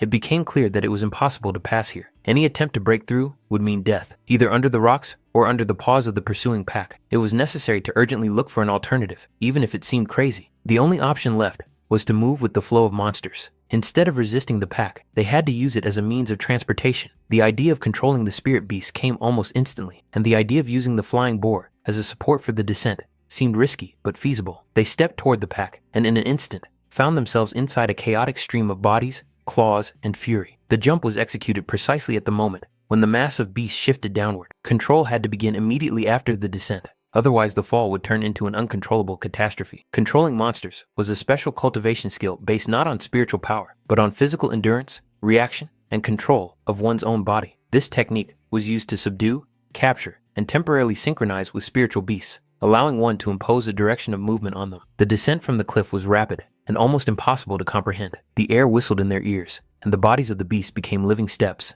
The landing was sharp but controlled. Despite the speed and risk, serious damage was avoided. Without wasting any time, they immediately continued forward. Even a delay of a few seconds could result in the stream of monsters covering them again, leaving them unable to maneuver. Suddenly, rocks began to fall from above. A new section of the slope began to collapse, and debris fell chaotically, turning the path into a deadly trap. Poisonous Yang instinctively took the lead, taking the brunt of the blow to protect Xin Yun from a direct hit. At that moment, the source of the chaos appeared before them. A huge spiritual beast, with a massive body and a hammer-shaped head, stood in the middle of the destroyed slope. It was a hammer dragon, a spiritual monster that had reached the level of spiritual cultivation. It became clear that it was its presence that had triggered the collapse. Hammer dragons were calm and balanced creatures by nature. They rarely showed aggression and almost never flew into a rage without a serious reason. Under other circumstances, such a monster could even be an object of study or a temporary ally. However, there was no time for circumvention, observation, or interaction. Any delay increased the risk of a new wave of collapses and the approach of the pack. The entire body of the hammer dragon was covered with thick scales,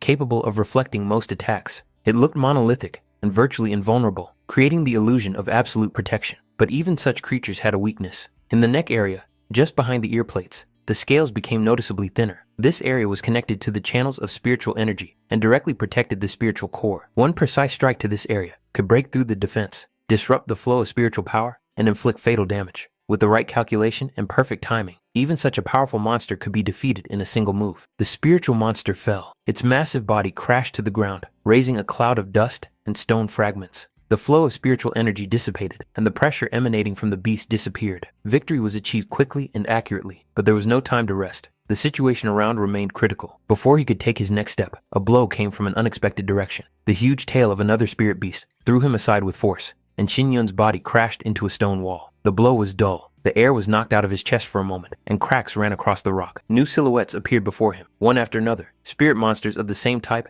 as the one he had defeated earlier emerged from the dust and mist. There were more of them than expected, and each one radiated a hostile, heavy aura. Obviously, this place was their territory, or nesting ground. The endless stream of enemies caused growing irritation. It seemed that the monsters knew no fear, felt no fatigue, and continued to appear again and again, as if the earth itself was spawning them, trying to stop their advance at any cost. At that moment, Poisonous Yang intercepted another attack. He stood between Xin Yun and the monsters, taking the blow of the tail and holding it back with all his strength. His actions were decisive and without hesitation. He clearly understood that time was against them. Thanks to this, Xin Yun had a rare opportunity to break ahead. He used the moment to break through the dense formation of spirit beasts without looking back. Every step forward was wrested from the chaos with a fight. Along the way, blows, claws, and fangs rained down on him. Spiritual monsters rushed at him from all sides, but none of them could stop him. The attacks followed one after another, and each swing turned into a bloody whirlwind. Body parts flew everywhere, and the path behind him was littered with the remains of beasts.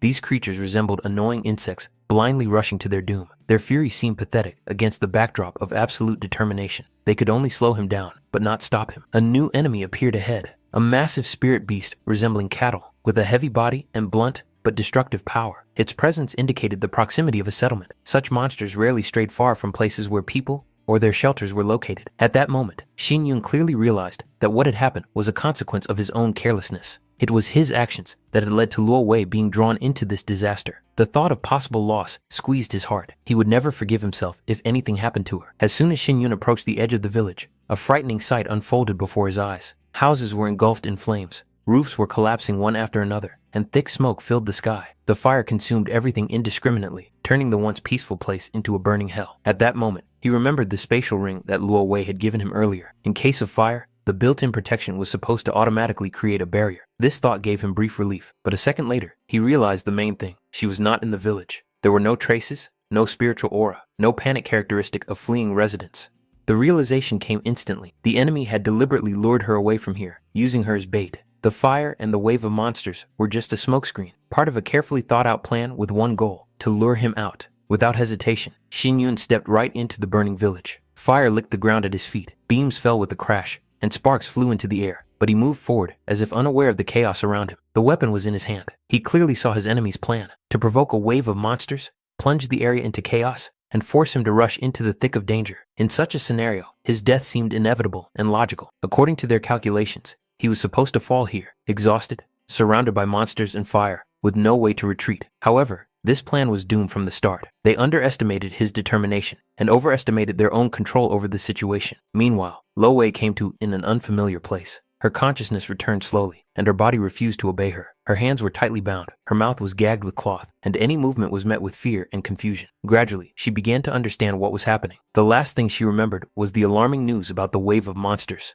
After that, everything was plunged into darkness. Through a narrow window, she saw flashes of fire and realized that the village was engulfed in flames. The world she knew was collapsing right before her eyes. The thought of her own death crept into her mind. At that moment, something cold and wet touched her skin, the long tongue of an unknown creature. Fear paralyzed her body. It was clear that she had become prey, but they were not going to kill her yet. Her life was being spared only until the matter with the boy was resolved. Nearby was a man calmly watching what was happening. He gently stroked his pet, satisfied that everything was going according to plan. The target was already on her way and had arrived even earlier than expected. All that remained was to prepare a fitting welcome for her. Xin Yun was next to Luo Wei almost instantly. The first thing he did was examine her to see if she had been injured. The girl was tied up and frightened, but fortunately, she had no serious injuries. His intention was clear, to get her out of there at any cost. As soon as the rag was pulled from her mouth, Luo Wei panicked and tried to warn him of the danger. Her voice came too late, because movement had already begun behind Xin Yun. At that moment, a spirit beast burst out of the shadows. The attack was swift and fierce. Sharp claws sliced through the air, and one of the paws grazed Xin Yun's arm, leaving a deep wound. Blood instantly stained his sleeve, but he didn't even slow down. The blow of monstrous force threw him against the stone wall. Before he could fully regain his balance, he found himself face to face with the monster's open mouth. Sharp teeth closed on the blade, and Xin Yun was forced to hold them back with his sword, restraining the onslaught at literally arm's length. Taking advantage of a brief moment of tension, he pushed off sharply and leapt to the side, escaping the deadly grip. The stone beneath his feet cracked, but he had gained distance. Now, he could clearly see his opponent. Standing before him was a three-eyed spirit wolf, a rare and extremely dangerous predator whose strength and speed far exceeded those of ordinary spirit beasts. Its third eye flickered faintly, indicating highly developed perception and deadly instincts. The appearance of such a creature did not come as a surprise to him. This trap had been too carefully constructed to do without such a trump card. Everything that was happening only confirmed the pre-planned scenario. Despite his wounded arm, Xin Yun went on the offensive. His movements were sharp and precise, as if the injury did not matter at all. He attacked without hesitation, focusing entirely on one thing, destroying his opponent before he got a second chance. The man watching the fight from his hiding place froze in bewilderment. It all happened too quickly. The wolf, considered deadly even to experienced cultivators, was destroyed almost instantly. Such speed and decisiveness were beyond common sense. Xin Yun slowly straightened up and looked to the side, where he sensed a faint fluctuation in spiritual aura. He made it clear that he was aware of the observer's presence and no longer intended to allow him to hide in the shadows. The stranger instantly realized that his presence had been revealed. The very fact that this young man was able to see through invisibility seemed impossible. His level of spiritual cultivation should not have allowed such a thing, and this caused the observer genuine shock and alarm. He was sure that this guy had no special treasures other than his sword. He had no talismans or high-ranking artifacts on him. However, the aura emanating from Xin Yun was too deep and dense to correspond to a normal cultivator of his spiritual level. Everything about this man was out of the ordinary and aroused more and more suspicion. Realizing the immediate threat, the stranger abruptly changed tactics. He grabbed Luo Wei and held her in front of him, turning the girl into a human shield. Now, the whole situation was on the brink, where any mistake could cost her her life. However, instead of the expected panic or rage, he saw a calm, almost mocking smile on Xin Yun's face. This expression was both irritating and disturbing, as if the young man was not in a hopeless situation at all. Xin Yun's gaze clearly conveyed his attitude toward what was happening. The enemy who had come with the intention to kill was now hiding behind the back of a 10-year-old child. To the representative of the Tai clan, it looked like a blatant defeat, confirming that he was not facing a predator, but a frightened coward who had lost his confidence. The stranger sensed that the situation was slipping out of his control, so he increased the pressure. He made it clear that any attempt at resistance or provocation would immediately result in the girl's death. His fingers tightened, demonstrating his willingness to carry out his threat without hesitation. Xin Yun slowly complied with the demand. His sword fell to the ground with a dull thud, depriving him of his main weapon. He made no sudden movements or attempts to deceive, as if he had completely submitted to the conditions. Such obedience instantly lowered the stranger's guard. He interpreted it as a sign of fear or despair. Finally convinced of his own superiority, the situation, as he saw it, was completely under his control. The next moment, he sharply pushed Luo Wei toward Xin Yun, simultaneously preparing to deliver a fatal blow. In his calculations, everything looked perfect. Distract the target, take advantage of the moment of chaos, and finish the job with one precise movement. However, it was at this moment that the plan fell apart. Almost simultaneously with his attack, Shin Yun made his move. Even without a weapon, he acted faster than his opponent expected, and the blow that was supposed to be the final one suddenly encountered a counter-move that destroyed the entire trap. In the next moment, a powerful explosion shook the space. The shockwave tore through the air, throwing debris and dust in all directions, and the ground beneath their feet shook, as if unable to withstand the collision of forces. The stranger almost immediately realized the reason for what had happened. The young man had used a spirit stone, sacrificing a valuable resource for instant superiority. A dull crack sounded in his opponent's chest. His sternum was seriously damaged. Pain overwhelmed him, but even through it, he clung to the thought that the price of this attack was too high for Shin Yun and that he was unlikely to survive such an exchange. At the same time, Kai Yan was in the thick of battle, shielding the residents from the advancing spirit beasts. His movements were sharp and heavy, but at the same time extremely precise, as if each strike had been calculated in advance.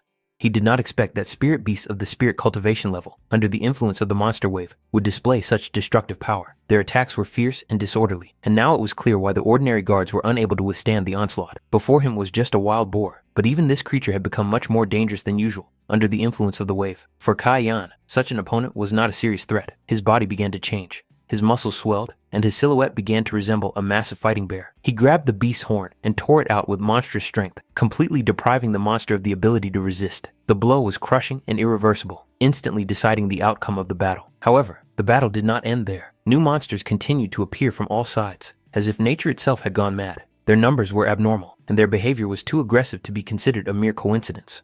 Gu Qingshan also sensed something was wrong. Over the years of service, he had seen many waves of monsters, but this one was particularly ferocious. The beast acted without fear or retreat, as if someone was directing or pushing them from outside. As the lord of the city and guardian of the castle, he never expected to find himself on the front lines of battle. The prolonged tension and continuous fighting exhausted him, and each new attack required more and more effort. At one point, Gu Qingshan noticed that even his sword was covered with cracks and nicks. It was then that Kai Yan appeared behind him in her altered form. It became clear almost immediately that the monsters had stopped their attack. The wave seemed to have come to an end. However, in the heat of battle, the lord of the city mistook him for another spirit beast for a moment, not immediately realizing that the danger was already receding. Kai Yan realized with obvious irritation that he had just been mistaken for a spirit beast. For Qingshan, this seemed particularly ridiculous. He was only at the earthly level of cultivation and should not have made such a gross mistake. However, before the thought could fully form, an unusually loud rumble tore through the space, as if the mountain itself had uttered a death rattle. Both instantly turned toward the source of the noise and saw the mountainside engulfed in flames. The fire rose higher and higher, consuming the forest and stone, and it was on that side that the village of Luozi was located, the place where Shin Yun was headed. At that moment, the truth became clear. They had been deliberately delayed here, using the wave of monsters and the rescued villagers as bait. The enemy had acted cold-bloodedly and calculatingly, drawing back their main forces and leaving Shin Yun with virtually no support. The thought that Shin Yun and Poisonous Yang could be in a deadly trap made them act without delay. There was no time left to think. They had to rush to their aid immediately. Qingshan climbed onto the back of Kai Yang, who was still in his beast-like form. The huge body lunged forward, shaking the ground with heavy steps, and their speed became frighteningly fast. Along the way, Qingshan began to notice signs of a fierce battle. Broken stones, deep furrows in the ground, and traces of blood indicated that something extremely serious had recently taken place here. Soon, an even grimmer picture appeared before them. Numerous corpses of hammer dragons lay scattered about, as if mowed down by a sickle. Qingshan immediately realized that this was no accident. The characteristic wounds clearly pointed to Poisonous Yang's technique. Only he was capable of piercing the strongest scales of these creatures with a single precise strike. Jia Yan, who had not yet regained his human form, noticed Poisonous Yang nearby. The old man was lying under the carcass of a fallen dragon, and his condition clearly required assistance. It was necessary to quickly descend and pull him out from under the massive body. At the same time, somewhere nearby, the stranger was sure that his mission was complete. He considered the target eliminated and was about to return to report on the completion of the task. The idea of taking the trophies of the dead seemed quite natural and even pleasant to him. The spatial ring did not particularly interest him, but the object lying next to it caught his attention. This artifact radiated an unusual aura and was clearly a real treasure. The stranger's hand involuntarily reached for it, driven by greed and the certainty that no one could stop him now. However, he was unable to carry out his plan. In the next moment, the man felt as if the space in front of him had shrunk and reality had failed. He did not immediately understand what had happened and lost his bearings for a moment, as if the world around him had suddenly changed direction. In front of him stood Shin Yun, alive, unharmed, the very man he had already mentally buried after the explosion, which, in his opinion, left no chance of survival. The killer's mind refused to accept what he saw. Such an outcome did not fit with either experience or common sense. An ordinary cultivator of spiritual level could not survive such a thing. Neither the body nor the spiritual sea should have withstood that destructive force. His inner turmoil quickly turned into panic. His thoughts raced, trying to find a way out. In such a situation, he had only one possible course of action: to use what had always been his last resort. The man instinctively began to search for the necessary item, but at that moment, he realized that it was no longer there. Shin-Yun already had the item in his hand. The artifact that the enemy was looking for was in his possession, as if it were the most natural thing in the world. This gesture completely destroyed what little confidence the assassin had left. It was clear that it was with this tool that the man had previously controlled the wave of monsters, directing their movements and intensifying the chaos. Control over the beasts turned out to be a key element of the entire plan. The enemy tried to maintain an outward calm, relying on his own arrogance and confidence in the absolute obedience of spiritual beings. He was convinced that the mere fact of losing the item did not deprive him of his power over those he had already subjugated. However, there was no reaction. The space remained eerily silent. Not a single monster moved. Not a single creature responded to his will. This silence was a crushing blow. For the first time, the man truly realized that control had slipped from his hands. Shin-Yun, who watched this without a hint of haste, looked as if everything that was happening was expected and completely under his control. It was at that moment, when the enemy tried to reassert his power, that the final shift in balance occurred. Shin-Yun completely took control of the artifact, and with it, the forces that had previously obeyed his enemy. The fate of this clash was decided. He must have understood perfectly well how it would end. The outcome was obvious from the moment control of the artifact passed to Shin-Yun. Any further resistance seemed like a pathetic attempt to delay the inevitable and only made the situation worse.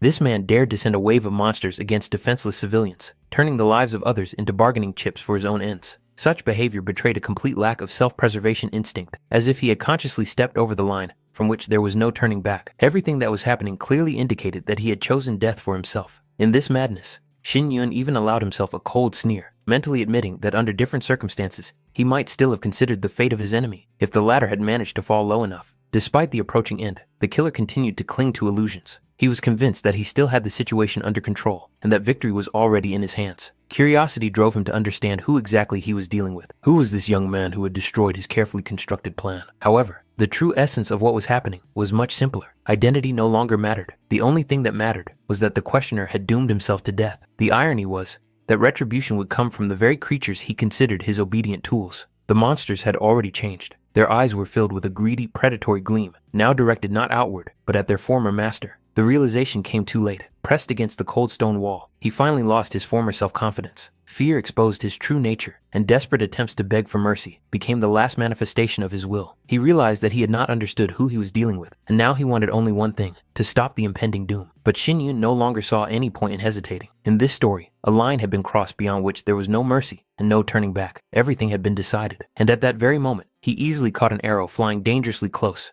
A note was attached to it. The content of the message made him think for a moment about the intentions of the Tai clan and how far their audacity extended. Almost immediately, another man appeared. His presence carried a different meaning. Not an attack, but an attempt to smooth things over. It became clear that money and someone else's order were behind this affair, and the goal turned out to be much more complicated than expected. Therefore, a representative was sent to indicate the position of the Tai clan and try to steer the conflict in a different direction. However, Shin-Yun did not even bother to keep the note. To him, such gestures seemed like a pathetic attempt to cover up a failure with a cheap substitute. He had no interest in such negotiations, considering such an offer unworthy of even a moment's attention. A huge bird swooped down from the sky. Its shadow covered the scorched earth, and in the next moment, it picked up the very man who had tried to kill Shin-Yun. It all happened too quickly for anyone to intervene. Almost immediately, another man appeared. His aura was calmer, his movements more restrained. There was no hostility in his behavior, only forced humility. He made it clear that what had happened was the result of his relative's stupidity and hurried to take him away, leaving behind a feeling of unfinished conflict. Meanwhile, Luo Wei was safely hidden. Water enveloped her body in a thin protective veil, extinguishing the flames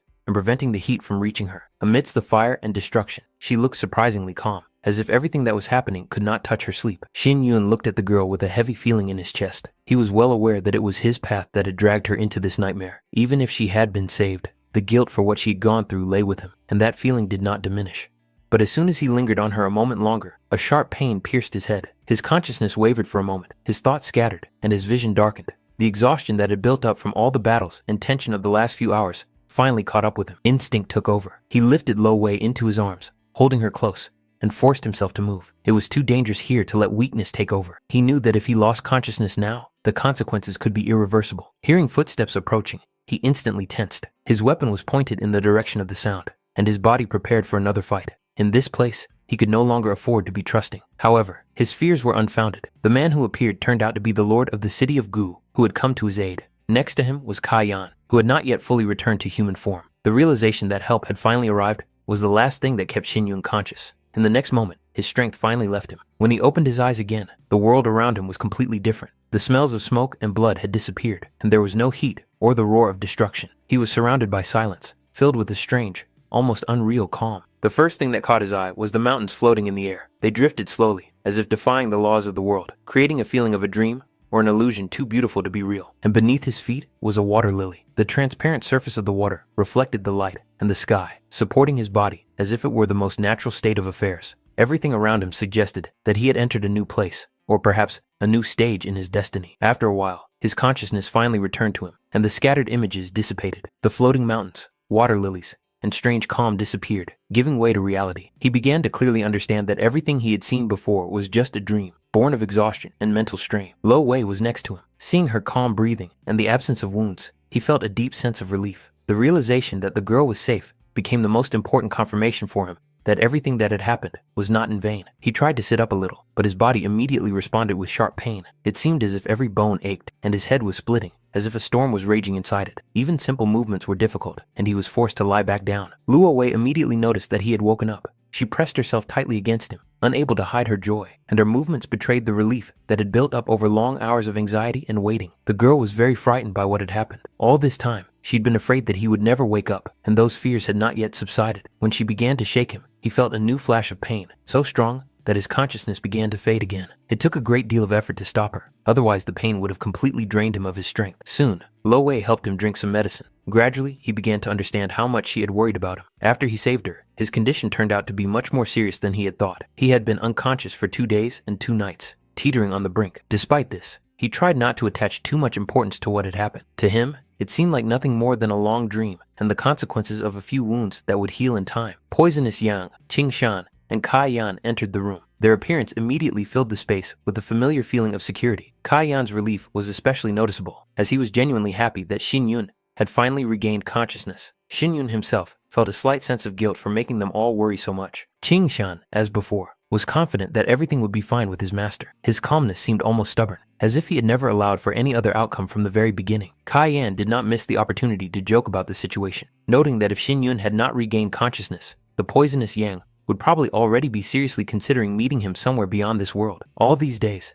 Yang had been talking incessantly, endlessly worrying and repeating the same thing, like an old woman who couldn't find peace because of her anxiety. Xin Yun noticed Yang's hands. Their condition betrayed a recent heavy battle. His movements were stiff, and his body felt a fatigue that was impossible to hide. Yang felt guilty about what had happened and believed that he had failed to fulfill his duty. However, Xin Yun made it clear that the risk was conscious and chosen by him, and therefore, no one should take responsibility for his decision. Qing Shan looked at Luo Wei, reminding her of the price Xin Yun had paid to save her from danger. For him, it was not just an act, but almost a sacrifice bordering on death. Nevertheless, Xin Yun immediately cut off this tone, not understanding why an adult would pressure a child and burden her with a debt that could ruin her future. Xin Yun himself remembered only fragments of what happened after the rescue. He remembered meeting them halfway, but everything that happened after that seemed to be lost in a fog of pain and exhaustion. Only later did he learn that the wave of monsters had subsided and reinforcements from the city of Dark Water had arrived in time. His condition at the time was extremely serious, which is why the guards insisted that the group stay here temporarily. This place became a forced stop. Here he could regain his strength without risking his life on the road. The decision to move on was postponed until his body was in relatively good shape. Xin Yun himself felt that he was exhausted to the limit, so he agreed with the need for rest. The others accepted this decision without objection. When it finally became quieter around him, he noticed that Luo Wei had not yet left. The girl was clearly hesitating, as if she had been gathering her thoughts for a long time before deciding to speak. She felt awkward about distracting him again, but inside her was something that could not be left unsaid. Luo Wei expressed her deep gratitude for being saved. For her, it was not just an act of kindness. Xin Yun had literally snatched her from the jaws of death. That was why she had decided to tie her life to his, to serve him, and repay this debt for the rest of her life. Xin Yun reacted gently and calmly, not allowing the situation to become difficult. He made it clear that such words were only a consequence of the horror she had experienced, and the pressure of others, and not something she was actually obliged to do. But Luo Wei did not back down. This decision was not born out of fear or someone else's words, but from her own heart. She clearly understood that without him, she would not have survived the wave of monsters. If it weren't for his intervention, her life would have ended in fire and chaos. This realization was too strong to simply forget and move on as if nothing had happened. Shin Yun, on the other hand, considered his actions natural. For him, it was not a feat, but a choice he made without expecting reward or affection in return. He did not want Luo Wei to feel obligated or inadequate. However, the girl took it differently, as if he doubted her value and abilities.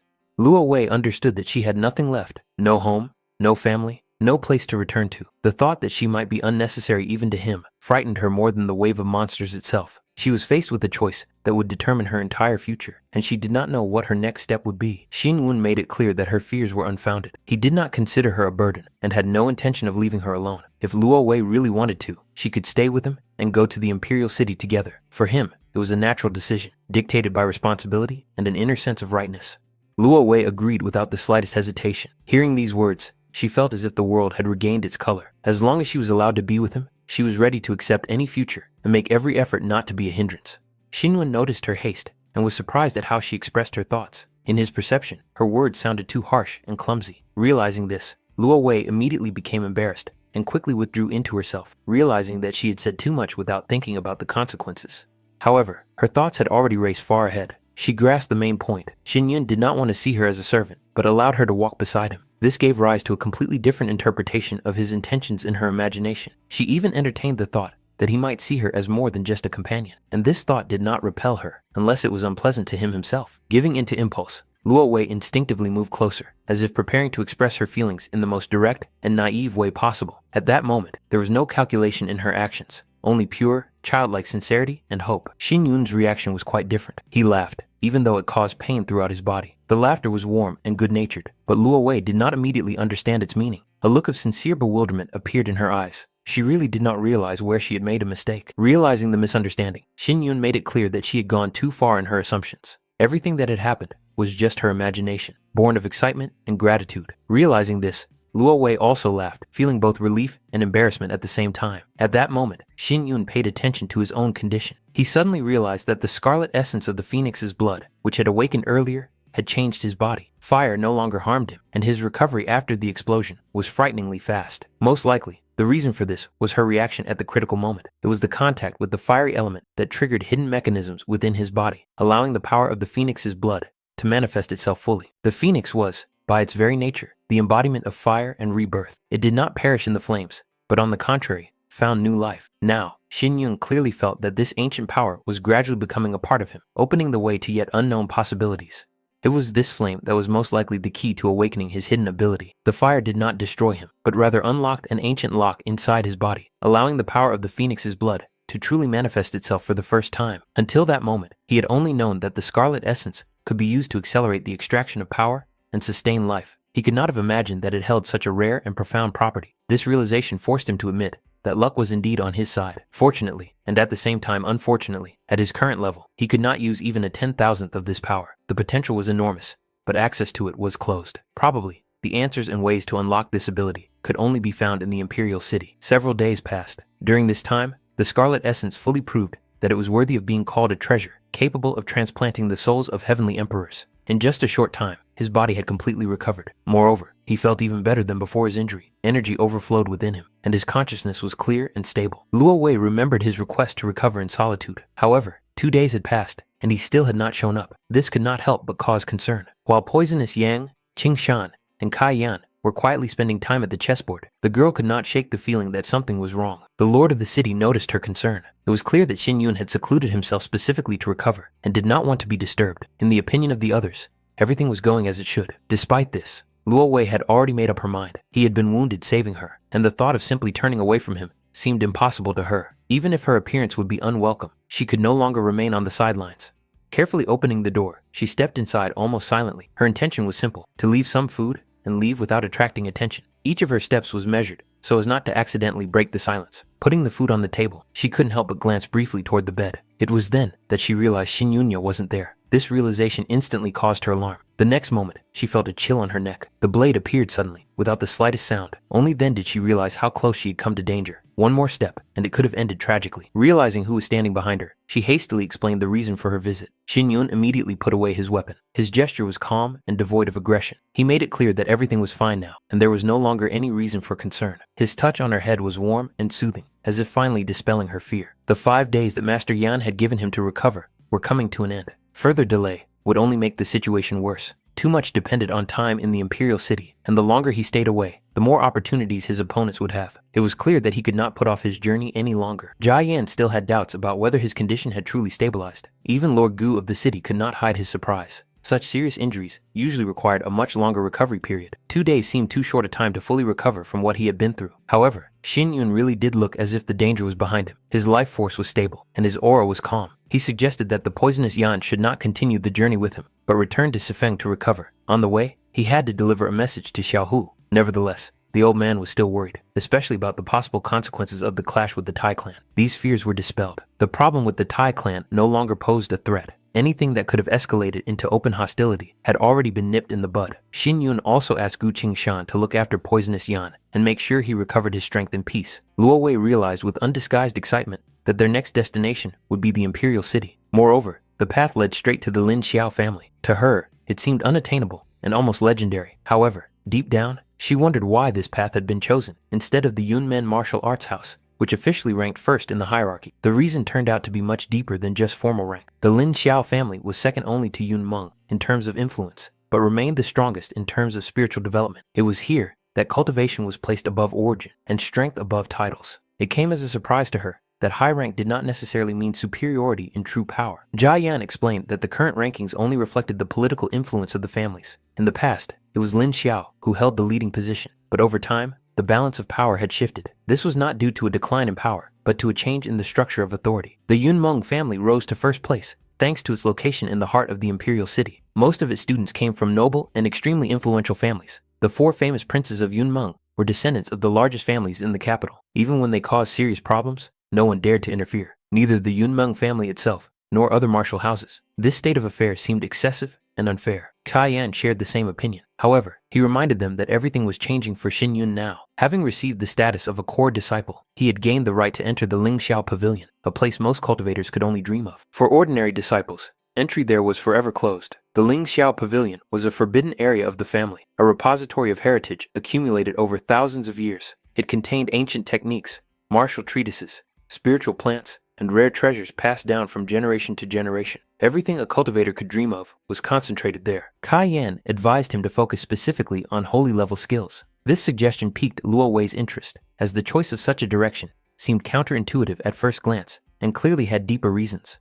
Cultivation skills were divided into 5 main levels: worldly, spiritual, holy, divine, and samsara. Each subsequent level not only strengthened the practitioner, but also radically changed the very nature of their power. Holy level skills were considered the ideal transitional stage. They were powerful enough to lay the foundation without overwhelming a cultivator whose power had not yet reached its peak. That is why such techniques were best suited to Xin Yun's current state and allowed him to develop steadily and quickly. The main disciples of the Lin Xiao family were selected with exceptional rigor. The primary considerations were not status or origin, but innate talent and growth potential. The elders came to the unanimous conclusion that a holy level skill would be the best choice for him, allowing him to unlock his abilities without unnecessary risks and significantly increase his combat power in a short period of time. Kai Yan noted ironically that this was exactly what he had feared. The Lin Xiao family rarely made exceptions, and accepting Xin Yun immediately as a core disciple was an unprecedented event. Such a decision would inevitably cause discontent among many disciples and even elders. For some, it would be a convenient excuse to create intrigue or try to take advantage of the situation. He believed that simply joining the Lin Xiao family could prove to be a serious challenge for Xin Yun. However, Xin Yun remained calm and confidently made it clear that such difficulties would not be a problem for him. He intended to take care of everything himself. One thing was of fundamental importance to Xin Yun. He would not allow his actions to tarnish Master Yang Yang's name in any way. This was not just a promise, but a firm internal rule that he intended to adhere to at all costs. What exactly he planned to do remained unknown. He preferred to keep it a secret. Luo Wei, without hesitation, expressed her willingness to support him under any circumstances. For her, there was no doubt. Whatever path he chose, she would walk it alongside him. Xin Yun, in turn, was confident that he would not betray her trust. Jia Yan wanted to return to the conversation about the Tai clan, but the topic was decisively postponed. Time was running out, the road ahead was long, and delays were unnecessary. In addition, Luo Wei was noticeably hungry, which finally put an end to the discussion. His attempt to speak was simply ignored. Not wanting to fall behind, Kai Yan spurred his horse and hurried after them. Despite his apparent haste, he kept a close eye on the road and his surroundings, knowing that a much more difficult stage lay ahead. Soon, the city of Chungyan spread out before them. High walls, bustling streets, and a dense flow of people made it clear that this place was an important hub on the way to the Imperial City and the threshold of a new, much more dangerous chapter of their journey. Jia Yan drew Xin Yun's attention to the shimmering stones set on either side of the city entrance. Their surface shimmered with a soft light, creating a sense of ancient power. According to legend, these stones were made from special spiritual minerals and were once part of a powerful defensive formation capable of repelling even high-level spiritual beasts. However, times had changed. Now, only the outer shell remained of their former purpose. Their protective functions had long been lost, and the stone served only as a decorative reminder of the city's former greatness, a symbol of traditions that had lost their real power. Xin Yun pondered the reasons why he intended to stay in the Imperial City. The first was deeply personal. He had to find out the true circumstances of the destruction of the Chu family 16 years ago, reconstruct the chain of events, and find traces of his parents, if they still existed. The second reason was no less important. He had to find a way to solve the problem of Lu Xiang and her ninth ice vein. No matter how he tried to justify himself, deep down, he knew that he had failed to protect her when it was most needed. This feeling of guilt remained a heavy burden. Even though he was aware of his own mistakes and omissions, Xin Yun had no intention of deviating from his chosen path. He would continue to follow his plan, step by step. Lu Wei, who was standing nearby, seemed to sense his depressed state. At that moment, their journey was interrupted. The city guards demanded that they stop. The guards ordered them to dismount and undergo a standard check. Their gazes were cold and piercing, without a hint of respect or leniency. For them, it was a routine procedure, but the atmosphere at the city entrance felt tense. Kai Yan complied without hesitation and presented his badge, indicating his affiliation with the Lin Xiao family. The guards exchanged glances, their eyes flashing with mockery and distrust. For them, such tokens had long since lost their value. These tokens were lost, sold, or forged on a daily basis, and anyone could obtain a similar one. They demanded additional confirmation, insisting on seeing all the student tokens. The absence of a second token from Kai Yang only heightened their suspicions. Then, Xin Yun calmly took out the token of the main student. Its appearance, the structure of its spiritual lines, and its aura left no doubt as to its authenticity. The guards immediately recognized the true value of this item and realized who they were dealing with. After that, all doubts disappeared. They were allowed to pass without further delay, and the guards hastily expressed their respect. Kai Yan, observing the sharp change in attitude, was extremely dissatisfied with such behavior, once again convinced that in the Imperial City, it was not people who were valued, but symbols of power and status. Kai Yan continued to grumble, complaining that if he had not pawned his student token, the city guards would have behaved much more restrainedly. Xin Yun, not attaching any particular importance to this, calmly handed him the necessary amount so that he could buy back the token from the moneylender. For him, it was a trifle, but from the outside, his action looked surprisingly generous and truly magnanimous. Meanwhile, Luo Wei looked at the Imperial City with sincere admiration. The wide streets were filled with people, and everywhere she could hear the voices of merchants, the clanging of metal, and the laughter of passers-by. The city lived its own rich life, and this made a strong impression on her. Jia Yan, getting into the spirit of things, pointed to the tall, richly decorated buildings rising nearby. It was there that the most famous brothel in the Imperial City was located, renowned not only for the most beautiful women, but also for its exquisite wine, which was appreciated even by noble families. He even had the idea of taking Xin Yun there one day, but the idea was immediately rejected. The main character made it clear without further ado that such proposals were completely to his liking. Lu Wei, noticing their strange behavior, became interested in what they were talking about and where they were going. She clearly did not want to be left out. Jia Yan tried to pretend that it was nothing important, but the girl instantly recognized his pretense and just smiled, realizing that he was clearly hiding something. Soon, a spacious circular structure appeared before them. It was the challenge arena, around which a crowd had already gathered. Judging by the noise and excited voices, another battle was about to take place inside. The challenge arena served as a special place for official duels. Here, the participants faced each other, and the outcome of the fight was considered final and beyond doubt. Every duel invariably attracted spectators. Regardless of the reason for the conflict, the outcome of the fight always became a subject of discussion and debate, and the winner received not only fame, but also the respect of those around him. All kinds of people flocked here. Some fought for honor or a woman, some because of old grudges, and for some, the arena was simply a way to make a name for themselves and prove their strength. Looking at the square in front of the arena, Luo Wei noticed a majestic fountain with a statue in the center and became interested in who exactly this stone figure was dedicated to. The statue depicted a man named Wu Jin, the strongest general of the Feng Tan dynasty. It was he who built the challenge arena, turning it not only into a place for duels, but also into a symbol of military valor and the power of the empire. Lu Wei knew that Wu Jin was famous not only for his unmatched martial arts skills, but also for his rare physical attractiveness. Legends circulated about him, and many girls in the Imperial City considered him their ideal man. Deep down, she even hoped to see him with her own eyes one day. However, Kai Yan quickly dampened her expectations. The general was almost always on the front lines, and his rare appearances in the capital were carefully guarded and inaccessible to ordinary people. Luo Wei did not worry about this. For her, Xin Yun remained the real hero. At that moment, her thoughts were abruptly interrupted. when she heard a rude demand to make way. She barely had time to turn around before she noticed a man on horseback practically flying toward her. The distance between them was rapidly shrinking, and it was no longer possible to avoid a collision. The girl lost her balance from the surprise and began to fall, but Xin Yun instantly appeared beside her and managed to catch her, preventing her from hitting the ground. Instead of realizing his own carelessness, the rider flew into a rage and hurled threats, clearly not hiding his contempt and aggression. Xin Yun, showing no fear, calmly pointed out the real reason for what had happened, making it clear that they were dealing with nothing more than an unskilled and overconfident man who was unable to control his mount. His words only angered the rider more, who immediately realized that the mockery was directed at him. In the next moment, sensing its owner's hostile intentions, the riding animal broke into a gallop and rushed forward, trying to attack Xin Yun. Xin Yun pushed Luo Wei aside without hesitation and stood directly in front of the animal. With one confident movement, he stopped it, completely depriving it of the opportunity to continue the attack. Having lost control, the rider fell to the ground, his face contorted with rage, and he immediately signaled to his men. Several subordinates instantly surrounded Xin Yun, intending to resolve the conflict by force. The horsemen's subordinates acted without the slightest hesitation. With a single gesture, they closed the circle, instantly cutting off Xin Yun and Luo Wei from the rest of the street. The space around them became dense and threatening, as if the crowd itself had turned into a cage.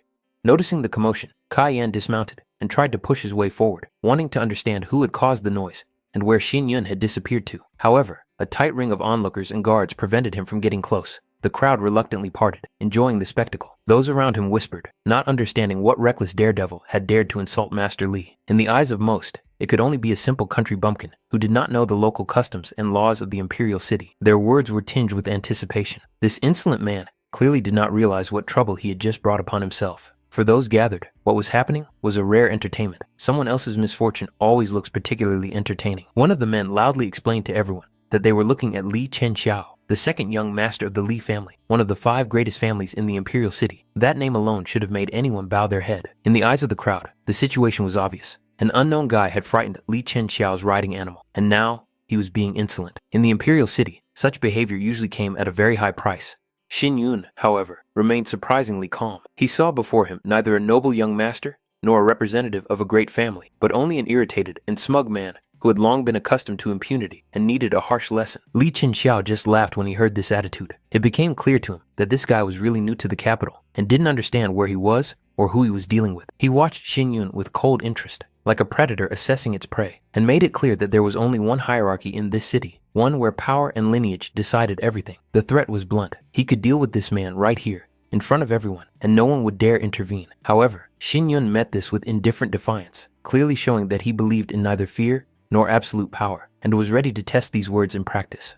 His opponent's self-confidence finally drove Li Chenxiao over the edge. The humiliation inflicted in front of the crowd was unacceptable to him. He used his fighting technique, intending to crush the insolent stranger and wipe out his existence with a single blow. Xin Yun easily dodged the attack. In the next moment, he grabbed Li Chenxiao's arm and responded with a swift and precise strike, putting just enough force into it as was necessary. Li Chenxiao's body flew backward and, after flying several meters, crashed heavily onto the stone pavement. A dense crowd of spectators instantly gathered around. Luo Wei watched what was happening with sincere admiration, not hiding her delight at what she saw. The humiliation proved unbearable for Li Chenxiao. Rage distorted his face, and he gave the order to destroy Xin Yun, caring neither about the consequences nor the location. Just as his subordinates began to draw their weapons, a new force intervened. A man appeared in the crowd, whose presence instantly cooled the atmosphere and made everyone freeze in place.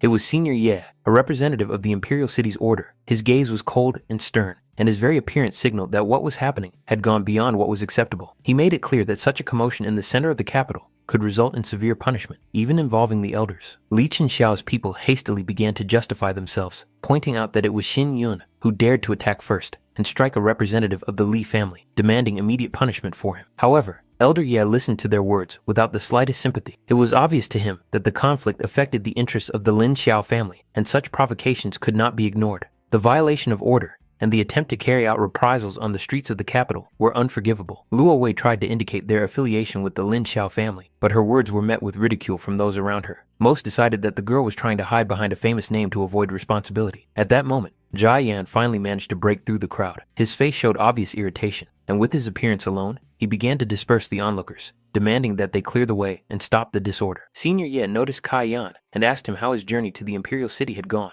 The answer was restrained, but clearly dissatisfied. As soon as he crossed the city gates, he immediately encountered the source of this disorder. His irritation turned into sharp dissatisfaction with what was happening. Such scenes in the capital were becoming too frequent and tiresome. Li Qianxiao hastened to absolve himself of responsibility and attempted to shift the blame onto Xin Yun, pointing to him as the instigator of the conflict. However, Kai Yan immediately cut off such talk, making it clear that such rudeness was unacceptable, especially when the speaker did not even realize who he was dealing with. After that, Kai Yan officially introduced Xin Yun as the new main disciple of the Lin Xiao family, leaving no room for ambiguous interpretations. These words instantly stirred the crowd. People began to whisper, recalling rumors that the Lin Xiao family had indeed accepted a new main disciple. Now it was obvious too that this was the very person before them. The realization that Li Qianxiao had insulted such an important figure caused excitement and hidden schadenfreude. Some even began to remark mockingly that the antics of the young master of the Li family had long been a familiar sight, and that such behavior would sooner or later lead to serious consequences.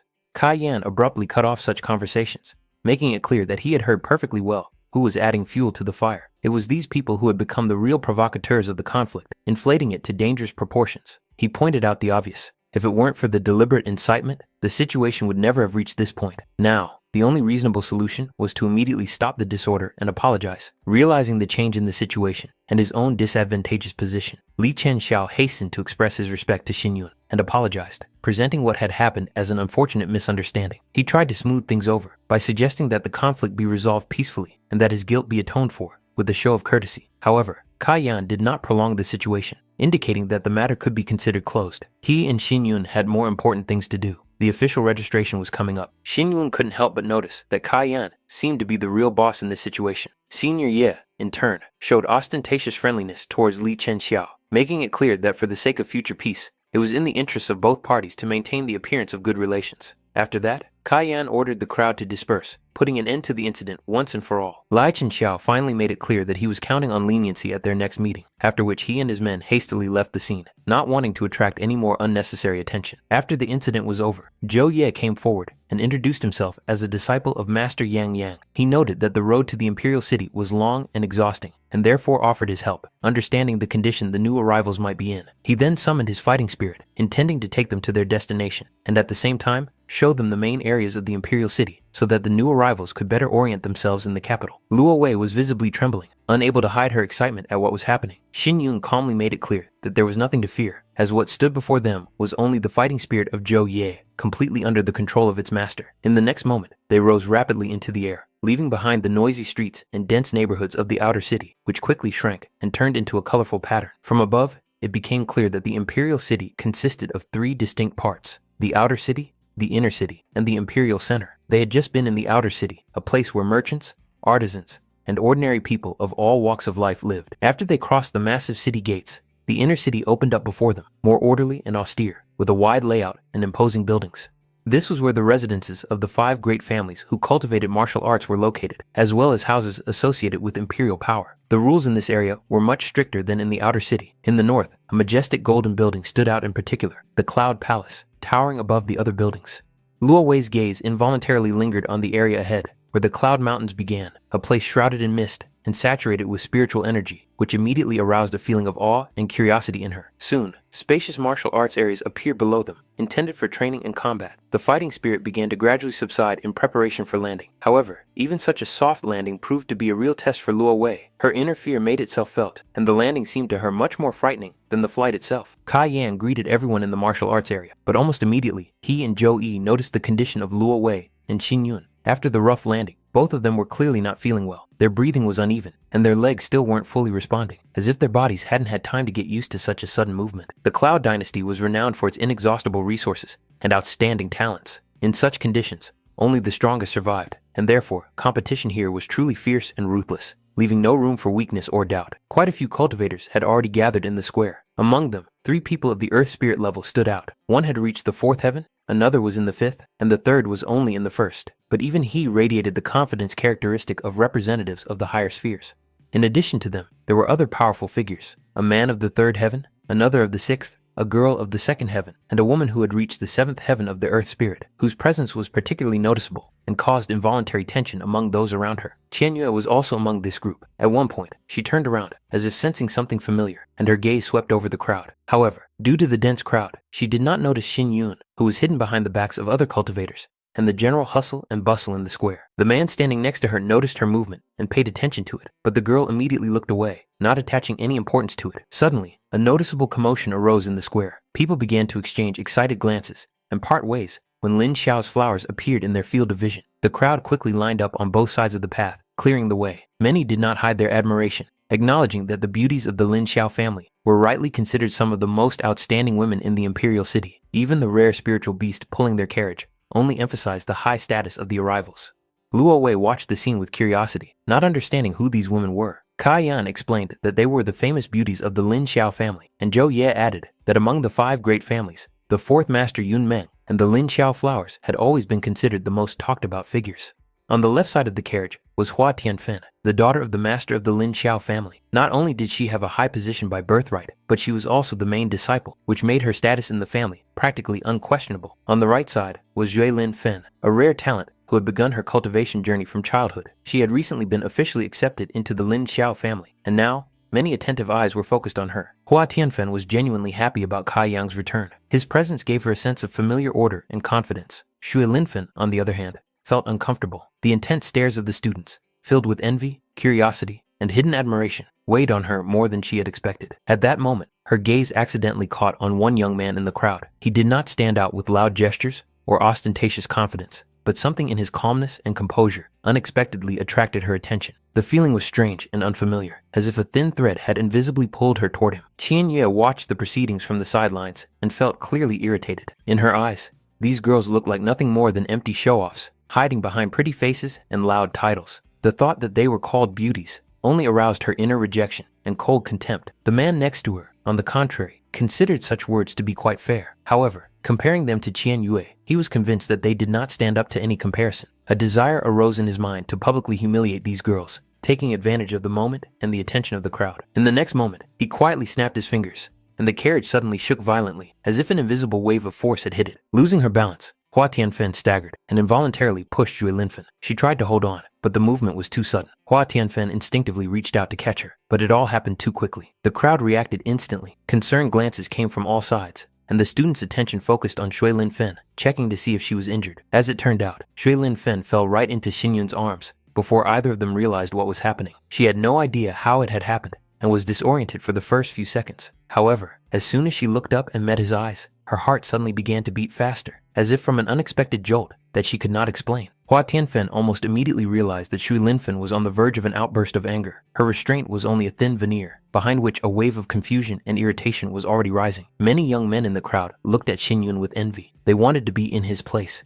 even if only for a moment. Some even felt the urge to hit him. That's how unfair his sudden luck seemed to them. Lu Wei, on the other hand, just looked at Xinyun with concern and quietly asked if he was okay. Shui Linfen's face flushed. The blush was so obvious that it was impossible to hide, even with all her attempts to remain calm. Hua Tianfen hurried to make sure she was all right. Shui Linfen first tried to take the blame, but immediately refuted her own words. It was Hua Tianfen who insisted on this dress, too long and uncomfortable for such a place. It was the reason for the fall. Xinyun apologized to the lady, but, maintaining his usual directness, he still asked how long she intended to continue sitting in his arms. Zhu Linfen blushed even more. Indignation flashed in her eyes, and for a moment, she had a sincere desire to slap him for his bold and unceremonious words. At that moment, a voice announced the arrival of the Lin Xiao family. Chen Xiao immediately leaned over to his brother and pointed at Xin Yun, noting with a cold smile that this was the bastard who was here. Jia Yan became alert. He instinctively sensed something was wrong and wondered what the Li family was planning. Before they could move, the man with scarlet hair stepped forward and,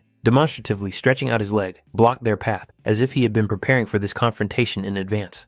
Jia Yan gave him a cold look and asked directly what Li was planning to do this time. The man with fiery red hair coldly explained that the gates of Lin Xiao's mansion were not for outsiders. This place was closed to those who did not belong to the family or were not officially recognized by it. Jia Yan did not immediately understand the hidden meaning of these words and demanded clarification again. Then the man said with a contemptuous smile that he was only performing his duties as the gatekeeper of Lin Xiao's mansion and was not going to let any riffraff and unnecessary trash inside. These words finally drove Kai Yan out of his mind. He flew into a rage, not hiding his fury, and wondered how this man dared to speak like that. To call them trash meant either to have completely lost his mind or to consciously invite serious consequences. Chen Xiao and representatives of the Li family rushed to intervene, trying to smooth things over. They assured everyone that what had happened was just a misunderstanding, and that no one had intended to block Elder Yang's passage. However, the red-haired man then turned his gaze to Xin Yun. His expression immediately changed. In his opinion, this man was the real problem and had no right to be here. Zhou Ye tried to stop him and demanded respect. He clearly introduced Xin Yun as the new core disciple named Chu Xin Yun, but Li Ershao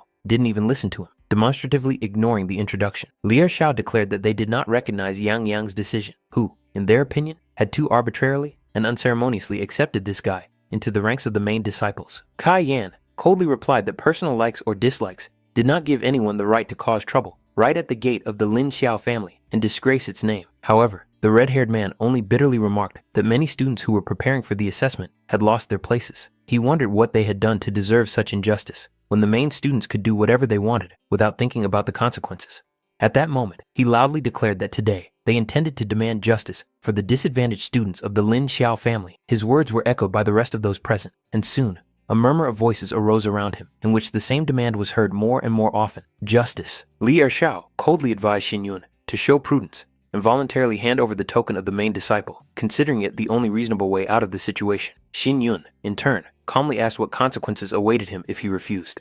In response, the man made it clear that in that case, all responsibility for subsequent events would fall solely on Xin Yun himself, and warned that no one should blame him for his harsh methods later. Immediately after these words, Li Ershao threw a massive piece of furniture at Xin Yun without hesitation. However, Xin Yun did not lose his composure. A flash of cold light flashed in the air, and the furniture was cut in two by a precise sword strike. Without wasting a moment, Li Ershao rushed into the attack, unleashing a barrage of blows with his two swords. Xin Yun confidently blocked the first thrust, and a sharp clang of blades rang out in the air. The stream of attacks did not let up. Li Ershao clearly intended to take his opponent's life. However, in the next moment, the situation changed dramatically. Li Ershao received a crushing blow to the face and was thrown far back, hitting the ground with force. Jia Yan was stunned by what was happening. He couldn't understand how this man dared to attack the main disciple of the Lin Xiao family, let alone attempt to kill Chu Xinyun right at the gates of the mansion. At that moment, Elder Xiao arrived on the scene. His appearance instantly calmed the situation. The elder was interested in who dared to stage such a ridiculous and shameful spectacle at the entrance to the Lin Xiao family residence. Li Erxiao hastened to present his version of events, claiming that it was Kai Yan who had attacked him first for no reason. Elder Xiao frowned, unable to understand how the main disciple could have allowed himself to harm another disciple right on the family's property. Jia Yan calmly explained the situation, pointing out that he was acting on the direct orders of his teacher and was accompanying Chu Xinyun to the mansion. Li Ershao tried to prevent this and was the first to resort to violence, which is why he bears sole responsibility for what happened. In the midst of the tense scene, a soft rumbling suddenly sounded. It was Xin Yun. After all the events, he was really hungry, and Luo Wei, standing nearby, seemed to him to be the last reminder of food. Elder Xiao, noticing this, coldly asked if he was the new core disciple that Yang Yan had spoken so highly of. The elder knew very well that Xin Yun's cultivation level was only the fourth heaven of the spirit gathering stage, and his fighting spirit was first class and considered low. From his point of view, such a person had no reason to become a core disciple. Based on this, Elder Xiao concluded that the rumors about this young man's outstanding abilities were most likely greatly exaggerated or completely untrue. The other disciples, hearing the discussion, also began to whisper among themselves. Learning that Xin Yun's fighting spirit was first class, they could not understand why he had been given such a high position. In their eyes, he looked like an ordinary upstart who was probably just trying his best to please Elder Yan and did not have any real potential. Zhou Ye clearly understood that Elder Xiao had long been in open opposition to his teacher. Realizing that the situation could get out of control, he decided to urgently seek support to try to stop the conflict from escalating. Xin Yun calmly stated that the rumors about him were not lies at all. He recalled that his sword had wounded Elder Gu of the Yunmeng martial house, and after that, 4 martial houses immediately demanded that he be handed over. He asked if Elder Xiao really had not heard anything about this. These words visibly puzzled the elder. Kai Yan, seizing the moment, pointed out that since Elder Xiao was now aware of the true state of affairs, there was no reason to continue blocking their path. However, Elder Xiao insisted on his position. He stated that regardless of the circumstances, the rules of the Lin Xiao family could not be broken. The others present supported his position, arguing that if Xin Yun wished to join the Lin Xiao family as a core disciple, he was required to take the official core disciple test, and there could be no exceptions to this rule. Jia Yan asked the elder with obvious irritation if he was joking. The test for core disciples was only held once a year, and was not scheduled to begin until next year. It was obvious that Elder Xiao was deliberately creating obstacles for Chu Xinyun. Elder Xiao, maintaining a cold expression, made it clear that a compromise was possible. Instead of waiting for the annual selection, he suggested holding an additional test. All students who met the minimum requirements could participate. The essence of the test was to spend 7 full days in the misty forest and come out alive and sane. In his opinion, this approach was fair, as everyone would get another chance to prove their worth. He also made it clear that if Chu Xinyun decided to take the test, he would not stand in his way. However, the elder unambiguously hinted at the difference in strength levels, considering Xinyun's cultivation too low for such a dangerous test, and in fact, pushed him to refuse, covering it up with concern. Kai Yan, who was watching the proceedings closely, immediately sensed something was wrong. He clearly understood that such a trial could not be offered without hidden conditions. In his eyes, the misty forest was not a test, but a trap disguised as justice. The other disciples, upon hearing the conditions, began to openly mock him. In their view, a person with such a low level of cultivation and fighting spirit did not stand a chance. Many believed that Chu Xinyun was simply blinded by his own self-confidence and was seeking attention. In their eyes, he looked like a pathetic figure who risked not only losing face, but also his life. At that moment, the situation changed dramatically. Zhou Ye suddenly appeared at the gate and attracted everyone's attention by announcing the arrival of Elder Tai from the Temple of Fulfillment. His appearance came as a surprise to everyone present. With the arrival of Elder Tai, the atmosphere around them seemed to thicken. The pressure of his aura was like thunder rolling over the square. The disciples instantly fell silent, realizing the seriousness of the situation and the consequences of possible disobedience. Elder Tai expressed his clear dissatisfaction with what was happening. He considered the unrest at the gate of the Lin Xiao family's house to be a direct violation of the established order. He made it clear that such behavior could result in severe punishment and demanded that the gathering be stopped immediately. Elder Xiao tried to distance himself from responsibility by presenting the situation as a minor incident involving an outsider. In his opinion, the Temple of Execution's intervention in such matters was unnecessary. However, Elder Tai did not accept these explanations. It did not matter to him who the person was or who his patrons were. He was interested in only one question: the authenticity of the token. If the token really belonged to the Lin Xiao family, then the holder had the right to be there, and any further actions should be considered within the framework of the family's internal rules. In accordance with his duty, Elder Tai demanded to see the disciple's token. Chu Xinyun complied without hesitation, calmly displaying the token that was supposed to set everything right. Elder Xiao, unable to hide his irritation, attempted to take the token, but Xinyun did not allow this to happen. His movement was calm, but extremely precise, as if he had anticipated such an outcome in advance. This finally enraged the elder. In his eyes, it was unacceptable for someone to become a core disciple without passing the established test. And even more outrageous was the indifference of the enforcement department to such a precedent. The Lin Xiao family had always prided itself on strict adherence to the rules, and this was the reason for its many years of stability. However, even in the old records, it was mentioned that sometimes the order cracked under the pressure of circumstances, and each time, such cracks resulted in either the strengthening of the foundation or its final destruction. A condition was put forward. If the young man could prove that he was truly worthy of the main disciple's token, an exception would be made for him. But if not, all responsibility for the consequences would fall on him alone. Behind this formal justice lay a cold warning. Weakness would not be forgiven, and mistakes could not be undone. Xinyun accepted this decision without the slightest hesitation. His consent was quick and calm, as if he had known from the beginning how things would turn out and had already made his choice long ago. He insisted that Elder Tai be an official witness to what was happening. For Xinyun, this was of fundamental importance, not for the sake of protection, but so that any subsequent actions could not be concealed or distorted. In doing so, he made it clear that any attempts to violate the agreement would have consequences, and if someone's honesty turned out to be a fiction, the responsibility for it would go far beyond words and formalities. Lier Xiao and Elder Xiao already considered the outcome a foregone conclusion. In their eyes, this young man had signed his own death warrant by agreeing to walk into a trap that they considered foolproof. For them, it was only a matter of time. After a tense confrontation, everyone dispersed, and the group was finally able to eat. Despite what he had been through, Xinyun looked surprisingly calm, as if the whole conflict was not worth his attention. Jia Yan, on the other hand, was extremely concerned. He believed that Xinyun had made a hasty decision. Elder Xiao and the Li brothers had long been known for their duplicity, and their insistence on conducting the test could not have been accidental. Behind the outward appearance of fairness, there was surely a calculated intent. However, Xinyun made it clear that he was well aware of the underlying reasons for what was happening. This was precisely what baffled Kai Yan. He could not understand why, seeing the danger so clearly, Xinyun had agreed without hesitation. In his opinion, it would be wiser to wait for the master's return and act with his support. Xinyun made it clear that no one knew when Yang Yan would return. Time would not wait for him or anyone else. While he was undergoing the test, his opponents would be forced to remain silent and act within the rules,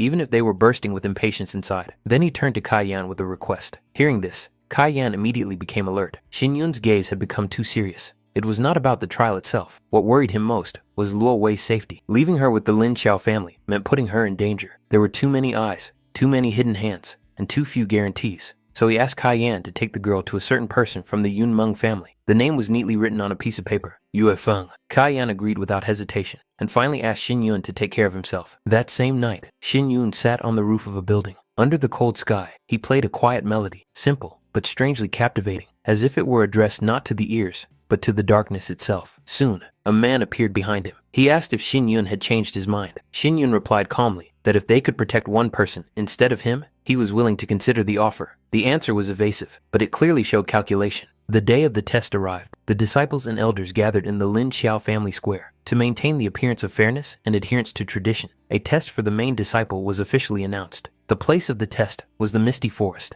The condition was simple and cruel. Anyone who could survive in the forest for 7 days would be considered to have passed the test. Elder Xiao ordered the participants to go out into the square. A murmur immediately arose among the students. Everyone knew that the misty forest was considered the most dangerous place in the area. The taunts came one after another. Some doubted that Shin Yun would last even a day, while others confidently declared that he would not survive even an hour. For most, the test was over before it had even begun. At the entrance, each participant was given a bracelet. As soon as they crossed the threshold, the artifact activated, instantly transporting the person to the misty forest, to a random location, with no choice and no way back. The elder coldly reminded them of the rules. If a participant wanted to give up, all they had to do was activate the bracelet with their spiritual power. But if the bracelet was lost or destroyed, there would be no way back. Then they could only wait to be rescued after the trial was over. If, of course, they managed to survive.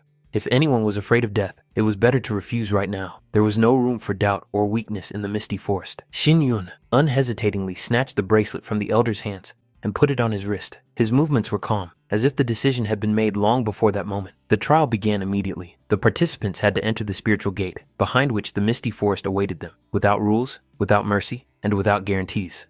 Just before the entrance, Li Ershao approached him. With a crooked smile, he remarked that the little girl named Luo Wei looked very cute. She had come to support Shin Yun, and it seemed that he didn't care at all that she might be bullied and pressured in the imperial city because of his actions. And if he died in the misty forest, who would take care of her then? Shin Yun replied calmly and emotionlessly that he had nothing to worry about. Li Ershao just smiled and added one last thing so that he wouldn't blame him later. After all, he had warned him. Luo Wei clenched her fist and, looking straight at Shin Yun, quietly wished him luck.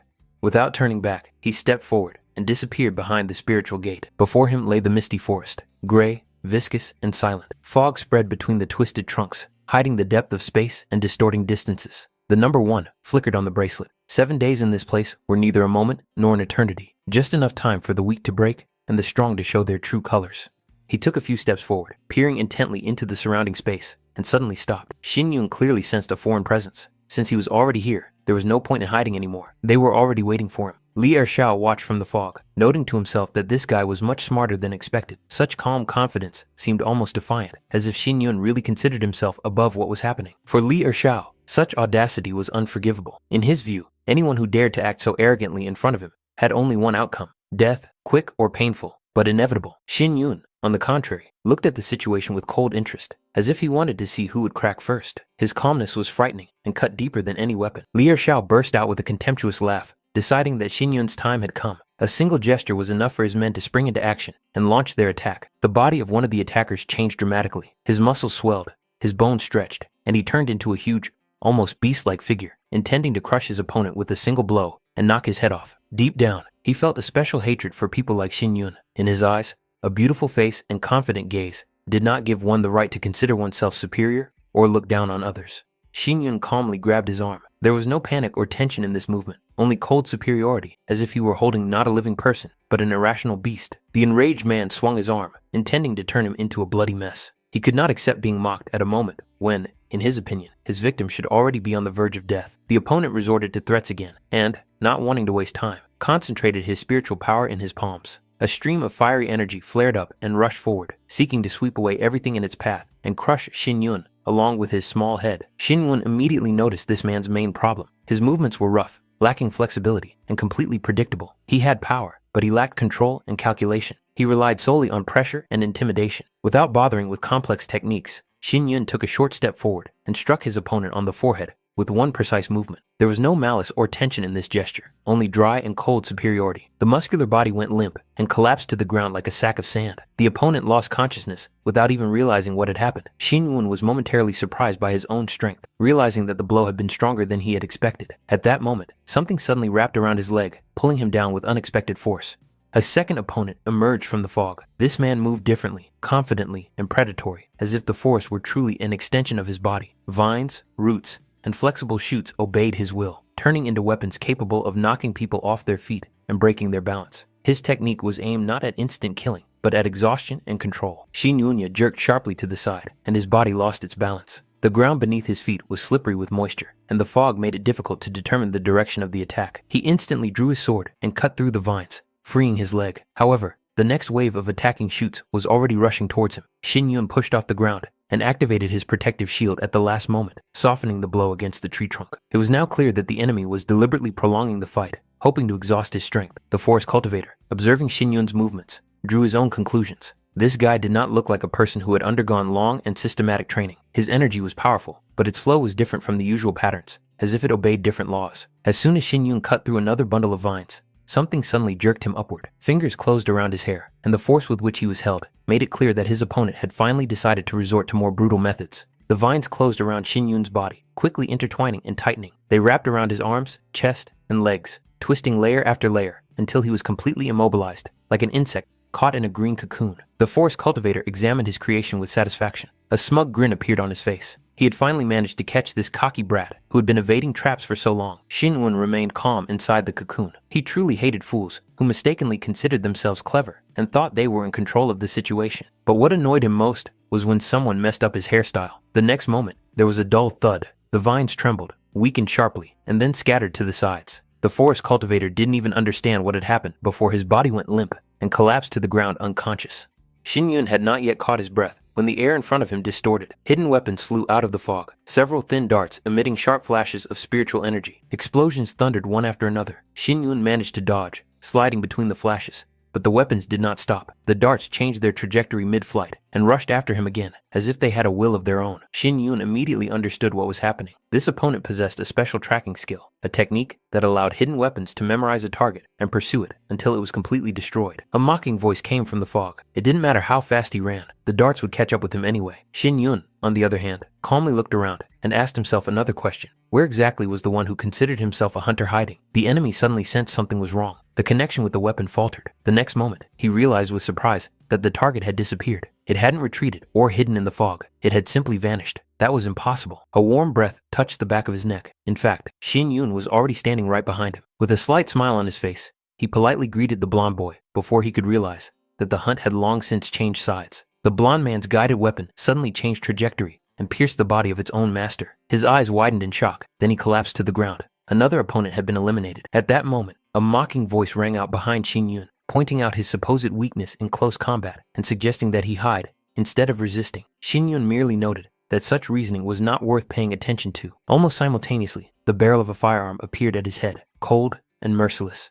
The man in the cloak assessed the situation with obvious contempt. It was inconceivable to him that several fighters had fallen at the hands of a third-level spirit cultivator. In his eyes, this meant only one thing: they were useless. However, he was not going to be careless in front of this opponent and was confident that the outcome was already a foregone conclusion. He sincerely believed that no matter how fast a sword was, it could never match the speed of a bullet. But before he could realize his advantage, Shin Yun sharply closed the distance and delivered a powerful kick. The weapon flew out of the enemy's hands. Shin Yun neutralized him without hesitation, believing that such things should not be in the hands of those who are incapable of handling them. Another enemy was defeated. Soon, a question about the progress of the operation was asked, and a confident answer followed. Everything was going strictly according to plan. The identity of the person under the cloak soon became clear. It was Elder Xiao. In Yang Yang's absence, the daily affairs fell on the shoulders of the other elders, and in his opinion, the situation was under complete control. However, even he could not shake his doubts. Shin Yun's cultivation level remained low, yet he had managed to predict the movement in advance, dodge, and deliver a precise strike. Elder Xiao began to wonder if this young man had used the very technique that was the subject of vague rumors. Within the Liu Yun dynasty, there were only a handful of people who knew about that very technique. It was never openly taught and was considered the knowledge of a select few. That was why the appearance of such understanding in such a young cultivator caused serious concern. The man in the cloak could not explain how this boy could have come into contact with such a secret. The thought that such a person would continue to live seemed unacceptable to him. However, Elder Xiao remained calm. In his understanding, the misty forest itself was a death sentence, and there was no need to intervene directly. Even if the boy escaped now, only death awaited him ahead. Meanwhile, Shin Yun found himself by a river, whose waters flowed slowly through the thick fog. Random teleportation had thrown him into one of the densest areas of the misty forest, where visibility was almost zero, and spiritual fluctuations were distorted by the environment itself. He couldn't help but wonder how his enemies had managed to find him so quickly. A simple coincidence seemed unlikely. The forest was huge, and the teleportation was random. This meant only one thing: he was being deliberately watched. The words of the last defeated enemy came to mind, confident that the trial was just beginning and that the 7 days would be a living hell for him. Then, Shin Yun first entertained the idea that the bracelet given for the trial was not an ordinary means of evacuation at all. An alarming guess began to form in his mind. At the same time, Li Ershao furiously struck the trunk of the nearest tree. He did not expect the target to disappear so easily. Everything indicated that Shin Yun had noticed something was wrong and somehow got rid of the source of surveillance, perhaps even the bracelet itself. However, this thought was immediately rejected. Losing the bracelet meant that it would be impossible to leave the misty forest after completing the test. It would be tantamount to voluntary suicide. Therefore, Shin Yun did not get rid of the bracelet, but found a way to hide his presence. The remaining students questioned whether to continue the pursuit. Li Ershao's answer was unequivocal. The search must continue. He was determined to find Shin Yun at all costs and see it through to the end, even if it meant combing through the entire forest. However, with each passing minute, their confidence began to waver. The misty forest was endless, full of dangers and hidden areas. Moreover, it had already become known that the 4 fighters who had been sent earlier had been killed. The thought that they would have to face this man face to face caused growing tension. The atmosphere of the forest gradually began to weigh on their minds. The fog thickened, sounds became distorted, and the feeling of being watched intensified. One of the men tried to interrupt the disturbing thoughts, but at that moment, a rock fell from above and crashed with a dull thud right in front of them, causing everyone to flinch and instinctively retreat. He instantly turned around, instinctively focusing his attention on the source of the sound. In the foggy forest, any movement could mean danger, and there were no accidents here. Even a falling rock could not be just a rock. None of them expected that here, in this part of the forest, they would encounter the very person they were looking for. His appearance was too sudden, as if he himself had allowed them to discover him. 2 students immediately succumbed to panic. Their bodies moved faster than their minds. They rushed to the sides and hid behind trees, pressing themselves against the trunks as if they could protect them from imminent death. In their hearts, they no longer counted on their own strength, only unconsciously clinging to the hope of higher powers.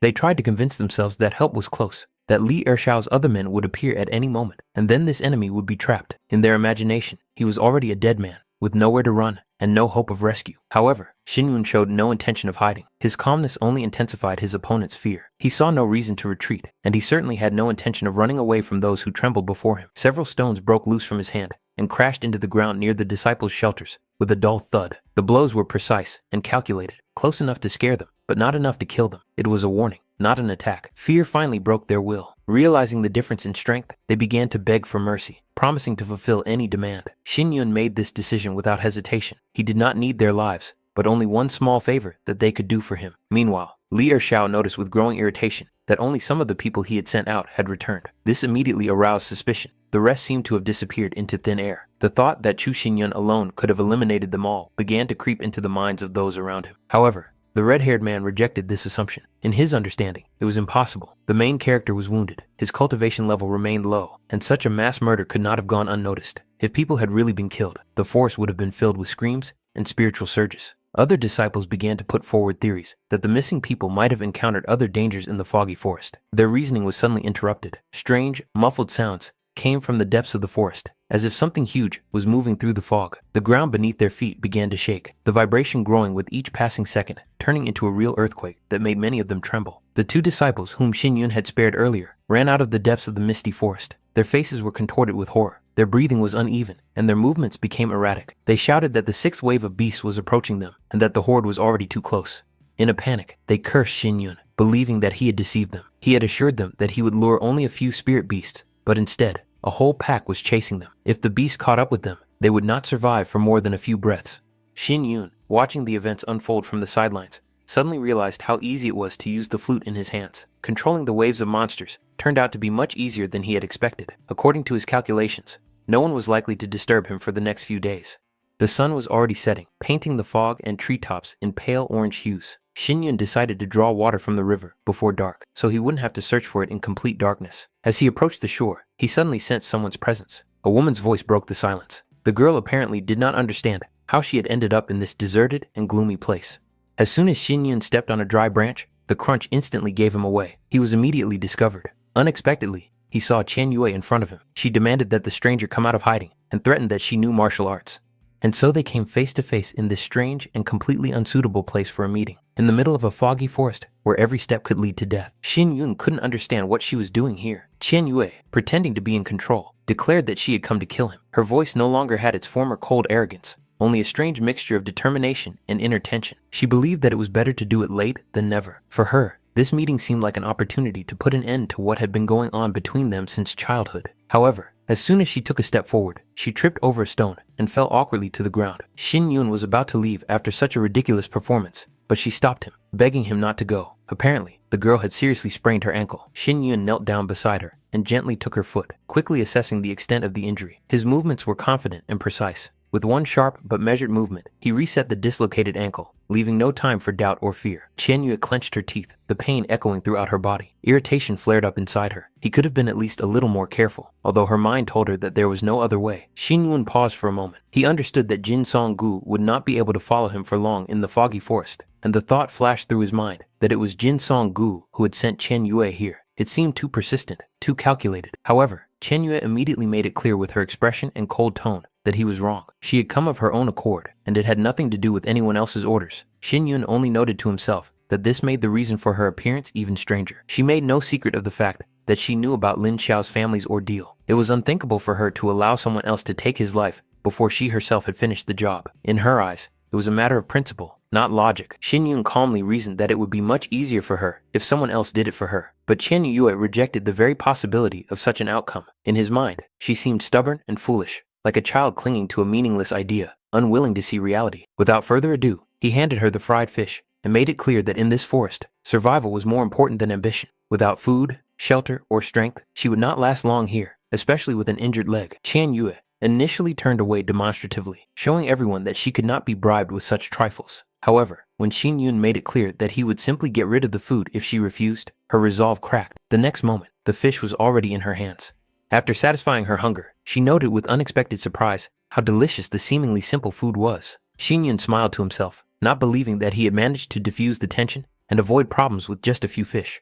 Qian Yu had told him not to get cocky and to shut up. Deep down, she suddenly thought about Lu Xiang. If she ate food like this every day and was close to him, then her life could be much happier than she used to think. For some reason, this thought left an unpleasant aftertaste. Only now did Qian Yue notice that behind Xin Yun's outward calmness lay a heavy, gloomy shadow. His gaze was directed somewhere through the forest, as if his thoughts had long since left this place and gone where she could not follow them. Later, in the middle of the night, his sudden cry broke the silence. He jerked in his sleep, as if grasping for something slipping away, and desperately called out for Lu Xiang. There was too much pain in that cry to be dismissed as a mere nightmare. Waking up, he sat up abruptly and looked around. Qian Yue was still sleeping nearby, her breathing steady and her face calm, as if she had not been touched by the storm that had just raged in his mind. Not wanting to lie there any longer, Xin Yun headed for the river. The cold night air cleared his thoughts. Inside, he turned to Lu Xiang again and again, worrying if she was cold now, if she was safe. The thought that she might be nearby never left him for a moment. At that moment, he suddenly felt a woman's arms wrap around him. The warm touch contrasted sharply with the cold of the night. Qian Yue had come too close, and there was more to this gesture than simple concern. Xin Yun instantly pulled away, not understanding her intentions or the reason for her behavior. A sense of caution flared up in him, as if his instincts were warning him of a danger that could not be seen with the eyes. Chen Yue made it clear that her attitude towards him had changed. What had previously seemed like nothing more than hatred and a desire for revenge was now mixed with doubt, interest, and something far more complex and dangerous. She leaned closer, intending to touch his lips. The gesture seemed almost tender, but deep down there was tension, as if behind it lay a choice from which there was no turning back. Initially, she had been given the order to take Chu Xinyun's life and thus complete her revenge. Now the moment seemed perfect. He was vulnerable, alone, and not expecting a blow. And yet, Chen Yue felt that there was a gulf between them that made her unequal to him, as if she would always be one step behind. The image of a man in a cloak, who had once been ready to show her another path to revenge, came to her mind. He spoke of subtle, almost invisible parasites, thread-like worms known as spirit devourers. These creatures did not kill immediately, but slowly eroded the foundation of cultivation, leaving the victim alive to suffer much longer. The spirit eater was not created for quick death. It slowly destroyed the spiritual seed inside the victim's body, eating away at the very foundation of cultivation, like rot, taking root deep into the source of power. At first, the person began to lose control of their spiritual energy. Then, after a few days, their cultivation power completely disappeared, leaving behind only an empty shell. In this state, the victim became useless and doomed. The misty forest inevitably became their grave. The man coldly apologized for such a radical method, as if he were talking about nothing. He added that the medicine she had recently taken temporarily suppressed the parasite. Its actions would be stopped for exactly 3 days. No more, no less. That should be enough time. Then he said he would send her straight to the misty forest. Her task was crystal clear. Find Chu Xinyun as soon as possible and let the spirit devourer into his body. He did not explain how exactly this should be done. She already knew. Some things do not require words. especially when it comes to betrayal disguised as intimacy. The man noted with a smirk that he had not expected such a reaction from the Lin Xiao family. They had hired too many people for one seemingly insignificant person. Even Elder Gu had tried to eliminate him. This meant only one thing: Chu Xinyun was far more dangerous than he appeared at first glance. However, the man with purple hair dismissed these arguments with contempt. In his opinion, Chu Xinyun was just a petty villain who had simply gotten lucky. It would be foolish to overestimate him. One of the people standing nearby reminded him that he had an appointment with Miss Shui Qian. Wasn't he afraid that history would repeat itself and the two would end up together again? His companion only smiled coldly. He saw no point in worrying about such trifles. Thanks to the support of the Luo family, the Shui family had already firmly established itself in the imperial city. Feelings and past connections were meaningless in the face of profit and power. At that moment, a subordinate approached the two masters and respectfully reported that Miss Shui Qian had returned. His words hung in the air, like a harbinger of a new encounter that could change too much. The guy with purple hair immediately noticed her condition. His interest was focused not so much on the outcome of the case as on Chen Yue herself. For him, her safety remained the top priority. Otherwise, he would not have waited for her here, let alone accompanied her personally. Miss Shui Qian, as always, looked impeccable. There was no trace of doubt or hesitation in her appearance. Too many things indicated that she could not allow failure, especially in the case entrusted to her. Chen Yue made it clear that there was no reason to doubt the outcome. Some of those present assumed that she might not have the determination to see it through to the end, but these fears proved to be unfounded. The plan had been carried out, and now there was no need for concern. After that, it was decided to leave these places. The past few days had been difficult for her, leaving her tired and tense. And yet, one of the masters chose to stay, as if not wanting to miss a rare opportunity. He was too close to pass up the chance to see Chu Xinyun with his own eyes. Curiosity and hidden interest proved stronger than caution. The morning dawned unexpectedly quietly. Upon waking, Xinyun immediately sensed the absence of the familiar presence nearby. The space around him seemed unusually empty, as if something important had disappeared with the dawn. Nearby, he found a pink hair, the only trace left behind by Chen Yue.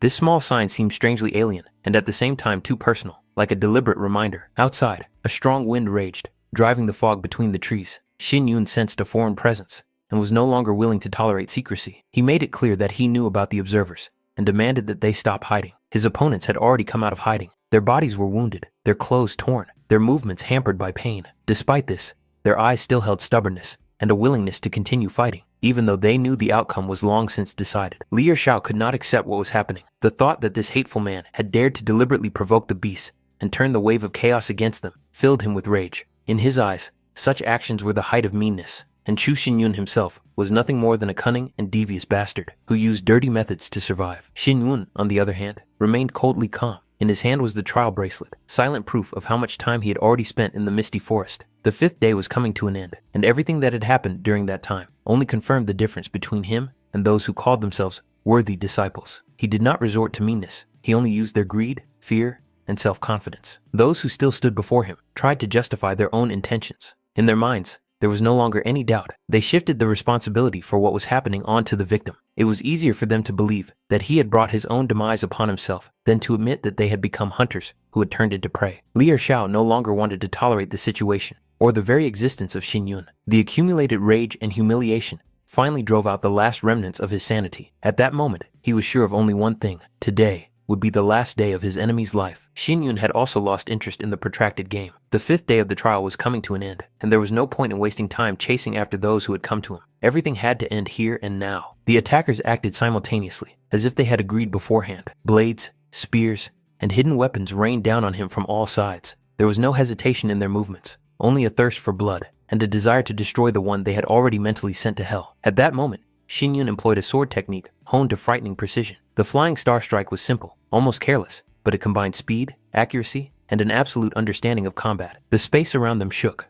An explosion of spiritual energy tore through the attackers' formation, sweeping them away like dry leaves. The blow was so swift that many did not even have time to realize what had happened. When the dust settled, Xinyun remained standing in the same place. Not a single scratch touched his body. His breathing was even, and his gaze was cold and detached, as if what had happened was not even worth his attention. Li Ershao, struggling to his feet, looked at the bodies scattered on the ground. Those who had been his men just a moment ago now lay lifeless, with no chance of survival. The scene was so surreal that his mind refused to accept it. Only one thought spun in his head: how could a person with such a level of cultivation possess such sword skills? It was beyond anything he knew or understood. Clearly, he was not facing an ordinary disciple or a simple opponent. The question of who Chu Xinyun really was became far more frightening than death itself. Xinyun no longer hid his intentions. There was no hesitation or doubt in his gaze, only cold determination. For him, The outcome of this battle was already decided. Li Ershao had to fall here, in the misty forest. He simply did not allow for any other option. Li Ershao reacted with contempt. To him, such confidence seemed nothing more than the empty bravado of a man backed into a corner. He believed that such threats could only exist in fantasy, but not in reality, where power and status always decided everything. In the next moment, he went on the attack, leaving no room for hesitation. A flurry of blades rained down on Xin Yun like a metal storm. Each strike was aimed at depriving his opponent of the ability to dodge, cutting off his escape routes, and tearing his body to pieces. In Li Ershao's eyes, the outcome was obvious. Even if his enemy had several lives, none of them could survive such an attack. The space around them was literally filled with blades, leaving no safe place. However, Xin Yun acted differently. At the most critical moment, he used a shadow bomb, a technique designed not for power, but for deception and control of the battlefield. The explosion of dark energy tore through space, hiding everything in a chaotic cloud. When the wave dissipated, Xin Yun's figure was no longer in the same place. It seemed as if he had either died or somehow managed to escape the deadly trap. Li Ershao couldn't believe his eyes. Such a disappearance contradicted his experience and understanding of combat. No one with such a level of cultivation should have survived such an attack, let alone disappeared without a trace. The truth turned out to be far more dangerous than he had imagined. Xin Yun was already behind him, quiet, unnoticeable, like a shadow merging with the fog itself. Li Ershao's instincts kicked in. He managed to turn around at the last moment and raise his sword, blocking the blow. The clash of blades echoed with a dull ringing that shook the air. His fingers gripped the hilt so tightly that blood ran down his palms. Anger and rage overwhelmed his mind. Now it was obvious. This man had been hiding his true power all along, pretending to be weak and waiting for the right moment to deliver a fatal blow. Xin Yun did not accept the image imposed on him. His condition and actions had nothing to do with arrogance, but that no longer mattered to Li Ershao. Rage completely overwhelmed his mind, turning the fight into an act of destruction rather than a duel. In his eyes, Xin Yun was no longer a human being, but a target for which he must pay with blood. Realizing that the outcome could not be decided by conventional methods, Li Ershao took the extreme step of activating the blade unlocking technique. It was a technique that was only used when retreat was impossible, and the price of power no longer mattered. His body began to change. The flow of energy became unstable and aggressive, as if the seal inside him had been forcibly broken. Even Xin Yun, who had seen a lot, was surprised. This was indeed a skill related to sealing the spirit, rare and dangerous, especially in unskilled hands. Without giving him a second to adapt, the enemy delivered a crushing blow. The space in front of him seemed to crumple, and all the accumulated force was directed at a single point. At that moment, Xin Yun was unable to mount a full defense. The difference in the energy released was too great. His body was thrown back, and he crashed into the stone wall with force. The blow shook the rock. Debris fell from it, and his breath was taken away for a moment, as if the earth itself was trying to crush him. Li Ershao was finally convinced that he was right. There was no doubt in his mind. He was worthy of the position of the main disciple of the Lin Xiao family, and everyone else was just a temporary obstacle on this path. Meanwhile, it became clear that the fight had long since ceased to be hidden. Over the past 5 days, the misty forest had been in turmoil due to the continuous influx of spirit beasts, and many had noticed the abnormally violent clash. The question of what was happening deep in the forest could no longer be ignored. Observers quickly recognized the figure with red hair. Li Ershao was too well known to go unrecognized, especially now that he was demonstrating power beyond the scope of a normal trial. He had no intention of stopping. Another crushing blow was prepared without hesitation, as a final sentence for anyone who dared to challenge him. Those watching were shocked. No one expected the conflict to go so far that Li Ershao would be forced to reveal his strongest skill. The trial had long since ceased to be a test.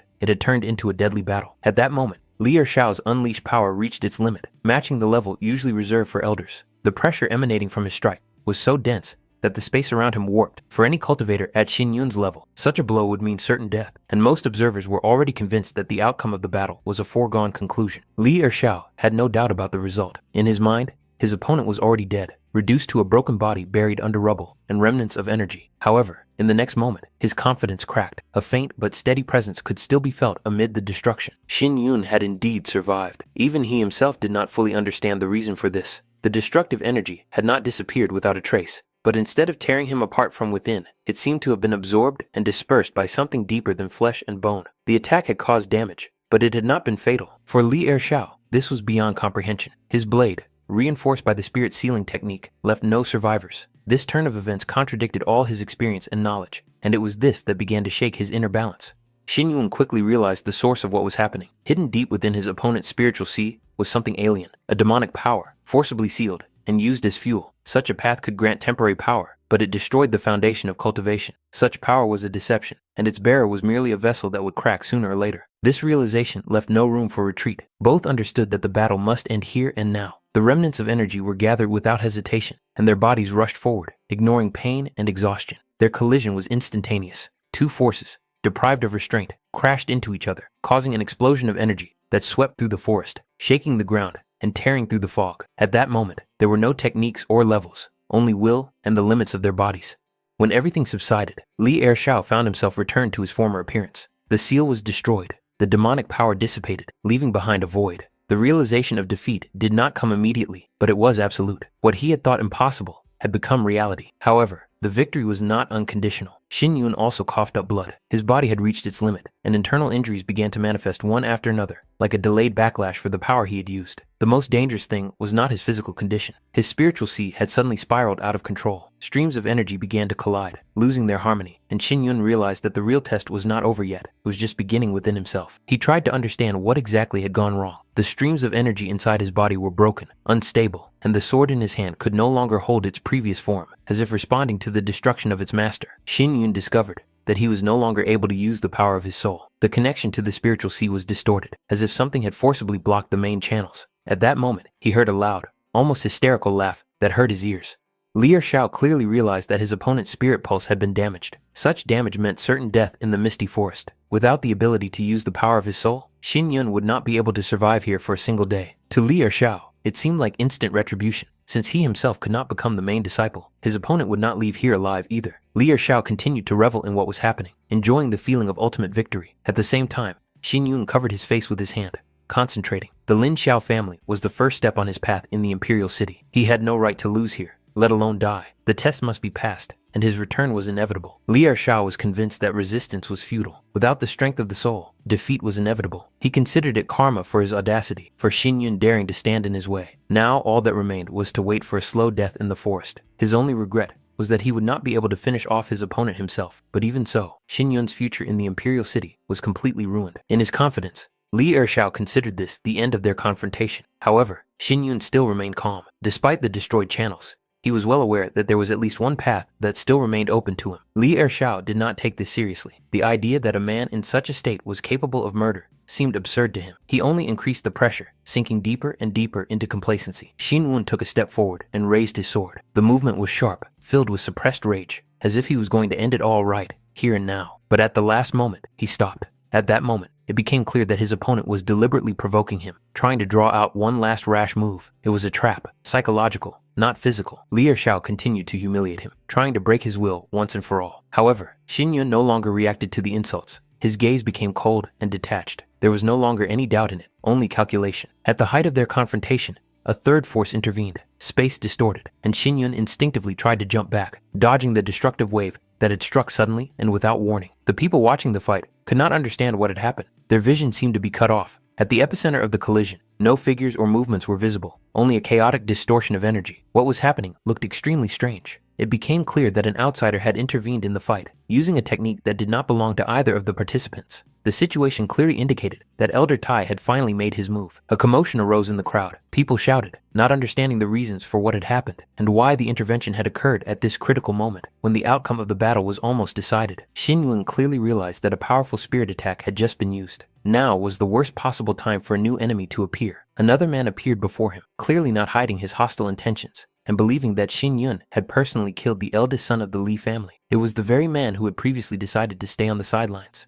Xin Yun glanced back and saw that Li Ershao was indeed dead. At the same time, he immediately understood that the true cause of death had nothing to do with him. The man who had intervened was only trying to shift the blame onto others. The new enemy, however, thought otherwise. In his view, it was his attack that caused Li Ershao's death, albeit unintentionally. For him, this meant that the responsibility lay with him, and Xin Yun was just a convenient target for further action. Such logic seemed absurd, and Xin Yun could not even find anything to counter it with. It was obvious that he was dealing with someone from the Yunmeng family. Without hesitation, he had invaded the Lin Xiao family's trial, demonstrating extreme self-confidence. The stranger only reacted mockingly to what was happening, deciding to set the record straight and explain the situation, since he had already been found guilty. He made it clear that the Yunmeng family had never taken other forces into consideration. He then introduced himself as the fourth master of Yunmeng, Zhao Wu, a man whose head Elder Gu had long wanted to get his hands on. It was for this very purpose that Zhao Wu had come here. A terrifyingly dense spiritual energy spread across the field. Waves of pressure and distorted power rolled in one after another, as if the environment itself rejected the presence of living beings, turning the testing ground into a zone of destruction. Jianwen made it clear that he was well aware of what had happened between Xin Yun and Cui Qian. The technique she had used turned out to be far more dangerous than it might have seemed. The soul-devouring worm was an extremely rare and sinister creature, capable of slowly but surely eating away at the spiritual sea and destroying the foundation of cultivation. Obtaining such a creature was extremely difficult, even for a large family. An unexpected factor was that Li Ershao's blade enhanced the worm's effect, accelerating the destruction of spiritual power. Losing control of the spiritual sea meant only one thing: the end was near, and Xin Yun's body could no longer resist this process for long. Jimon had originally hoped to enjoy the fight himself, but he understood that time was running out. He was not going to waste his strength, and even considered ending his opponent's suffering with a quick and final blow. At that moment, a strange phenomenon caught his attention. A round shape began to spin in the air, distorting the energy flows around it, as if gathering the remnants of spiritual power into a single point. At that moment, Xin Yun gathered the last remnants of his will and strength, lunged forward, and plunged his sword directly into Zhao Wu's body, delivering a blow that defied all laws of common sense and cultivation. Only one thought flashed through Zhao Wu's mind: this was impossible. After everything he had been through, this young man should have had neither spiritual power nor physical ability to resist. However, immediately after the strike, Xin Yun collapsed to the ground, completely exhausted. Zhao Wu realized how dangerously close he had been to death. The very fact that a mortally wounded opponent had managed to deliver such a blow seemed beyond human capability. It looked almost like the intervention of a cruel twist of fate. The one who already had one foot over the edge almost dragged him down with him. At that moment, Zhao Wu's attention was drawn to something even more absurd. His own mount was rapidly approaching him, adorned with a ridiculous bow that was completely out of place in the current situation. He tried to stop the beast, not fully understanding what was happening, but the animal crashed into him with frightening determination and threw him away, completely destroying what little control he had left over the situation. Meanwhile, Xin Yun's consciousness was sinking into a cold void. It seemed to him that it was snowing again, that same hateful cold associated with loss, pain, and memories from which it was impossible to escape. His body was covered by a strange, translucent jellyfish made of spiritual energy, gently isolating him from the outside world. At that moment, Shui Lin appeared nearby, and her presence was the last thing he felt before his consciousness finally faded. Meanwhile, the main character's friends tried to tidy up Luo Wei and find her some suitable clothes. It was clear that the girl was constantly distracted and clearly worried about her brother Chu. The others tried to calm her down, assuring her that nothing would happen to him and that he would definitely return safe and sound. In the process, they suddenly realized that Chu Xinyun had only recently arrived in the Imperial City and had practically nothing. That's why they came up with the idea of buying him the necessary things. Some tried to do their best, while others wondered why they should bother trying so hard for him. Lu Wei felt awkward because she didn't have any money herself, but Xun Feng immediately took care of it. Luo Wei wondered why they needed to buy several sets of identical clothes. They explained to her that it was a precaution. If something didn't fit, or he didn't like it, there would always be a backup option. Chuan, in turn, was worried that there might not be enough space in the storage room for all of this. At the same time, Chen Xiao was watching them from afar, mentally assessing the situation and considering them vulnerable. He decided that now was the best moment to attack. However, suddenly someone's hand fell on his shoulder, and before he could turn around, he and his companions were brutally beaten, leaving them no chance to resist. After a long shopping trip, the group was very tired and decided to grab a bite to eat. Chen Xiao was immediately informed of the group's arrival at the restaurant, and he decided to play a small but malicious trick. On his instructions, the waiter discreetly added special seasonings to their dishes. Chuan was so exhausted from the day that he mentally vowed never to go shopping with them again. After the meal, everyone was so full that they jokingly decided to call this day a real feast of gluttony. As they were about to leave, they suddenly smelled a sharp and unpleasant odor coming from the men's restroom, where a line had formed. It turned out that it was the same man who had been following them and had previously tried to hit on Chu Xinyun. The group was puzzled as to why he was watching them so intently every day. The thought that he might attack Luo Wei irritated them, because she had long since become like a younger sister to them. They decided that he should be more careful and not cross the line, otherwise the consequences would be extremely unpleasant. However, no one expected that this man would soon have a heart attack. For a moment, it even seemed to everyone that they had gone too far. At that moment, the main character finally regained consciousness. He still did not understand where he was or what was happening when he suddenly heard a soft female voice next to him. Shu Lin was standing next to him. She calmly informed him that his injuries were extremely serious, and at one point, she really thought he would not survive. Xin Yun thanked the girl for saving his life, but soon learned that she had not acted on her own initiative. It was an order from her master. Zhu Lin added without much emotion that she herself had no intention of saving a man who had once taken advantage of her. Moreover, the mere memory of him filled her with disgust. Xin Yun did not seem to immediately understand that she was referring to him. The girl reminded him of the events in the square. In response, he calmly remarked that he was the victim then, not her. These words only angered Zhui Lin more. It seemed to her that he was implying that she had taken advantage of the situation. Realizing what this had led to, Xin Yun apologized. He asked for the name of her master. As it turned out, it was Elder Tai. He suspected that an outside force had interfered with the Lin Xiao family's trial and sent Zhui Lin to investigate what was going on. Xin Yun promised that one day he would repay her for saving his life. then said it was time for him to leave. The girl clearly did not expect such a decision. In response, he explained that he was still being hunted and did not want to drag her into dangerous trouble. Shulin said goodbye to him, but immediately had to stifle a laugh when she saw him awkwardly bump into something. In fact, she was on the verge of bursting out laughing. After calming down a little, the girl explained that, noticing a gap in the protective barrier, she had brought him here to heal his wounds. However, she herself did not expect this barrier to be a hidden trap. Xinyun wondered why she hadn't mentioned it earlier and immediately began to look for a weak spot. Shulin pointed out that the gap was right under where she was sitting. Xinyun suggested that she move, but the girl calmly replied that there was no need. He couldn't do anything here anyway. Xinyun did not argue or try to prove anything. It was obvious to him that the true complexity of any barrier could only be understood when touched directly. He stepped closer, carefully studying the intertwining spiritual lines, as if looking not at a barrier, but at a living creature. Shuilin, on the other hand, was certain that they were facing a 4-level protective barrier, one of those created for long-term isolation. She had already spent several hours here, expending a lot of spiritual energy, but the protection remained immovable and cold, yielding neither to brute force nor subtle influence. In her understanding, any further attempts would be a waste of energy, especially for someone in Xinyun's condition. However, Xinyun saw more. His gaze lingered not on the outer layer of the barrier, but on the faint and almost imperceptible fluctuations beneath it. He realized that this array was only a cover. Hidden inside were additional layers, the third, which masked the flows, and the sixth, which served as the true lock. This was why Shuilin had been unable to find the key to destruction. The array deliberately misled, making one think that the entire structure was limited to 4 layers. Even if she had discovered the hidden nodes, the 6th level array would have required too much precision control and a deep understanding of formations that was far beyond her current capabilities.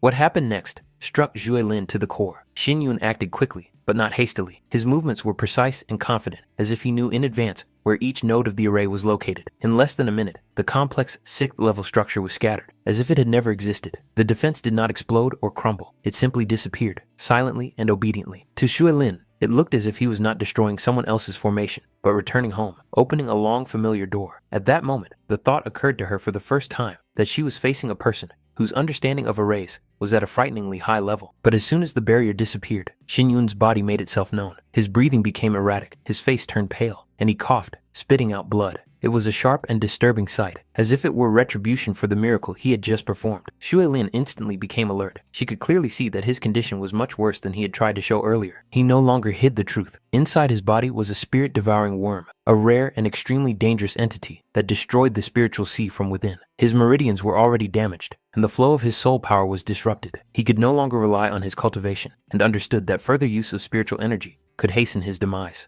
Therefore, he was forced to entrust everything related to the completion of the array's destruction and further actions to Shuilin. Realizing the seriousness of the situation, Shuilin cast aside her doubts and concentrated. Now that the hidden levels had been removed, the remaining structure became clear to her. She carefully finished what she had started, stabilizing the residual flows and preventing a possible rollback of the array. Despite her fatigue and inner tension, she managed to see the task through to the end. However, instead of the expected exit, the space around them suddenly distorted. The air became denser, the colors faded, and in the next moment, the surrounding world seemed to change. It was not ordinary teleportation. It felt more like diving deep into something hidden and long forgotten. Shuilin did not immediately realize what had happened. The area around them looked different than before, and the spiritual energy felt more closed off and ancient. Xinyun understood almost immediately. They were inside a sealed space, a separate dimension hidden in the heart of the massif. It was a place deliberately cut off from the outside world and protected from time. While Shuilin was looking around, Xinyun caught a strange sound. It was faint but distinct, not the sound of the wind or an echo. It was something mechanical, as if old structures were still moving after many years of neglect. And then,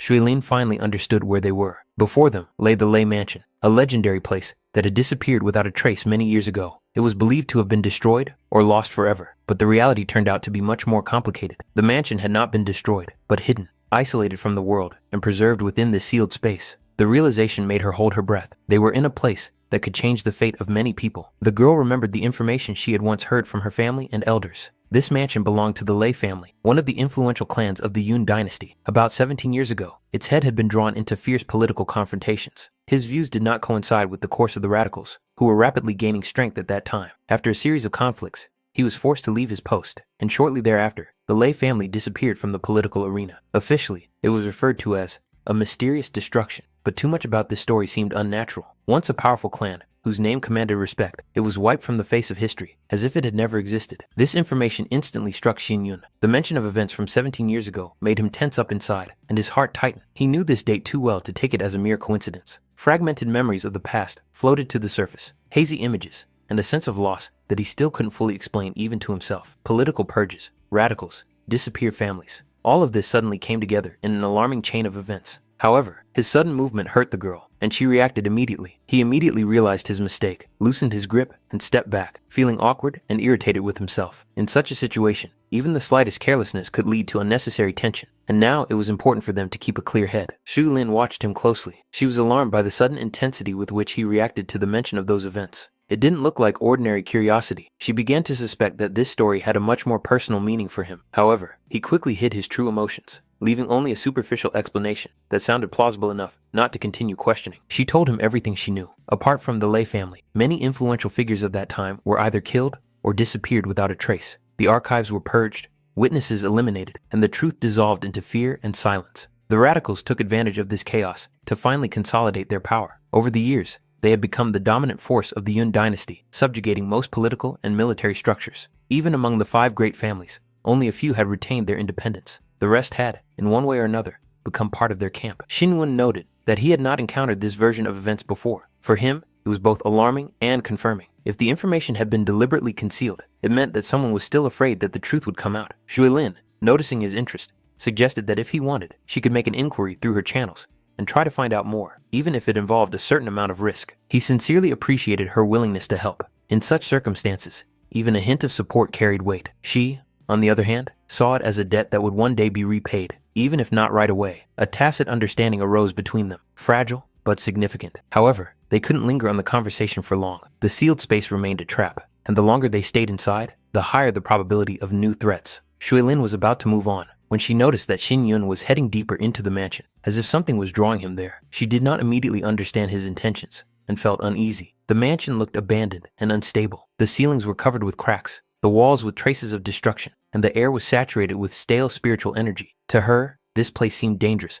and devoid of any meaning for further exploration. But Xin Yun moved confidently, as if he was guided not by appearances, but by something else. He could feel it clearly. Deep inside the mansion, a voice could be heard, not a sound in the usual sense, but an echo of consciousness, saturated with pain, resentment, and unspent rage. This voice seemed to cry out from the past, clinging to every particle of spiritual energy around it. It was faint, but persistent, and Xin Yun understood that if they ignored it now, the truth hidden in this place might be lost forever. Shu Lin shuddered involuntarily when the thought of the ghost of the Lei mansion popped into her head. Such places often become havens for embittered spirits, especially if the owners died unjustly and with strong emotions. Such entities dislike the living and are capable of distorting perception, instilling fear and hopelessness. She tried to convince herself that it was all just a figment of her imagination, caused by stress and fatigue. However, noticing that Xin Yun continued to move forward, she felt a sharp pang of anxiety and hurried after him, not wanting to remain alone among the ruins. Xin Yun carefully examined the mansion, studying every detail: cracks in the walls, traces of ancient structures, remnants of spiritual energy. His movements were calm and focused, as if he were not just exploring the ruins, but looking for confirmation of his guesses. Shui Lin stayed close, hardly falling behind, constantly looking around. He noticed that she was following him too closely and assumed it was because of the cold or fear, but the girl immediately pulled away sharply, as if unwilling to admit her own insecurity. Zhu Lin's irritation grew. She didn't understand why he was acting as if they had time to search and speculate. The situation was dangerous. Their strength was limited, and they still hadn't found a way out of the trap. From her point of view, staying here was reckless. However, Xin Yun felt something else. A vague but persistent feeling that the mansion itself was trying to guide him, pointing to something hidden. He was becoming more and more convinced that the source of the strange presence could be the key to their salvation. It wasn't just curiosity or risk for risk's sake. Rather, it was an intuitive understanding that this was where the way out of their predicament lay. Shui Lin, however, saw it differently, considering such behavior a desperate attempt to cling to the slightest hope, even if it was illusory. Nevertheless, she did not back down and continued to follow him. At that moment, the space in front of them changed. The wall, which had previously seemed solid and lifeless, began to slowly part, revealing a hidden passage. The stone slab shifted aside with a dull thud, opening a path that would have been impossible to guess without careful examination. This was silent confirmation that Xin Yun was going in the right direction. As soon as the passage was fully open, a wave of heat washed over them. The air inside was thick and heavy, saturated with fiery spiritual energy. The temperature rose sharply, forcing their breathing to become deeper and slower. Even the walls of the corridor radiated heat, as if a source had been hidden inside, accumulating power for a long time. Shu Lin felt a familiar, unsettling pressure, the kind that arises near powerful spiritual entities or unstable sources of energy. She surmised that the mysterious force rumored to exist inside might be something capable of devouring spiritual beasts and destroying their cores. Despite the danger, she was ready to go on, realizing that it was too late to retreat. Xin Yun stayed close to her, aware that a serious threat might await them ahead, even though he was temporarily unable to use his spiritual power. Aware of the risk, Shuilin summoned her spirit jellyfish. The translucent creatures floated gently nearby, radiating a cool, soothing energy and forming a protective barrier. This was her way of compensating for Xin Yun's weakness and ensuring at least some safety for them. She made it clear that in this situation, it was better to rely on caution rather than reckless bravery. Xin Yun watched this with quiet admiration. In his eyes, she truly looked like a messenger from heaven, calm, decisive, and ready to act even when the circumstances were against her. He understood perfectly well that without her help, he would have been on the verge of death long ago. He was sincerely grateful to her. This gratitude was reflected in his attitude, which slightly embarrassed Juelin, although she tried to hide it with her usual restraint. At the end of the corridor, an exit awaited them. The space beyond it was spacious and isolated from the rest of the mansion. It was an ancient cultivation room, well protected and better preserved than the other rooms. In the very center stood a huge cauldron, massive, covered with ancient patterns and seals. It emanated a dense spiritual aura, intertwining heat, pressure, and a sense of something deeply hidden, as if inside this cauldron lay a power capable of changing the fate of anyone who dared to touch it. Looking more closely, they finally understood what they were dealing with. In the center of the cultivation room was not just a source of heat, but a real beast fire, a rare and extremely dangerous phenomenon. Its flame was not ordinary. It seemed to have a will of its own, slowly swaying as if breathing. Even from a distance, one could feel the wild, primitive power emanating from it. Julin immediately realized the unusual nature of what she saw and tried to compare it with her knowledge. By all appearances, what they were seeing was not ordinary fire, but a type of spiritual flame. Xin Yun quickly understood more. This fire was the source of the mysterious voice and power that had been devouring spiritual beasts in the area for many years, leaving only devastated cores behind. Unlike spiritual liquid or spiritual stones, spiritual fire was incredibly rare. It was born only in extreme conditions, either in absolute cold or in scorching heat. Such fire not only possessed its own will, but also surpassed most spiritual resources in power and value. This particular fire had attracted spiritual beasts for many years, luring them with its aura, devouring their spiritual cores, and accumulating pure spirit essence. Over time, it ceased to be just fire and evolved into beast fire, a form with instincts and the beginnings of intelligence. Too much of what was happening seemed deliberate. Something like this could not have happened by accident. Everything pointed to someone deliberately turning this mansion into a breeding ground for beast fire, using it as both a home and a furnace for refinement. Such a person must have possessed vast knowledge and resources. And the more Xin Yun thought about it, the clearer it became that this unknown person was directly connected to the events of 17 years ago. Realizing this, Shuilin felt a sharp rush of anxiety. She began to look around, as if expecting that they were already being watched. Now, they were on the territory of a man who did not hesitate to sacrifice spiritual beasts for his own power. They could be discovered at any moment. She wanted to leave immediately, while there was still a chance. However, Xin Yun remained remarkably calm and made it clear that unnecessary noise could be dangerous. The beast fire was dormant, but it could be awakened by the slightest disturbance of energy. Deep down, he understood that such an encounter was a rare opportunity, and perhaps fate itself had brought him here. Xin Yun clearly understood the value of the beast fire for himself. With its help, he could destroy the spirit-devouring worm that was destroying his spiritual sea from within. Moreover, the beast fire could interact with the essence of phoenix blood, cleansing the damaged spiritual veins and initiating a process of true restoration that was inaccessible to ordinary methods. But the possibilities did not end there. If he managed to use the beast fire, he would be able to awaken the hidden potential of the phoenix blood essence and gain the ability to control fire on a whole new level. It was a chance, not just to survive, but to radically change his destiny. For this risk, he was willing to go all the way. The beast fire had to be his. At the very moment when this decision finally took shape in his mind, the beast fire reacted. The flames flickered sharply, and the pressure in the room instantly increased. It was obvious. The fire had awakened. Its aura became aggressive, and the fluctuations in energy resembled the awakening of a wild beast disturbed in its sleep. Xin Yun behaved unexpectedly calmly. He did not make any sudden movements, and did not even try to attack. His attitude seemed almost carefree, as if he had really ended up here by accident and had no malicious intentions. He made it clear that he was not a threat and had no intention of invading his territory. However, even he knew that this explanation sounded weak and was unlikely to fool a creature of this level. And indeed, the beastly fire was not going to let him go just like that. The flames rose higher, filling the space with hostile will. It was a silent but unambiguous warning. Whoever entered here must either submit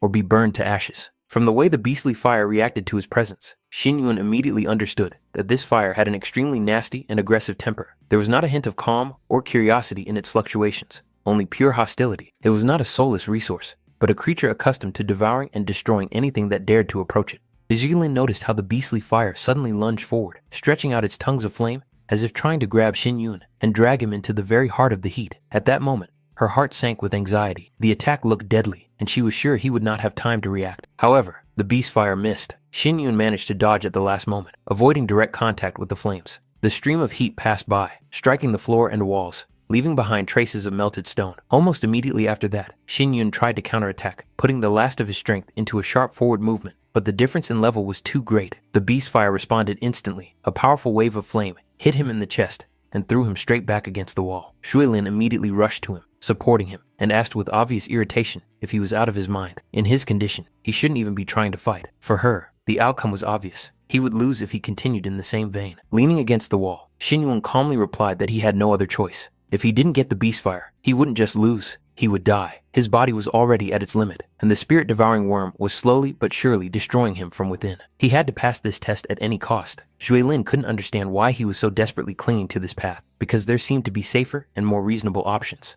Then, Shin Yun explained that he had almost no time left. He couldn't afford to move slowly. He asked himself, if he remained weak now, would he be able to stand up to enemies of the heavenly spirit level in 3 years? And even more so, those who had reached the level of martial arts emperor. The answer was obvious. Besides, there was another reason he couldn't forget. It was her, the one who was waiting for him. He had already failed to protect her once, and he couldn't make her wait any longer, couldn't allow himself to be powerless again. Shu Lin listened to him, and gritting her teeth, called him a fool. In her opinion, he was taking on too much by himself. Fighting alone was the hardest path. He had to learn to rely on others, not carry everything on his own shoulders.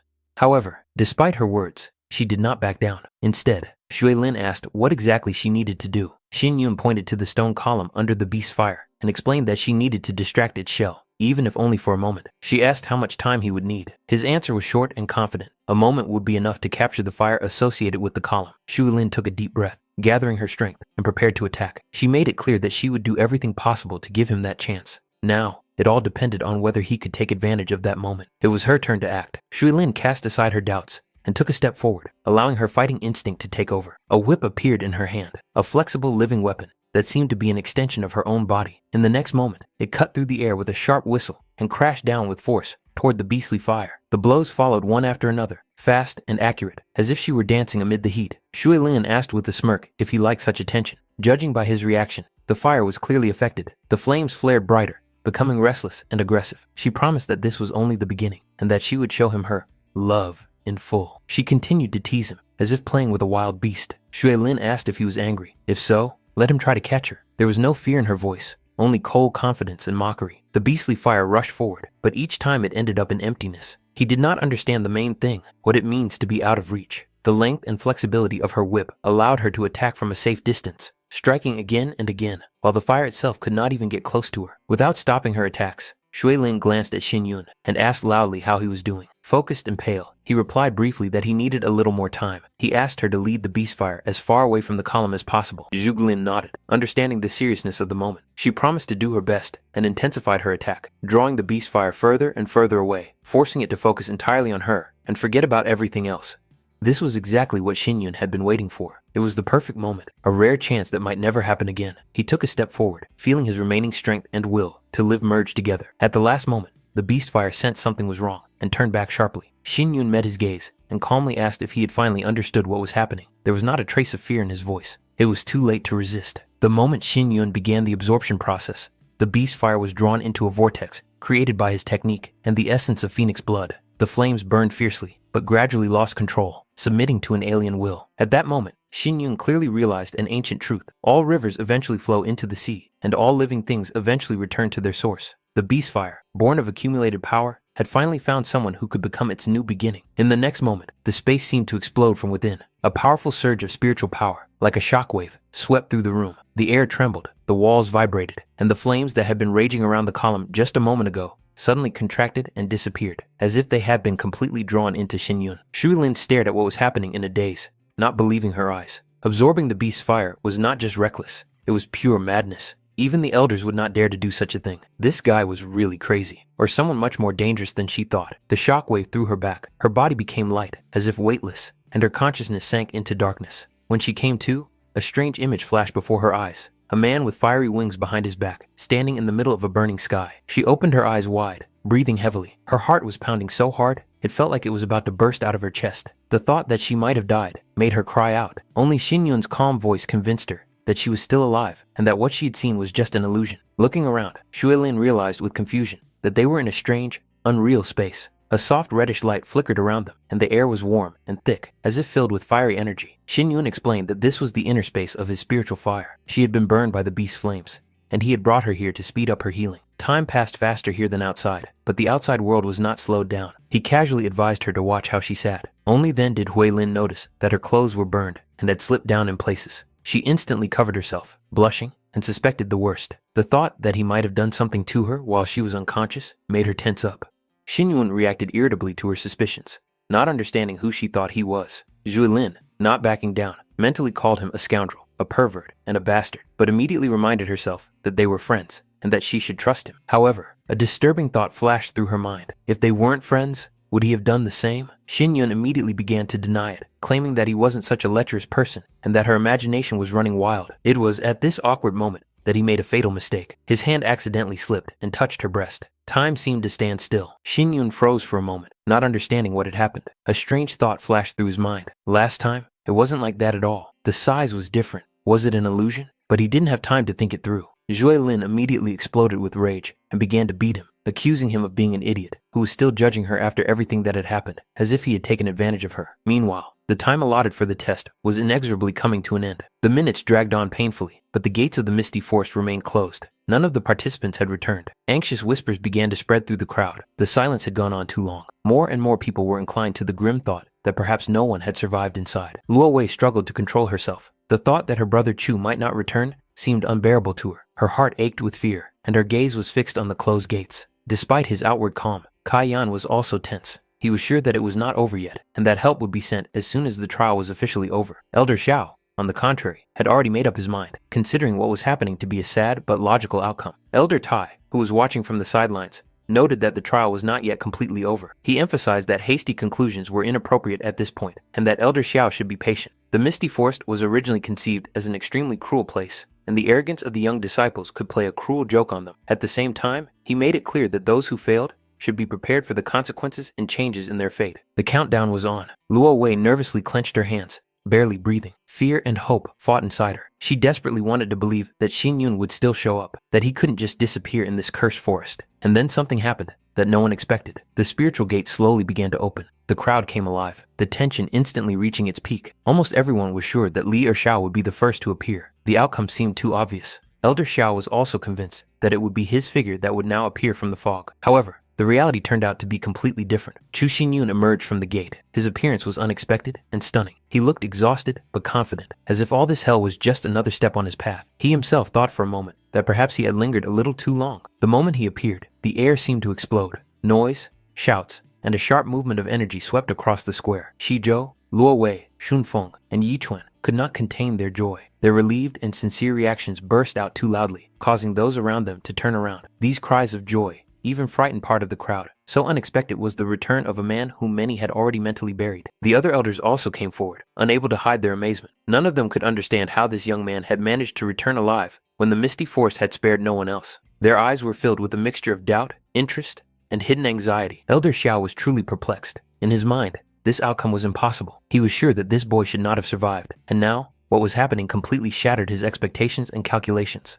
He tried to make sense of what he had seen, and wondered how Chu Xinyun could possibly be standing there alive. Xinyun himself reacted calmly and restrainedly, as if what was happening was nothing out of the ordinary. There was a slight irony in his gaze, as if he truly regretted having to disappoint those who had bet on his death too soon. Elder Xiao demanded an explanation, not hiding his irritation and distrust. He was most concerned about what exactly this young man meant, and how he managed to get out of the misty forest alive. The answer was unexpected and unpleasant. The reason for his return was the trial bracelet prepared by the elder himself. Xin Yun threw the bracelet back without hesitation, as if returning evidence. Elder Xiao stared at the artifact, unable to comprehend how it could have worked contrary to his calculations. After that, Xin Yun calmly addressed the assembled elders, introduced himself, and reminded them that he had fulfilled all the conditions of the test. He had returned from the misty forest within the set time, as promised. Now that he had completed the test, he asked a logical question about his status and his right to become the main disciple of the Lin Xiao family. His behavior remained restrained and confident, without the slightest trace of fear or flattery. Elder Tai carefully assessed the situation and noted that the test itself was extremely unfair to Xin Yun from the outset. Despite this, he managed to survive and return, which in itself was proof of his strength and potential. In Elder Tai's opinion, this was enough to recognize him as qualified. However, Elder Xiao insisted on a pause, stating that he still had an important question. This question concerned the fate of Li Erxiao. Elder Xiao was clearly interested in what had happened in the camp and why he had not returned. His gaze was accusatory, even though he did not say anything directly. Xin Yun understood that any explanation he gave would hardly be accepted. Even denial would seem futile in the face of a preconceived decision. Elder Xiao's eyes flashed with rage. For him, Li Erxiao was the most worthy candidate for the position of the sect's main disciple, and now that disciple was dead. In his mind, everything that was happening boiled down to one conclusion. Chu Xinyun had destroyed his beloved disciple and thus crossed the line. The elder was no longer willing to tolerate what was happening and decided to resort to force.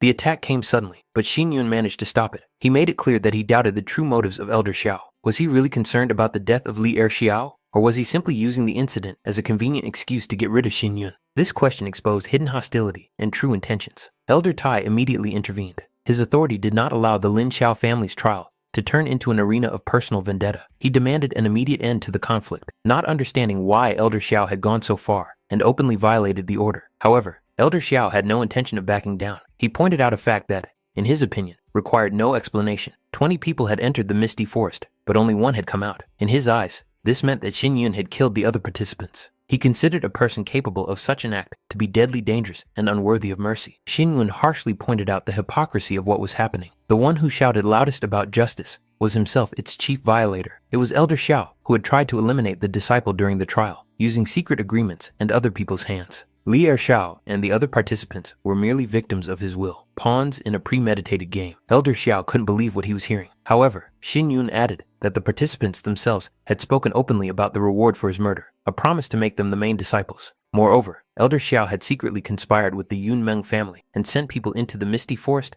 with the sole purpose of eliminating Xin Yun. These words finally turned the accuser into the accused and hung in the air like a heavy, dangerous revelation. After a short pause, Xin Yun added another important circumstance. According to him, Li Erxiao, Elder Xiao's favorite disciple, did not actually die at his hands, but fell from an attack by the master of the Yun Meng family. This statement immediately provoked a violent reaction. Elder Xiao considered such words to be complete nonsense. The trials of the Lin Xiao family were an internal matter for the sect, and the intervention of the Yun Meng family in them seemed impossible and absurd. Elder Xiao hastened to declare that he had no personal animosity towards Xin Yun. According to his logic, he had neither reason nor benefit to abuse his position for the sake of killing one disciple. However, Xin Yun pointed to another side of the story. Elder Gu of the Yun Meng family had promised a generous reward for his death, and it was for this benefit that Elder Xiao had carefully planned the whole thing, expecting that he would not return from the misty forest. Therefore, his return seemed to Elder Xiao like the appearance of a ghost that had disrupted all his calculations. Unable to contain his emotions, Elder Xiao grabbed Xin Yun by his clothes,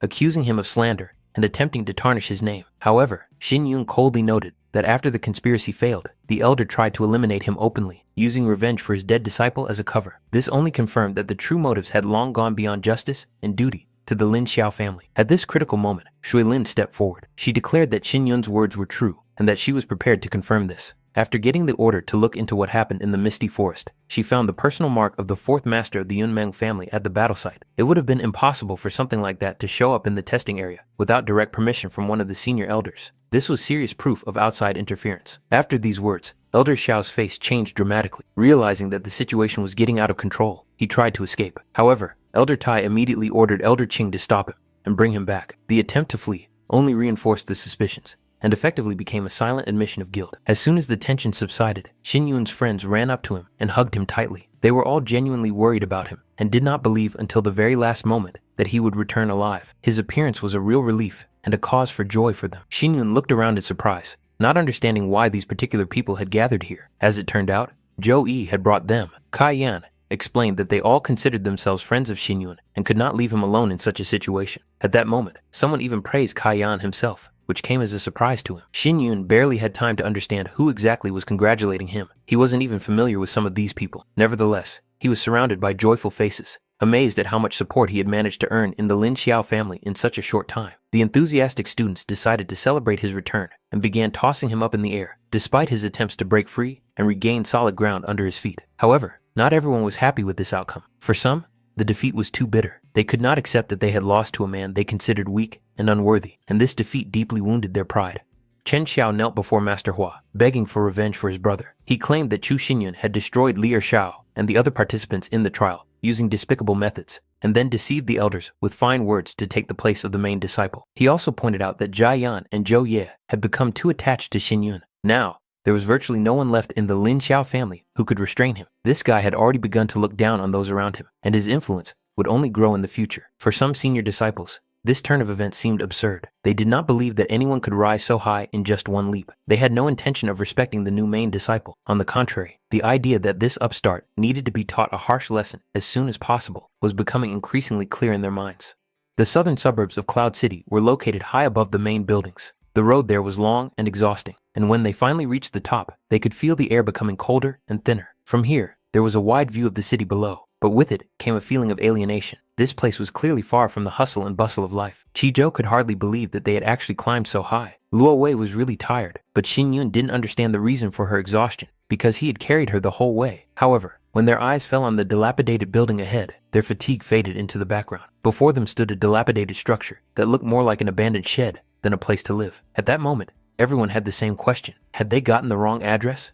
Chuan tried to cheer up Xin Yun, trying to show that appearances weren't that important, but Shun Feng couldn't hide his confusion. In his mind, the home of the Lin Xiao family's main disciple should have been a spacious mansion in the imperial city with warm halls and protective walls. Instead, they were standing on a windswept mountain in front of a dilapidated building. It looked as if they had simply been deceived. Luo Wei unfolded the map and pointed to the notes explaining the situation. They were indeed late in choosing a place to live. All the suitable houses were already taken. This place turned out to be the only one available. The wind here was so strong that it chilled them to the bone, and even warm clothes did not save them from the cold. It seemed that the mountain itself did not welcome its new owners. A sharp gust of wind snatched the map from Luo Wei's hands and carried it down the slope. At that moment, Xin Yun sneezed, and a bright flame burst out with his breath. The fire flared up instantly, illuminating the surroundings and striking the old building directly. Everyone froze, unable to believe their eyes. They had just witnessed a man sneeze fire and set his future home on fire. The flames quickly engulfed the dry beams and rotten roof, turning the building into a burning pile of wood. Xin Yun watched what was happening without much regret. In his mind, it even seemed like a fortunate outcome. The old house was unfit for living in anyway. Now, nothing stood in the way of building something new right on this spot. Lu Wei, observing his expression, decided that he was angry, although in reality, his gaze revealed cold determination. It was obvious that the climate on the mountain was extremely harsh. Constant wind, cold, and lack of vegetation made this place almost uninhabitable. Xin Yun thought that there must be a spiritual vein under the mountain, but it was blocked, which is why the area looked deserted and dead. Shun Feng suggested that if they could restore access to the spiritual vein, this place could bring huge profits. However, first they had to find a way to get to it. The mountain was huge, and exploring its depths would take a long time. However, the absence of buildings and people played into their hands. This place was ideal for a large-scale reconstruction. In Xin Yun's imagination, an entire palace complex was already taking shape, which was to tower over Cloud City. He had already come up with a name for this place, the House of Yun Chu. However, reality quickly reminded him of itself. Everything he tried to create in the first few minutes crumbled and collapsed, as if the mountain itself was resisting change. The stones did not hold, the structures fell apart, and the foundation cracked. The failure visibly upset Xin Yun. At the same time,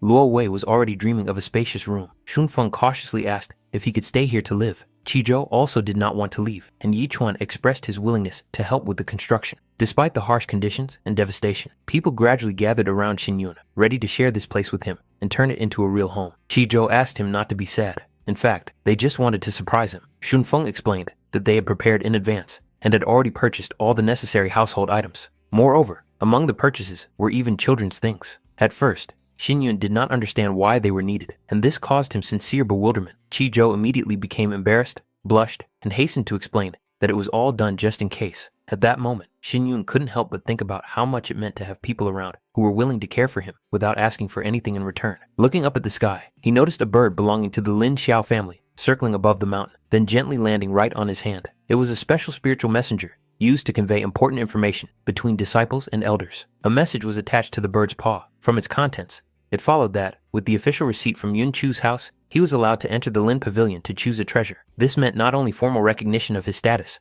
but also the first real step toward strengthening his position within the Lin Xiao family. After that, Xin Yun returned to where Zhou Ye was waiting for him. Zhou Ye asked about his impressions of the new house. Xin Yun noted that for a number of reasons, the building would have to be completely rebuilt. The day had been too busy, and fatigue was setting in, despite his outward calm. Xin Yun then asked if Elder Feng Yan had been there. Zhou Yi said that he was on a mission and had been away for some time. This surprised him a little. It was clear that Xin Yun had been hoping to discuss something important with him. In response, Xin Yun showed the invitation he had received from the Ling Pavilion and made it clear that he intended to go there to choose a treasure. Zhou Ye immediately expressed his willingness to accompany him, understanding the significance of this event. As soon as they appeared on the way to the pavilion, the surrounding students immediately stepped aside, clearing the way. There was a muffled whisper in the air. Eyes followed Xin Yun. Some looked with curiosity, some with caution, and some with outright envy. His name had already begun to spread among the inner circles of the Lin Xiao family, and now every step he took attracted more and more attention. Zhou Yi advised him to ignore the idle glances and empty gossip of the surrounding disciples, considering them nothing more than noisy background noise. At that moment, another disciple appeared and informed Senior Ye that the master was looking for him. It was then that his gaze fell on the new main disciple, Yun Chu, and a clear interest flashed in his eyes. This person turned out to be Pu Chen. Zhou Yi explained that he was currently accompanying Xin Yun to the Ling Pavilion, where he was to choose the treasure that belonged to the main disciple. Pu Chen gave his name and mentioned that he was also a core disciple of the Lin Xiao family. Xin Yun expressed his respect to his senior, and Pu Chen, in turn, made it clear that he was ready to help if necessary. His attitude seemed sincere and without ostentatious arrogance. Zhou Ye asked why the master was looking for him, but Pu Chen could not give a precise answer. Then Zhou Ye suggested postponing the conversation until the next day and going to the pavilion together. Hearing that Xin Yun was already on his way there, Pu Chen offered to personally escort him, considering it a convenient opportunity. He saw it as a good opportunity to establish a relationship with the new main disciple and strengthen future ties. Zhou Ye just laughed, agreeing with this approach, and then they said goodbye for a short while. Meanwhile, the surrounding disciples continued to whisper among themselves. Pu Chen couldn't help but notice how unusual this young man was, such a high talent at such an early age. He was also surprised that Yang Yan had shown such obvious interest in him. All of this indicated that Xin Yun might have a very promising future ahead of him in the imperial city. Xin Yun took these words with slight embarrassment, but also with a clear understanding of reality. Lin Xiao's mansion was a place where truly dangerous and powerful people hid, like tigers and dragons lurking in the shadows. In such an environment, all he could do was try his best to keep up. Pu Chen laughed, noting his restraint and modesty, which was rare in such a situation. However, Pu Chen's expression soon became a little more serious. He looked back and wondered if Xin Yun really believed that passing the test alone would be enough to finally establish himself as the main disciple. Xin Yun remembered the elder's words that after passing the test, they would not stand in his way. Pu Chen confirmed that such decisions came from the elders, but added that the final outcome did not depend solely on them. Whether the other main disciples agreed to accept him would also play a significant role. The main character made it clear that if the senior disciple really intended to test him, he should take one important point into account. Xin Yun was not going to give it his all. He clearly stated that such a confrontation would be nothing more than a game. These words sounded so calm that Pu Chen couldn't help but laugh, taking such confidence as outright mockery. To Pu Chen, it seemed like a ridiculous joke. In his understanding, a person who had just passed the test had no right to talk about restraint. He decided to set his own rules. If Xin Yun could withstand 3 of his attacks, he would let him go without further humiliation. Otherwise, he would have to accept becoming the object of public ridicule. Xin Yun did not argue with the conditions, and calmly made it clear that Pu Chen was free to do as he saw fit. However, he put forward a counter condition. If he managed to end the fight before 3 blows were struck, the senior student would personally escort him to the Lin Xiao Pavilion, fulfilling this role without objection. This demand seemed particularly humiliating. Such a statement finally hurt Pu Chen's pride. His eyes flashed with irritation, and he agreed without hesitation. His body instantly strengthened with spiritual energy, his muscles tensed, and then a swift blow filled with pure power followed.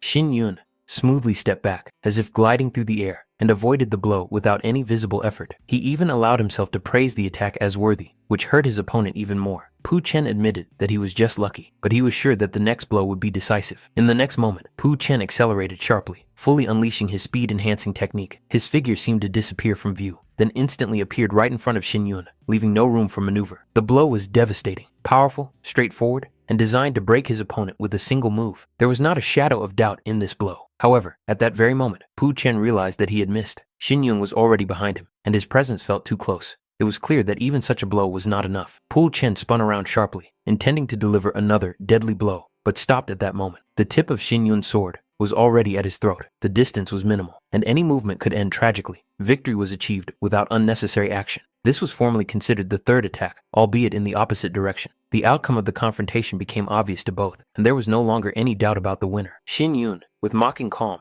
made it clear that the terms of the deal were now in effect and that Pu Chen was obliged to fulfill his promise. Pu Chen was overcome with rage and humiliation, not immediately realizing how he had allowed such a turn of events and what had just happened. Enraged to the limit, Pul Chen activated an enhancement known as the Dragon's Roar. His body was filled with a crude, overwhelming force, and the next blow came down with such power that he missed and crashed into the wall. The stone couldn't withstand the blow, leaving a deep, ugly dent on its surface, as if it had been struck by a real monster. Pul Chen couldn't understand who this man thought he was. He couldn't wrap his head around the fact that someone dared not only to defeat him, but also to put him in such a position. Rage mixed with humiliation, and at that moment, he was sure of only one thing. If this insolent man did not die now, sooner or later, he would have to hope for luck in hell. Xin Yun calmly brushed the dust off his clothes, as if everything that had happened was nothing more than an unfortunate misunderstanding. He made it clear that he was willing to turn a blind eye to the deception, but insults were another matter entirely, one that could not be crossed without consequences. It was obvious that now the lesson would be much more vivid. As soon as Pu Chen tried to look back, the distance between them disappeared. Xin Yun was right in front of him, so close that he didn't even have time to react. The movement was quick, precise,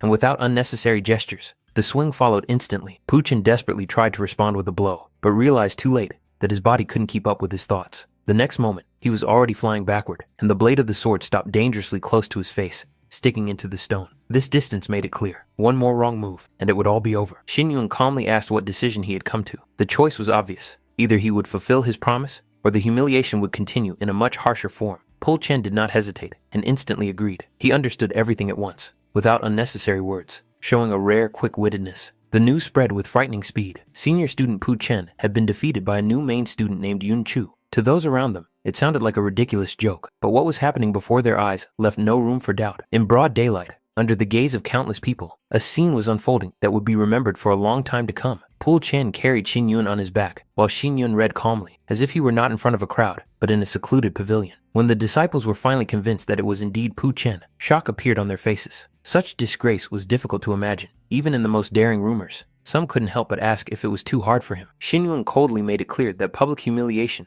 seemed to affect its bearer too much. It would be wiser to speed up, otherwise it would attract even more attention. Hate boiled in Pu Chen's head, and he repeated to himself that this disgrace would not go unanswered. The other students only added fuel to the fire, urging him to walk faster, for which Xin Yun expressed his gratitude with visible satisfaction. The pavilion they were looking for was right in front of them, and then the main character noticed that someone was already standing in front of the pavilion. There was a man who thought that Chu Xin Yun was just a newcomer, but he had already insulted his senior before joining the family, and today, he had publicly insulted the main disciple. This guy is so young, yet already so arrogant. If they don't get rid of him, he will only bring misfortune to the Lin Xiao family. Xin Yun said that in order to stop him, this senior must approach them. The other disciples asked the senior Chen if everything was okay with him. Pu Chen said that there was no need to play with this bastard. There was no need to give him a chance to fight back. Everyone asked Master Hua to teach him a lesson. This guy really humiliated the people of the Lin Xiao family. Therefore, Master Hua could only listen to the public. He also had to kill the main character, who was the cause of all the misfortune. The man used an array of feathers from the fallen world. He even said that each feather was a blade. He would make his opponent bleed and squeal like a piglet, and if he wanted to use force,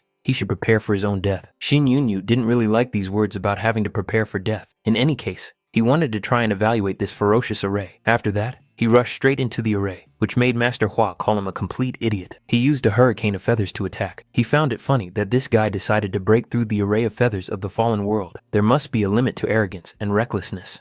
The disciples shouted that Master Hua was simply incredible. Pu Chen Li watched maliciously, thinking that this bastard was overconfident, but now it was too late for him to regret it. Master Hua mentioned that the 8 core disciples of the Lin Xiao family had been strictly selected and trained. They would not allow such trash to become one of them. Suddenly, he saw the main character lying among the feathers, who asked who he was talking about. Master Hua immediately ran away as soon as he saw him. Xin Yun guessed that the downside of this whirlwind was that after the attack, it would attack everyone indiscriminately, and if he immobilized this person, he wouldn't even be able to use the whirlwind.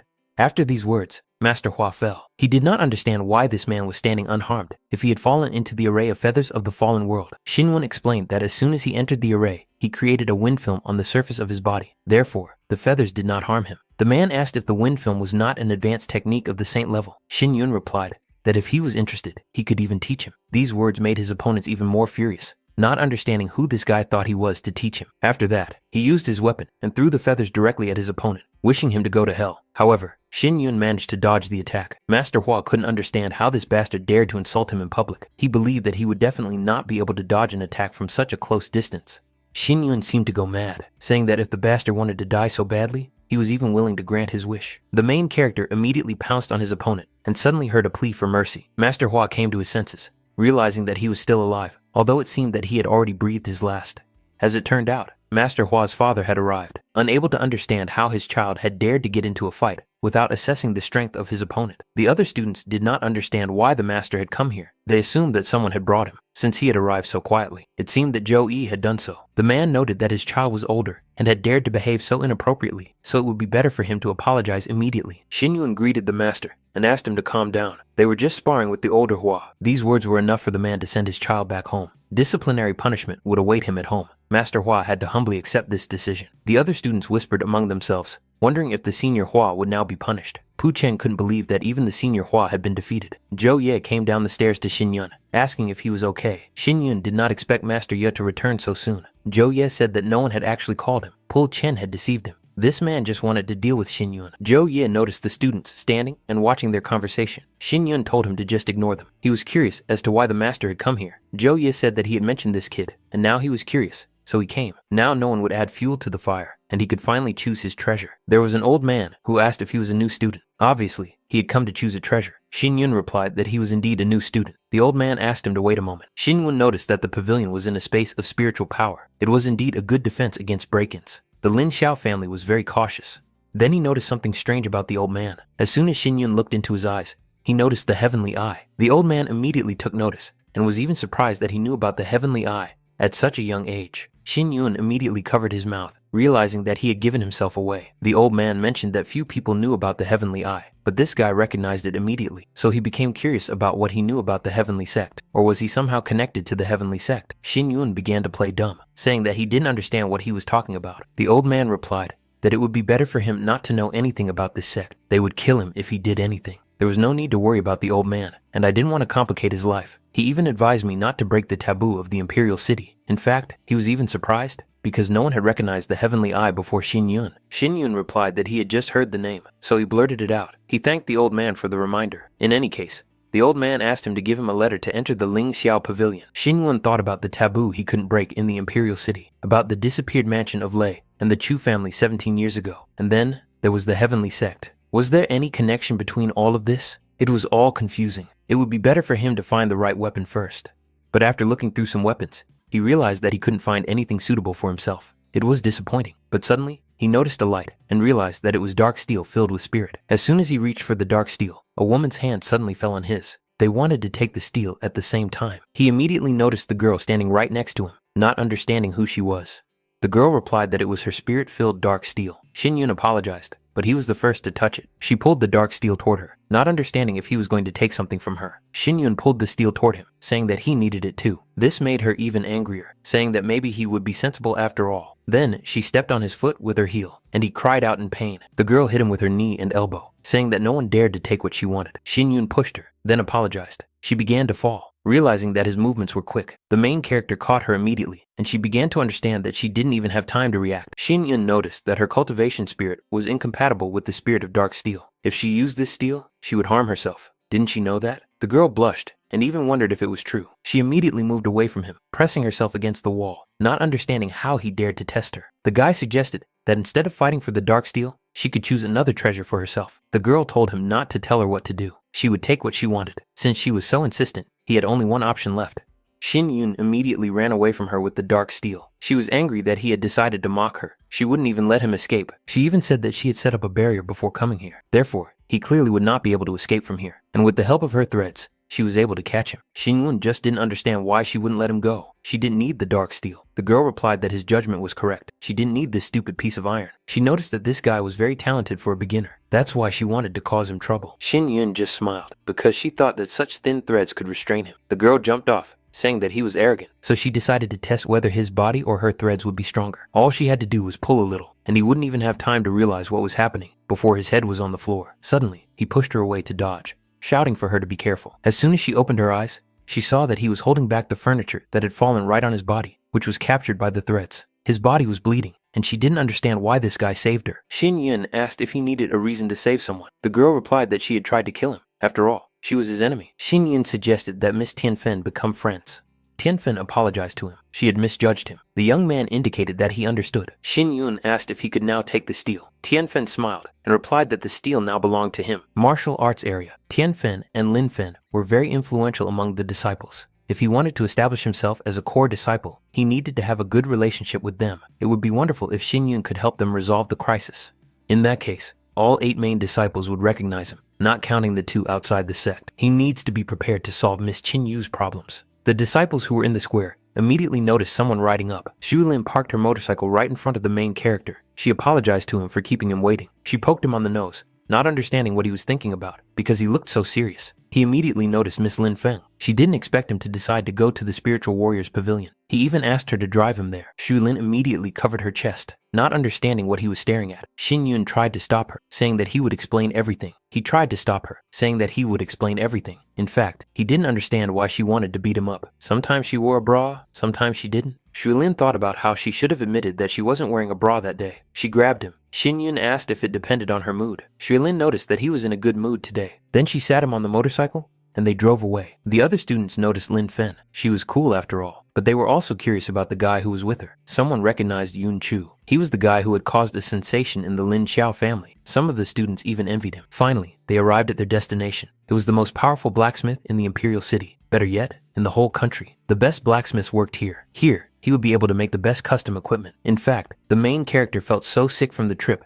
that he almost threw up. Xu Lin hoped that he would not stain her vehicle. But then, the guy noticed that all the shops were closed. He did not understand what had happened to them. The girl replied that these were the shops of the Qin family. The Qin family once monopolized the trade in medium and high-end materials, but for some reason, they fell into decline. He should have known the main student with the surname Qin. Because of this, she went to her homeland and has not returned yet. Xin Yun realized that he had to get to the Qin family as soon as possible. It was reported that Lady Lin Fen had returned. The maids gathered around her, saying that the master had lost weight and had no appetite for several days.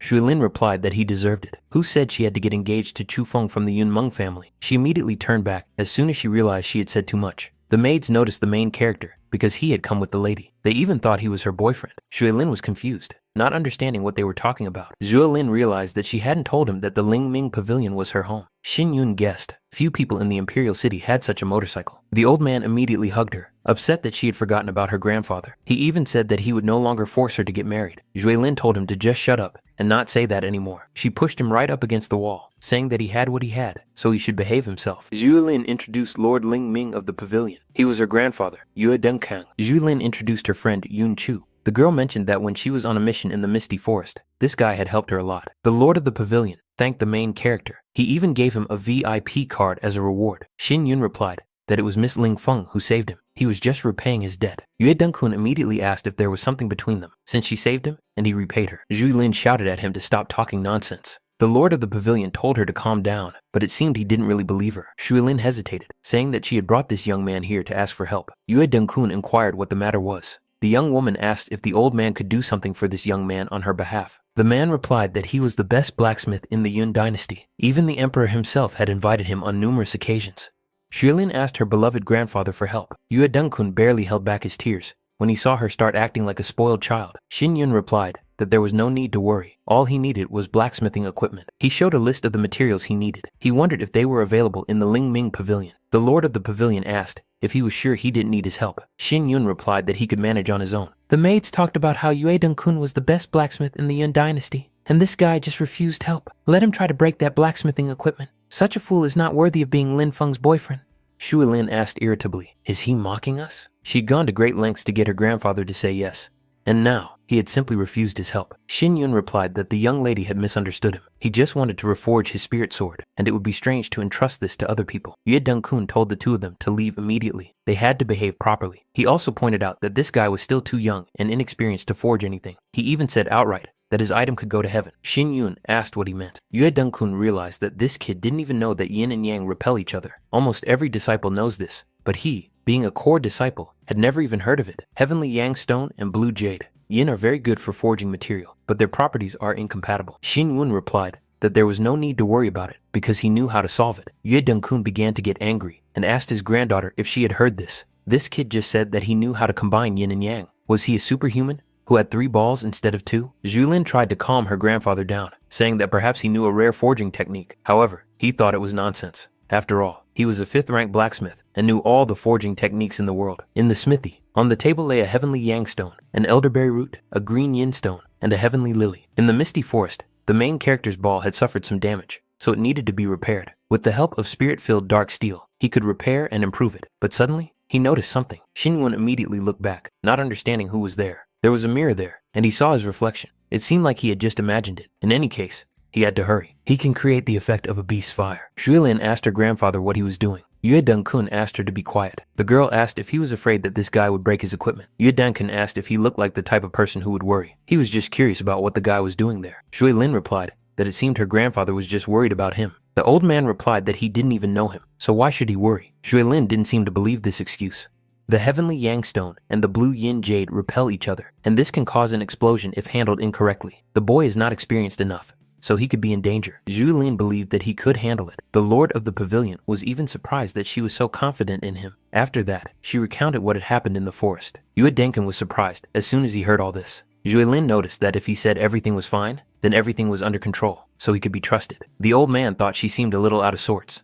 Xuelin was even a little embarrassed when she said that it was just our impression. The old man wondered what had changed. Then he guessed that she had fallen in love with that boy. Now it was clear why she was wearing makeup today. She wasn't usually like that. Xuelin began to scold him, saying that it was a lie and a provocation. The old man had watched her grow up, so he knew what was on her mind. She had started to pay attention to her appearance, and had even asked her grandfather to help him. That brat charmed such a woman. It's been a long time coming. After that, she hit him and yelled at him to shut up.